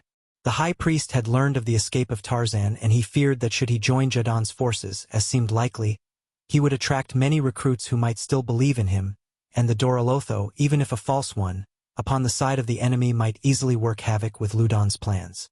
The man was drifting close in. His canoe would soon be caught in the current that ran close to shore here and carried toward the river that emptied the waters of Jad Ben Eluel into Jad Balaluel. The under-priests were looking toward Ludon for instructions. "Fetch him hither," he commanded. "If he is Jad Ben Otho, I shall know him." The priests hurried to the palace grounds and summoned warriors. "Go, bring the stranger to Ludon. If he is Jad Ben Otho, we shall know him." And so Lieutenant Eric Obergatz was brought before the high priest at Ayla. Ludon looked closely at the naked man with the fantastic headdress. "Where did you come from?" he asked. "I am Jad Ben Otho," cried the German. "I came from heaven. Where is my high priest?" "I am the high priest," replied Ludon. Obergatz clapped his hands. "Have my feet bathed and food brought to me," he commanded. Ludon's eyes narrowed to mere slits of crafty cunning. He bowed low until his forehead touched the feet of the stranger. Before the eyes of many priests and warriors from the palace he did it. "Ho, slaves!" he cried, rising. "Fetch water and food for the great god." And thus the high priest acknowledged before his people the godhood of Lieutenant Eric Obergatz. Nor was it long before the story ran like wildfire through the palace and out into the city, and beyond that to the lesser villages all the way from Ayla to Tula. The real god had come, Jad Ben Otho himself, and he had espoused the cause of Ludon, the high priest. Emosar lost no time in placing himself at the disposal of Ludon, nor did he mention aught about his claims to the throne. It was Emosar's opinion that he might consider himself fortunate were he allowed to remain in peaceful occupation of his chieftainship at Tula. Nor was Emosar wrong in his deductions. But Ludon could still use him, and so he let him live and sent word to him to come to Ayla with all his warriors, for it was rumored that Jadon was raising a great army in the north and might soon march upon the City of Light. Obergatz thoroughly enjoyed being a god. Plenty of food and peace of mind and rest partially brought back to him the reason that had been so rapidly slipping from him. But in one respect he was madder than ever, since now no power on earth would ever be able to convince him that he was not a god. Slaves were put at his disposal, and these he ordered about in godly fashion. The same portion of his naturally cruel mind met upon common ground the mind of Ludon, so that the two seemed always in accord. The high priest saw in the stranger a mighty force wherewith to hold forever his power over all Palaldon, and thus the future of Obergatz was assured so long as he cared to play god to Ludon's high priest. A throne was erected in the main temple court before the eastern altar where Jad Ben Otho might sit in person and behold the sacrifices that were offered up to him there each day at sunset. So much did the cruel, half-crazed mind enjoy these spectacles that at times he even insisted upon wielding the sacrificial knife himself, and upon such occasions the priests and the people fell upon their faces in awe of the dread deity.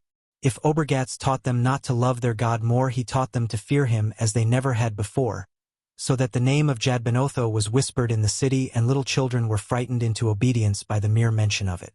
Ludon, through his priests and slaves, circulated the information that Jadbenotho had commanded all his faithful followers to flock to the standard of the high priest at Ayla and that all others were cursed, especially Jadon and the base impostor who had posed as the Dorolotho. The curse was to take the form of early death following terrible suffering, and Ludon caused it to be published abroad that the name of any warrior who complained of a pain should be brought to him, for such might be deemed to be under suspicion, since the first effects of the curse would result in slight pains attacking the unholy. He counseled those who felt pains to look carefully to their loyalty. The result was remarkable and immediate, half a nation without a pain, and recruits pouring into Ayla to offer their services to Ludon while secretly hoping that the little pains they had felt in arm or leg or belly would not recur in aggravated form. Chapter 22. A Journey on a Gryf. Tarzan and Jane skirted the shore of Jadbalaluel and crossed the river at the head of the lake. They moved in leisurely fashion with an eye to comfort and safety, for the ape-man, now that he had found his mate, was determined to court no chance that might again separate them, or delay or prevent their escape from Palaldon. How they were to recross the morass was a matter of little concern to him. As yet, it would be time enough to consider that matter when it became of more immediate moment. Their hours were filled with the happiness and content of reunion after long separation. They had much to talk of, for each had passed through many trials and vicissitudes and strange adventures, and no important hour might go unaccounted for since last they met.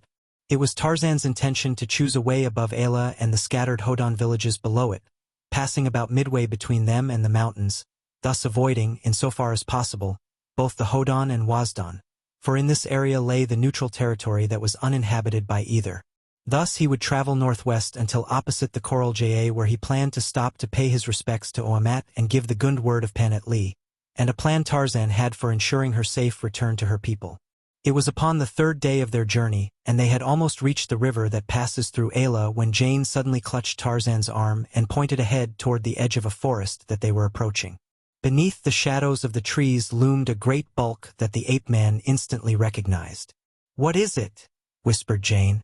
"A Gryf," replied the ape-man.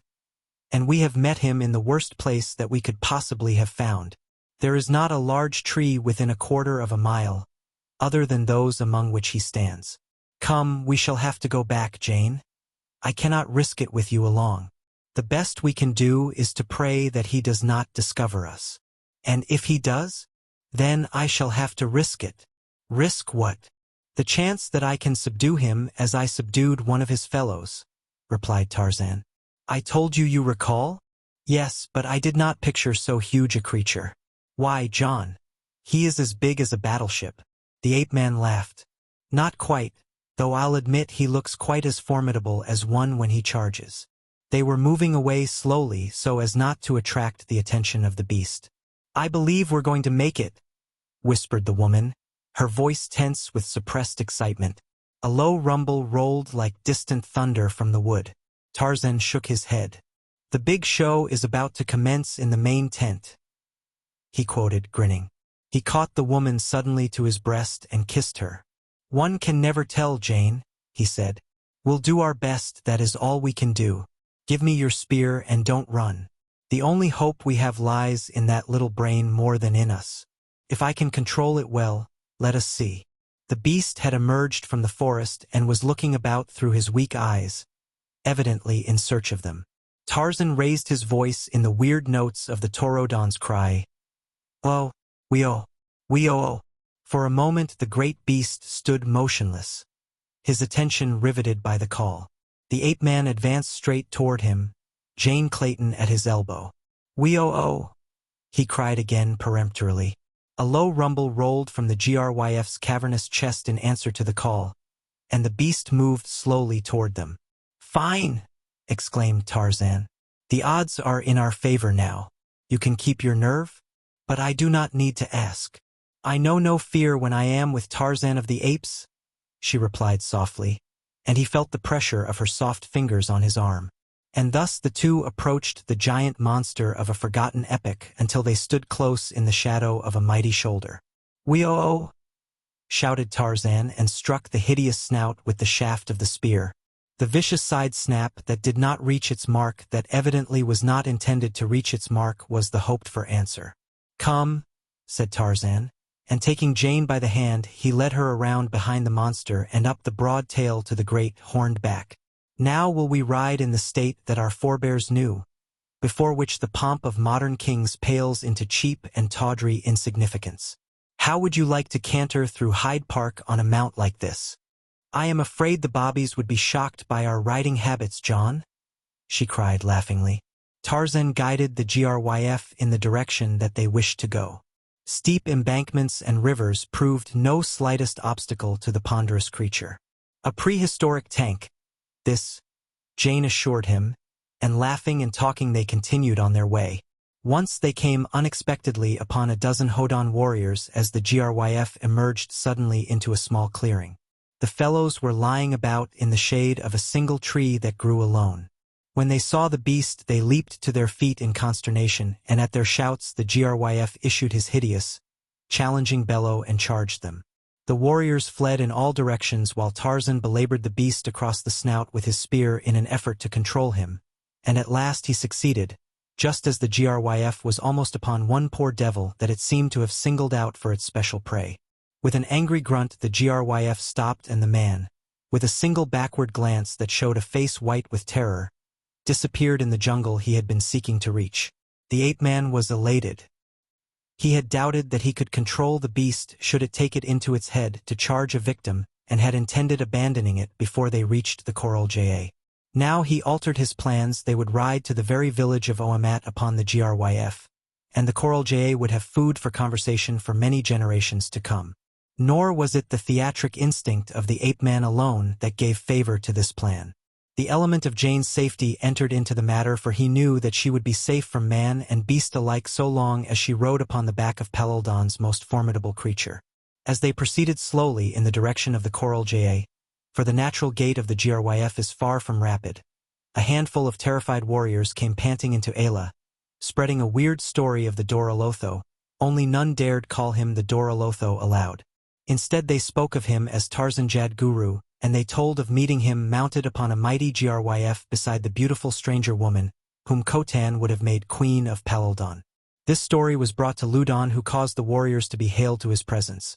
When he questioned them closely until finally he was convinced that they spoke the truth, and when they had told him the direction in which the two were traveling, Ludon guessed that they were on their way to Jala to join Jadon, a contingency that he felt must be prevented at any cost. As was his wont in the stress of emergency, he called Pansat into consultation, and for long the two sat in close conference. When they arose, a plan had been developed. Pansat went immediately to his own quarters, where he removed the headdress and trappings of a priest to don in their stead the harness and weapons of a warrior. Then he returned to Ludon. "Good!" cried the latter when he saw him. "Not even your fellow priests or the slaves that wait upon you daily would know you now. Lose no time, Pansat, for all depends upon the speed with which you strike, and remember, kill the man if you can, but in any event bring the woman to me here alive. You understand?" "Yes, master," replied the priest. And so it was that a lone warrior set out from Ayla and made his way northwest in the direction of Jala. The gorge next above Coral Ja is uninhabited, and here the wily Jadon had chosen to mobilize his army for its descent upon Ayla. Two considerations influenced him, one being the fact that could he keep his plans a secret from the enemy, he would have the advantage of delivering a surprise attack upon the forces of Ludon from a direction that they would not expect attack, and in the meantime he would be able to keep his men from the gossip of the cities, where strange tales were already circulating relative to the coming of Jadbenotho in person to aid the high priest in his war against Jadon. It took stout hearts and loyal ones to ignore the implied threats of divine vengeance that these tales suggested. Already there had been desertions, and the cause of Jadon seemed tottering to destruction. Such was the state of affairs when a sentry posted on the knoll in the mouth of the gorge sent word that he had observed in the valley below what appeared at a distance to be nothing less than two people mounted upon the back of a Gryf. He said that he had caught glimpses of them as they passed open spaces, and they seemed to be traveling up the river in the direction of the Coral Ja. At first Jadon was inclined to doubt the veracity of his informant. But, like all good generals, He could not permit even palpably false information to go uninvestigated, and so he determined to visit the knoll himself and learn precisely what it was that the sentry had observed through the distorting spectacles of fear. He had scarce taken his place beside the man ere the fellow touched his arm and pointed. "They are closer now," he whispered. "You can see them plainly." And sure enough, not a quarter of a mile away Jadon saw that which in his long experience in Paludan, he had never before seen: two humans riding upon the broad back of a gryf. At first he could scarce credit even this testimony of his own eyes, but soon he realized that the creatures below could be naught else than they appeared, and then he recognized the man and rose to his feet with a loud cry. "It is he!" he shouted to those about him. "It is the Dor-Olotho himself." The gryf and his riders heard the shout, though not the words. The former bellowed terrifically and started in the direction of the knoll, and Jadon, followed by a few of his more intrepid warriors, ran to meet him. Tarzan, loath to enter an unnecessary quarrel, tried to turn the animal, but as the beast was far from tractable, it always took a few minutes to force the will of its master upon it. And so the two parties were quite close before the ape-man succeeded in stopping the mad charge of his furious mount. Jadon and his warriors, however, had come to the realization that this bellowing creature was bearing down upon them with evil intent, and they had assumed the better part of valor and taken to trees, accordingly. It was beneath these trees that Tarzan finally stopped the gryf. Jadon called down to him. "We are friends," he cried. "I am Jadon, chief of Jala.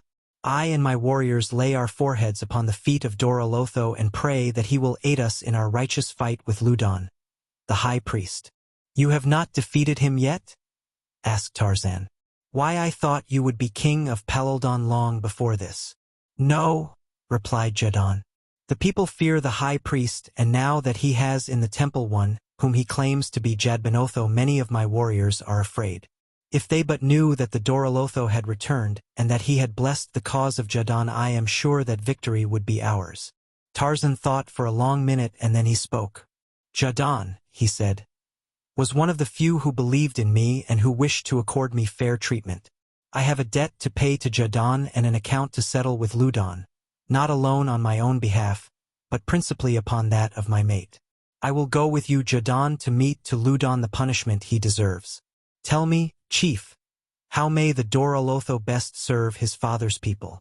"By coming with me to Jala and the villages between," replied Jadon quickly, "that the people may see that it is indeed the Dor-Olotho and that he smiles upon the cause of Jadon." "You think that they will believe in me more now than before?"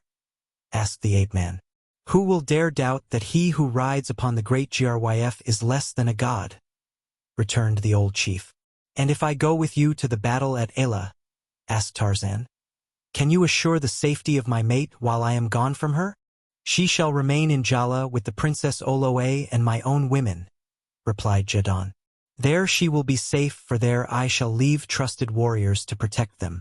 Say that you will come, O Dor-Olotho, and my cup of happiness will be full, for even now Taden, my son, marches toward Ela with a force from the northwest, and if we can attack, with the Dor-Olotho at our head, from the northeast our arms should be victorious." "It shall be as you wish, Jadon," replied the ape-man. "But first you must have meat fetched for my gryf." "There are many carcasses in the camp above," replied Jadon, "for my men have little else to do than hunt." "Good!" exclaimed Tarzan. "Have them brought at once." And when the meat was brought and laid at a distance, the ape-man slipped from the back of his fierce charger and fed him with his own hand. "See that there is always plenty of flesh for him," he said to Jadon, for he guessed that his mastery might be short-lived should the vicious beast become over-hungry. It was morning before they could leave for Jala, but Tarzan found the gryf lying where he had left him the night before beside the carcasses of 2 antelope and a lion. But now there was nothing but the gryf. "The paleontologists say that he was herbivorous," said Tarzan as he and Jane approached the beast. The journey to Jala was made through the scattered villages, where Jadon hoped to arouse a keener enthusiasm for his cause. A party of warriors preceded Tarzan that the people might properly be prepared, not only for the sight of the gryf but to receive the Dor-Olotho as became his high station. The results were all that Jadon could have hoped, and in no village through which they passed was there one who doubted the deity of the ape-man. As they approached Jala, a strange warrior joined them, one whom none of Jadon's following knew. He said he came from one of the villages to the south, and that he had been treated unfairly by one of Ludon's chiefs. For this reason he had deserted the cause of the high priest and come north in the hope of finding a home in Jala. As every addition to his forces was welcome to the old chief, he permitted the stranger to accompany them, and so he came into Jala with them. There arose now the question as to what was to be done with the Gryf while they remained in the city. It was with difficulty that Tarzan had prevented the savage beast from attacking all who came near it when they had first entered the camp of Jadon in the uninhabited gorge next to the Coral Ja. But during the march to Jala the creature had seemed to become accustomed to the presence of the Hodon. The latter, however, gave him no cause for annoyance since they kept as far from him as possible, and when he passed through the streets of the city, he was viewed from the safety of lofty windows and roofs. However tractable he appeared to have become, there would have been no enthusiastic seconding of a suggestion to turn him loose within the city. It was finally suggested that he be turned into a walled enclosure within the palace grounds, and this was done, Tarzan driving him in after Jane had dismounted. More meat was thrown to him, and he was left to his own devices, the awestruck inhabitants of the palace not even venturing to climb upon the walls to look at him. Jadon led Tarzan and Jane to the quarters of the Princess Oloe who, the moment that she beheld the ape-man, threw herself to the ground and touched her forehead to his feet. Panatli was there with her, and she too seemed happy to see Tarzan Jadguru again. When they found that Jane was his mate, they looked with almost equal awe upon her, since even the most skeptical of the warriors of Jadon were now convinced that they were entertaining a god and a goddess within the city of Jala, and that with the assistance of the power of these two, the cause of Jadon would soon be victorious and the old lion man set upon the throne of Palaldon.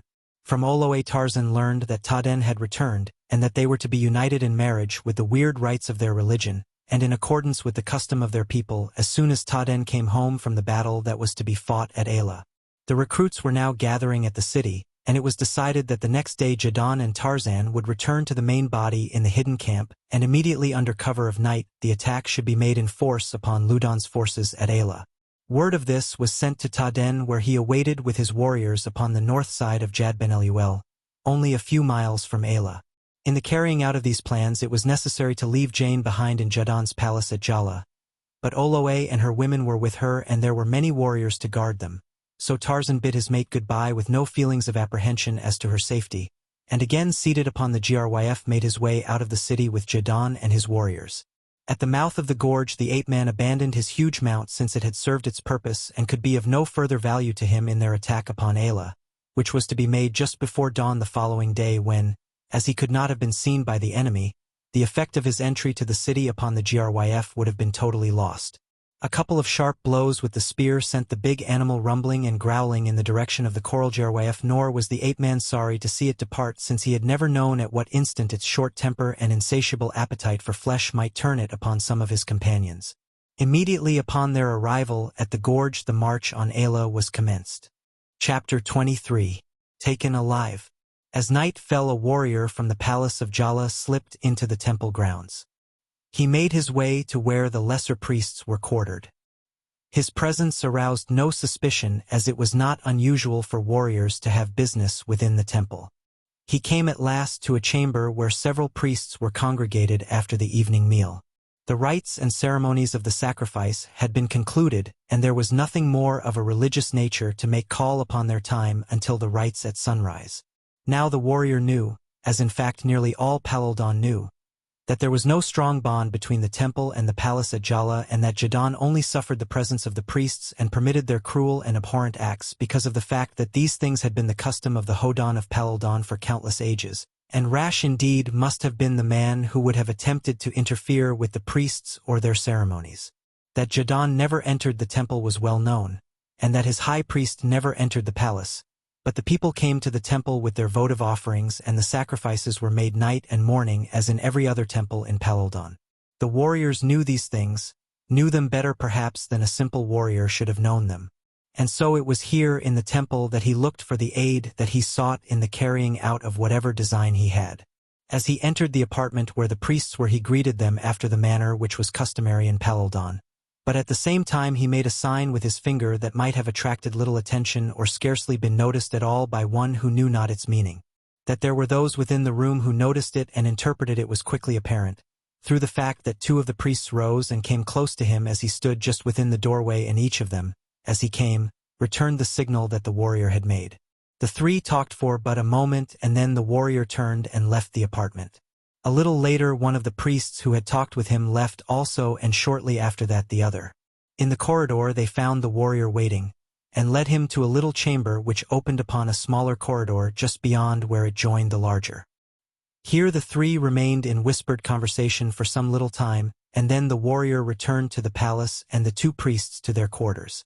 The apartments of the women of the palace at Jala are all upon the same side of a long, straight corridor. Each has a single door leading into the corridor, and at the opposite end several windows overlooking a garden. It was in one of these rooms that Jane slept alone. At each end of the corridor was a sentinel, the main body of the guard being stationed in a room near the outer entrance to the women's quarters. The palace slept, for they kept early hours there where Jadon ruled. The Palidonso of the great chieftain of the north knew no such wild orgies as had resounded through the palace of the king at Ayla. Jala was a quiet city by comparison with the capital, yet there was always a guard kept at every entrance to the chambers of Jadon and his immediate family, as well as at the gate leading into the temple and that which opened upon the city. These guards, however, were small, consisting usually of not more than 5 or 6 warriors, one of whom remained awake while the others slept.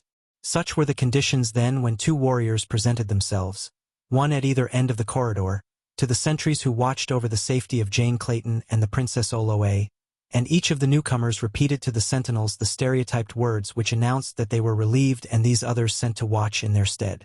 Never is a warrior loath to be relieved of sentry duty. Where, under different circumstances, he might ask numerous questions, he is now too well satisfied to escape the monotonies of that universally hated duty.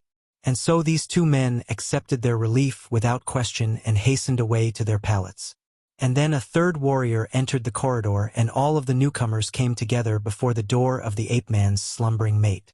And one was the strange warrior who had met Jadon and Tarzan outside the city of Jala as they had approached it the previous day, and he was the same warrior who had entered the temple a short hour before, but the faces of his fellows were unfamiliar, even to one another, since it is seldom that a priest removes his hideous headdress in the presence even of his associates. Silently they lifted the hangings that hid the interior of the room from the view of those who passed through the corridor, and stealthily slunk within. Upon a pile of furs in a far corner lay the sleeping form of Lady Greystoke.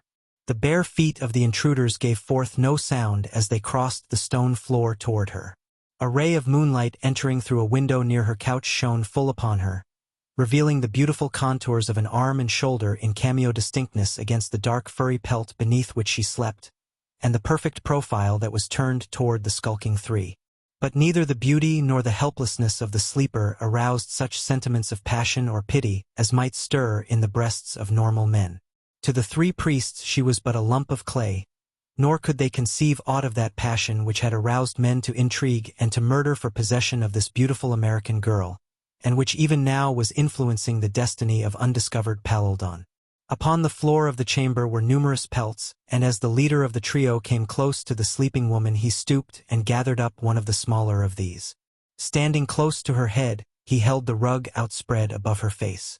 "Now," he whispered, and simultaneously, he threw the rug over the woman's head, and his 2 fellows leaped upon her, seizing her arms and pinioning her body while their leader stifled her cries with the furry pelt. Quickly and silently they bound her wrists and gagged her, and during the brief time that their work required there was no sound that might have been heard by occupants of the adjoining apartments. Jerking her roughly to her feet, they forced her toward a window, but she refused to walk, throwing herself instead upon the floor. They were very angry and would have resorted to cruelties to compel her obedience, but dared not, since the wrath of Ludon might fall heavily upon whoever mutilated his fair prize. And so they were forced to lift and carry her bodily. Nor was the task any sinecure, since the captive kicked and struggled as best she might, making their labor as arduous as possible. But finally they succeeded in getting her through the window and into the garden beyond, where one of the 2 priests from the Jala temple directed their steps toward a small barred gateway in the south wall of the enclosure. Immediately beyond this a flight of stone stairs led downward toward the river, and at the foot of the stairs were moored several canoes. Pansat had indeed been fortunate in enlisting aid from those who knew the temple and the palace so well, or otherwise he might never have escaped from Jala with his captive. Placing the woman in the bottom of a light canoe, Pansat entered it and took up the paddle. His companions unfastened the moorings and shoved the little craft out into the current of the stream. Their traitorous work completed, they turned and retraced their steps toward the temple, while Pansat, paddling strongly with the current, moved rapidly down the river that would carry him to the Jadbeneluel and Ayla. The moon had set and the eastern horizon still gave no hint of approaching day as a long file of warriors wound stealthily through the darkness into the city of Ayla. Their plans were all laid and there seemed no likelihood of their miscarriage. A messenger had been dispatched to Taden, whose forces lay northwest of the city. Tarzan, with a small contingent, was to enter the temple through the secret passageway, the location of which he alone knew, while Jadon, with the greater proportion of the warriors, was to attack the palace gates. The ape-man, leading his little band, moved stealthily through the winding alleys of Ayla, arriving undetected at the building which hid the entrance to the secret passageway. This spot being best protected by the fact that its existence was unknown to others than the priests, was unguarded. To facilitate the passage of his little company through the narrow winding, uneven tunnel, Tarzan lighted a torch which had been brought for the purpose and preceding his warriors led the way toward the temple. That he could accomplish much once he reached the inner chambers of the temple with his little band of picked warriors, the ape-man was confident, since an attack at this point would bring confusion and consternation to the easily overpowered priests, and permit Tarzan to attack the palace forces in the rear at the same time that Jadon engaged them at the palace gates, while Taden and his forces swarmed the northern walls. Great value had been placed by Jadon on the moral effect of the Doralotho's mysterious appearance in the heart of the temple, and he had urged Tarzan to take every advantage of the old chieftain's belief that many of Ludon's warriors still wavered in their allegiance between the high priest and the Doralotho, being held to the former more by the fear which he engendered in the breasts of all his followers than by any love or loyalty they might feel toward him. There is a Paladonian proverb setting forth a truth similar to that contained in the old Scotch adage that the best laid schemes o' mice and men gang after gley. Freely translated it might read, he who follows the right trail sometimes reaches the wrong destination. And such apparently was the fate that lay in the footsteps of the great chieftain of the north and his godlike ally.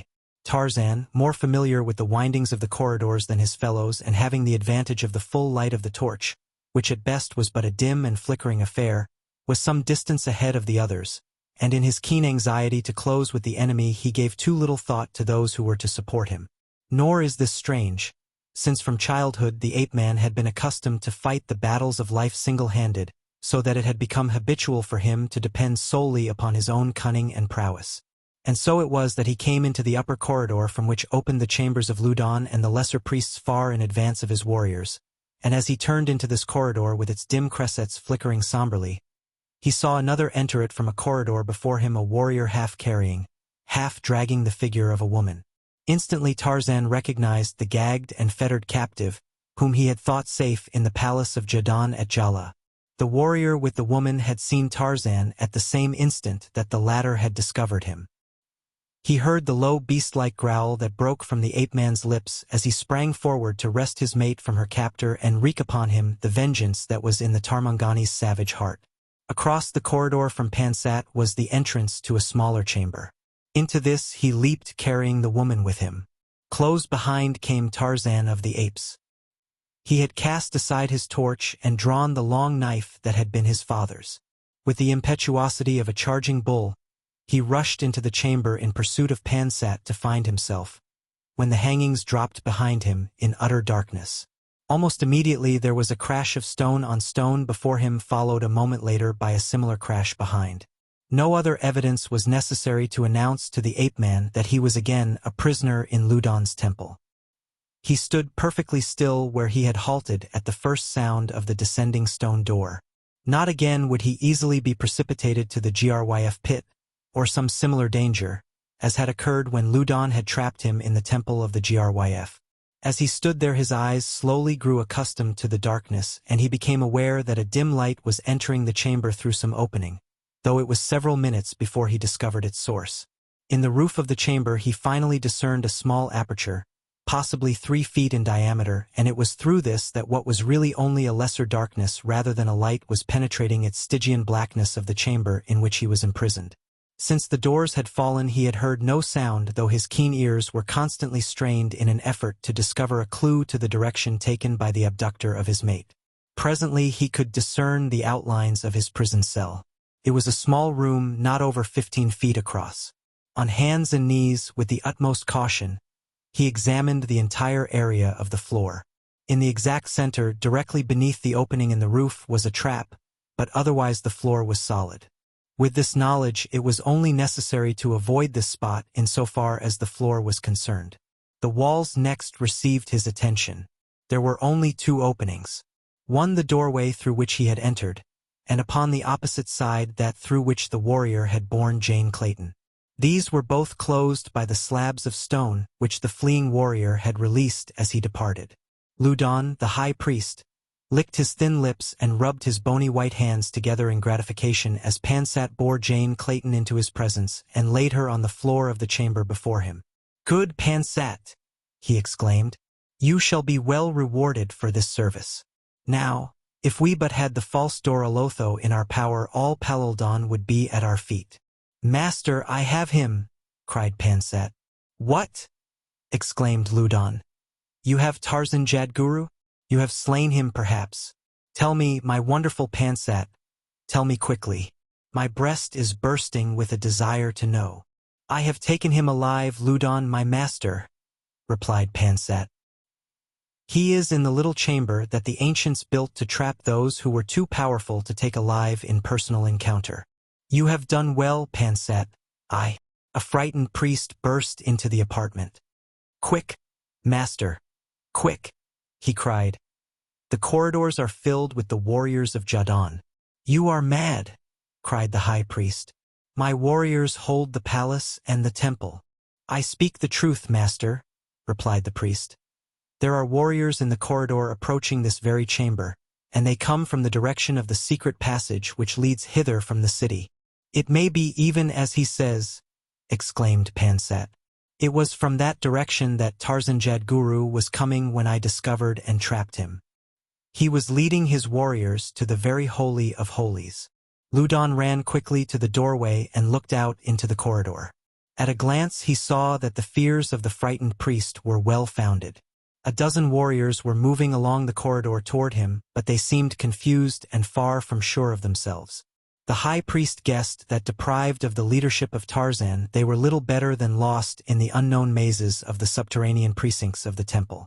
Stepping back into the apartment, he seized a leathern thong that depended from the ceiling.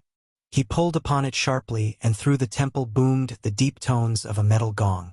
5 times the clanging notes rang through the corridors. Then he turned toward the 2 priests. "Bring the woman and follow me," he directed. Crossing the chamber he passed through a small doorway, the others lifting Jane Clayton from the floor and following him. Through a narrow corridor and up a flight of steps they went, turning to right and left and doubling back through a maze of winding passageways which terminated in a spiral staircase that gave forth at the surface of the ground within the largest of the inner altar courts close beside the eastern altar. From all directions now, in the corridors below and the grounds above, came the sound of hurrying footsteps. The 5 strokes of the great gong had summoned the faithful to the defense of Loudon in his private chambers. The priests who knew the way led the less familiar warriors to the spot, and presently those who had accompanied Tarzan found themselves not only leaderless but facing a vastly superior force. They were brave men, but under the circumstances they were helpless, and so they fell back the way they had come. And when they reached the narrow confines of the smaller passageway, their safety was assured, since only one foeman could attack them at a time. But their plans were frustrated and possibly also their entire cause lost. So heavily had Jadon banked upon the success of their venture. With the clanging of the temple gong, Jadon assumed that Tarzan and his party had struck their initial blow, and so he launched his attack upon the palace gate. To the ears of Loudon in the inner temple court came the savage war cries that announced the beginning of the battle. Leaving Pansat and the other priests to guard the woman, he hastened toward the palace personally to direct his force, and as he passed through the temple grounds, he dispatched a messenger to learn the outcome of the fight in the corridors below, and other messengers to spread the news among his followers that the false Dorolotho was a prisoner in the temple. As the din of battle rose above Ela, Lieutenant Eric Obergatz turned upon his bed of soft hides and sat up. He rubbed his eyes and looked about him. It was still dark without. "I am Jad Ben Otho," he cried. "Who dares disturb my slumber?" A slave squatting upon the floor at the foot of his couch shuddered and touched her forehead to the floor. "It must be that the enemy have come, O Jad Ben Otho." She spoke soothingly, for she had reason to know the terrors of the mad frenzy into which trivial things sometimes threw the great god. A priest burst suddenly through the hangings of the doorway and, falling upon his hands and knees, rubbed his forehead against the stone flagging. "O Jad Ben Otho," he cried, "the warriors of Jadon have attacked the palace and the temple. Even now they are fighting in the corridors near the quarters of Ludon. And the high priest begs that you come to the palace and encourage your faithful warriors by your presence." Obergatz sprang to his feet. "I am Jad Ben Otho," he screamed. "With lightning I will blast the blasphemers who dare attack the holy city of Ela." For a moment he rushed aimlessly and madly about the room, while the priest and the slave remained upon hands and knees with their foreheads against the floor. "Come," cried Obergatz, planting a vicious kick in the side of the slave girl. "Come. Would you wait here all day while the forces of darkness overwhelm the city of light?" Thoroughly frightened, as were all those who were forced to serve the great god, the two arose and followed Obergatz towards the palace. Above the shouting of the warriors rose constantly the cries of the temple priests. "Jad Ben Otho is here, and the false Dorolotho is a prisoner in the temple." The persistent cries reached even to the ears of the enemy, as it was intended that they should. Chapter 24. The Messenger of Death. The sun rose to see the forces of Jadon still held at the palace gate. The old warrior had seized the tall structure that stood just beyond the palace, and at the summit of this, he kept a warrior stationed to look toward the northern wall of the palace where Taden was to make his attack.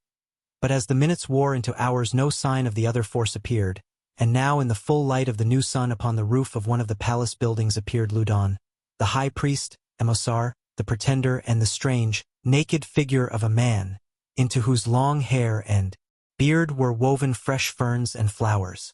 Behind them were banked a score of lesser priests who chanted in unison, "This is Jad Ben Otho. Lay down your arms and surrender." This they repeated again and again, alternating it with the cry, "The false Dorolotho is a prisoner."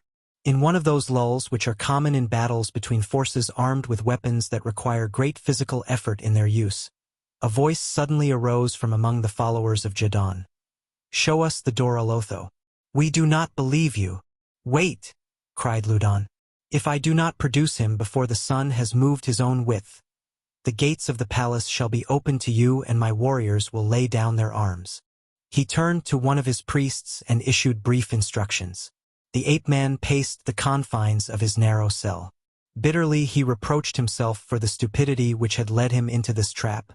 And yet was it stupidity? What else might he have done other than rush to the succor of his mate? He wondered how they had stolen her from Jala, and then suddenly there flashed to his mind the features of the warrior whom he had just seen with her. They were strangely familiar.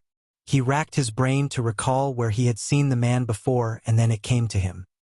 He was the strange warrior who had joined Jadon's forces outside of Jala the day that Tarzan had ridden upon the great Gryf from the uninhabited gorge next to the Coraljay down to the capital city of the chieftain of the north. But who could the man be? Tarzan knew that never before that other day had he seen him. Presently he heard the clanging of a gong from the corridor without, and very faintly the rush of feet and shouts.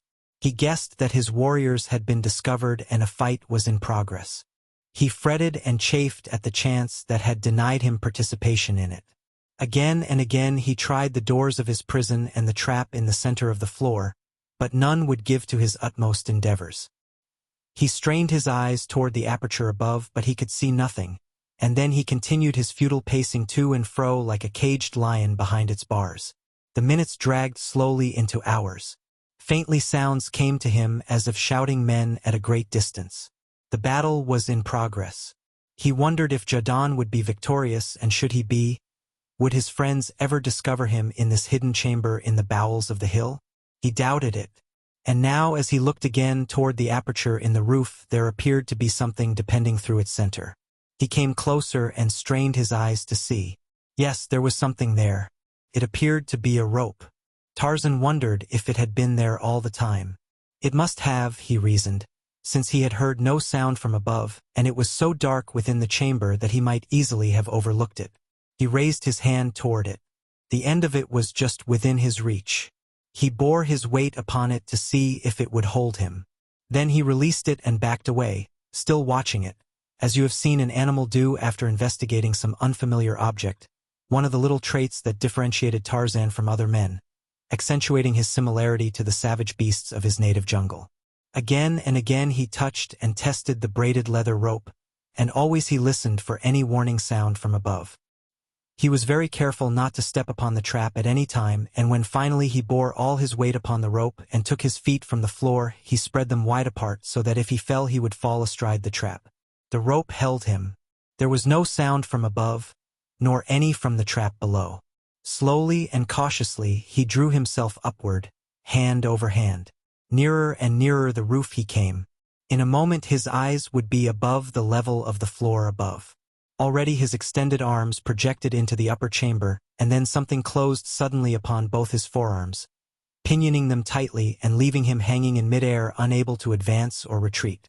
Immediately a light appeared in the room above him, and presently he saw the hideous mask of a priest peering down upon him.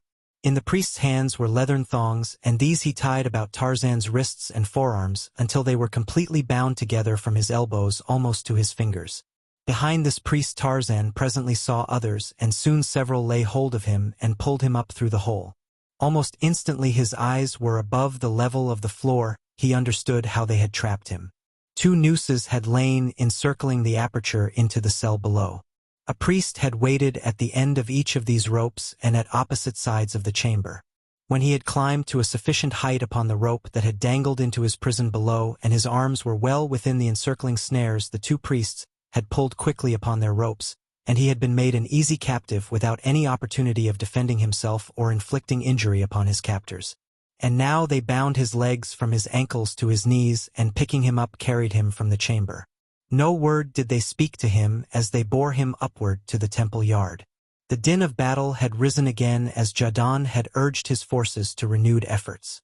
Taden had not arrived, and the forces of the old chieftain were revealing in their lessened efforts their increasing demoralization. And then it was that the priests carried Tarzan Jadguru to the roof of the palace and exhibited him in the sight of the warriors of both factions. "Here is the false Dora Lotho," screamed Ludon. Obergatz, his shattered mentality having never grasped fully the meaning of much that was going on about him, cast a casual glance at the bound and helpless prisoner, and as his eyes fell upon the noble features of the ape-man, they went wide in astonishment and fright, and his pasty countenance turned a sickly blue. Once before had he seen Tarzan of the Apes, but many times had he dreamed that he had seen him, and always was the giant ape-man avenging the wrongs that had been committed upon him and his by the ruthless hands of the 3 German officers who had led their native troops in the ravishing of Tarzan's peaceful home. Hauptmann Fritz Schneider had paid the penalty of his needless cruelties. Unterlieutenant von Goss, too, had paid, and now Obergatz, the last of the 3, stood face to face with the nemesis that had trailed him through his dreams for long, weary months. That he was bound and helpless lessened not the German's terror. He seemed not to realize that the man could not harm him. He but stood cringing and gibbering, and Ludon saw and was filled with apprehension that others might see, and seeing realized that this bewhiskered idiot was no god, that of the 2 Tarzan Jadguru was the more godly figure. Already the high priest noted that some of the palace warriors standing near were whispering together and pointing. He stepped closer to Obergatz. "You are Jad Ben Otho," he whispered. "Denounce him." The German shook himself. His mind cleared of all but his great terror, and the words of the high priest gave him the clue to safety. "I am Jad Ben Otho," he screamed. Tarzan looked him straight in the eye. "You are Lieutenant Obergatz of the German army," he said in excellent German. "You are the last of the 3 I have sought so long, and in your putrid heart you know that God has not brought us together at last for nothing." The mind of Lieutenant Obergatz was functioning clearly and rapidly at last. He too saw the questioning looks upon the faces of some of those around them. He saw the opposing warriors of both cities standing by the gate inactive, every eye turned upon him, and the trussed figure of the ape-man. He realized that indecision now meant ruin, and ruin, death. He raised his voice in the sharp barking tones of a Prussian officer, so unlike his former maniacal screaming as to quickly arouse the attention of every ear and to cause an expression of puzzlement to cross the crafty face of Loudon. "I am Jad Ben Otho," snapped Obergatz. "This creature is no son of mine.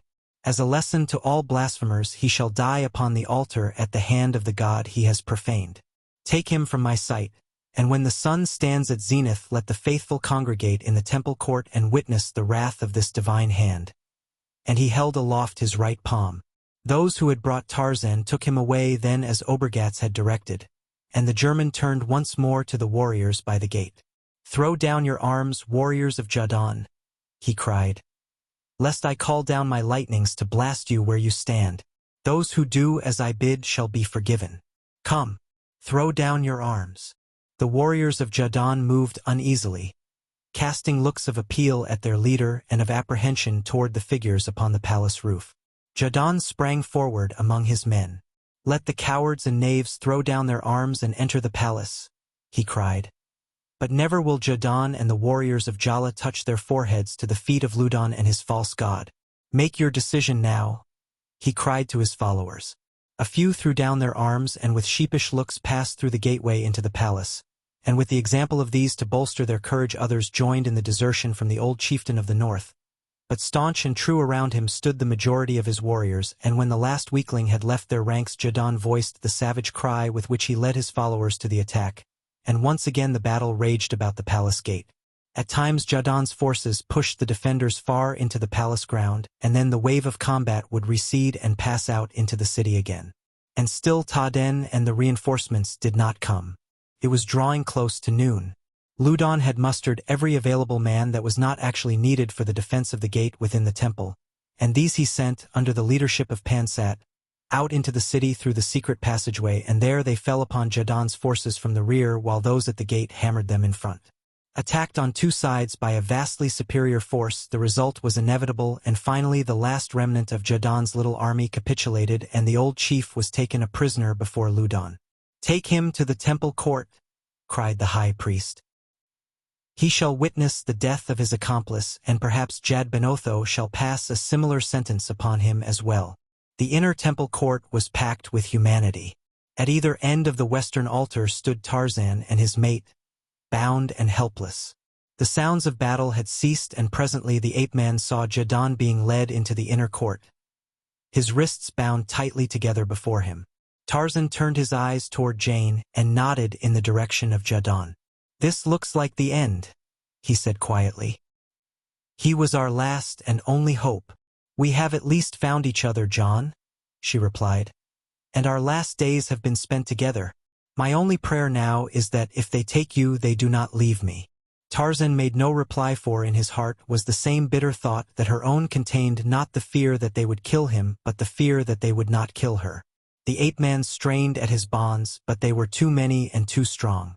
A priest near him saw and with a jeering laugh struck the defenseless ape-man in the face. "The brute!" cried Jane Clayton. Tarzan smiled.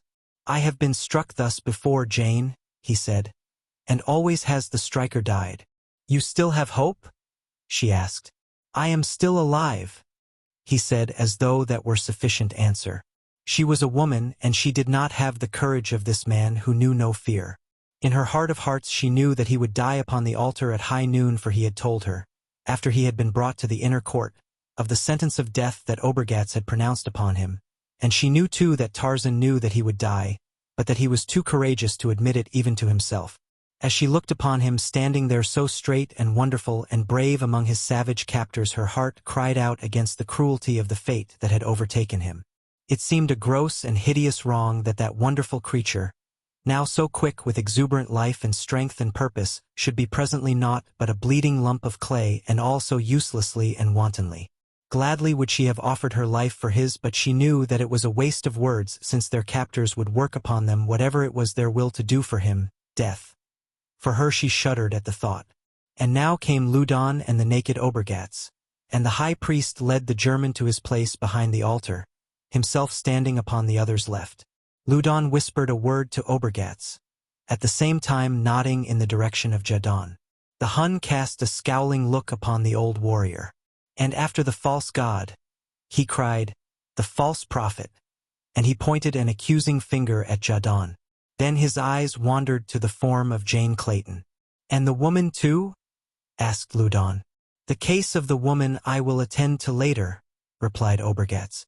"I will talk with her tonight after she has had a chance to meditate upon the consequences of arousing the wrath of Jad Ben Otho." He cast his eyes upward at the sun. "The time approaches," he said to Loudon. "Prepare the sacrifice." Loudon nodded to the priests who were gathered about Tarzan. They seized the ape-man and lifted him bodily to the altar, where they laid him upon his back with his head at the south end of the monolith, but a few feet from where Jane Clayton stood. Impulsively, and before they could restrain her, the woman rushed forward and, bending quickly, kissed her mate upon the forehead. "Goodbye, John," she whispered. "Goodbye," he answered, smiling. The priests seized her and dragged her away. Loudon handed the sacrificial knife to Obergatz. "I am the great god," cried the German. "Thus falleth the divine wrath upon all my enemies." He looked up at the sun and then raised the knife high above his head. "Thus die the blasphemers of God," he screamed, and at the same instant a sharp staccato note rang out above the silent, spellbound multitude. There was a screaming whistle in the air, and Jad Ben Otho crumpled forward across the body of his intended victim. Again the same alarming noise, and Loudon fell. A third Anemosar crumpled to the ground. And now the warriors and the people, locating the direction of this new and unknown sound, turned toward the western end of the court. Upon the summit of the temple wall they saw two figures, a Hodon warrior and beside him an almost naked creature of the race of Tarzan Jadguru. Across his shoulders and about his hips were strange broad belts studded with beautiful cylinders that glinted in the midday sun, and in his hands a shining thing of wood and metal from the end of which rose a thin wreath of blue-gray smoke. And then the voice of the Hodon warrior rang clear upon the ears of the silent throng. "Thus speaks the true Jad Ben Otho," he cried. "Through this his messenger of death. Cut the bonds of the prisoners. Cut the bonds of the Doralotho and of Jadon, king of Palaldon, and of the woman who is the mate of the Son of God." Pansat, filled with the frenzy of fanaticism, saw the power and the glory of the regime he had served crumpled and gone. To one and only one did he attribute the blame for the disaster that had but just overwhelmed him. It was the creature who lay upon the sacrificial altar, who had brought Loudon to his death and toppled the dreams of power that day by day had been growing in the brain of the under-priest. The sacrificial knife lay upon the altar where it had fallen from the dead fingers of Obergatz. Pansat crept closer, and then with a sudden lunge he reached forth to seize the handle of the blade, and even as his clutching fingers were poised above it, the strange thing in the hands of the strange creature upon the temple wall cried out its crashing word of doom, and Pansat the under-priest, screaming, fell back upon the dead body of his master. "Seize all the priests," cried Taden to the warriors, "and let none hesitate lest Jad Ben Otho's messenger send forth still other bolts of lightning." The warriors and the people had now witnessed such an exhibition of divine power as might have convinced an even less superstitious and more enlightened people. And since many of them had but lately wavered between the Jad Ben Otho of Loudon and the Doralotho of Jadon, it was not difficult for them to swing quickly back to the latter, especially in view of the unanswerable argument in the hands of him whom Taden had described as the messenger of the great god. And so the warriors sprang forward now with alacrity and surrounded the priests, and when they looked again at the western wall of the temple court they saw pouring over it a great force of warriors. And the thing that startled and appalled them was the fact that many of these were black and hairy Wasdon. At their head came the stranger with the shiny weapon, and on his right was Taden, the Hodon, and on his left Oemat, the black Gund of Korol-Jaa. A warrior near the altar had seized the sacrificial knife and cut Tarzan's bonds, and also those of Jadon and Jane Clayton. And now the three stood together beside the altar, and as the newcomers from the western end of the temple court pushed their way toward them, the eyes of the woman went wide in mingled astonishment, incredulity, and hope. And the stranger, slinging his weapon across his back by a leather strap, rushed forward and took her in his arms. "Jack!" she cried, sobbing on his shoulder. "Jack, my son!" And Tarzan of the Apes came then and put his arms around them both. And the king of Paladon and the warriors and the people kneeled in the temple court and placed their foreheads to the ground before the altar where the three stood. Chapter 25. Home. Within an hour of the fall of Ludon and Emosar, the chiefs and principal warriors of Paladon gathered in the great throne room of the palace at Ayla upon the steps of the lofty pyramid, and placing Jadon at the apex proclaimed him king. Upon one side of the old chieftain stood Tarzan of the Apes, and upon the other Korak, the killer, worthy son of the mighty ape-man. And when the brief ceremony was over and the warriors with upraised clubs had sworn fealty to their new ruler, Jadon dispatched a trusted company to fetch Oloe and Panet Li and the women of his own household from Jala. And then the warriors discussed the future of Paladon, and the question arose as to the administration of the temples and the fate of the priests, who practically without exception had been disloyal to the government of the king, seeking always only their own power and comfort and aggrandizement. And then it was that Jadon turned to Tarzan. "Let the Doralotho transmit to his people the wishes of his father," he said. "Your problem is a simple one," said the ape-man. "If you but wish to do that which shall be pleasing in the eyes of God. Your priests, to increase their power, have taught you that Jadbenotho is a cruel god, that his eyes love to dwell upon blood and upon suffering. But the falsity of their teachings has been demonstrated to you today in the utter defeat of the priesthood. Take then the temples from the men and give them instead to the women, that they may be administered in kindness and charity and love. Wash the blood from your eastern altar and drain forever the water from the western.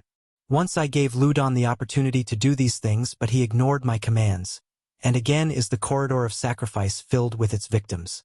Liberate these from every temple in Paladon. Bring offerings of such gifts as your people like and place them upon the altars of your God.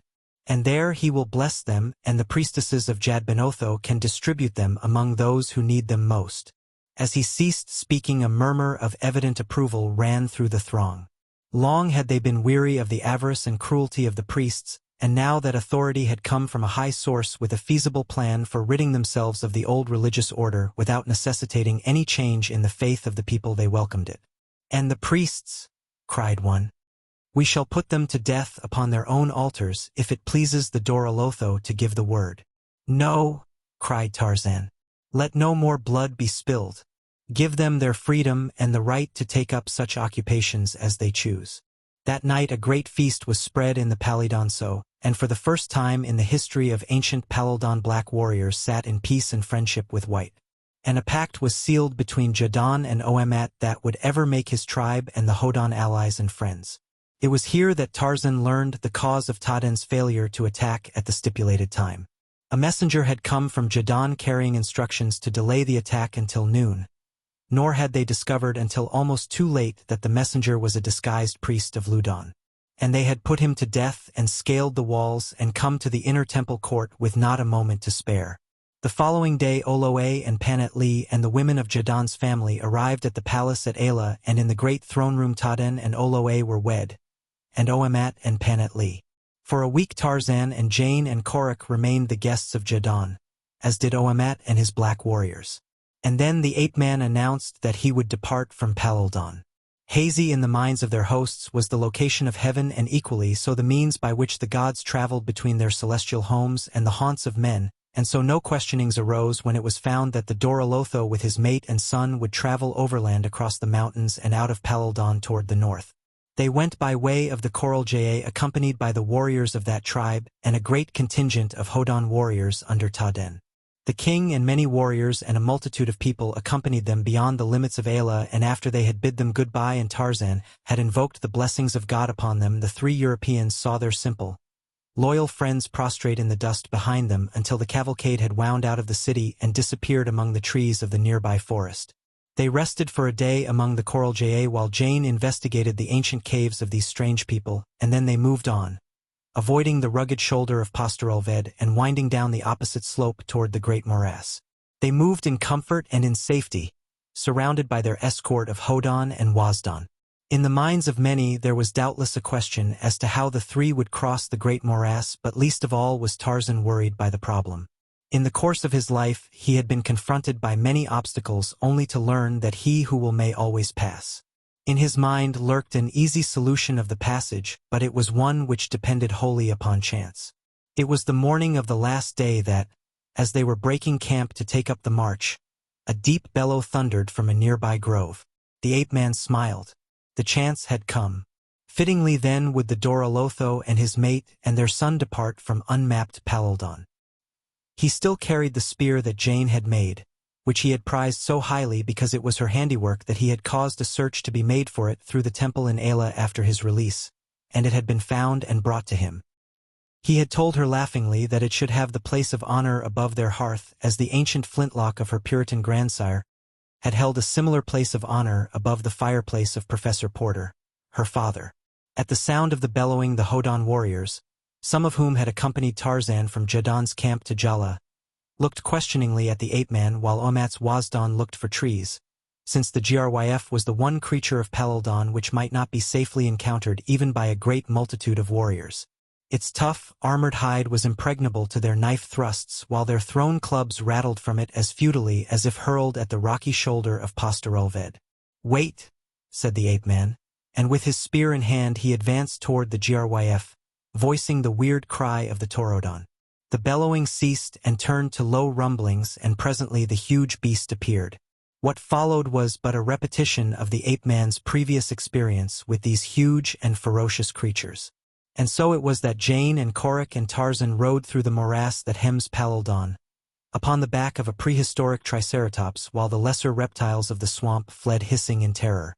Upon the opposite shore they turned and called back their farewells to Taden and Oamat and the brave warriors they had learned to admire and respect. And then Tarzan urged their titanic mount onward toward the north, abandoning him only when he was assured that the Wasdon and the Hodon had had time to reach a point of comparative safety among the craggy ravines of the foothills. Turning the beast's head again toward Palaldon, the three dismounted, and a sharp blow upon the thick hide sent the creature lumbering majestically back in the direction of its native haunts. For a time they stood looking back upon the land they had just quit, the land of Torodon and Gryf, of Ja and Jato, of Wasdon and Hodon, a primitive land of terror and sudden death and peace and beauty, a land that they all had learned to love. And then they turned once more toward the north, and with light hearts and brave hearts took up their long journey toward the land that is best of all home.